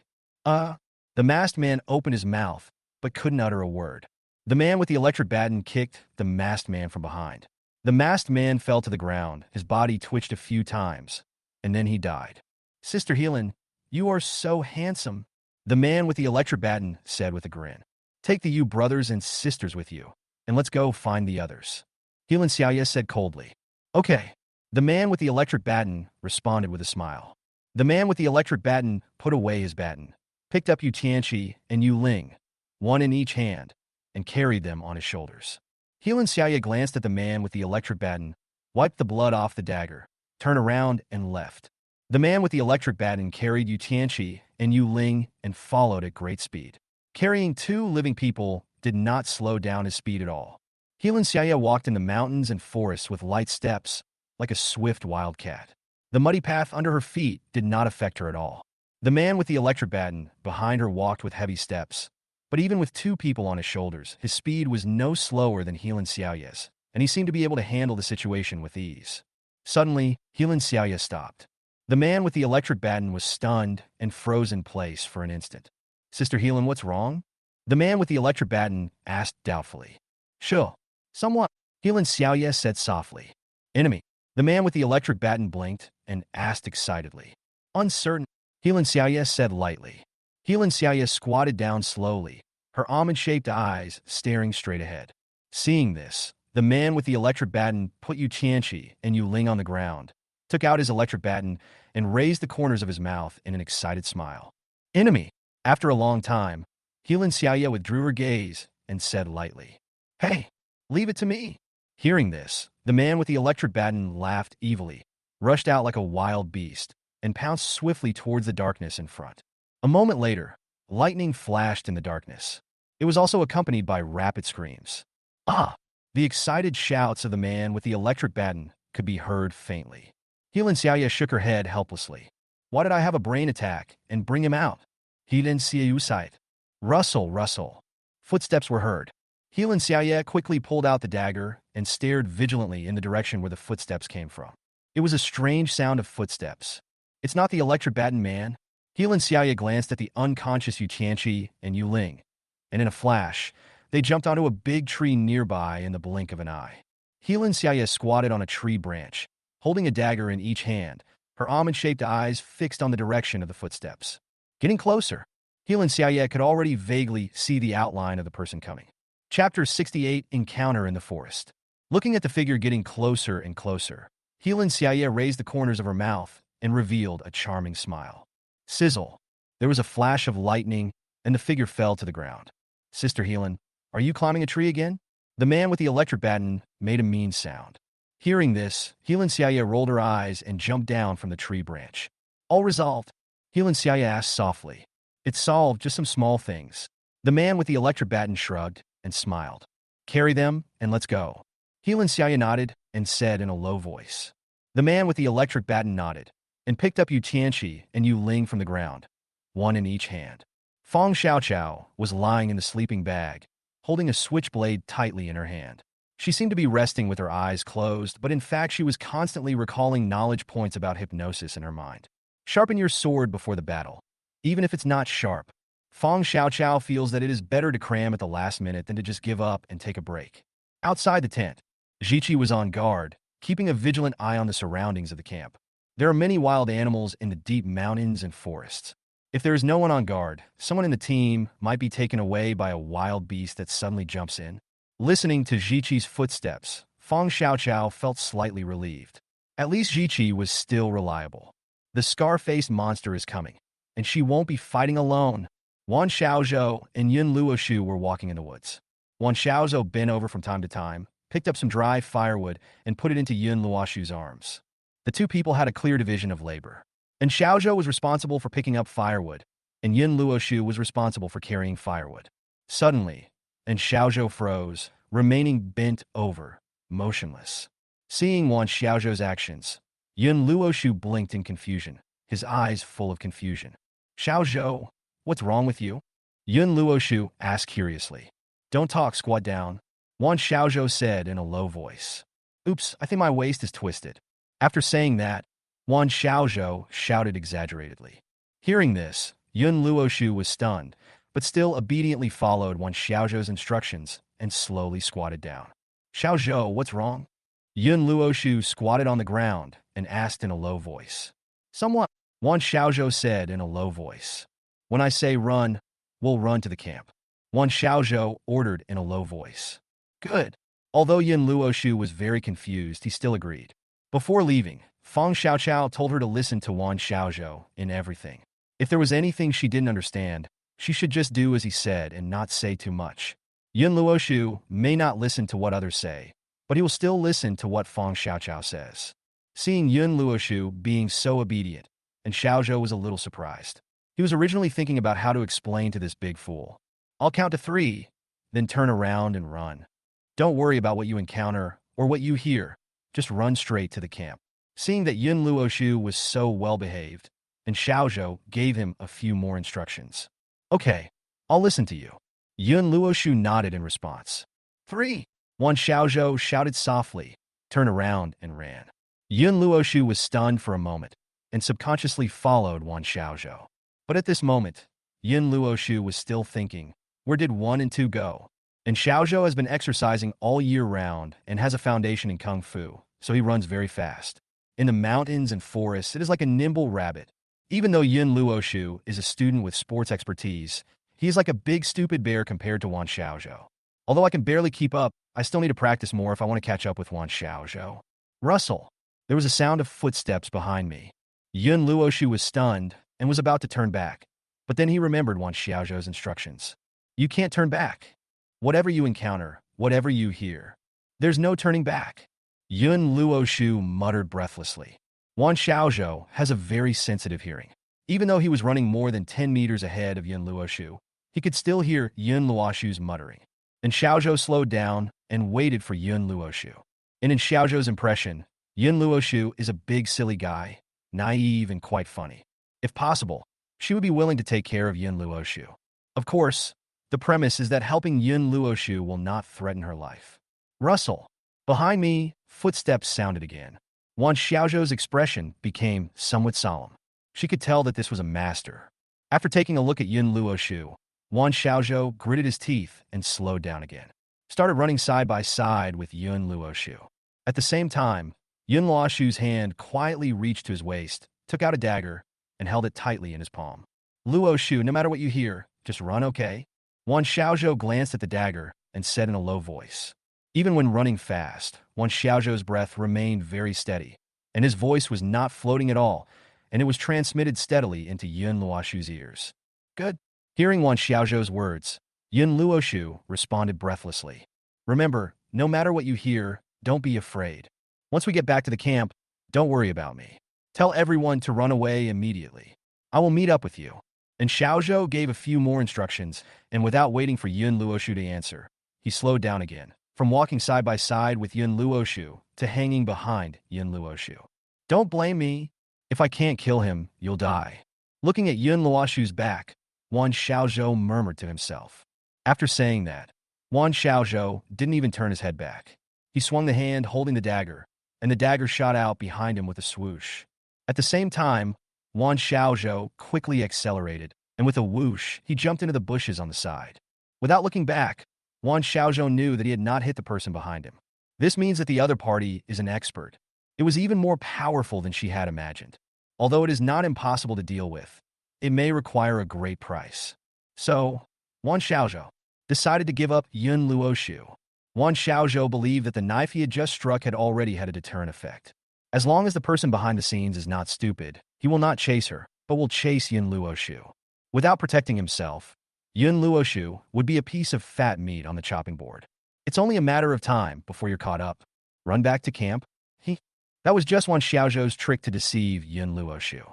Wan Xiaozhou jumped into the woods, hit his body immediately, and in a few seconds he jumped onto a big tree with dense branches.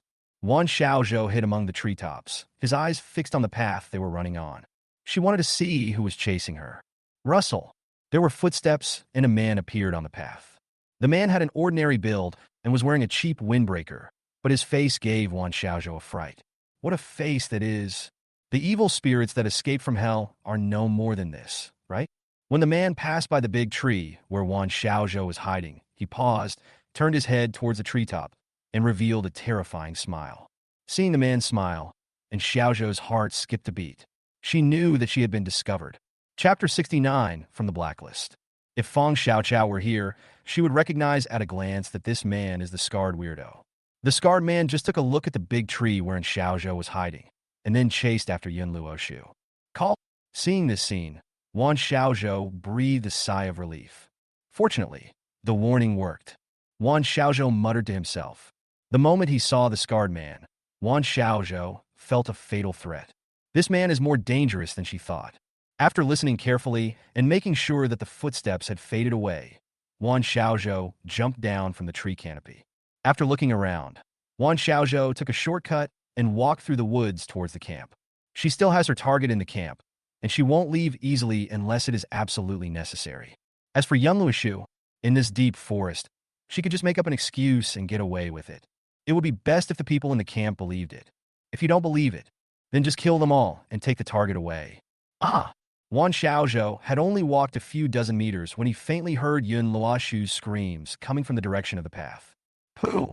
It's useless! What a fool! Wan Xiaozhou cursed inwardly with disdain. After cursing, Wan Xiaozhou immediately changed direction. I can't go any further. I have to change the route. Who knows if that scarred weirdo will come back to trouble her after killing Yun Luoshu. Wan Xiaozhou simply abandoned the original route and prepared to choose a direction and return to the camp. Wan's small boat kept shuttling through the mountains and forests, looking for a way back to the camp. The further I walked, the more confused I became. Strangeness, Wan Xiaozhou muttered doubtfully. She had been wandering in the mountains and forests for an hour.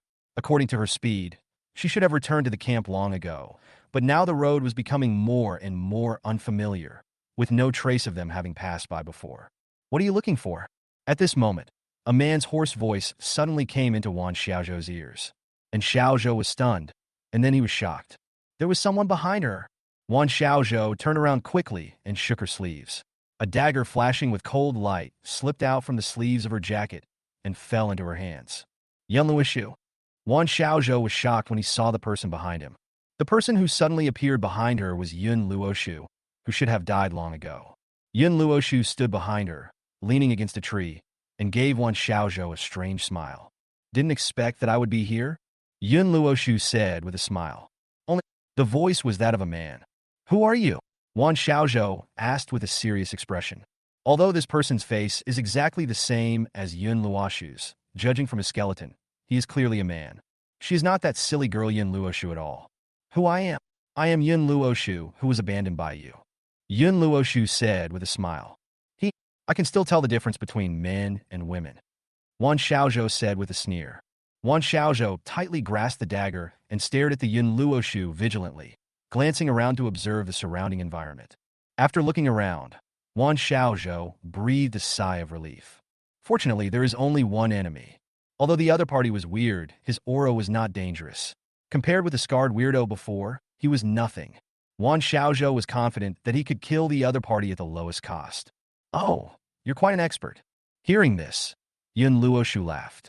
As he spoke, Yun Luoshu took out 2 steam buns from his arms and took a big bite.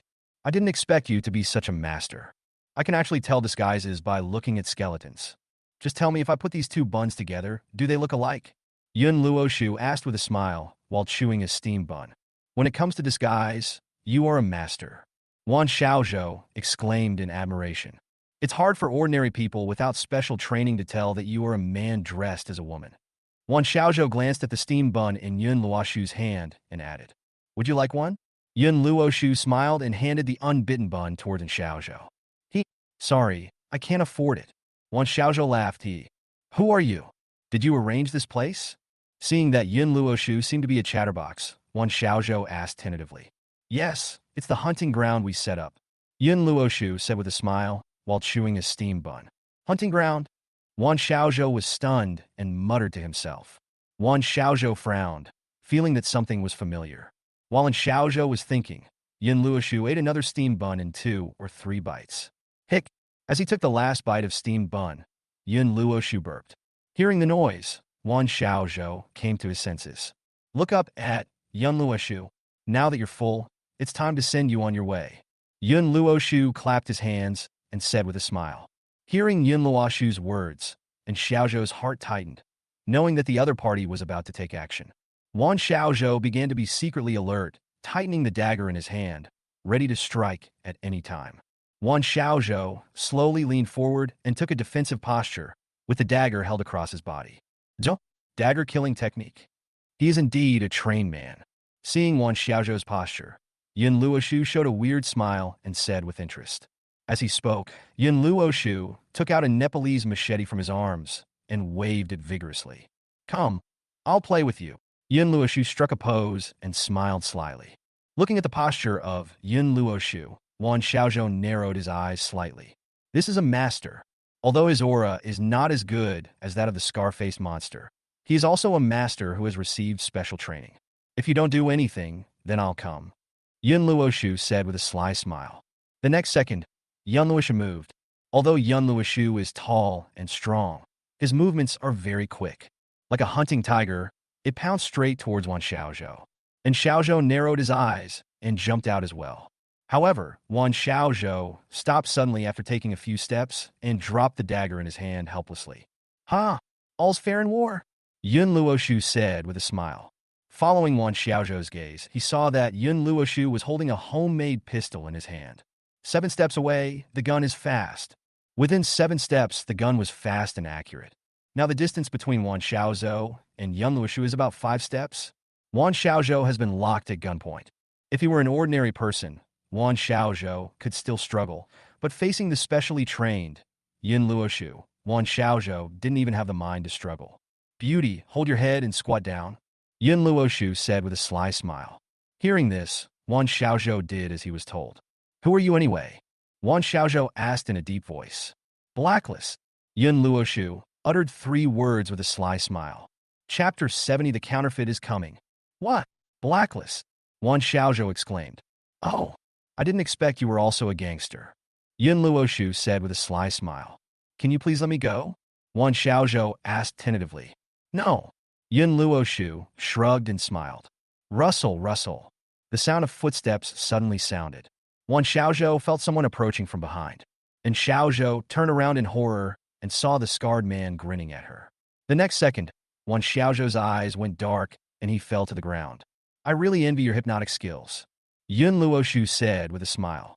Stop talking nonsense and get to work, the scarred weirdo said in a hoarse voice. After saying that, the 2 of them carried Wan Xiaozhou and Yun Luoshu and walked towards the depths of the woods. I'm back, I'm back. Luoshu and Xiaozhou are back. The shouting outside the tent woke up Feng Xiaoqiao, who was immersed in studying.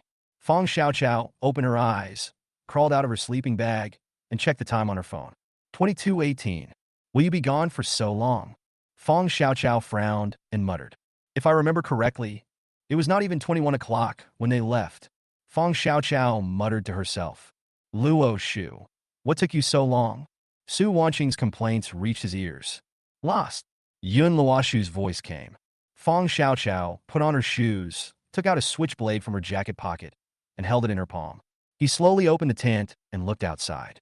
Wen Shi and Ji Qi were busy making a fire. Su Wanqing was helping Yun Luoshu collect firewood. At this time, Wan Xiaozhou was standing in front of the tent. Fong Xiaoqiao looked up at Wan Xiaozhou's face and was startled for a moment, but she withdrew her gaze without leaving a trace and walked out of the tent. Xiaozhou, thank you for your hard work. Fong Xiaoqiao greeted Wan Xiaozhou as if nothing had happened. It's not hard. It's my duty to share the burden of the camp. Wan Xiaozhou put on a weird smile. Take a break. I'll help you cook. Fong Xiaoqiao said with a smile. Good. Wan Xiaozhou nodded and smiled. Turning around, Fong Xiaocao's expression changed. As expected, something happened to Wan Xiaozhou and the others. Fong Xiaoqiao murmured to herself. Fong Xiaoqiao recognized it at a glance. This Wan Xiaozhou was wearing a human skin mask on his face. Fong Xiaoqiao looked in the direction of Yun Luoshu. Another sigh came from my heart. This Yun Luo book is also fake. He also wore a human skin mask on his face. We need to find a way to deal with him first. Fong Xiaoqiao made a decision secretly. At this moment, Fong Xiaoqiao began to plan how to rescue Yun Luoshu and Wan Xiaozhou.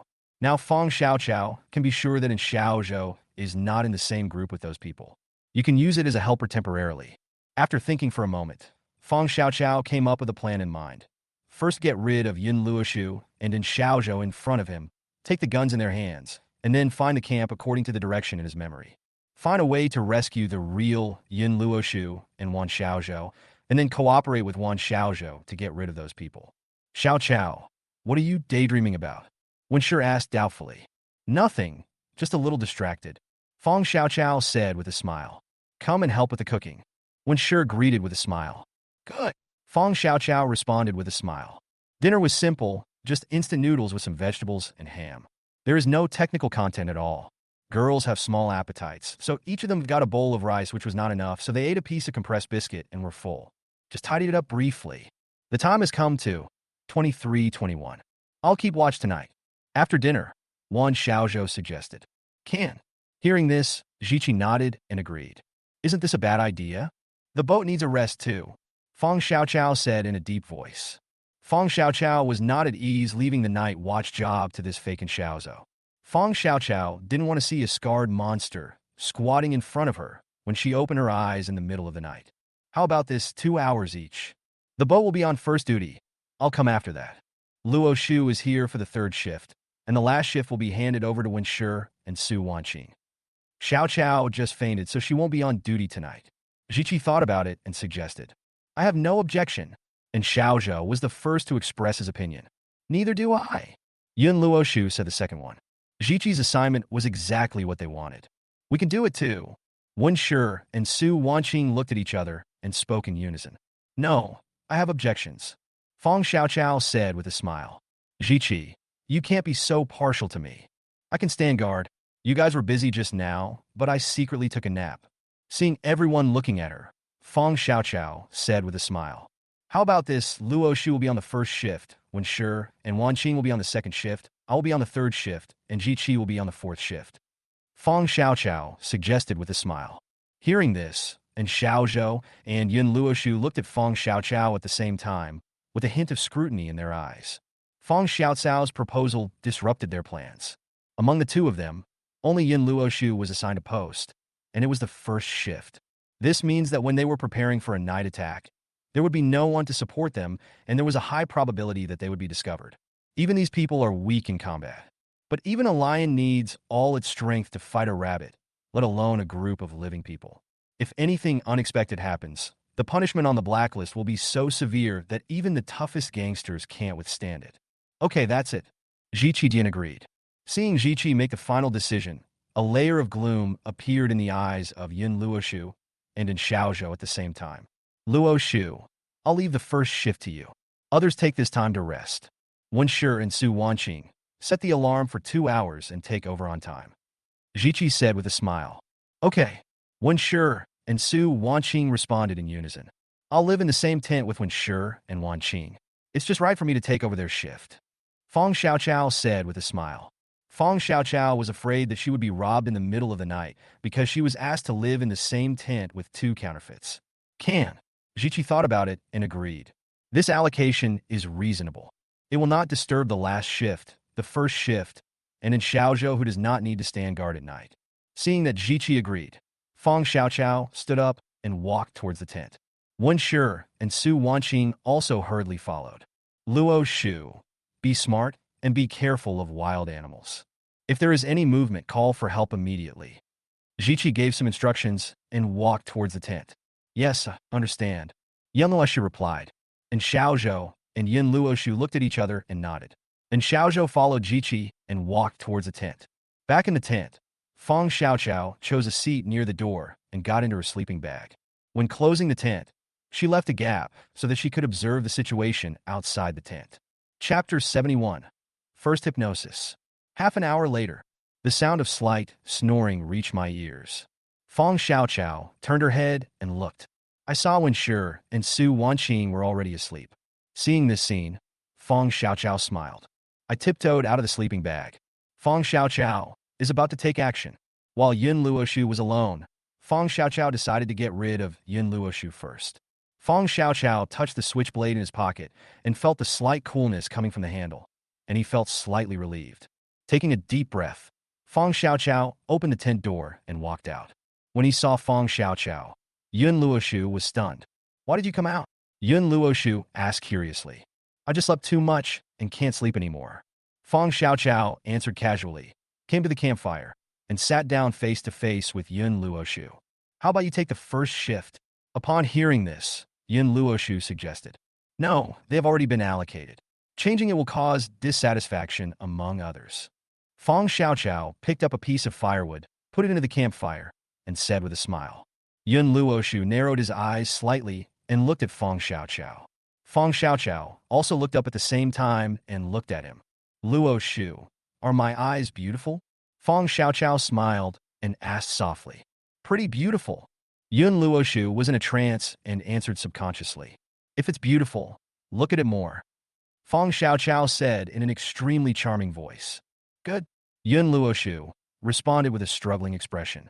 Luoshu, do you like my eyes? Feng Xiaoqiao stared into Yun Luoshu's eyes and continued to ask. Like it? The struggle on Yun Luoshu's face gradually subsided. Bang! Feng Xiaoqiao snapped his fingers and said, You are now in the abyss. My eyes will become the beacon that guides you. Good. Yun Luoshu replied hesitantly.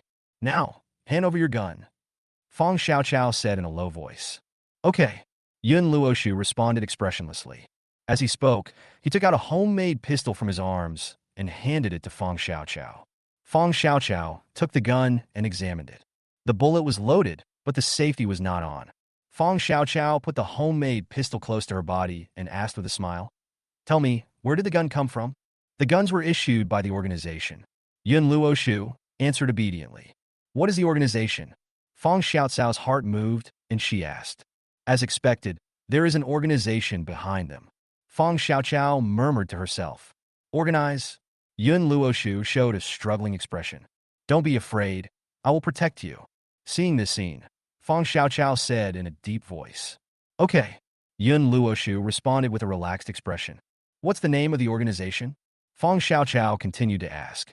The organization is called the Blacklist. Yun Luoshu struggled for a while and replied. Where did you get the mask on your face? Feng Xiaoqiao asked in a deep voice. It's made by a craftsman. Yun Luoshu replied. Is craftsman a nickname? Feng Xiaoqiao frowned and asked. Well, the craftsmen cultivated by the organization are called craftsmen. There is only one craftsman in each generation. Yun Luoshu answered obediently. The gun was also made by a craftsman? Feng Xiaoqiao asked in a deep voice. Yes, Yun Luoshu know that. You're very good. Feng Xiaoqiao praised with a smile. Your Highness, it is my honor to receive your praise. Yun Luoshu's face was filled with a happy smile. Then my good night. Are you willing to help your Highness the Princess call out your companions in the tent? Fong Xiaoqiao asked with a smile. It's my honor, Yun Luoshu replied. As he spoke, Yun Luoshu stood up and walked towards the tent wherein Xiaozhou was sleeping. Seeing this scene, Fong Xiaoqiao smiled. Taking out a homemade pistol and turning on the safety, Fong Xiaoqiao stood up and followed Yun Luoshu towards the tent. Not far from the tent, it slowly disappeared into the darkness, quietly waiting for the fish to surface. Yun Luoshu walked to the front of the tent, mechanically opened it, and poked in Xiaozhou. And Xiaozhou woke up instantly and looked towards the door of the tent. When he saw it was Yun Luoshu, and Xiaozhou breathed a sigh of relief. What's wrong? Wan Xiaozhou asked with a frown. Come out for a moment, Yun Luoshu said in a low voice. Upon hearing this, and Xiaozhou was stunned and looked at Yun Luoshu suspiciously. Hurry up, Yun Luoshu urged.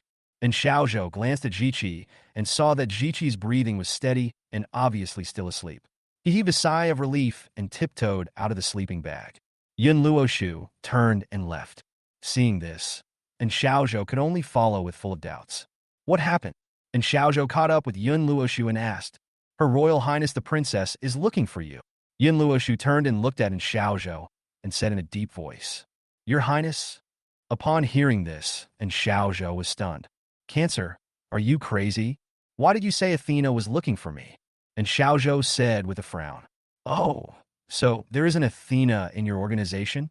At this moment, a voice suddenly sounded behind in Xiaozhou. And Xiaozhou was stunned for a moment, then horrified. He immediately drew out his dagger and turned to look at the person behind him. As he turned around, and Xiaozhou felt his scalp tingling instantly. The black muzzle of a gun was almost pointing at his face. Put down the knife, or I can't guarantee that this gun won't go off accidentally. Fong Xiaoqiao said with a smile. Gudong. And Xiaozhou swallowed subconsciously. Knight, can you help your highness the princess disarm this gentleman? Fong Xiaoqiao said to Cancer with a smile. Through the conversation between Xiaozhou and Cancer just now, Fong Xiaoqiao already knew that this fake Xiaozhou was also a BT dressed as a woman. With great pleasure, Cancer said in a firm tone. As he spoke, he quickly approached the Xiaozhou. While Xiaozhou was stunned, Cancer punched Xiaozhou in the stomach and took away the dagger in his hand and the homemade pistol at his waist.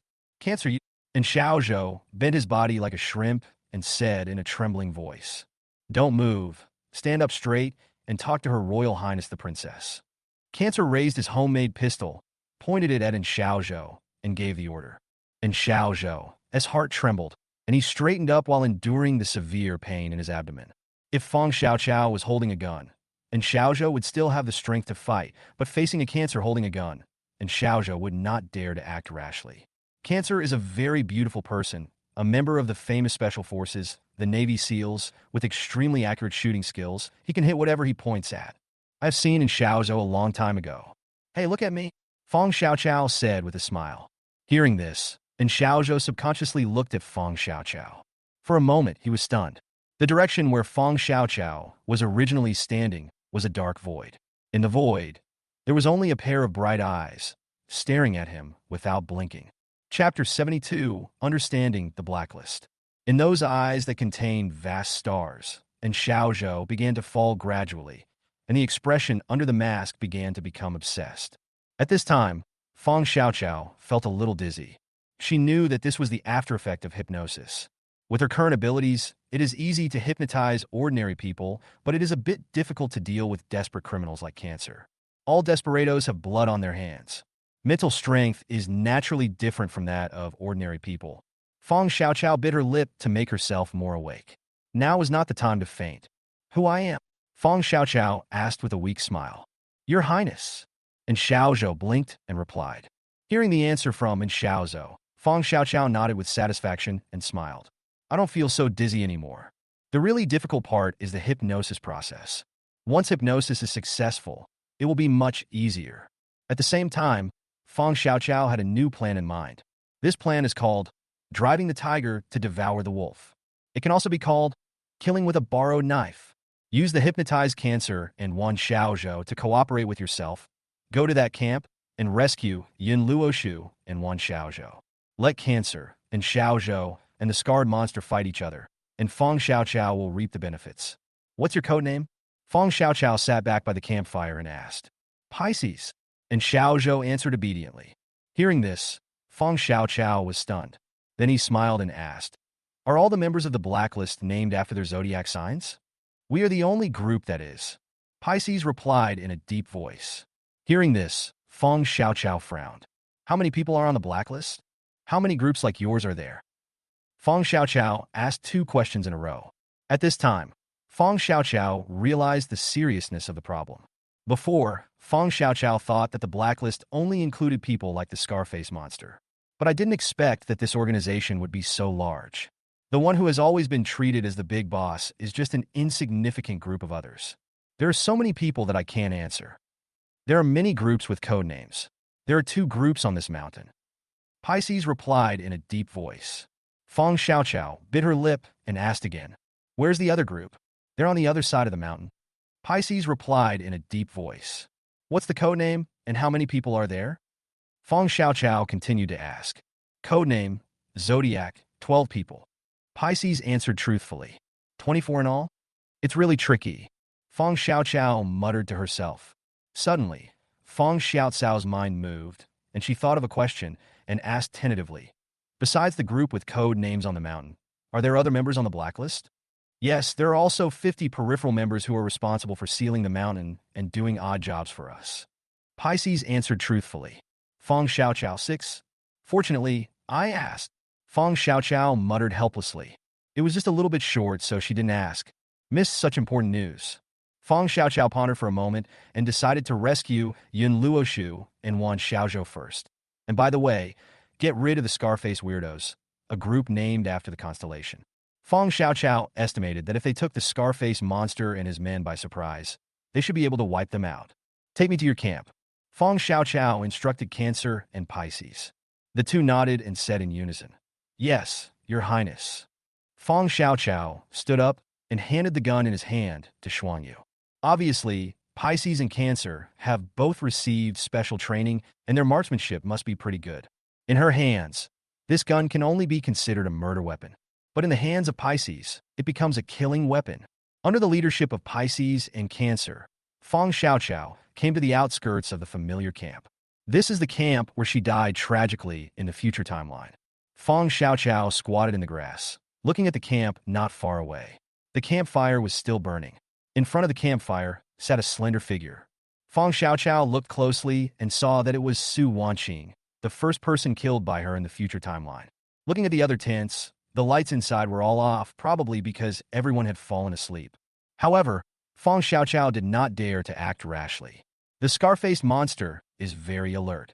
She had experienced this in the future timeline. "You two approach the camp from 2 directions. Once I have controlled the night watchman in front of the campfire, you two will sneak into the camp." As she spoke, Feng Xiaoqiao stretched out her hand and made a gesture of wiping her neck. "Clear." Pisces and Cancer nodded at the same time. "Remember, you can't hurt the 2 girls you kidnapped back here." After thinking about it, Feng Xiaoqiao added. Pisces and Cancer nodded again. "Let's do it," Feng Xiaoqiao said in a deep voice. Before Feng Xiaoqiao finished speaking, the 2 men moved. Pisces went to the left, Cancer went to the right, and they moved silently through the woods like 2 swift hounds. In the blink of an eye, they were less than 5 meters away from the camp and quietly lurked in the grass.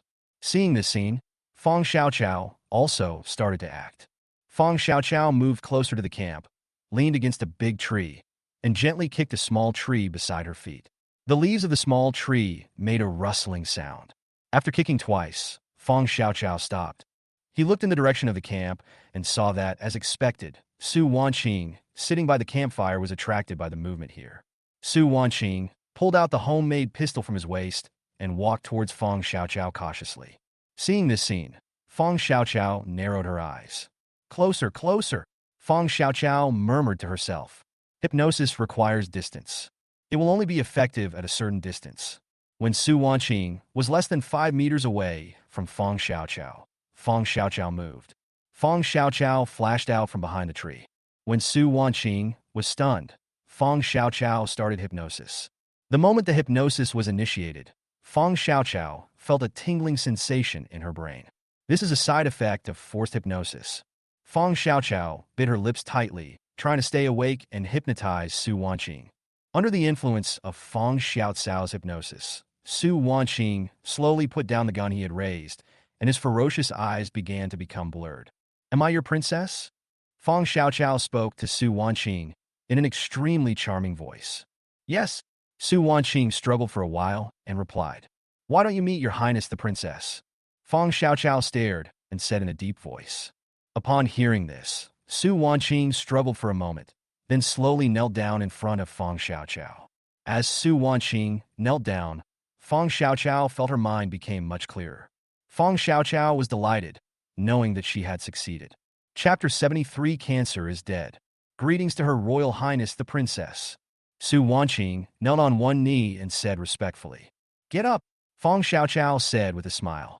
Upon hearing this, Su Wanqing stood up obediently and stood in front of Feng Xiaoqiao with his hands lowered respectfully. "Your code name?" Feng Xiaoqiao asked in a deep voice. "Your Highness, my name is Aquarius," Su Wanqing replied in a deep voice. "Aquarius?" Feng Xiaoqiao muttered. Aquarius is a girl, which Feng Xiaoqiao has already confirmed in the future timeline. "Aquarius, your duty is to protect me," Feng Xiaoqiao said to Aquarius. "Yes, my princess." Aquarius nodded and said. Seeing that Aquarius was so well-behaved under the influence of hypnosis, Feng Xiaoqiao nodded with satisfaction. Feng Xiaoqiao looked towards the camp. Pisces and Cancer had already started to take action. Cancer and Pisces sneaked into the camp quietly, one on the left and one on the right, and entered a tent respectively. But after a moment, Feng Xiaoqiao saw a handful of liquid spilled on the tent.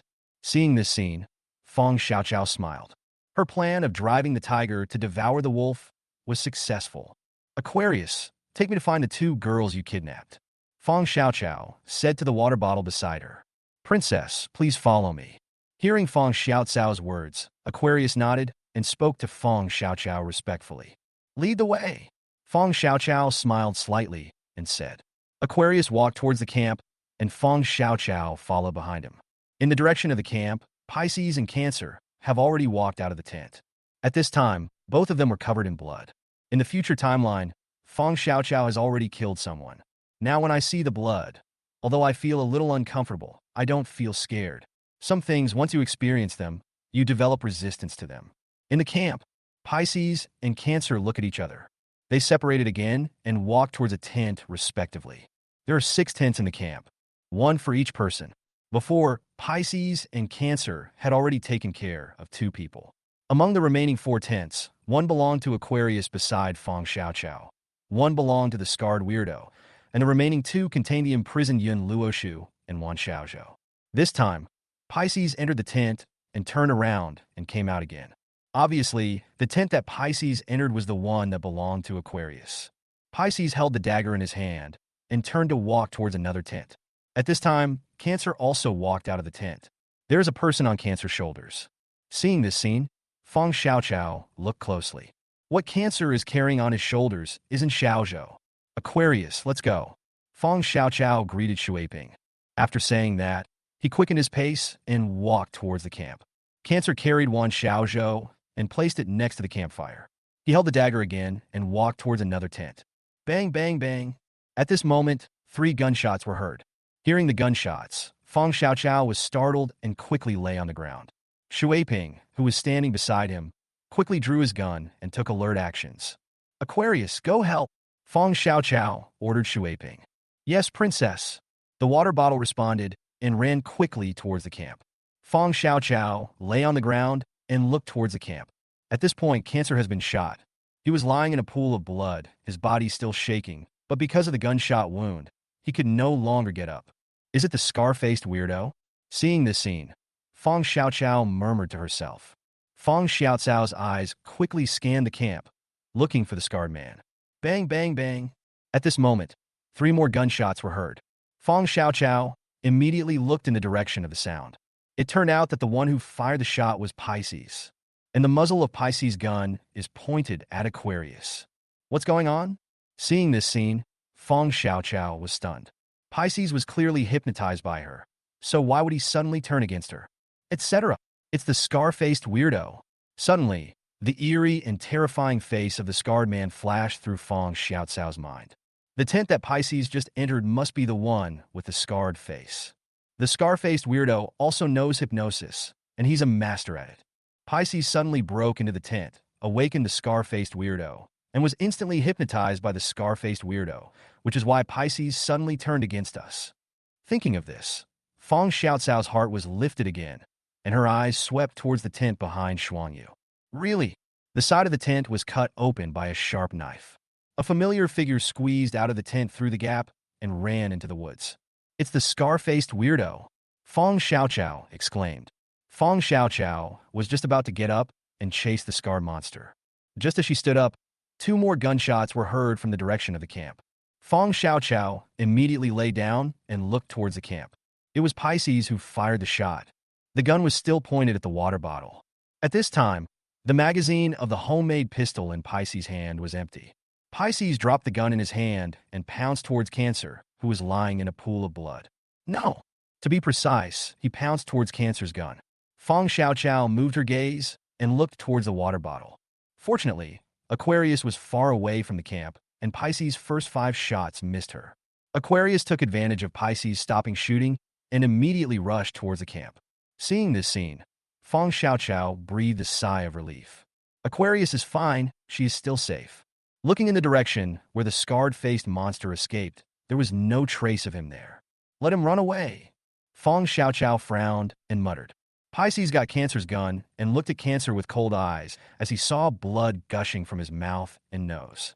He raised the homemade pistol in his hand, pointed the muzzle at Cancer's eyebrows, and slowly released the safety.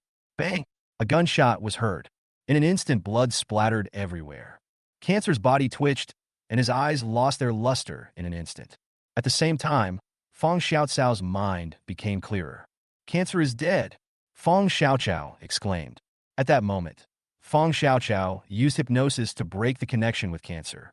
There are only 2 possibilities when this happens.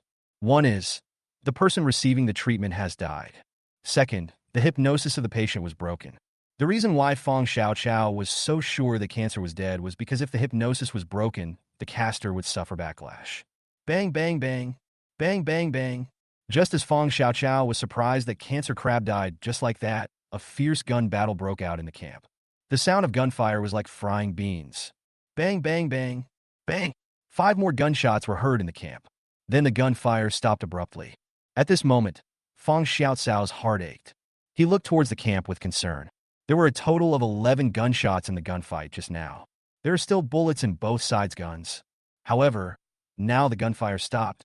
So, it is very likely that one of the parties was shot. Fortunately, Feng Xiaocao did not feel that the connection between hypnosis, Pisces, and Aquarius was interrupted. Apparently, neither of them died. Chapter 74 Come to Mom?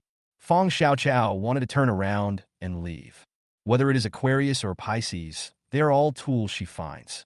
Even if they have been used by her, they're still her enemies in essence. What's more, Aquarius and Pisces are both extremely vicious desperados with blood debts on their shoulders and are not worthy of sympathy at all. It is not an exaggeration to say that he deserved to die. Therefore, Feng Xiaocao didn't really care whether the 2 were alive or dead. But Yun Luoshu and Wan Xiaozhou were still in the camp, so Feng Xiaocao couldn't leave. She also needs to rely on the water bottle to help rescue her. Feng Xiaocao gritted her teeth and decided to go down to help Shuiping. He crawled out of the bushes and quietly walked towards the camp. Along the way, Feng Xiaocao was extra careful, fearing that he would be suddenly attacked. Rustle, rustle. The familiar sound of footsteps suddenly came into my ears. Feng Xiaocao paused and fell to the ground instantly. His body rolled over and into the grass nearby. Feng Xiaocao was very familiar with this sound of footsteps. That belongs to the scar-faced weirdo. It is also one of the hypnosis methods used by the scar-faced monster. Relying on the mysterious footsteps and terrifying face, the patient's psychological defenses are gradually eroded. It is easier to hypnotize people who are emotionally broken. It can reduce the burden on the practitioner to a minimum. Feng Xiaocao also knows how to use similar methods. For example, her charming voice and bright eyes have the same effect as the footsteps and face of the scarred monster. They all rely on their own outstanding looks, combined with complementary voices, as a medium to shake the beliefs of others and achieve a hypnotic effect. This seemingly simple operation can only be performed by a master of hypnosis. Ordinary hypnotists, on the other hand, need to establish a trusting relationship with the patient in advance, give various psychological hints through words and actions, and use props to assist in order to achieve the same effect. This is the difference between a master and a beginner. The scar-faced monster is nearby. The scar-faced weirdo is back too. Alarm bells immediately rang in Feng Xiaocao's heart. It crouched tightly in the grass, motionless, like a wild beast ready to hunt, waiting for its prey to come into attack range. Feng Xiaocao wasn't sure whether the scarred man knew of her existence. Feng Xiaocao felt that the scarred weirdo probably knew about it. After all, as a hypnotist, he could tell at a glance whether an ordinary person was hypnotized or not.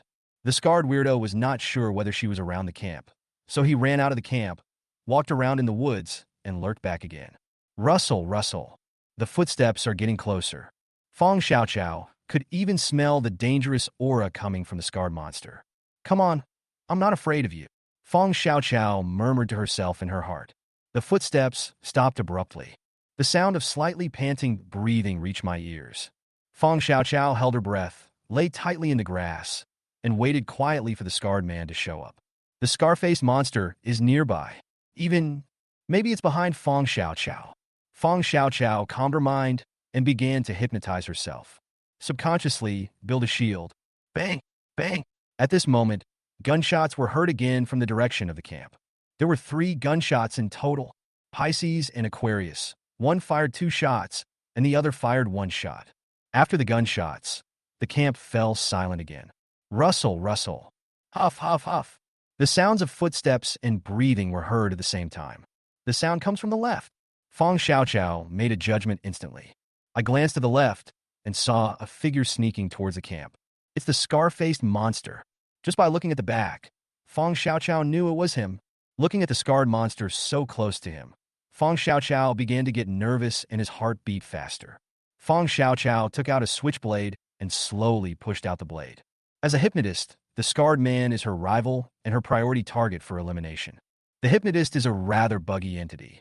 Whether it's a one-on-one fight or a sneak attack from the dark, he is like a god. Basically, he is invincible provided that don't meet another hypnotist. The target of the scar-faced weirdo should be Aquarius. Staring at the scarred weirdo's back, Feng Xiaocao muttered silently in his heart. The scarred man moved forward cautiously, stopping to observe from time to time, obviously looking for possible enemies in the dark.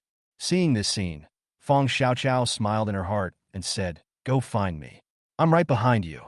The camp not far away was quiet and lifeless, like a dead camp. But Feng Xiaocao knew that Pisces and Aquarius were not dead. They were both hiding in the dark, quietly waiting for their prey to appear. I silently counted the gunshots, 14 in total. Pisces and Aquarius in the camp did not move for a long time. Feng Xiaocao secretly guessed that one of them must have still had a bullet in his gun. Feng Xiaocao didn't dare to move. In a close combat, she was no match for the scarred monster, not to mention that the scarred monster had a gun in his hand. In the hypnosis competition, Feng Xiaocao still has no confidence that he can defeat the scarred man. All they could do was watch the scarred man approach the camp little by little, moving towards the water bottle. The duel between sleep masters is very elegant. Often, looking each other face to face is the beginning and end of a duel. But the duel scenes seem to be free of violence. Dark, but extremely dangerous. It often decides victory or defeat, as well as life or death.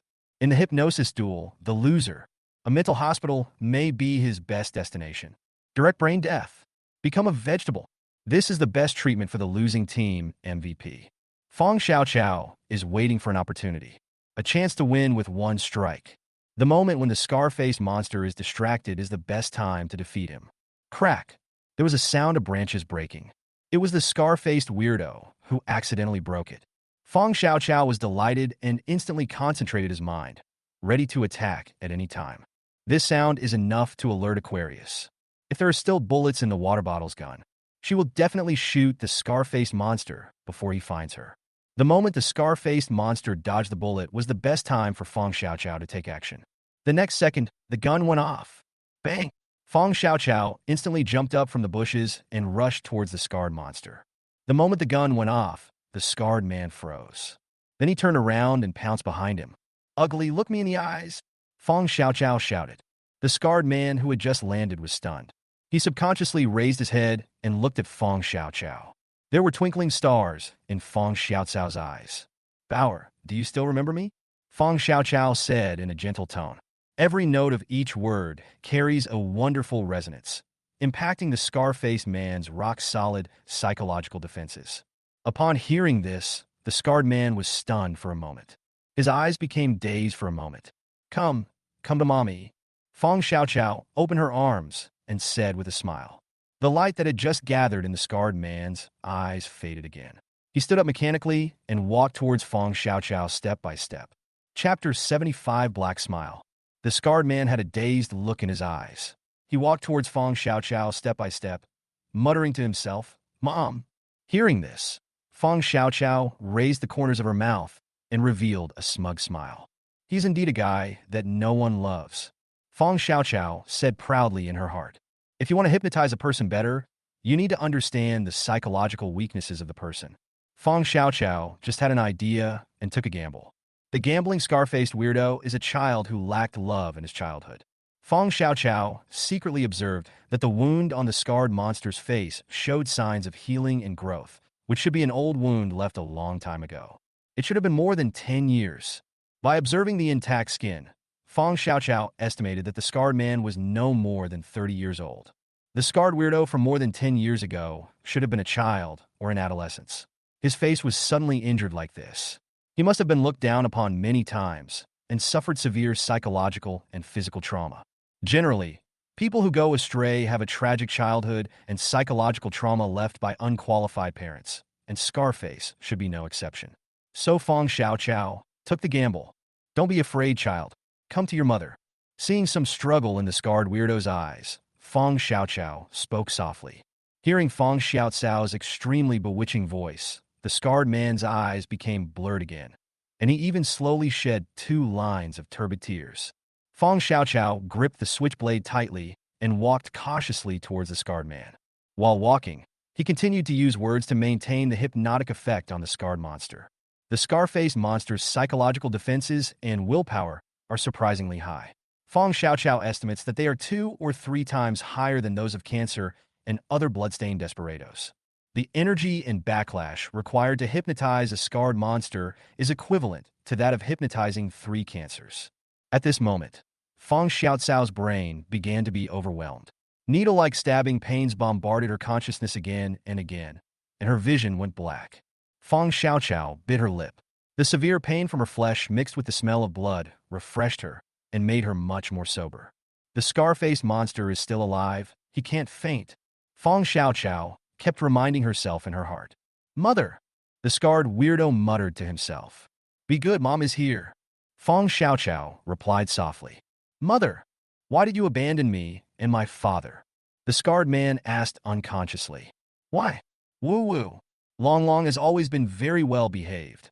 As he said this, the scarred man burst into tears.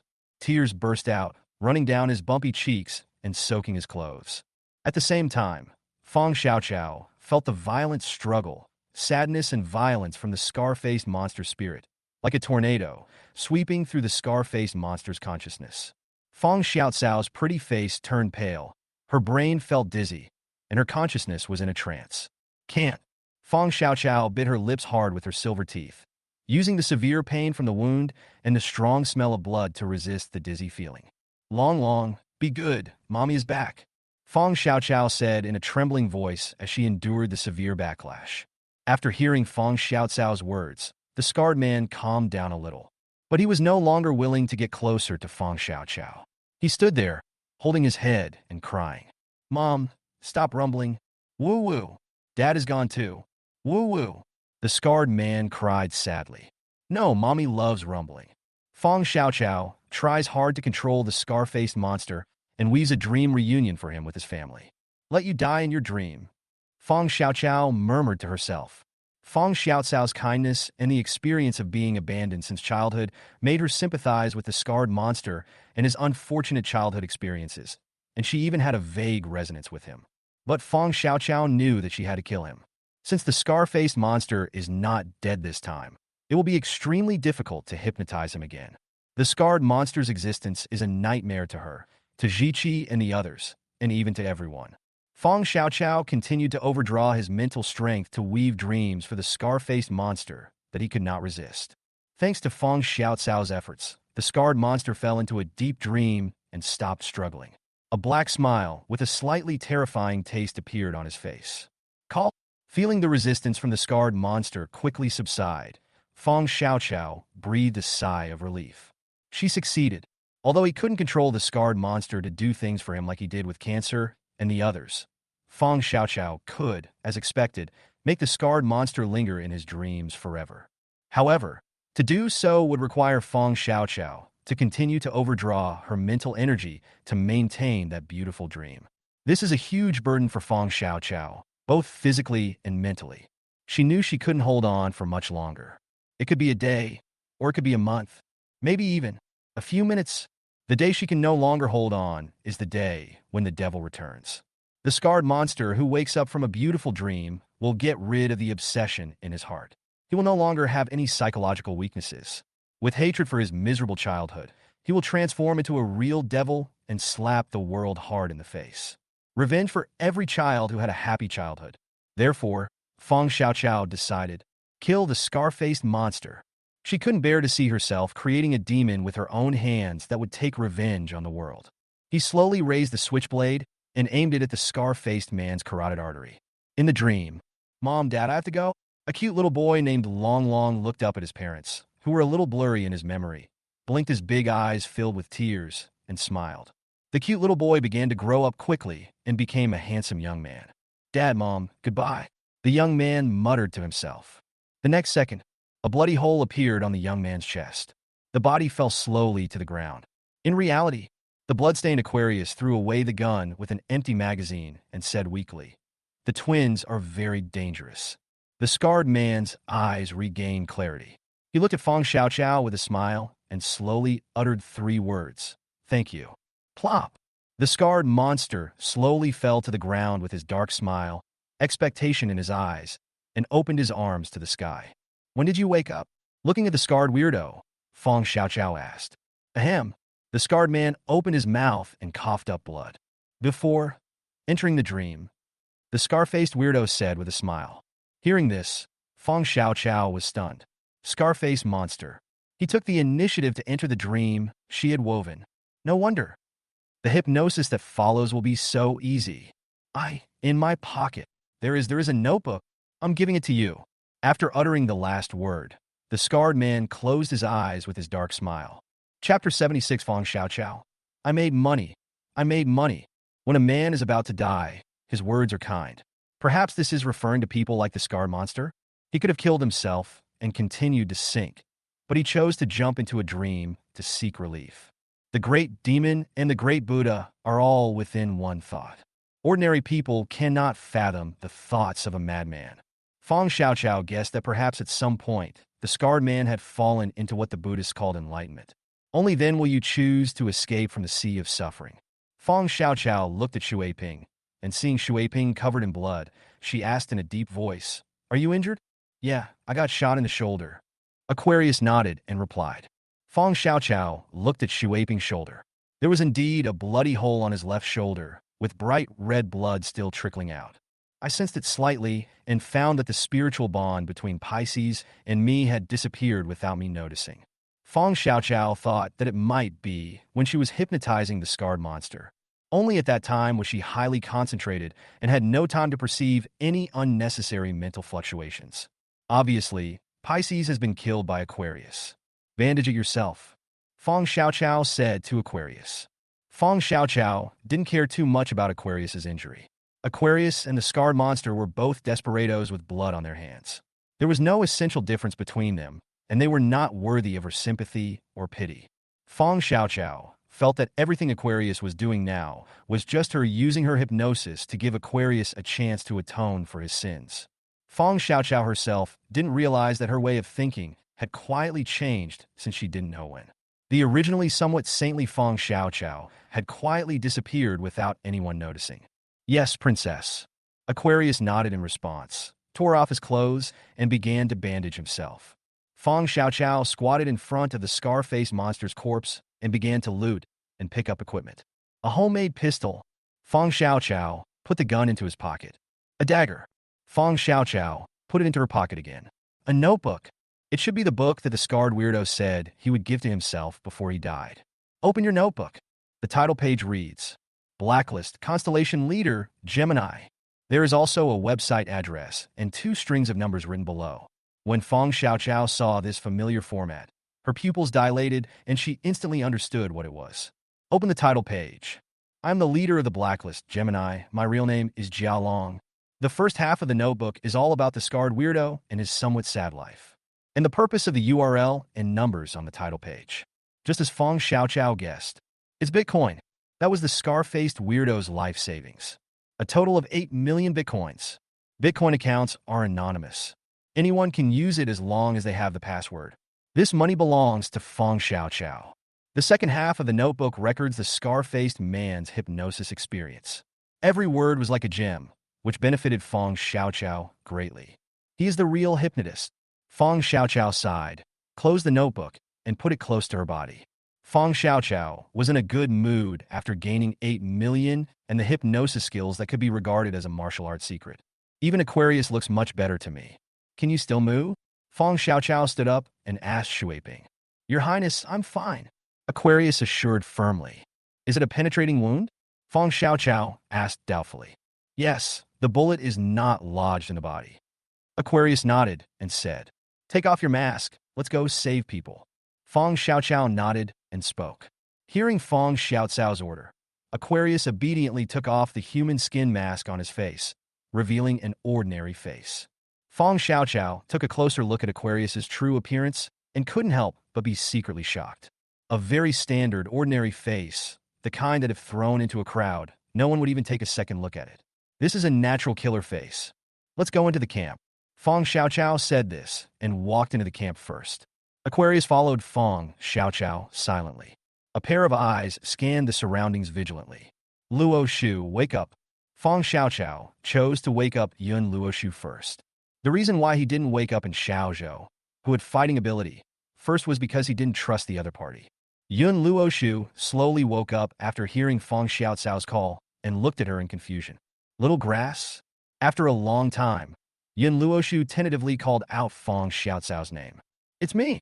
Fong Xiaoqiao nodded and said, Don't be afraid, the bad guys have been dealt with. Fong Xiaoqiao added.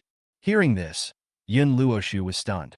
Immediately, an expression of surprise appeared on his face. Real? Xiaoqiao. How did you do it? Yun Luoshu asked in surprise. It is Aquarius who has turned back from his wrong path and turned to the light instead of the dark. Fong Xiaoqiao smiled and said lightly. Fong Xiaoqiao didn't want to dwell on this issue any further, so she changed the subject without waiting for Yun Luoshu to continue asking. Can you get up? Able. Yun Luoshu tried it and nodded. Hurry up. Let's go back to the camp. Fong Xiaoqiao smiled and pulled Yun Luoshu up. How were you caught? Fong Xiaoqiao asked. Yun Luoshu scratched her head, thought for a while, and told Fong Xiaoqiao everything that happened after she and Wan Xiaozhou left the camp. After listening to Yun Luoshu's story, Fong Xiaoqiao glanced at Wan Xiaozhou, who was still in a coma. This guy is not that kind. Fong Xiaoqiao muttered to herself. Xiaoqiao, what did you say? Yun Luoshu asked doubtfully. Nothing. Fong Xiaoqiao said perfunctorily with a smile. Carry the Wan boat, and let's go. Fong Xiaoqiao said to Yun Luoshu. Good. Yun Luoshu responded and carried Wan Xiaozhou. With Shuiping leading the way, Fong Xiaoqiao and Yun Luoshu quickly returned to the camp. At this time, everyone woke up. They were gathered in front of the campfire, discussing something. Hi, did you miss me, darlings? Fong Xiaoqiao raised her eyebrows and joked with a smile. Hearing Fong Xiaoqiao's voice, everyone was stunned and looked at Fong Xiaoqiao in surprise. When they saw Fong Xiaoqiao, Yun Luoshu, and Xiaozhou were all there, with a strange woman covered in blood and with gauze wrapped around her shoulders standing next to them. Everyone was shocked again. His expression became visibly tense, and Xiaozhou woke up on the way. Seeing that it was Fong Xiaoqiao who saved her, she tactfully did not ask any further questions. But the look he gave Fong Xiaoqiao was full of fear. Xiaoqiao, who is she? Looking at the water bottle, Jiqi asked nervously. Her name is Aquarius. She used to be our enemy, but now I have influenced her. Fong Xiaoqiao told Jiqi and the others what had happened. But in the middle, the blacklist was hidden. The blacklist was described as an ordinary gang. Su Wanqing, Wenshi, and even Yun Luoshu, who had personally experienced being kidnapped, all believed Feng Xiaocao's words without a doubt. Only Ziqi's eyes were somewhat doubtful. Chapter 77 Who? Seeing Ziqi's suspicion, Feng Xiaocao blinked and quickly changed the subject, saying with a smile, "It's getting late, take some time to rest. If you have anything to say, let's talk about it tomorrow." As she spoke, Feng Xiaocao patted Ziqi's shoulder. "Let's all go and have some rest. I'll take the night shift." Ziqi nodded and spoke. "I'll keep watch with the water bottle," Feng Xiaocao said with a smile. Ziqi looked at Feng Xiaocao. Feng Xiaocao smiled and blinked at Ziqi. Ziqi was stunned for a moment, then nodded. This is the secret code between two people in the orphanage. It means listening to the other person, the kind of unconditional belief. Once one party makes the signal, the other one must be executed and cannot be breached. So Ziqi hesitated for a moment, but still chose to listen to Feng Xiaocao. Seeing that everyone had returned to their tents, Feng Xiaocao stretched and sat down by the campfire. "Aquarius, sit down," Feng Xiaocao said to Aquarius. Aquarius nodded and sat obediently by the campfire. "There should be 12 people in your group, right?" Feng Xiaocao asked casually. "Yes, princess." Aquarius nodded and replied. "Where are the other 6? Feng Xiaocao asked in a deep voice. Feng Xiaocao had wanted to ask this question for a long time. It was only because of Yun Luoshu that Feng Xiaocao had been able to wait until now. "The other 6 in front." Aquarius opened his mouth and answered. "The scar-faced weirdos are twins. Who are the other 2 who died?" Feng Xiaocao continued to ask. "Sagittarius and Libra." Aquarius answered truthfully. Hearing this, Feng Xiaocao nodded. "The other 6 code names are the remaining 6 of the 12 zodiac signs, right?" Feng Xiaocao added a handful of firewood to the campfire. "Yes." Aquarius nodded and replied. "Who among them is in charge of the operation?" Feng Xiaocao continued to ask. "Capricorn." Aquarius looked at the bonfire and replied. "Introduce me, Capricorn," Feng Xiaocao said. "Know yourself and know your enemy, and you will win every battle. Now that the Gemini scarred monster is dead, their biggest enemy will be Capricorn. Feng Xiaocao needs to know more about this person in advance. Capricorn is an extremely dangerous woman. The level of danger is second only to the twins who are the Star Masters. Even in the entire blacklist, her level of danger can be ranked high." As he spoke, Aquarius shuddered, as if he had thought of something terrible. Feng Xiaocao was stunned. At that moment, she felt that Aquarius' spirit was fluctuating violently. He even almost broke free from her control. Feng Xiaocao frowned, thinking about Capricorn. Among the 12 zodiac signs, Capricorn is described as stubborn, introverted, lonely, and careless. Perhaps this can be used as a reference. In Feng Xiaocao's mind, she began to draw a psychological portrait of Capricorn, an extremely stubborn, self-enclosed, and dangerous woman who is extremely depressed due to loneliness. "Hiss. It's very difficult to deal with," Feng Xiaocao muttered to herself. If the psychological portrait is correct, then the Capricorn woman will be a hard nut to crack. Feng Xiaocao feels that hypnotizing Capricorn is no less difficult than hypnotizing Gemini. Feeling the fear coming from Aquarius, Feng Xiaocao smiled and said, "My knight, don't be afraid, the princess will be with you." Now that he only controlled Aquarius as the hypnotist, Feng Xiaocao felt more relaxed than ever before. He directly hypnotized Aquarius for the second time to consolidate his hypnotic mark. A person can be hypnotized multiple times. However, the more levels of hypnosis there are, the greater the impact on the patient's spirit and psychology. Even if the mental imprints are superimposed too much, it may directly turn the recipient into an idiot. However, Feng Xiaocao felt no pressure in using this skill against a villain like Aquarius. Even if she became an idiot, she would not feel too much guilt. "As you command, my princess." Aquarius's fear was swept away, and he knelt on one knee respectfully to the other party. "Arise, my knight," Feng Xiaocao said with a smile. "Thank you, princess." Aquarius thanked Feng Xiaocao and stood up. In order to prevent Aquarius' emotions from being affected by the seeds of fear left by Capricorn again, Feng Xiaocao gave up asking further questions, sat cross-legged in front of the campfire, closed his eyes, and recovered the mental energy consumed by hypnosis through meditation. Seeing this, Aquarius also closed his eyes and dozed off. The fierce battle and injuries have consumed a lot of Aquarius's physical strength. For Aquarius, who has been wandering in the darkness and living a life of iron and blood. It is almost an instinctive reaction to take a break and recover his strength now that he has some free time. As time passed, the camp fell into an eerie silence, with only the occasional crackling sound from the burning firewood in the campfire. Suddenly, Aquarius opened his eyes and pretended to listen. The next second, Shuiping jumped up from the ground, and he quickly pulled out the homemade pistol from his waist, wiped it on the sole of his shoe, and completed the action of loading the gun with one hand. "Who is it?" Aquarius shouted, pointing the gun at the woods. Hearing Aquarius's shout, Fong Xiaoqiao, who had fallen into a shallow sleep due to meditation, was instantly awakened. He subconsciously picked up a burning piece of wood and threw it in the direction where Aquarius's gun was pointing, and took out the gun from his pocket. "What's going on?" Fong Xiaoqiao loaded the homemade pistol, turned on the safety, and asked. "Someone." Aquarius stared ahead with sharp eyes and answered in a deep voice. "Where are the people? How many people are there?" Fong Xiaoqiao raised his gun and pointed it in that direction, and asked in a deep voice. "It's hidden in the woods ahead. I don't know how many people there are." Aquarius answered as he slowly moved away from the light of the campfire and hid his body in the darkness. Seeing Shuiping's actions, Fong Xiaoqiao followed suit and walked towards the shadow of the tent nearby. "If you don't come out, I'll shoot," Aquarius shouted loudly. Fong Xiaoqiao hid in the shadow of the tent, looking at the woods ahead, but could not see any human figure. After thinking for a while, Fong Xiaoqiao made a gesture to Shuiping, indicating that Shuiping should go around.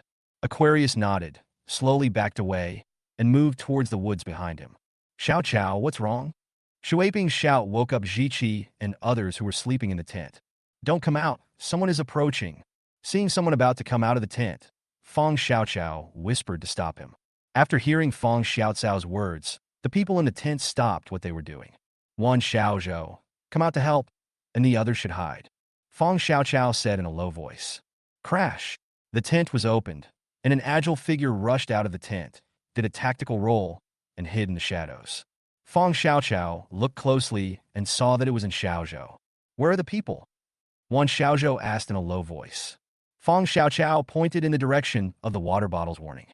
One Xiaozhou's eyes focused. He glanced in that direction, took out the dagger he carried with him, and did a tactical roll, rolling into the woods beside him.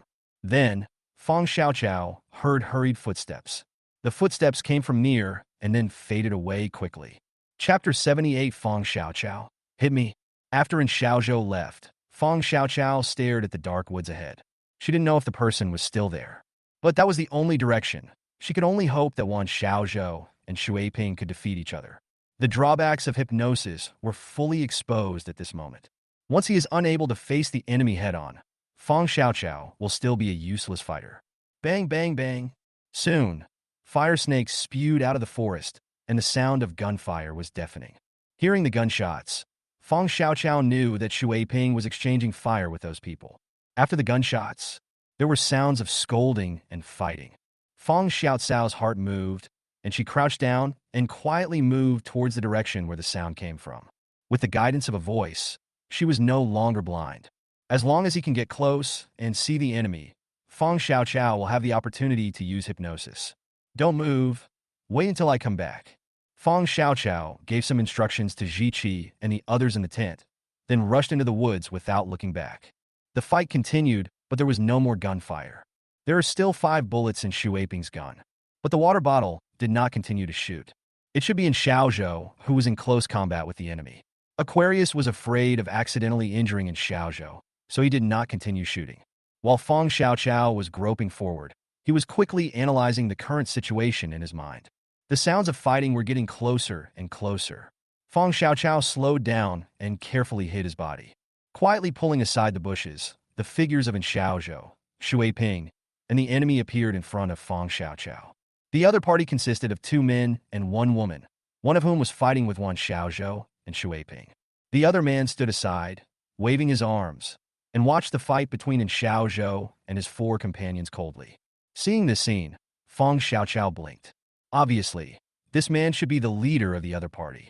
Fong Xiaoqiao sneered and muttered, "I'll start with you." Fong Xiaoqiao raised the homemade pistol, pointed it at the man, and slowly walked out of the darkness.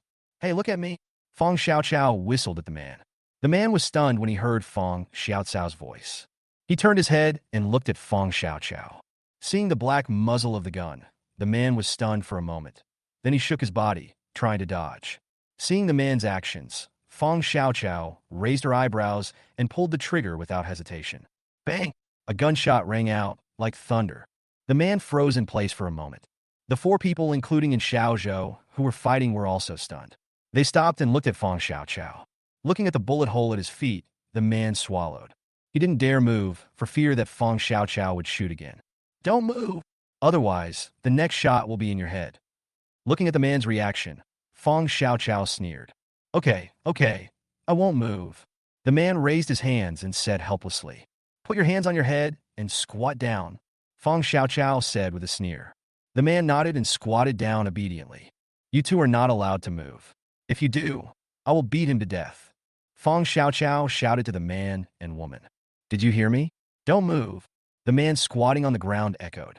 Hearing the man's words, the man and the woman looked at each other and raised their hands obediently. Aquarius, tie them up. Fong Xiaoqiao ordered Shuiping. Yes. Aquarius nodded and responded.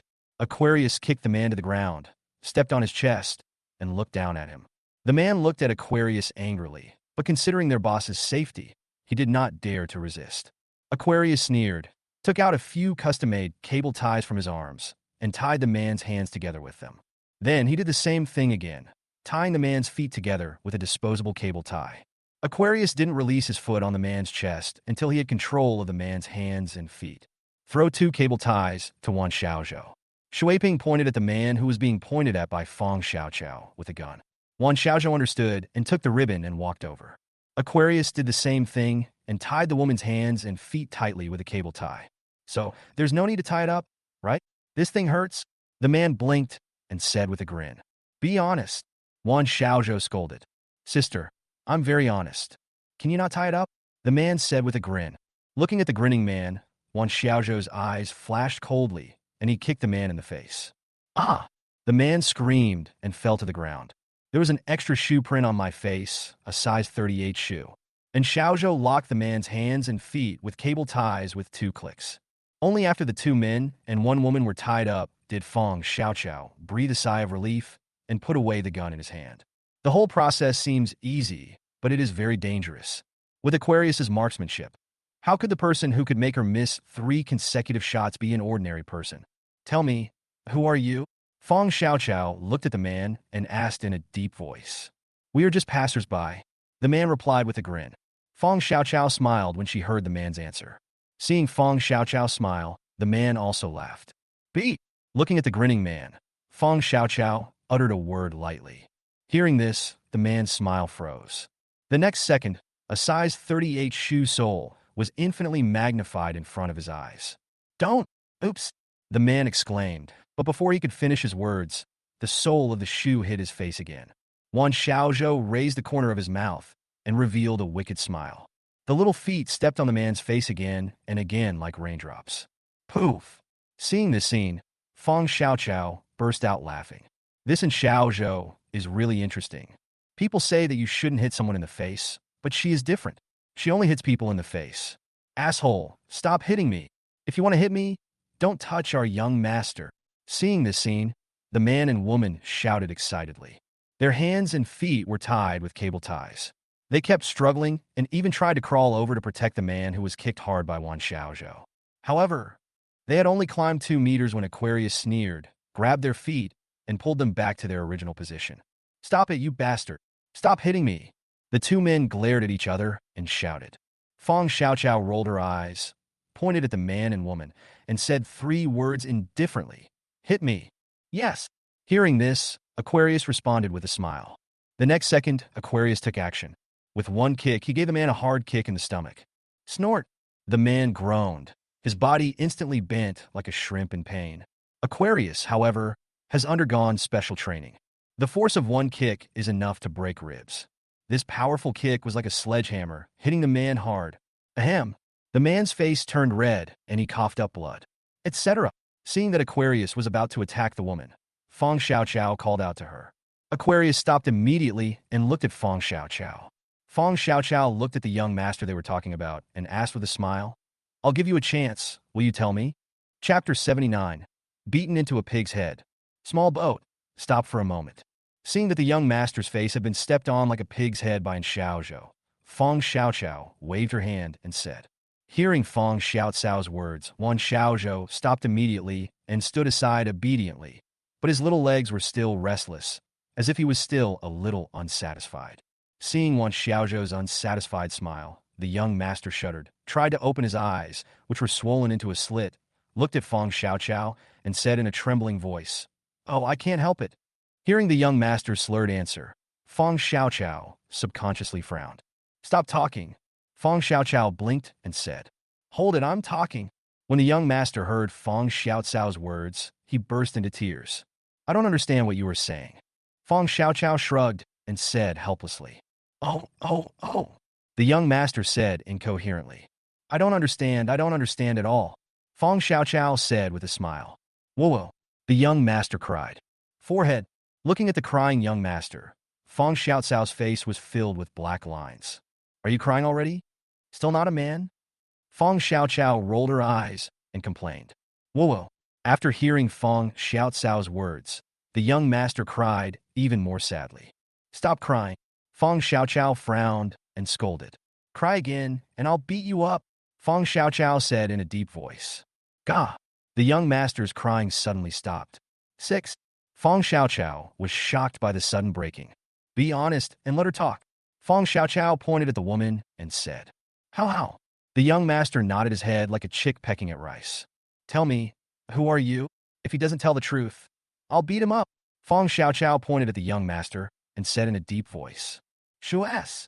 Hearing Feng Xiaocao's words, the young master shuddered and shouted to the woman.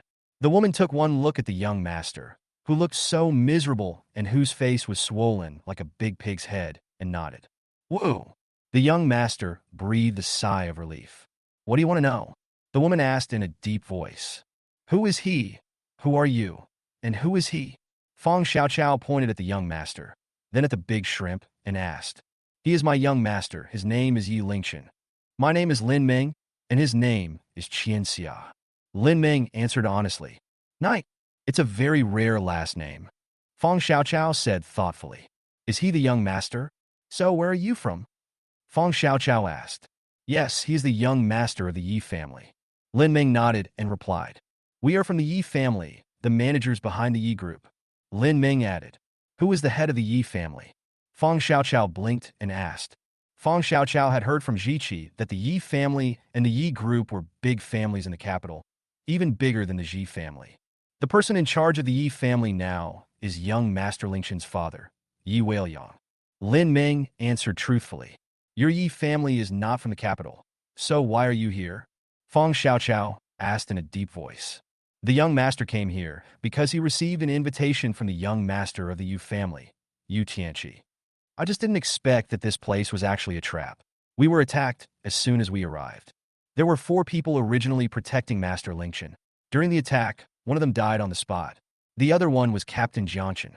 He held off the attackers by himself, allowing Qinxia and I to lead the master out of the encirclement." Lin Ming replied with a sad expression. Feng Xiaocao's heart moved when she heard Lin Ming's words. "Do you know who attacked you?" Feng Xiaoqiao asked. "Blacklist. Rat. Ox. Dog. Horse." A flash of anger crossed Lin Ming's little face, and she uttered a few names. "Really?" Upon hearing this, Feng Xiaoqiao showed an expression of as expected on her face. "You are honest," Feng Xiaoqiao said with a smile. "Aquarius, who's the boss over there in the zodiac?" Feng Xiaoqiao asked Shuiping. "It's Chunlong," Aquarius replied in a deep voice. "Aquarius? Are you also on the blacklist?" Lin Ming exclaimed.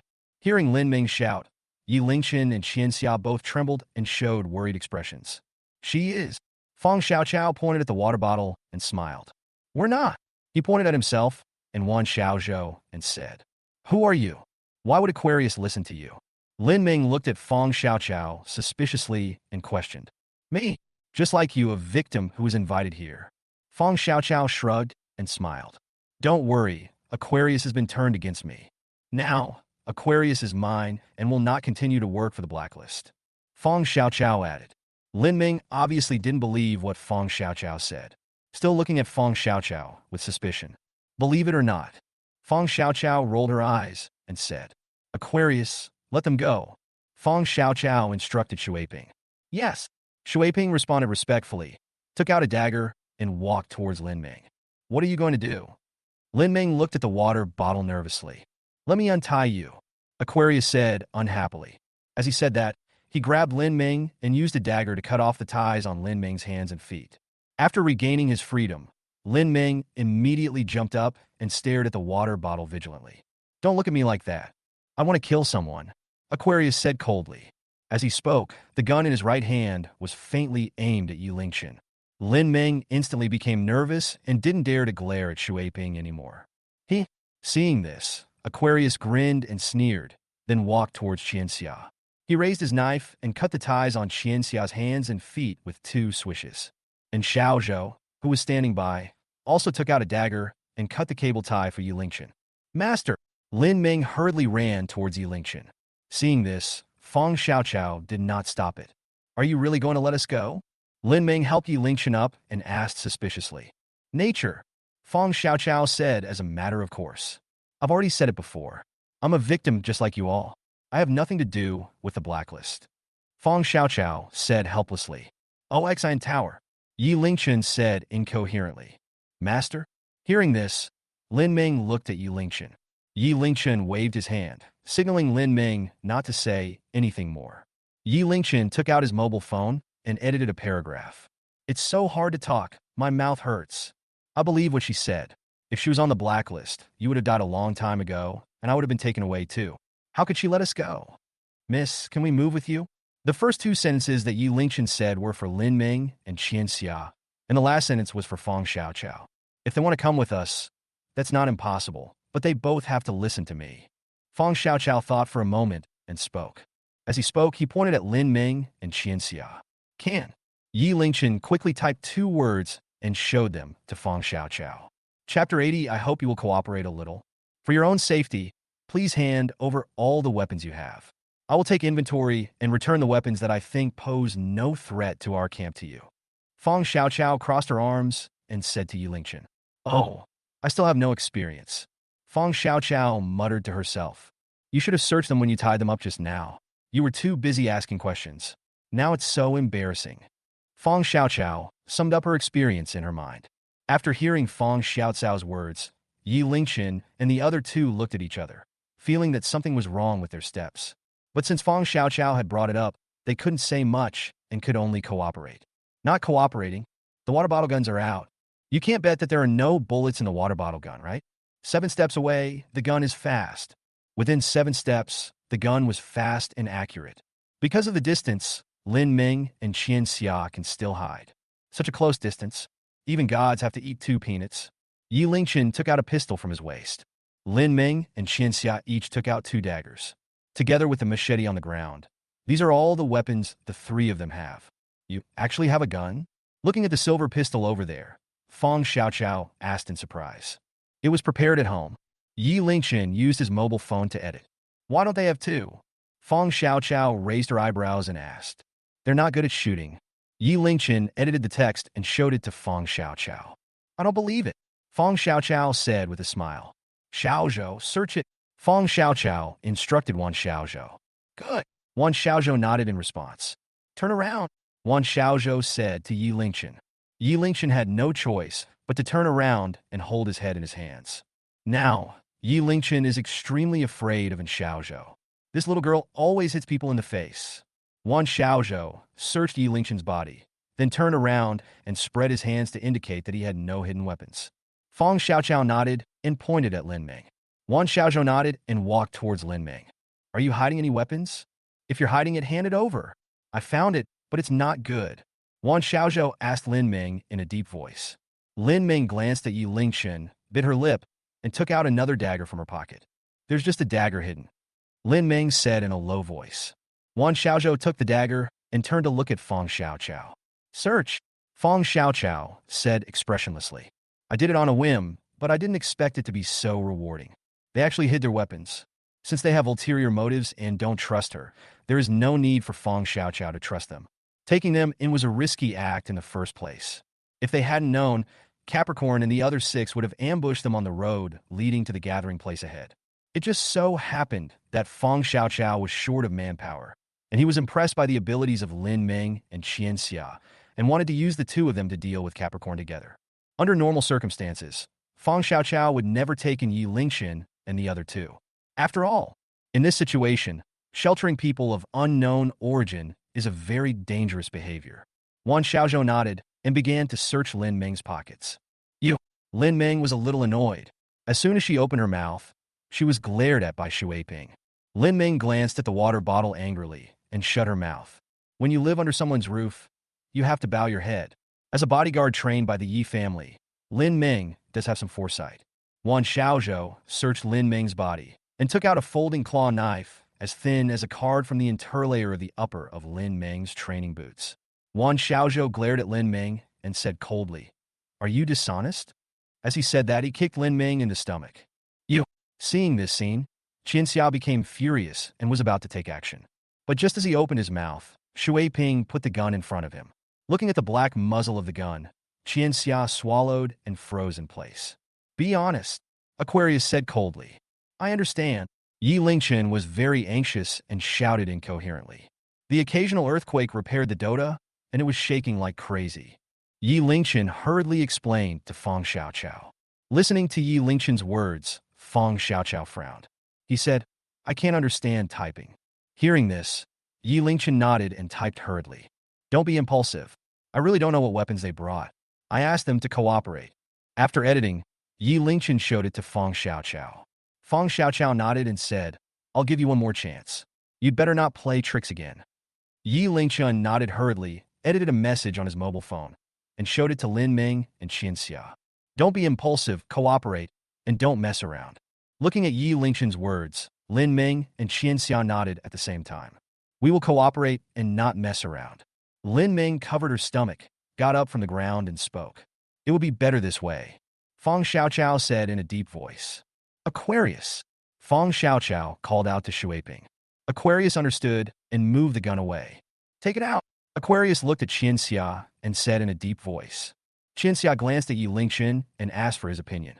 Seeing this scene, Aquarius frowned and slowly raised the gun in his hand. In Aquarius's belief, no unstable factors are allowed to appear in any team on the blacklist. Once unstable factors are discovered in the team, they must be eliminated immediately. Otherwise, at the critical moment, it is likely to implicate the entire team and kill many people. Obviously, Qian Xia and Lin Ming, who have always refused to cooperate and have ulterior motives, are destabilizing factors. If it weren't for Feng Xiaocao's restraint, Aquarius would have opened fire and killed the two of them. Receiving Qian Xia's gaze, Yi Lingqin hurriedly nodded to Qian Xia, asking him to cooperate obediently. Qian Xia nodded and said, "I'll cooperate. I have 7 throwing knives on my belt and a folding claw knife hidden in my training boots." As he spoke, Qian Xia raised his hands and motioned for Xu Weiping to search. Xu Weiping sneered, raised his chin towards Wan Xiaozhou, and said, "You come and search." Although Aquarius was hypnotized by Feng Xiaoqiao, Feng Xiaocao's hypnosis only implanted the seeds of loyalty to her and 100% obedience to her orders in Aquarius' consciousness, but did not control Aquarius' thinking ability. Therefore, Aquarius is very cautious and has not lost the mindset of being a blacklisted top killer. She did not search Qian Xia herself, but asked Wan Xiaozhou to go because she was afraid that Qian Xia would take the opportunity to seize the gun. Wan Xiaozhou nodded, and according to Qian Xia's instructions, he took out 7 daggers from his belt and found a folding claw knife of the same model as Lin Ming's from the upper of his training boots. Of course, Wan Xiaozhou didn't completely trust Qian Xia. After finding these out, he searched carefully from head to toe again, and after making sure there were no other weapons, he nodded to the other party. "Very good. Thank you for your cooperation. Now that you have gained my initial trust, I have decided to distribute these weapons," Feng Xiaoqiao said with a smile. Hearing this, everyone was stunned and looked at Feng Xiaoqiao in surprise. "So, what's the point of your body search?" Yi Lingqin complained in his heart, but he didn't dare say this. Afraid of being beaten. Chapter 81, I am very domineering. Do you have any objections? Don't look at me like that. I'm very democratic, Feng Xiaoqiao said with a smile. As he spoke, Feng Xiaoqiao picked up Yi Lingqin's silver pistol and said with a smile, "So, you have no objection to assigning this gun to me, right?" As he spoke, Fong Xiaoqiao put the gun into his arms. If you have any opinions, you can raise them. Having said that, Fong Xiaoqiao paused, glanced at Yi Lingxin and the other two, and said with a smile, I won't listen anyway. Yi Lingxin and the other two immediately looked upset. You won't listen, and you still say it? What about fishing? Yi Lingxin complained in his heart. Very good. Since everyone has no objection, let's continue with the distribution. Fong Xiaoqiao said with a smile. Shuiping is the best shooter, so I don't think anyone would object to assigning my homemade pistol to Shuiping, right? As he spoke, Fong Xiaoqiao handed the homemade pistol he had replaced to Shuiping. Shuiping took the gun and naturally put it behind his waist. I am Her Royal Highness the Princess's confidant. Aquarius thought proudly in his heart. You are a tyrant. Wu Zetian. Who dares to object? Seeing this scene, Yi Lingxin muttered in his heart. Why? You don't accept it? Seeing Yi Lingxin's expression, Fong Xiaoqiao asked with a smile. Yi Lingxin was shocked and quickly shook his head. No, not at all. Yi Lingxin handed the edited words on the mobile phone screen to Fong Xiaoqiao to read. Be good, that's good. If you have any opinions, you can raise them. Fong Xiaoqiao said with a smile. You wouldn't listen anyway. Hearing this, Yi Lingxin complained in his heart. Fong Xiaoqiao picked up the two folding claw knives, thought for a moment, and said with a smile, These two knives are light and easy to carry, which suits me very well. Do you have any objection to them being mine? As he spoke, Fong Xiaoqiao put the knife into his pocket. Yi Lingxin, you just ask unnecessary questions. Yi Lingxin complained helplessly in his heart. Fong Xiaoqiao took out her switchblade from her pocket, handed it to Yi Lingxin, and said with a smile, Since you were so good, I spent a lot of money to customize this switchblade for you as a reward. Although Fong Xiaoqiao's switchblade was custom-made, it was simply garbage compared to the standard escape folding claw knife that the Yi family bodyguards had. Whether it's the material, sharpness, or practicality, there's no comparison at all. Hearing Fong Xiaoqiao's words, Yi Lingxin was delighted and happily took the switchblade.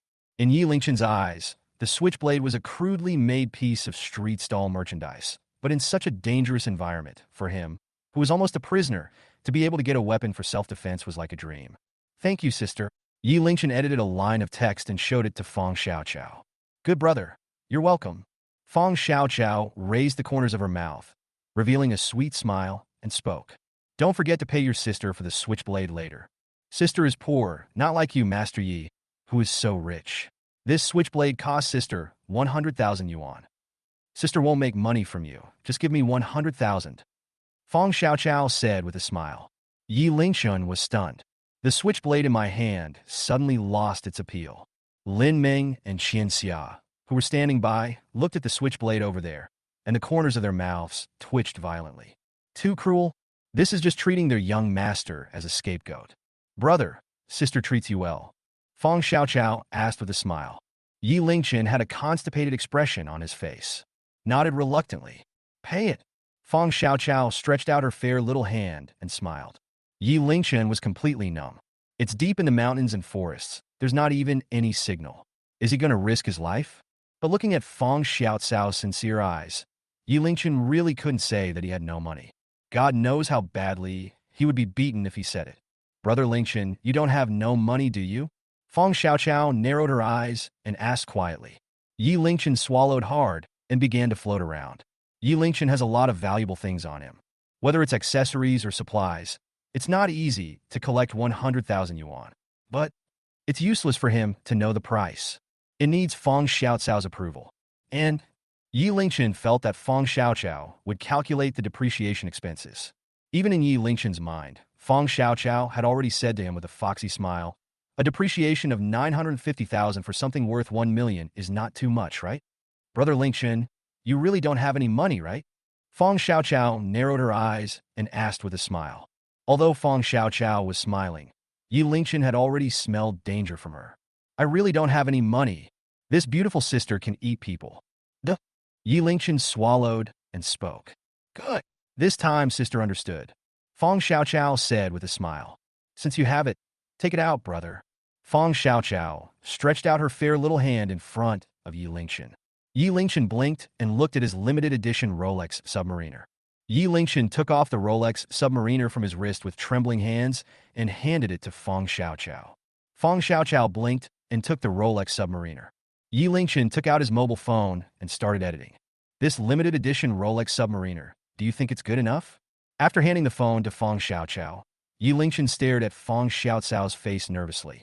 As long as Feng Xiaoqiao showed a hint of displeasure on her face, Yi Lingchen would be ready to untie his belt.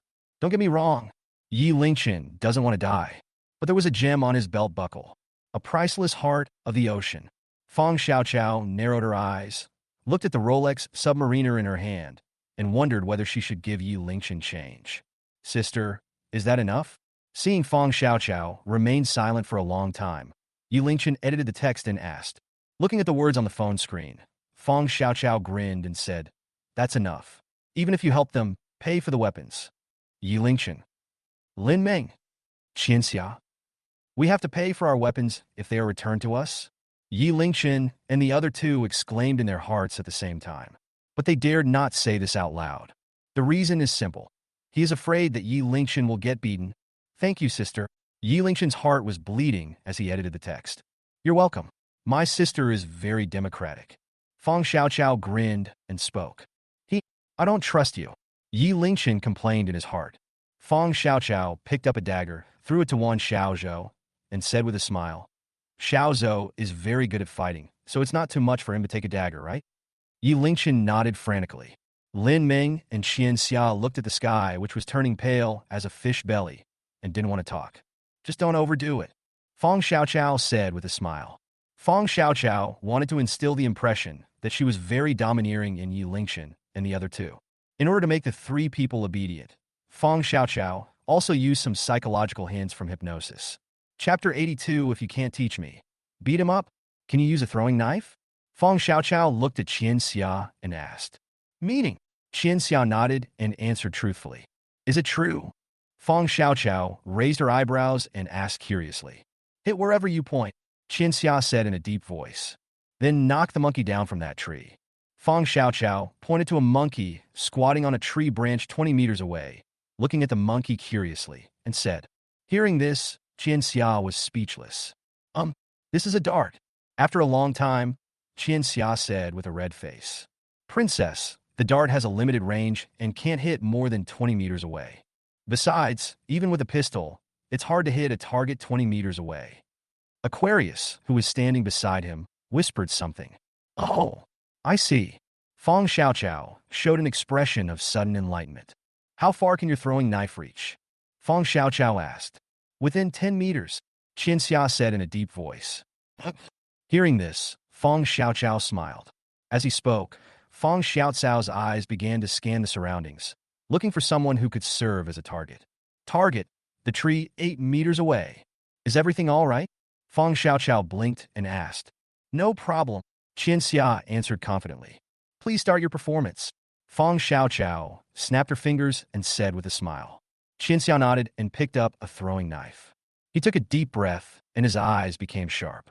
The next second, Qianxia raised his hand and waved.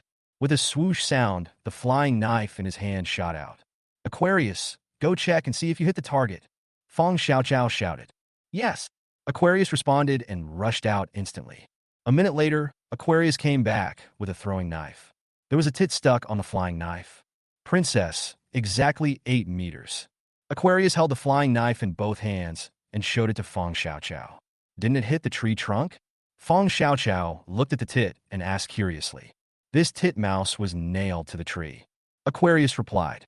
Hearing this, Feng Xiaoqiao was stunned, looking at Qianxia curiously. Qianxia's unique flying knife skills made Feng Xiaoqiao astonished and amazed.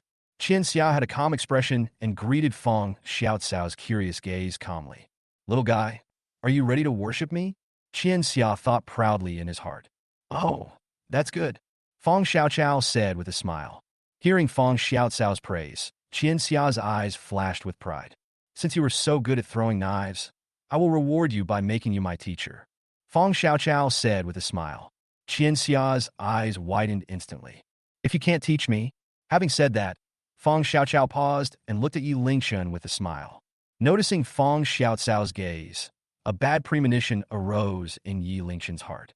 Yi Lingchen curled the corner of his mouth, and the other party, Xiaoqiao, showed a smile that he thought was very handsome. I'll beat him up. Fang Xiaoqiao pointed at Yi Lingchen and said with a smile, "What? None of my business." Yi Lingchen felt like crying, but had no tears.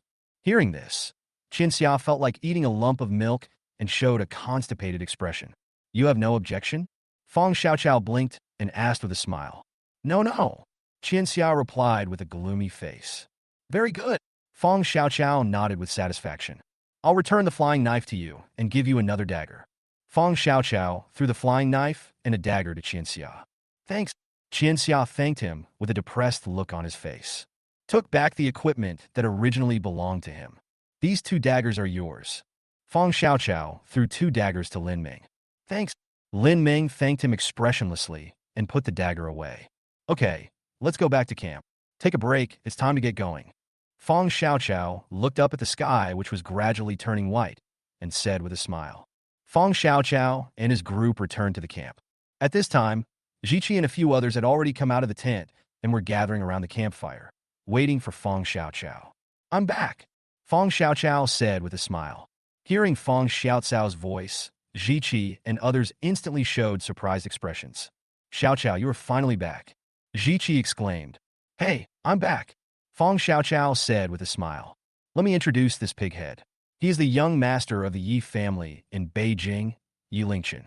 These 2 are his bodyguards, Lin Ming and Qinxia." Fang Xiaoqiao smiled and introduced Yi Lingchen and the other 2 to Ziqi and the others. "Oh, that's right. They're the ones hiding in the woods just now," Fang Xiaoqiao added with a smile. "Hello." Yi Lingchen and the other 2 greeted Ziqi and the others. "This way. They're all my good girlfriends." Fang Xiaoqiao pointed at Ziqi and the others and spoke to Yi Lingchen and the other 2. "This is the eldest daughter of the Ji family in Tang City, Ziqi." Fang Xiaoqiao pointed at Ziqi and introduced him. "Hello." Ziqi smiled politely. "These 3 are Su Wanqing, Wenshi, and Yun Luoshu." Fang Xiaoqiao introduced Su Wanqing and the other 2 to Yi Lingchen. "Hello." Su Wanqing and the other 2 said in unison. "Yi Lingchen and the others will be moving with us from now on. Please take care of each other," Fang Xiaoqiao said with a smile. Hearing Fang Xiaoqiao's words, Ziqi showed a worried expression, opened his mouth, and seemed to be hesitant to speak. Seeing this, Fang Xiaoqiao smiled. She knew what Ziqi was worried about. It's nothing more than the identities of Yi Lingchen and others. Afraid they are fakes. "Okay, everyone, take some time to rest. We have to go on our way soon." Fang Xiaoqiao clapped her hands and shouted. Upon hearing this, Su Wanqing and the other 2 knew that they had no place to express their opinions here, so they obediently returned to the tent. Wan Xiaozhou also pulled Lin Ming back to another tent. Only Yi Lingchen, Qinxia, Fang Xiaoqiao, Shuiping, and Ziqi were left at the scene. Fang Xiaoqiao took Ziqi's hand and briefly explained what had happened to Yi Lingchen and the others, and that she had already verified their identities. "Pighead, take out your ID card," Fang Xiaoqiao shouted to Yi Lingchen. Hearing this, Yi Lingchen took out his ID card in confusion and handed it to Fang Xiaoqiao. Fang Xiaoqiao took the ID card and handed it to Ziqi. "See if it's true," Fang Xiaoqiao said with a smile. Ziqi looked at the ID card in his hand, and his expression relaxed a little. His suspicion towards Yi Lingchen and the others subsided a little, but he did not completely trust them. In response, Fang Xiaoqiao smiled and said nothing. It is good to be somewhat vigilant. Fang Xiaoqiao herself did not completely trust Yi Lingchen and the other 2. In such a dangerous deep forest, how could it be so easy to trust a few strangers? After returning the ID card to Yi Lingchen, Fang Xiaoqiao straightened his expression and told him about the dangers he would face. He told them about the existence of the blacklist, Capricorn's ambush ahead, and the fact that he had killed several Gemini people. Chapter 83, Keep Moving Forward. 5:30 in the morning. Fang Xiaoqiao and his group put out the campfire, packed up the tent, put on their backpacks, and continued on their journey. This time, Fang Xiaoqiao took over the team. Ziqi did not object, but was very cooperative. "Xiaozhou, Qinxia, the 2 of you walk in front. Be careful. Capricorn may appear at any time. Don't fall into Capricorn's trap." Fang Xiaoqiao instructed Wan Xiaozhou and Qinxia. "Okay, leave it to me." Wan Xiaozhou responded with a smile. Qinxia looked at Yi Lingchen, afraid that Yi Lingchen would be beaten, and nodded quickly. "I see." Qinxia responded in a deep voice. "Lin Ming, Aquarius, the 2 of you walk behind the team. Be careful not to be followed. Feng Xiaoqiao said to Lin Ming and Shui Ping again. Yes, Your Highness. Aquarius responded respectfully. No problem. Lin Ming nodded and said. Others take note and help each other. Let's go. Feng Xiaoqiao arranged the work of everyone in the team in an orderly manner and in the style of a captain. Feng Xiaoqiao had carefully considered the arrangement of personnel and deliberately assigned Lin Ming and Qian Xia to form teams with Wan Xiaozhou and Shui Ping respectively. This way, Wan Xiaozhou and Shui Ping can monitor Lin Ming and Qian Xia to prevent them from playing tricks or doing small actions, and they can also control Yi Lingchen by her side in real time, so that Lin Ming and Qian Xia dare not act recklessly and ensure their work efficiency. The group walked about 3 kilometers, and Qian Xia, who was exploring the way ahead with Wan Xiaozhou, came back. What's wrong? Seeing Qian Xia, Feng Xiaoqiao asked. We found signs of human activity ahead. It's impossible to tell whether he's a friend or an enemy. Miss Wan, let me come back and report, Qian Xia said in a deep voice. Hearing this, Feng Xiaoqiao frowned. Go to the back and call Aquarius. Feng Xiaoqiao instructed Qian Xia. Good. Qian Xia nodded and responded. 3 minutes later, Qian Xia and Shui Ping came hurriedly from behind. Your Highness, what do you want from me? Aquarius came to Feng Xiaoqiao and asked in a low voice. Xiaozhou, Qian Xia, and the others found traces of human activity ahead. Do you think it will be Capricorn and the others? Feng Xiaoqiao asked in a deep voice. Hearing this, Aquarius raised his head and looked around. He said, Nothing has been found around here. It is a code left by the blacklist. Based on the location, the range of Capricorn and the others' activities should be at least 3 kilometers. After hearing what Aquarius said, Feng Xiaoqiao blinked and murmured to herself. Aren't they Capricorn and the others? Could it be someone else who was invited? Feng Xiaoqiao thought for a moment and said, Aquarius, you and Wan Xiaozhou switch places. You are familiar with the blacklist codes and Capricorn and the others. You and Qian Xia will be responsible for the investigation. Yes, Princess. Aquarius nodded respectfully in response. Go ahead, be careful. If you find anything, come back and report immediately. Try to find the person who left traces. Feng Xiaoqiao said in a deep voice. Yes. Shui Ping responded and ran to the front of the team with Qian Xia. Let's rest here for 10 minutes, Feng Xiaoqiao said to Ziqi and others. Long live. Su Wanqing cheered, took off her backpack, and sat down on the ground. Wen Shi, Yin Luoshu, and Ziqi also quickly took the time to rest and replenish water and nutrition. Feng Xiaoqiao sat down against a tree, took out her cell phone, and took a look. It has been several hours, and I haven't received any message from Tanzuademian. I don't know if the news about the hot noodles can still be sent to me now that there is no signal. Now Feng Xiaoqiao urgently needs his future self to provide him with information. If one step is taken wrong, it may result in the death of someone in the team. This feeling of walking on thin ice with every step made Feng Xiaoqiao want to go crazy. Try writing a message and hitting send. Contact does not exist. Well, looking at the prompt, contact does not exist. Feng Xiaoqiao sighed helplessly. It seems that I can't count on the hot noodles for the time being. Feng Xiaoqiao muttered to herself and glanced at the time. 10 minutes had passed. Strangeness. Why hasn't Wan Xiaozhou come yet? Feng Xiaoqiao frowned and muttered in confusion. According to Wan Xiaozhou's speed, it was more than enough for him to return. Did something happen? Feng Xiaoqiao muttered to herself. Thinking that something might have happened, Feng Xiaoqiao immediately stood up and shouted, Everyone, get up and get ready. Wan Xiaozhou hasn't come back yet. Something might have happened. Hearing Feng Xiaoqiao shout, everyone was startled and hurriedly stood up and put on their hiking backpacks. Yi Lingchen and Ziqi even took out their weapons. Feng Xiaoqiao took out a silver pistol, pulled the slide, and loaded the bullet. Be prepared. If something happens, don't panic. Go back the way you came and run towards our previous camp. If we get separated, we will gather there. Feng Xiaoqiao said in a deep voice. After hearing Feng Xiaoqiao's words, everyone nodded, indicating that they understood. Feng Xiaoqiao took out a dagger, handed it to Yun Luoshu, and said, Luoshu, take the weapon and be careful to protect Wanqing and Wen Shi. Good. Yun Luoshu took the dagger and responded in a deep voice. After being kidnapped by the twins, Yun Luoshu has become much more mature and stable. With her taking care of Su Wanqing and Wen Shi, Feng Xiaoqiao feels much more at ease. Russell. There were footsteps coming from the woods ahead. Fong Xiaoqiao was startled and immediately raised his gun and turned on the safety. Everyone, take cover. If there are too many people on the other side, just split up and run. Fong Xiaoqiao shouted in a low voice. Ziqi and his companions immediately followed Fong Xiaoqiao's order and laid down in the bushes. Yi Lingchen, however, walked up to Fong Xiaoqiao with a switchblade in his hand and said, I have learned Kung Fu and can help you. Hearing this, Fong Xiaoqiao glanced at Yi Lingchen. He pulled out a dagger from his waist, handed it to Yi Lingchen, and said, use this. Keep the switchblade as a backup. Yi Lingchen took the dagger with surprise, put away the switchblade, and said with a smile, I'm very strong. You better not brag.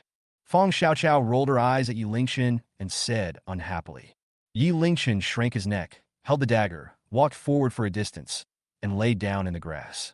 This location is very suitable for an ambush. If Fong Xiaoqiao's gun misses the target, and the other party wants to attack Fong Xiaoqiao and take the gun without a gun, he must pass by Yi Lingchen. Seeing this scene, Fong Xiaoqiao nodded with satisfaction. It seems that I underestimated him.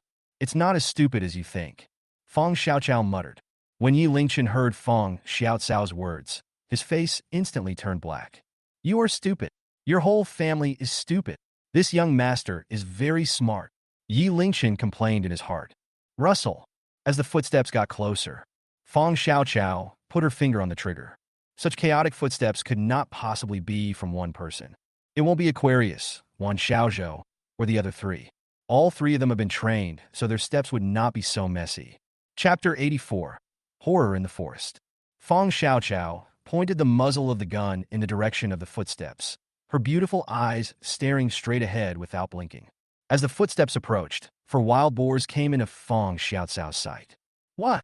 Fong Xiaoqiao was stunned when she saw the wild boar. Without time to think, he put away his gun and ran away. Hurry up the tree! Fong Xiaoqiao shouted loudly. The wild boars in the mountains are no less dangerous than tigers. A brutal collision can destroy the car. With just a few of them, their small arms and legs were basically crippled by the wild boar's push. Fong Xiaoqiao hugged a big tree, climbed up using her hands and feet, and sat on a branch.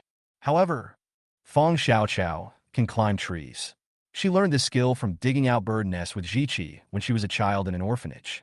Few children who grew up in cities can climb trees. Su Wanqing and Wenshi are typical examples. Ziqi climbed up the tree, and Yun Luoshu also climbed up the tree. Even Yi Lingchen, the eldest son of the Yi family, who had practiced martial arts since childhood, did not slack off and quickly climbed up a big tree. Only Su Wanqing and Wenshi held onto the tree trunk, unable to climb up no matter how hard they tried. They were so anxious that tears came out of their eyes. Hateful. Seeing this scene, Fong Xiaoqiao cursed inwardly. He pulled out his pistol and aimed at the wild boar. But Fong Xiaoqiao also knew that the power of a pistol was unlikely to cause substantial damage to a wild boar with thick skin and flesh. Unless you can hit the eyes. Otherwise, it would be difficult to kill with one blow. However, Fong Xiaoqiao had no confidence in his own marksmanship, and if he fired rashly, he might anger the wild boar. So, Fong Xiaoqiao hesitated and pulled the trigger. I can only pray that the wild boar is blind and didn't see Su Wanqing and Wenshi. Wenshi, come here. Yun Luoshu called out in a low voice to Wenshi, who was closest to her. Hearing Yun Luoshu's call, Wenshi tiptoed to the tree where Yun Luoshu was standing. Yun Luoshu stretched out his arm from the tree, grabbed Wenshi's arm, and forcibly lifted Wenshi up and put him on the tree. Awesome. Seeing this scene, Fong Xiaoqiao was shocked. Worthy of being a sports student, although Wenshi is thin, he weighs over 80 kilograms. Yun Luoshu was able to lift it with one hand. Most boys are not as strong as her in arm strength. Now there is only Su Wanqing on the ground.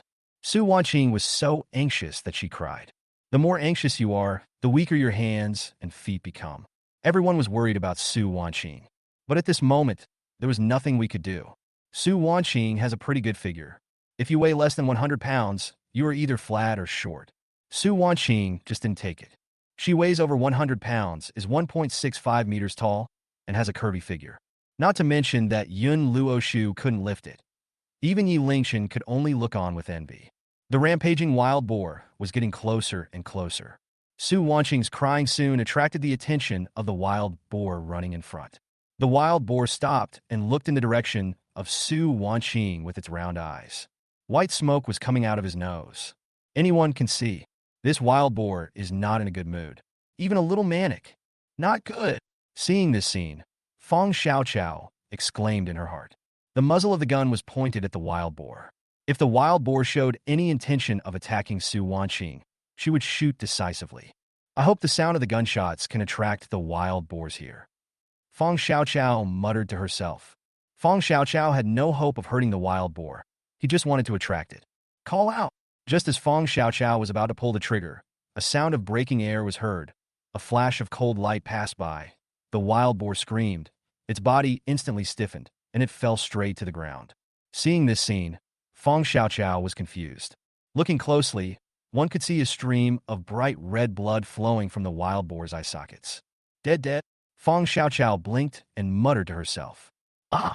Suddenly, one of their companions died, and the other 3 wild boars, after a brief moment of shock, were instantly stimulated by the smell of blood in the air and went into a state of frenzy. With pig-slaughtering howls, the 3 wild boars' eyes turned red and they charged at the only living thing in their sight. Oh no! Seeing this scene, Fong Xiaoqiao exclaimed and pointed the gun at the wild boar again. Bang, bang, bang. 3 gunshots were heard. The 2 wild boars fell to the ground. The eyeball exploded, and the red oil tofu pudding splashed onto the grass along the eye socket. Ah! Fong Xiaoqiao was stunned, staring blankly at his gun. I haven't pulled the trigger yet? Fong Xiaoqiao muttered to herself. Yes, Aquarius! Fong Xiaoqiao exclaimed. After the initial confusion, Fong Xiaoqiao's short-circuited IQ occupied his brain again. She reacted. Someone is making a move in secret. Such superb marksmanship must be performed by Aquarius. Among the people she knew, only Aquarius could accomplish the feat of shooting down 2 wild boars with 3 shots. 2 shots hit the eyes of 2 wild boars. The bullet shattered the eyeball and shot into the brain. The wild boar died instantly. Finally, the wild boar was also injured. The nose was a bloody mess. It was obvious that the bullet had missed the eye and hit the nose instead. Ah!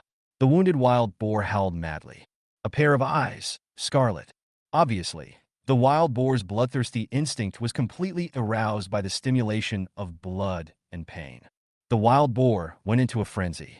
Even tigers will retreat away from an injured wild boar. Seeing this scene, Fong Xiaoqiao became worried again.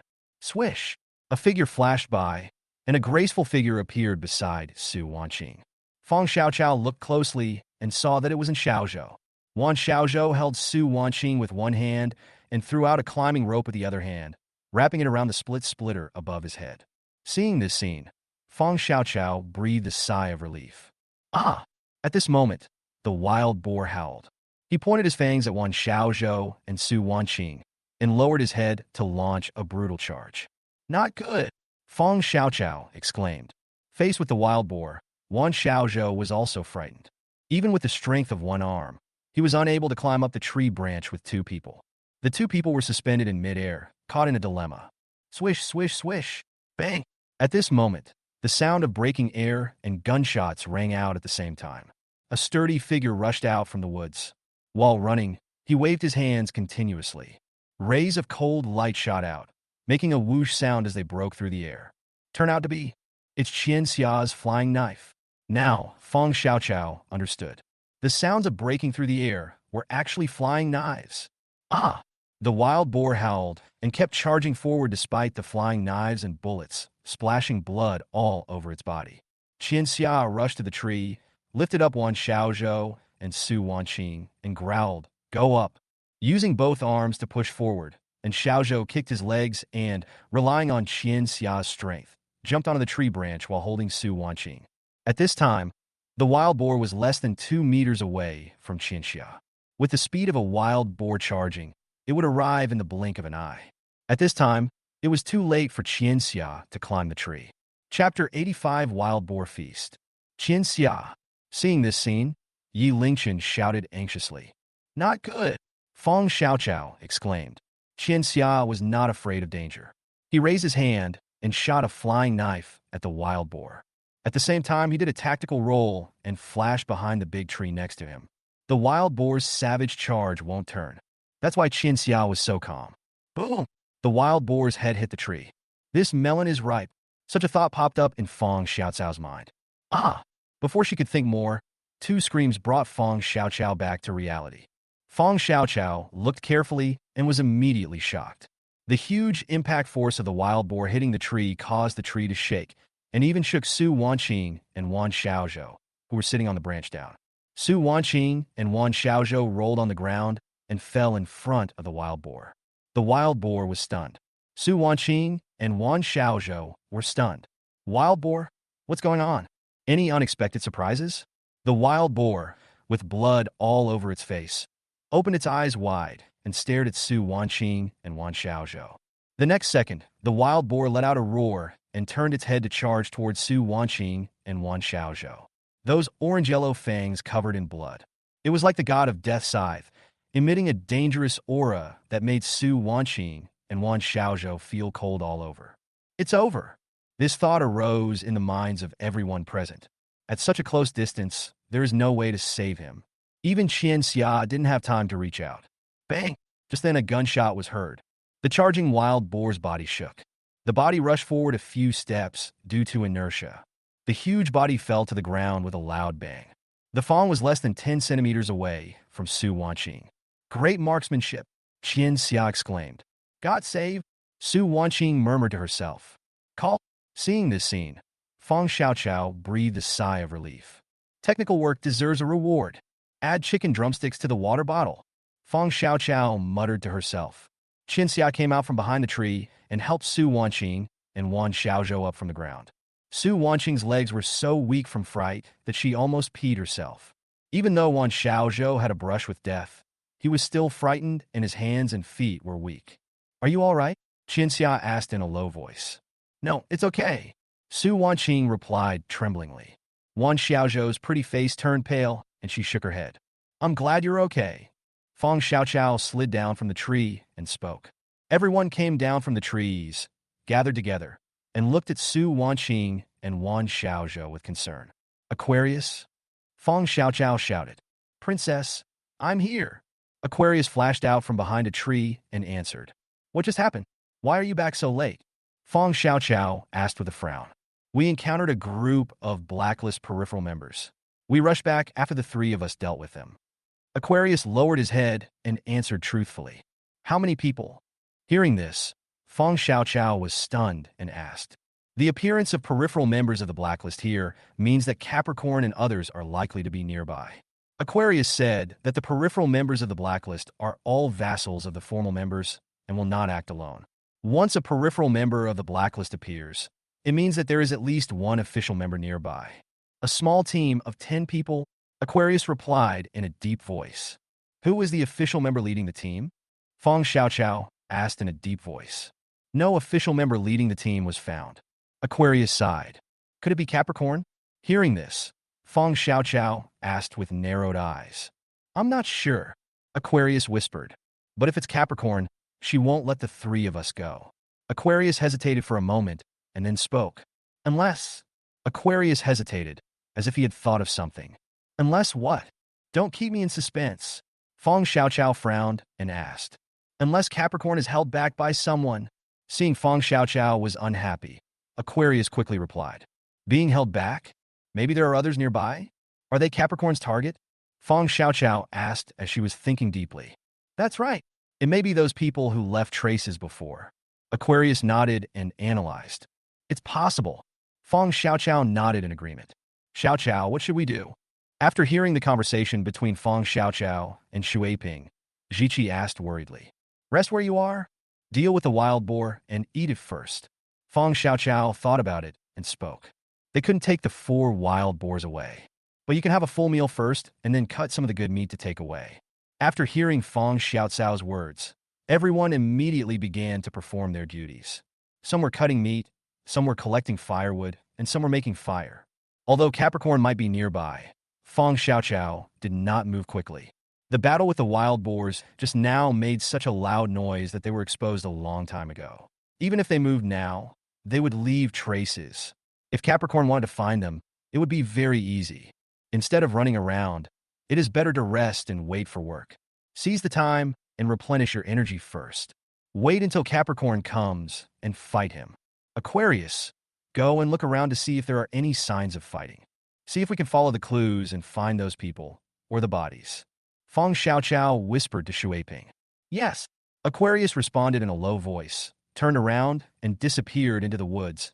And in a flash, he disappeared from Feng Xiaocao's sight. Xiaozhou, go call Lin Ming over. After Aquarius left, Feng Xiaoqiao said to Wan Xiaozhou. Good. Wan Xiaozhou responded and headed towards the camp. Qian Xia, find a tree to hide under, and act as a sentinel, keeping an eye out for any disturbances around you. If a stranger approaches, give the alarm immediately. Feng Xiaoqiao thought about it and said to Qian Xia. Good. Qian Xia nodded, pulled out the flying knives from the wild boar one by one, jumped onto a big tree not far away, and using his hands and feet, he hid in the tree canopy in a few seconds. Qian Xia chose this tree very well. Feng Xiaoqiao and the others were all under Qian Xia's surveillance. After everything was arranged, Feng Xiaoqiao rolled up his sleeves, picked up a dagger, and joined in the work of cutting up the wild boar meat. Feng Xiaoqiao thinks that since the weather is relatively cool now, fresh pork should be able to be stored for a while. They don't know how long they will stay in this damn deep forest. This investigation was actually a conspiracy. It was originally said that there would be supplies at the gathering place, but Feng Xiaoqiao felt that this was also fake news. Since they were on the blacklist, there was no plan to let them go to the gathering place. So how could they prepare food supplies for them in the gathering place? Therefore, Feng Xiaoqiao felt that they needed to make some plans in advance and prepare more food. Feng Xiaoqiao not only had to bring fresh meat, but also roasted meat. Before the meat went bad, their 3 meals a day would all be wild boar meat. The fast food they brought, such as instant noodles, can be kept for a long time. There is no need, so Feng Xiaoqiao will not let anyone in the team eat it. Chapter 86 Capricorn. After a while, the bonfire was lit. Su Wanqing, Wenshi, and Clumsy Barbecue. Yun Lishu, Zhiqi, Feng Xiaoqiao are cutting meat. Yi Lingchen was like a hard-working little ant, picking up dry firewood in the forest, going back and forth and transporting it. Not long after, Wan Xiaozhou and Lin Ming came back together. Wan Xiaozhou helped Yi Lingchen collect firewood. Lin Ming joined the barbecue. Lin Ming really couldn't stand Su Wanqing and Wenshi's clumsiness. The meat was burnt on the outside and raw on the inside. Everyone performed their duties and no one was lazy. Food is the most important thing for people. The world is big, but eating is the most important thing. Rustle. There were footsteps in the woods. Everyone immediately became alert. Feng Xiaoqiao took out his pistol and looked up at the big tree where Qian Xia was hiding. Qian Xia squatted on the treetop and made an okay gesture to Feng Xiaoqiao. Call. Seeing Qian Xia's gesture, Feng Xiaoqiao breathed a sigh of relief. It's Aquarius who's back. Don't be nervous. Feng Xiaoqiao put away the gun and said to everyone. Hearing this, everyone breathed a sigh of relief. Aquarius flashed out from the woods, rushed to Feng Xiaocao's side and whispered, Princess, I found it. Who did you find? Capricorn? Or those people? Feng Xiaoqiao asked with a frown. We found them all. Aquarius replied in a low voice. Where? What's going on? Feng Xiaoqiao asked. Those people, 2 men and 2 women, are fighting Capricorn and the others. Aquarius told what he saw. Fighting. How is the battle going? Feng Xiaocao's eyes lit up and she asked. Those people have 3 masters. Facing the siege of Capricorn and others, they have a solid offense and defense, and they will not be defeated in a short time. Aquarius replied in a deep voice. Good. Hearing this, Feng Xiaoqiao exclaimed, okay. This is a good opportunity to surround and kill Capricorn. Feng Xiaoqiao said excitedly. Qian Xia, Xiaozhou, come here quickly. Feng Xiaoqiao shouted. Hearing Feng Xiaocao's call, Qian Xia jumped down from the tree and ran to Feng Xiaoqiao. Wan Xiaozhou also put down the firewood in his hand and walked over. What's up? Qian Xia asked. We found Capricorn and the others. Capricorn is fighting someone right now. I think this is a good opportunity to surround and kill them. What do you two think? Feng Xiaoqiao quickly told Qian Xia and Wan Xiaozhou her thoughts and asked for their opinions. I'll listen to you, Qian Xia said in a deep voice. Wan Xiaozhou also nodded, indicating that he had no objection. Okay, let's go and kill Capricorn. Feng Xiaoqiao said in a deep voice. Qian Xia and Wan Xiaozhou nodded and began to organize their equipment. Lin Ming Yi Lingchen, Feng Xiaoqiao shouted. Exist. Yi Lingchen responded immediately. You too, stay and protect everyone. I'm going out with Xu Weiping, Qin Xia, and Wan Xiaozhou. Fang Xiaoqiao said to Yi Lingchen and Lin Ming. Good. I will protect everyone. Yi Lingchen nodded in response. Fang Xiaoqiao nodded, waved to Ziqi, turned and walked towards the depths of the forest. Qin Xia, Wan Xiaozhou, Aquarius, follow up quickly. Aquarius, lead the way. Fang Xiaoqiao instructed Xu Weiping. Yes. Aquarius responded and ran to the front to lead the way. Fang Xiaoqiao and a few others followed behind Xu Weiping, twisting and turning in the woods, and soon they heard the sound of fierce fighting. Fang Xiaoqiao raised her hand and signaled everyone to stop, carefully groping forward, gently pulling aside the grass. Fang Xiaoqiao saw that in an open space ahead, 10 men and women were waving weapons and engaging in a melee. Aquarius, which one is Capricorn? Fang Xiaoqiao asked. That's the one wearing a leather jacket and short hair. Aquarius pointed at a tall woman wearing a black leather jacket, with short hair and holding a soft sword. Fang Xiaoqiao followed Aquarius's guidance and saw Capricorn at a glance. At this time, Capricorn was dancing with a soft sword and fighting with a cold-blooded woman who was equally tall, wearing a camouflage jacket, a ponytail, and holding a pair of daggers. He can fight Capricorn in a one-on-one duel, so he is also a master. Aquarius sighed on the side. Hearing this, Fang Xiaoqiao nodded in agreement. Aquarius is right. He is indeed a master. Including Capricorn, they are all masters. She is Capricorn. Our target is her. Surround and kill her first. Fang Xiaoqiao pointed at Capricorn and said simply and clearly. Hearing Fang Xiaocao's words, Wan Xiaozhou and the other two nodded in unison. Fang Xiaoqiao took out his pistol, loaded it skillfully, and turned on the safety. Fang Xiaoqiao is not good at close combat. She can only use a gun. Fang Xiaoqiao glanced at Wan Xiaozhou and the other two and said in a deep voice, Action. Before Fang Xiaoqiao finished speaking, Aquarius, Qin Xia, and Wan Xiaozhou all jumped out and rushed straight towards Capricorn. It's so fast. Seeing this scene, Fang Xiaoqiao muttered. Fang Xiaoqiao followed him out with a gun. Fang Xiaoqiao held the gun and did not dare to shoot easily. She couldn't tell whether these people were friends or enemies. Suddenly, Fang Xiaoqiao saw a little girl who was equally at a loss as herself. The little girl was holding a dagger in her hand, huddled in a corner, her big watery eyes staring in horror at the two sides fighting in the arena. Fang Xiaoqiao raised her eyebrows and smiled. This little girl is definitely not an enemy. If there is such a cabbage on the blacklist, it's not a blacklist anymore. Fang Xiaoqiao glanced around and quietly walked towards the little girl. Hello. How are you? Fang Xiaoqiao greeted with a smile. The little girl trembled when she heard Fang Xiaocao's words. He looked at Fang Xiaoqiao in horror, raised the dagger in his hand in panic, and pointed the tip of the knife at Fang Xiaoqiao. You don't come over here. I have a knife. I'm not afraid of you, the little girl said tremblingly. Seeing this scene, Fang Xiaoqiao smiled. He raised the gun in his hand and shook it with the little girl. Seeing the gun, the little girl was stunned. Immediately, his eyes were filled with tears. Woo-woo, you bully me? The little girl dropped the dagger, sat down on the ground, and said crying. Fang Xiaoqiao was completely stunned. Where did this cabbage come from? Why are you still crying? In this life and death situation, what's wrong with bullying you? Don't cry. If you cry again, I'll beat you to death. Fang Xiaoqiao glared and threatened. Hearing Fang Xiaocao's scolding, the little girl shivered, stopped crying, and stared at Fang Xiaoqiao with her big, tearful eyes, looking aggrieved. What's your name? Fang Xiaoqiao asked with a straight face, pretending to be angry. My name is Yuling. The little girl answered tremblingly. This little girl is Yuling. The ones fighting with Capricorn and others were Helan Xiaoya, Yu Tianqi, and the man with the electric baton. Imperial Spirit? Fang Xiaoqiao was stunned when she heard the little girl's name. A name suddenly appeared in my mind. Yu Tianqi. Chapter 87 Siege. Yu Ling. Yu Tianqi. The surname Yu is very rare. Both of them have the last name Yu. Could there be a connection? Fang Xiaoqiao muttered to herself. You know my brother? Hearing Fang Xiaocao's muttering, Yu Ling was stunned and asked weakly. Yu Tianqi is your brother? Fang Xiaoqiao was stunned and asked back. Yu Ling nodded weakly. Stand up, Fang Xiaoqiao said in a deep voice. Yu Ling blinked his tearful eyes and climbed up from the ground tremblingly. Do you know my brother? Yuling asked again carefully. I don't know him.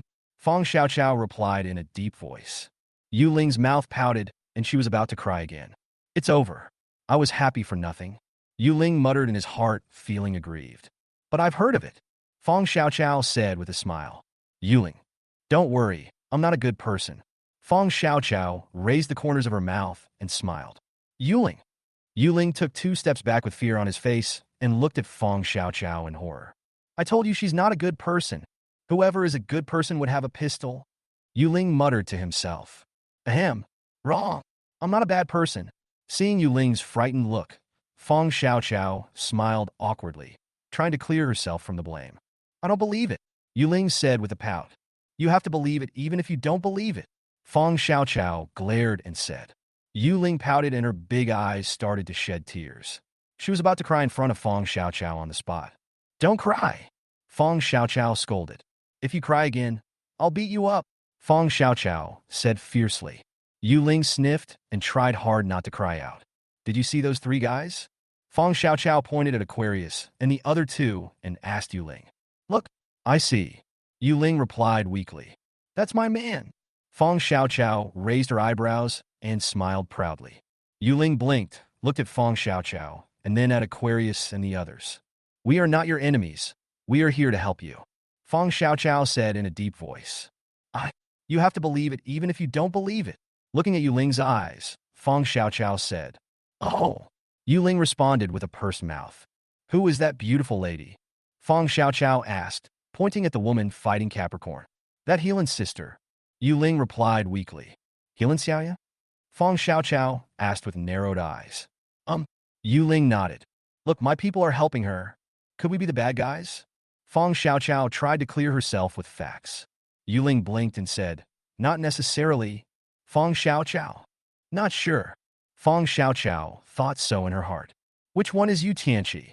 Too lazy to argue with the silly Yuling, Fong Xiaoqiao began to confirm that there was a Fong unit. That? Yuling pointed at Yu Tianqi, who was fighting 2 people alone with a machete, and answered.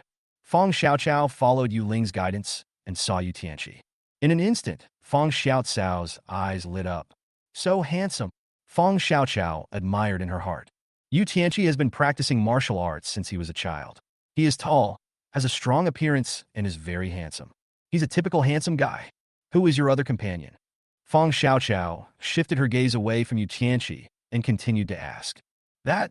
Yuling stretched out her little hand, pointed at the man with the electric baton, and answered, The one holding the electric baton is brother Wang Xiao. Fong Xiaoqiao looked over and saw the man with the electric baton at first glance. It's not because the electric baton man Wang Xiao is so handsome. It's simply because electric baton men look so ugly. It's so ugly that it's hard to forget at first sight. The others are all enemies, right? Fong Xiaoqiao asked in a deep voice. Yuling nodded in response. Fong Xiaoqiao glanced at Yuling and found that Yuling was looking at her secretly. Fong Xiaoqiao raised the corner of her mouth, revealing a wicked smile, and suddenly turned her head to look at Yuling.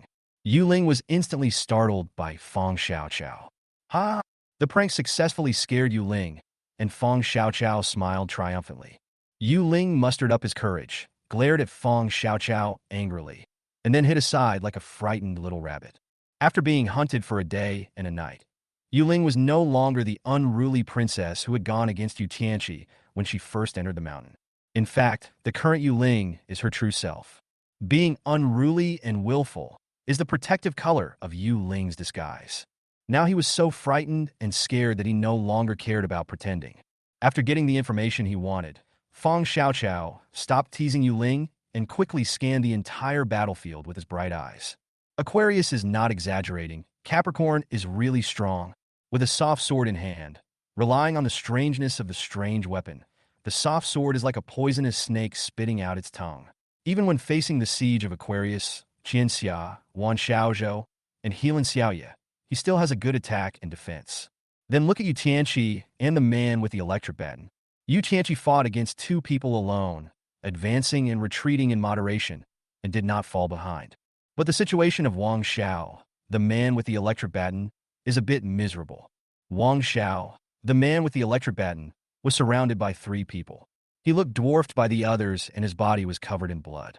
The arc emitted by the long electric baton became weaker and weaker, and it was obvious that it was out of power.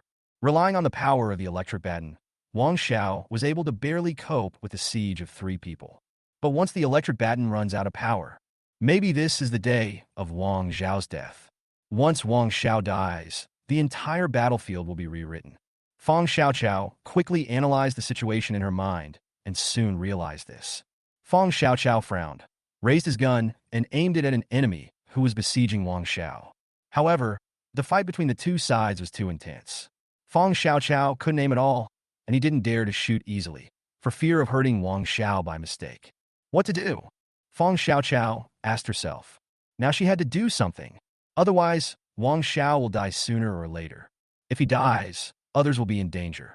Fang Xiaoqiao tried to use hypnosis to persuade an enemy to help Wang Xiao. But in this melee, both sides were fighting for their lives and their minds were highly focused on the enemy. So Fang Xiaoqiao was unable to attract anyone's attention at all. Not to mention performing hypnosis one-on-one. Hateful. Fang Xiaoqiao cursed inwardly.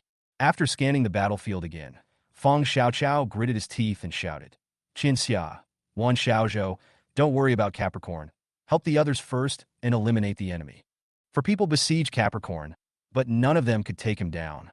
Helan Xiaoya alone can fight with Capricorn, and with an Aquarius, there shouldn't be any problems in the short term.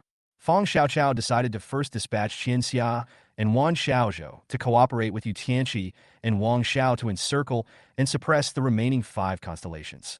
After dealing with the other 5 constellations, the 6 of them will then attack Capricorn together. Even if Capricorn has 3 heads and 6 arms, it will not be able to escape. Yes.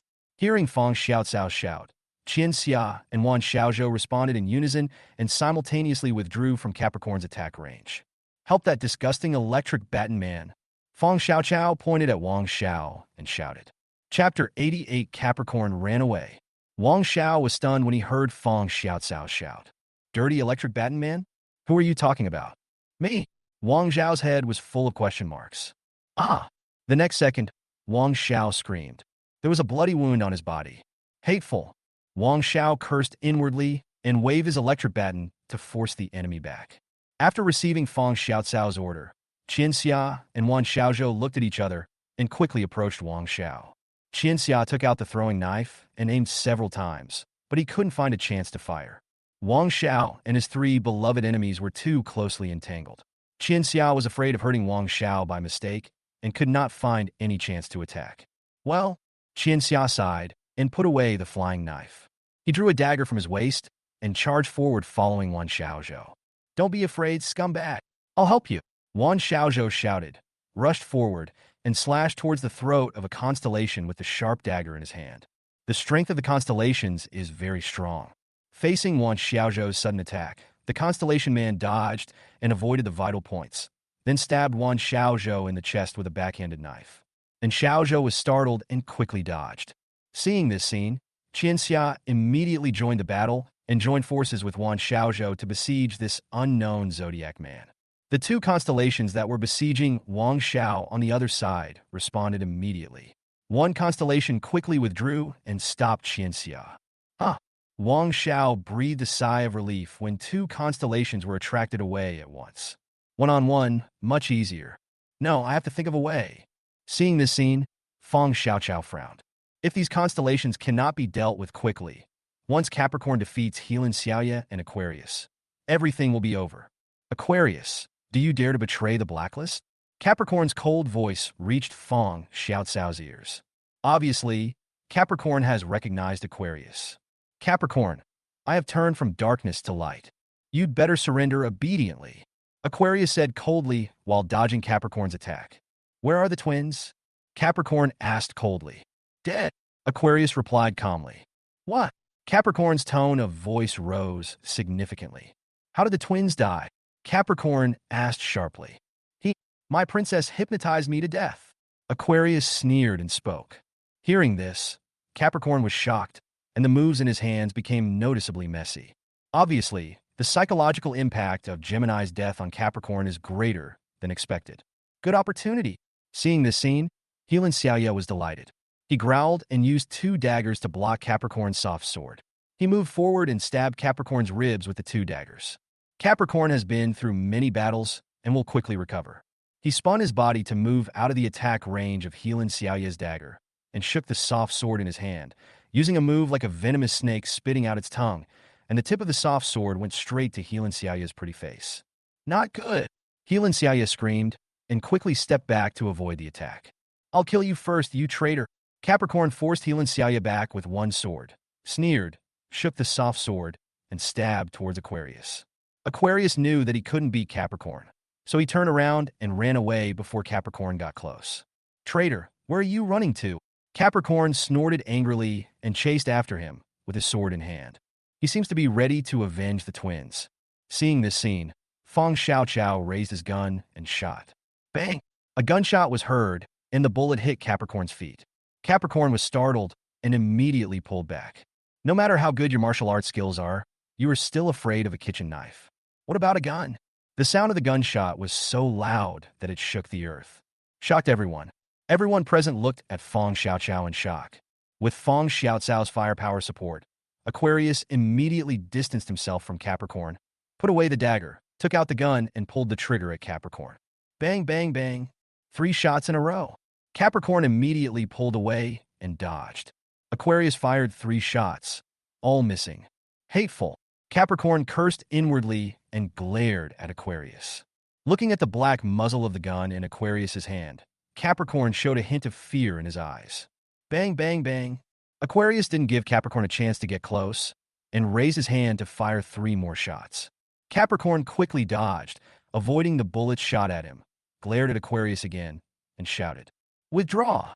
Before he finished speaking, Capricorn raised his hand, sprinkled a handful of white powder, and turned away. Bang! At the same time, Aquarius raised his hand and fired another shot.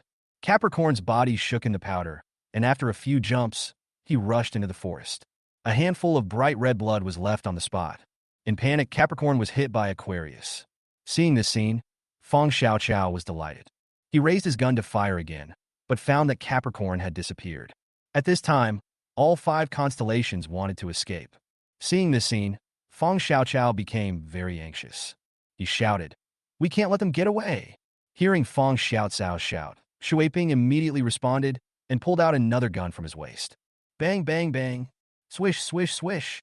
The sound of gunfire and flying knives breaking through the air rang out at the same time. The 3 constellations who wanted to run away trembled. Immediately, he collapsed to the ground.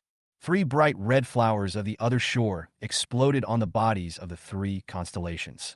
There were 3 flying knives stuck in the body of a constellation.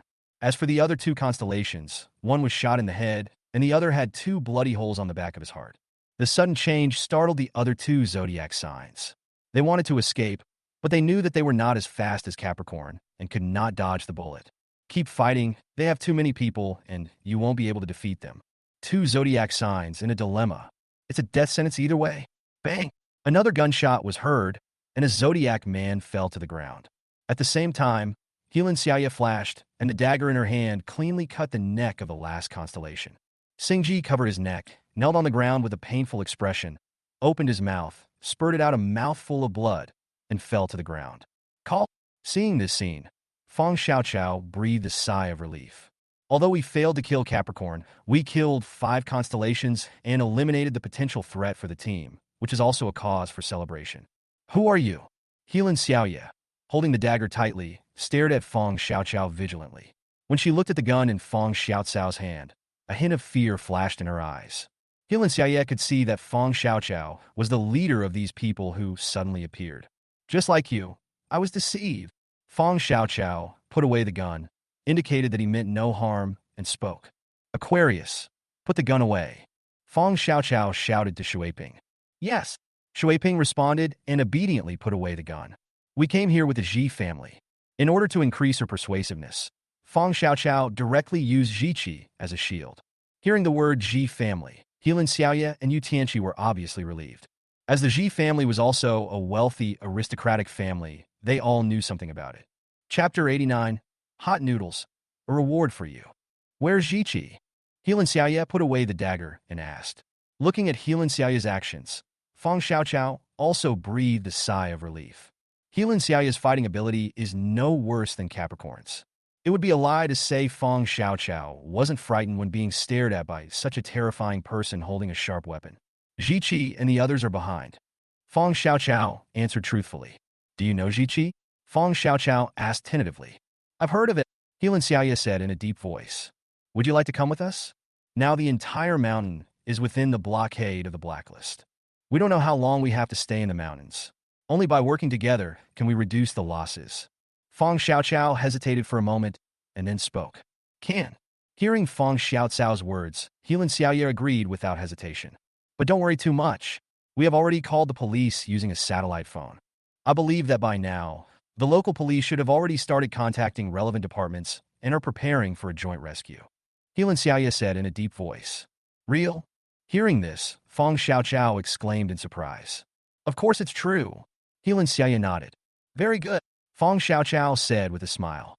With the addition of Healan Xiaoya, Yu Qianqi and other 3 people, and knowing that the police had been called, Feng Xiaoqiao made temporary adjustments. It was decided that everyone would not go to the gathering place, but would rest together on the spot and wait for the arrival of rescuers. After meeting up with Ziqi and the others, Feng Xiaoqiao warmly invited Healan Xiaoya and the others to eat roasted wild boar meat together. Late at night, a bonfire was lit in the camp. Everyone gathered around the campfire, roasting wild boar meat. Feng Xiaoqiao leaned against a big tree, staring at the sparse, starry sky in a daze. Quack, quack, quack. The toad croaked and Feng Xiaoqiao was startled. Looking up and seeing that no one was paying attention to her, Feng Xiaoqiao took out her cell phone. There is no communication signal in the deep mountains and forests. At this time, only the message about the hot noodles can be sent normally. Feng Xiaoqiao unlocked the screen and opened WeChat. The message was indeed sent by Hot Mouth Noodles. Hot Noodles, congratulations, you were saved. Looking at the message about the hot noodles, Feng Xiaoqiao smiled, turned her phone to silent mode, and replied, Congratulations to you too, my future self. Hot Noodles, congratulations. Hot Noodles, you have grown a lot. Looking at the content of the message, Feng Xiaoqiao raised the corners of her mouth and replied with a smile, Of course. After experiencing life and death, you will naturally grow. Hot Noodles, I told you were fat, but you gasped. Don't say those useless things. I have grown up. Why don't you show your appreciation by giving me some rewards? Feng Xiaoqiao replied, adding an expectant emoticon. Hot Noodles. Of course there are. Hot Noodles. The reason why I didn't try to stop you from entering the mountain is because there is a priceless treasure in this mountain. Hot Noodles. That's perfect. I'll use this priceless treasure as a reward for your survival and rapid growth. Treasure? Priceless. Feng Xiaocao's eyes lit up instantly. Where is the treasure? Feng Xiaoqiao couldn't wait to ask. Hot Noodles. You are really impatient. You're not talking like that? Feng Xiaoqiao rolled her eyes and retorted. Feng Xiaoqiao knew that she had gained wealth, and her future self, the Hot Noodles, would also gain equivalent wealth. Although the two of them are one, they also have a mutually beneficial cooperative relationship. Hot Noodles. TSK. I can't argue with you. Looking at the news about the Hot Noodles, Feng Xiaoqiao smiled proudly. Snort. Fight with me. Feng Xiaoqiao muttered complacently. Tell me quickly, where is the treasure? When the rescuers come, I won't have the chance to go treasure hunting. Feng Xiaoqiao sent a message to urge. Hot Noodles. Go 1 kilometer behind you, and you will find an ancient tomb. The thing inside is the treasure you want. Ancient tomb? You want me to go rob a grave? Looking at the message about the Hot Noodles, Feng Xiaoqiao was stunned and sent a message to ask. Hot Noodles. What? You don't dare to go? Hot Noodles. I wasn't such a coward in the past, was I? Tisk. Who's afraid? I'm not afraid at all. It's just an ancient tomb. What's so scary about it? Feng Xiaoqiao responded with a series of messages. But I don't know how to dig a hole. Feng Xiaoqiao said helplessly. Hot Noodles. There is a ready-made hole for stealing. You just need to go in and take the treasure. Oh my God, there is such a good thing? Seeing the news about the Hot Noodles, Feng Xiaocao's eyes lit up and she asked in surprise. Hot Noodles. This is natural. Hot Noodles replied and sent a map to share. Hot Noodles. The ancient tomb is right here. If you leave now, you can return before the rescuers arrive. Looking at the news about the Hot Noodles, Feng Xiaoqiao bit her lip and muttered, Fortune comes from risk. Let's do it. I'm leaving right now. Fong Xiaoqiao replied and put the phone away. Fong Xiaoqiao stood up and stretched. He walked to the campfire and said to Aquarius, Aquarius, come with me to the toilet.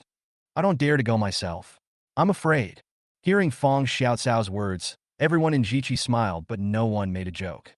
After all, if it were them, they wouldn't dare to act alone. Capricorn may still be around after all. Good. Aquarius responded and stood up. I'll be back soon. Fong Xiaoqiao said to everyone with a smile. I wish you a successful trip to the toilet. The mischievous Yu Ling said with a smile. Ha! Hearing this, everyone burst into cheerful laughter. Pa! Fong Xiaoqiao spat. He rolled his eyes at Yu Ling, waved at Shui Ping, turned around and followed the route given by Tongzui Mian, heading towards the depths of the forest. Aquarius, follow me. After walking out of the visible range of the camp, Fong Xiaoqiao took out his cell phone and spoke to Shui Ping while checking the route. Yes. Aquarius responded respectfully. Looking at Fong Xiaoqiao's actions, a hint of confusion flashed in Aquarius' eyes. She didn't understand. Why was it necessary to be so formal just to go to the bathroom? Even the map was taken out. Do I have to find a good feng shui location when going to the toilet? Fong Xiaoqiao, who was concentrating on comparing the routes, had no idea what Aquarius was thinking. If Fong Xiaoqiao knew about this, she would probably start cursing. Following the instructions on the map, Fong Xiaoqiao began to walk carefully in the woods. Aquarius followed Fong Xiaoqiao closely with a gun in hand, his eyes darting around, fearing that a wild beast would suddenly run out and scare Fong Xiaoqiao. Aquarius, this way. After finding the route, Fong Xiaoqiao called out to Shui Ping. Chapter 90, The Stench of Corpses in the Ruined Temple. Fong Xiaoqiao followed the map and carried the water bottle through the dense jungle. Soon, a dilapidated small temple appeared in front of her. Looking at the plaque full of mottled traces of time, Fong Xiaoqiao could vaguely make out that there were 3 large characters, Mountain God Temple, written on it. Mountain Temple? Looking at the plaque, Fong Xiaoqiao muttered. Your Highness, this is it? The water bottle at the side asked softly. Yes, it is here. Fong Xiaoqiao nodded and replied. Your Highness, I will go in and explore the way first. Shui Ping pulled out the gun from his waist and whispered. Fong Xiaoqiao pondered for a moment and nodded. According to the information provided by Tongzui Mian, this trip was just to get the treasure, and there was no mention of any danger. But there are also many doubts. For example, who dug the hole? The hole has been dug. Why is the treasure still there? With so many unknowns and doubts, Fong Xiaoqiao felt that it would not hurt to be more vigilant.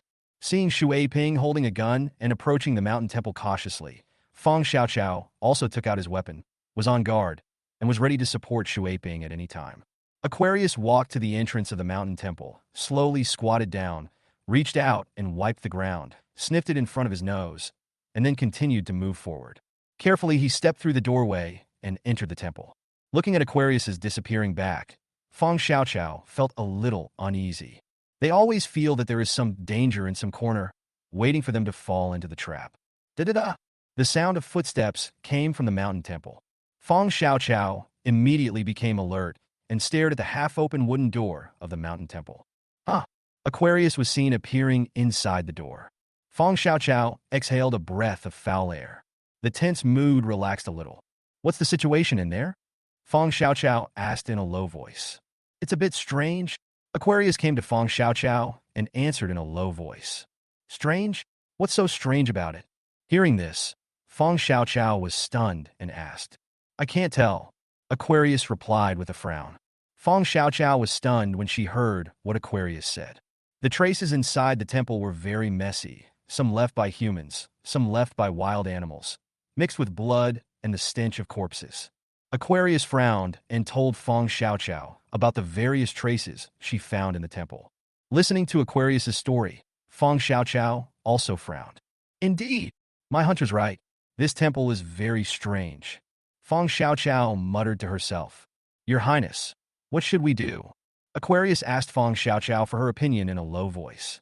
Go in and take a look, Fong Xiaoqiao said in a deep voice. Yes, Aquarius responded in a low voice. Shui Ping loaded the gun and turned on the safety. He took the lead and walked towards the mountain temple. Fong Xiaoqiao followed Shui Ping with a gun in hand. Even if this mountain temple in front of him is a dangerous place, Fong Xiaoqiao is determined to break in. Fong Xiaoqiao believed that the hot noodles would not harm her. As soon as she entered the mountain temple, A pungent stench penetrated Feng Xiaocao's nostrils, making her feel nauseous and frowning subconsciously. What's that smell? Feng Xiaoqiao covered her nose and asked with a frown. This is the smell of a corpse. Aquarius, who was standing by, answered affirmatively. Does it smell like a corpse? Feng Xiaoqiao frowned and muttered. Yes, the stench of many dead bodies. Aquarius nodded and added. So many people have died here? Feng Xiaoqiao asked thoughtfully. A lot of people have died, but they are just people. If the bodies are handled in time, there will be no corpse odor. The stench of corpses here is so strong now, which means there are many corpses hidden in this temple. Aquarius explained to Feng Xiaoqiao. After listening to Aquarius' explanation, Feng Xiaoqiao nodded. I looked up at the ruined mountain temple. The mountain temple is really dilapidated. Judging from the architectural style, it seems to have been built in the last century. The temple was very empty, with only a clay statue of a god and an altar with legs missing. The dark brown spots on the ground were obviously the bloodstains that Aquarius mentioned. In addition to these scattered bloodstains, there were also messy, bloody footprints. Someone's there. There are wild beasts too. One of the palm-sized plum blossom footprints caught Feng Xiaocao's special attention. This is... Feng Xiaoqiao squatted down and looked at the footprints, feeling that they were somewhat familiar. I compare my hand with the footprints. Her palms could not cover the footprints. Feng Xiaoqiao estimated that the beast's footprint was as big as an adult man's palm. The footprints are so big. How big should the owner of the footprint be? Feng Xiaoqiao muttered to herself. Princess, these should be tiger's footprints. Aquarius said in a deep voice. Tiger. Hearing this, Feng Xiaoqiao exclaimed. At the same time, Feng Xiaoqiao understood. No wonder she felt a sense of familiarity when looking at this footprint. Isn't this just an enlarged version of a cat's paw print? Aquarius, do you think the bodies hidden in this mountain temple were all killed by tigers? Feng Xiaoqiao blinked and asked on a whim. It's hard to say, Aquarius said hesitantly. If a tiger kills someone, it won't hide the body. Even if you hide it, it's for food. It doesn't make sense for them to hide it and not eat it, Aquarius analyzed with a frown. That makes sense. Feng Xiaoqiao nodded and said in agreement. Although there are records of tigers killing their prey without eating them, they were only in places where food was plentiful. Feng Xiaoqiao doesn't think that this mountain temple can accommodate so many people that there is more food than can be eaten. Feng Xiaoqiao estimated that the front hall of this mountain temple was at most as big as a bathroom. Feng Xiaoqiao was not sure how big the backyard was. But it can't be bigger than the front hall, right? This is not in accordance with the architectural design. Feng Xiaoqiao looked around the mountain temple and didn't see any tomb robbing holes, so she decided to go to the backyard to check. Aquarius, have you been to the backyard? Feng Xiaoqiao asked in a deep voice. No, Aquarius replied in a deep voice. Then let's go and have a look together. Feng Xiaoqiao said with a smile. Good. Aquarius responded and walked towards the backyard. Feng Xiaoqiao lagged behind by 2 or 3 steps, following Shuiping. Be vigilant and pay attention to any movement around you. Aquarius, what's wrong? After taking only a few steps, Feng Xiaoqiao discovered that Aquarius was standing there, motionless. Sure. Aquarius turned around and made a gesture to Xiaoqiao to keep quiet. Feng Xiaoqiao was stunned and subconsciously closed her mouth. Aquarius's expression is very strange. His face was pale and there was fear in his eyes. Aquarius turned around, stared at one direction, and tiptoed backwards. The hand holding the gun was raised, but Feng Xiaoqiao found that Shuiping's hand was shaking constantly. Feng Xiaoqiao was puzzled by Aquarius's actions. But out of trust in Aquarius, Feng Xiaoqiao did not ask any more questions, but chose to retreat simultaneously with Aquarius.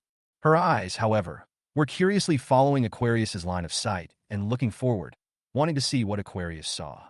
This look, Feng Xiaoqiao was so shocked that she almost screamed.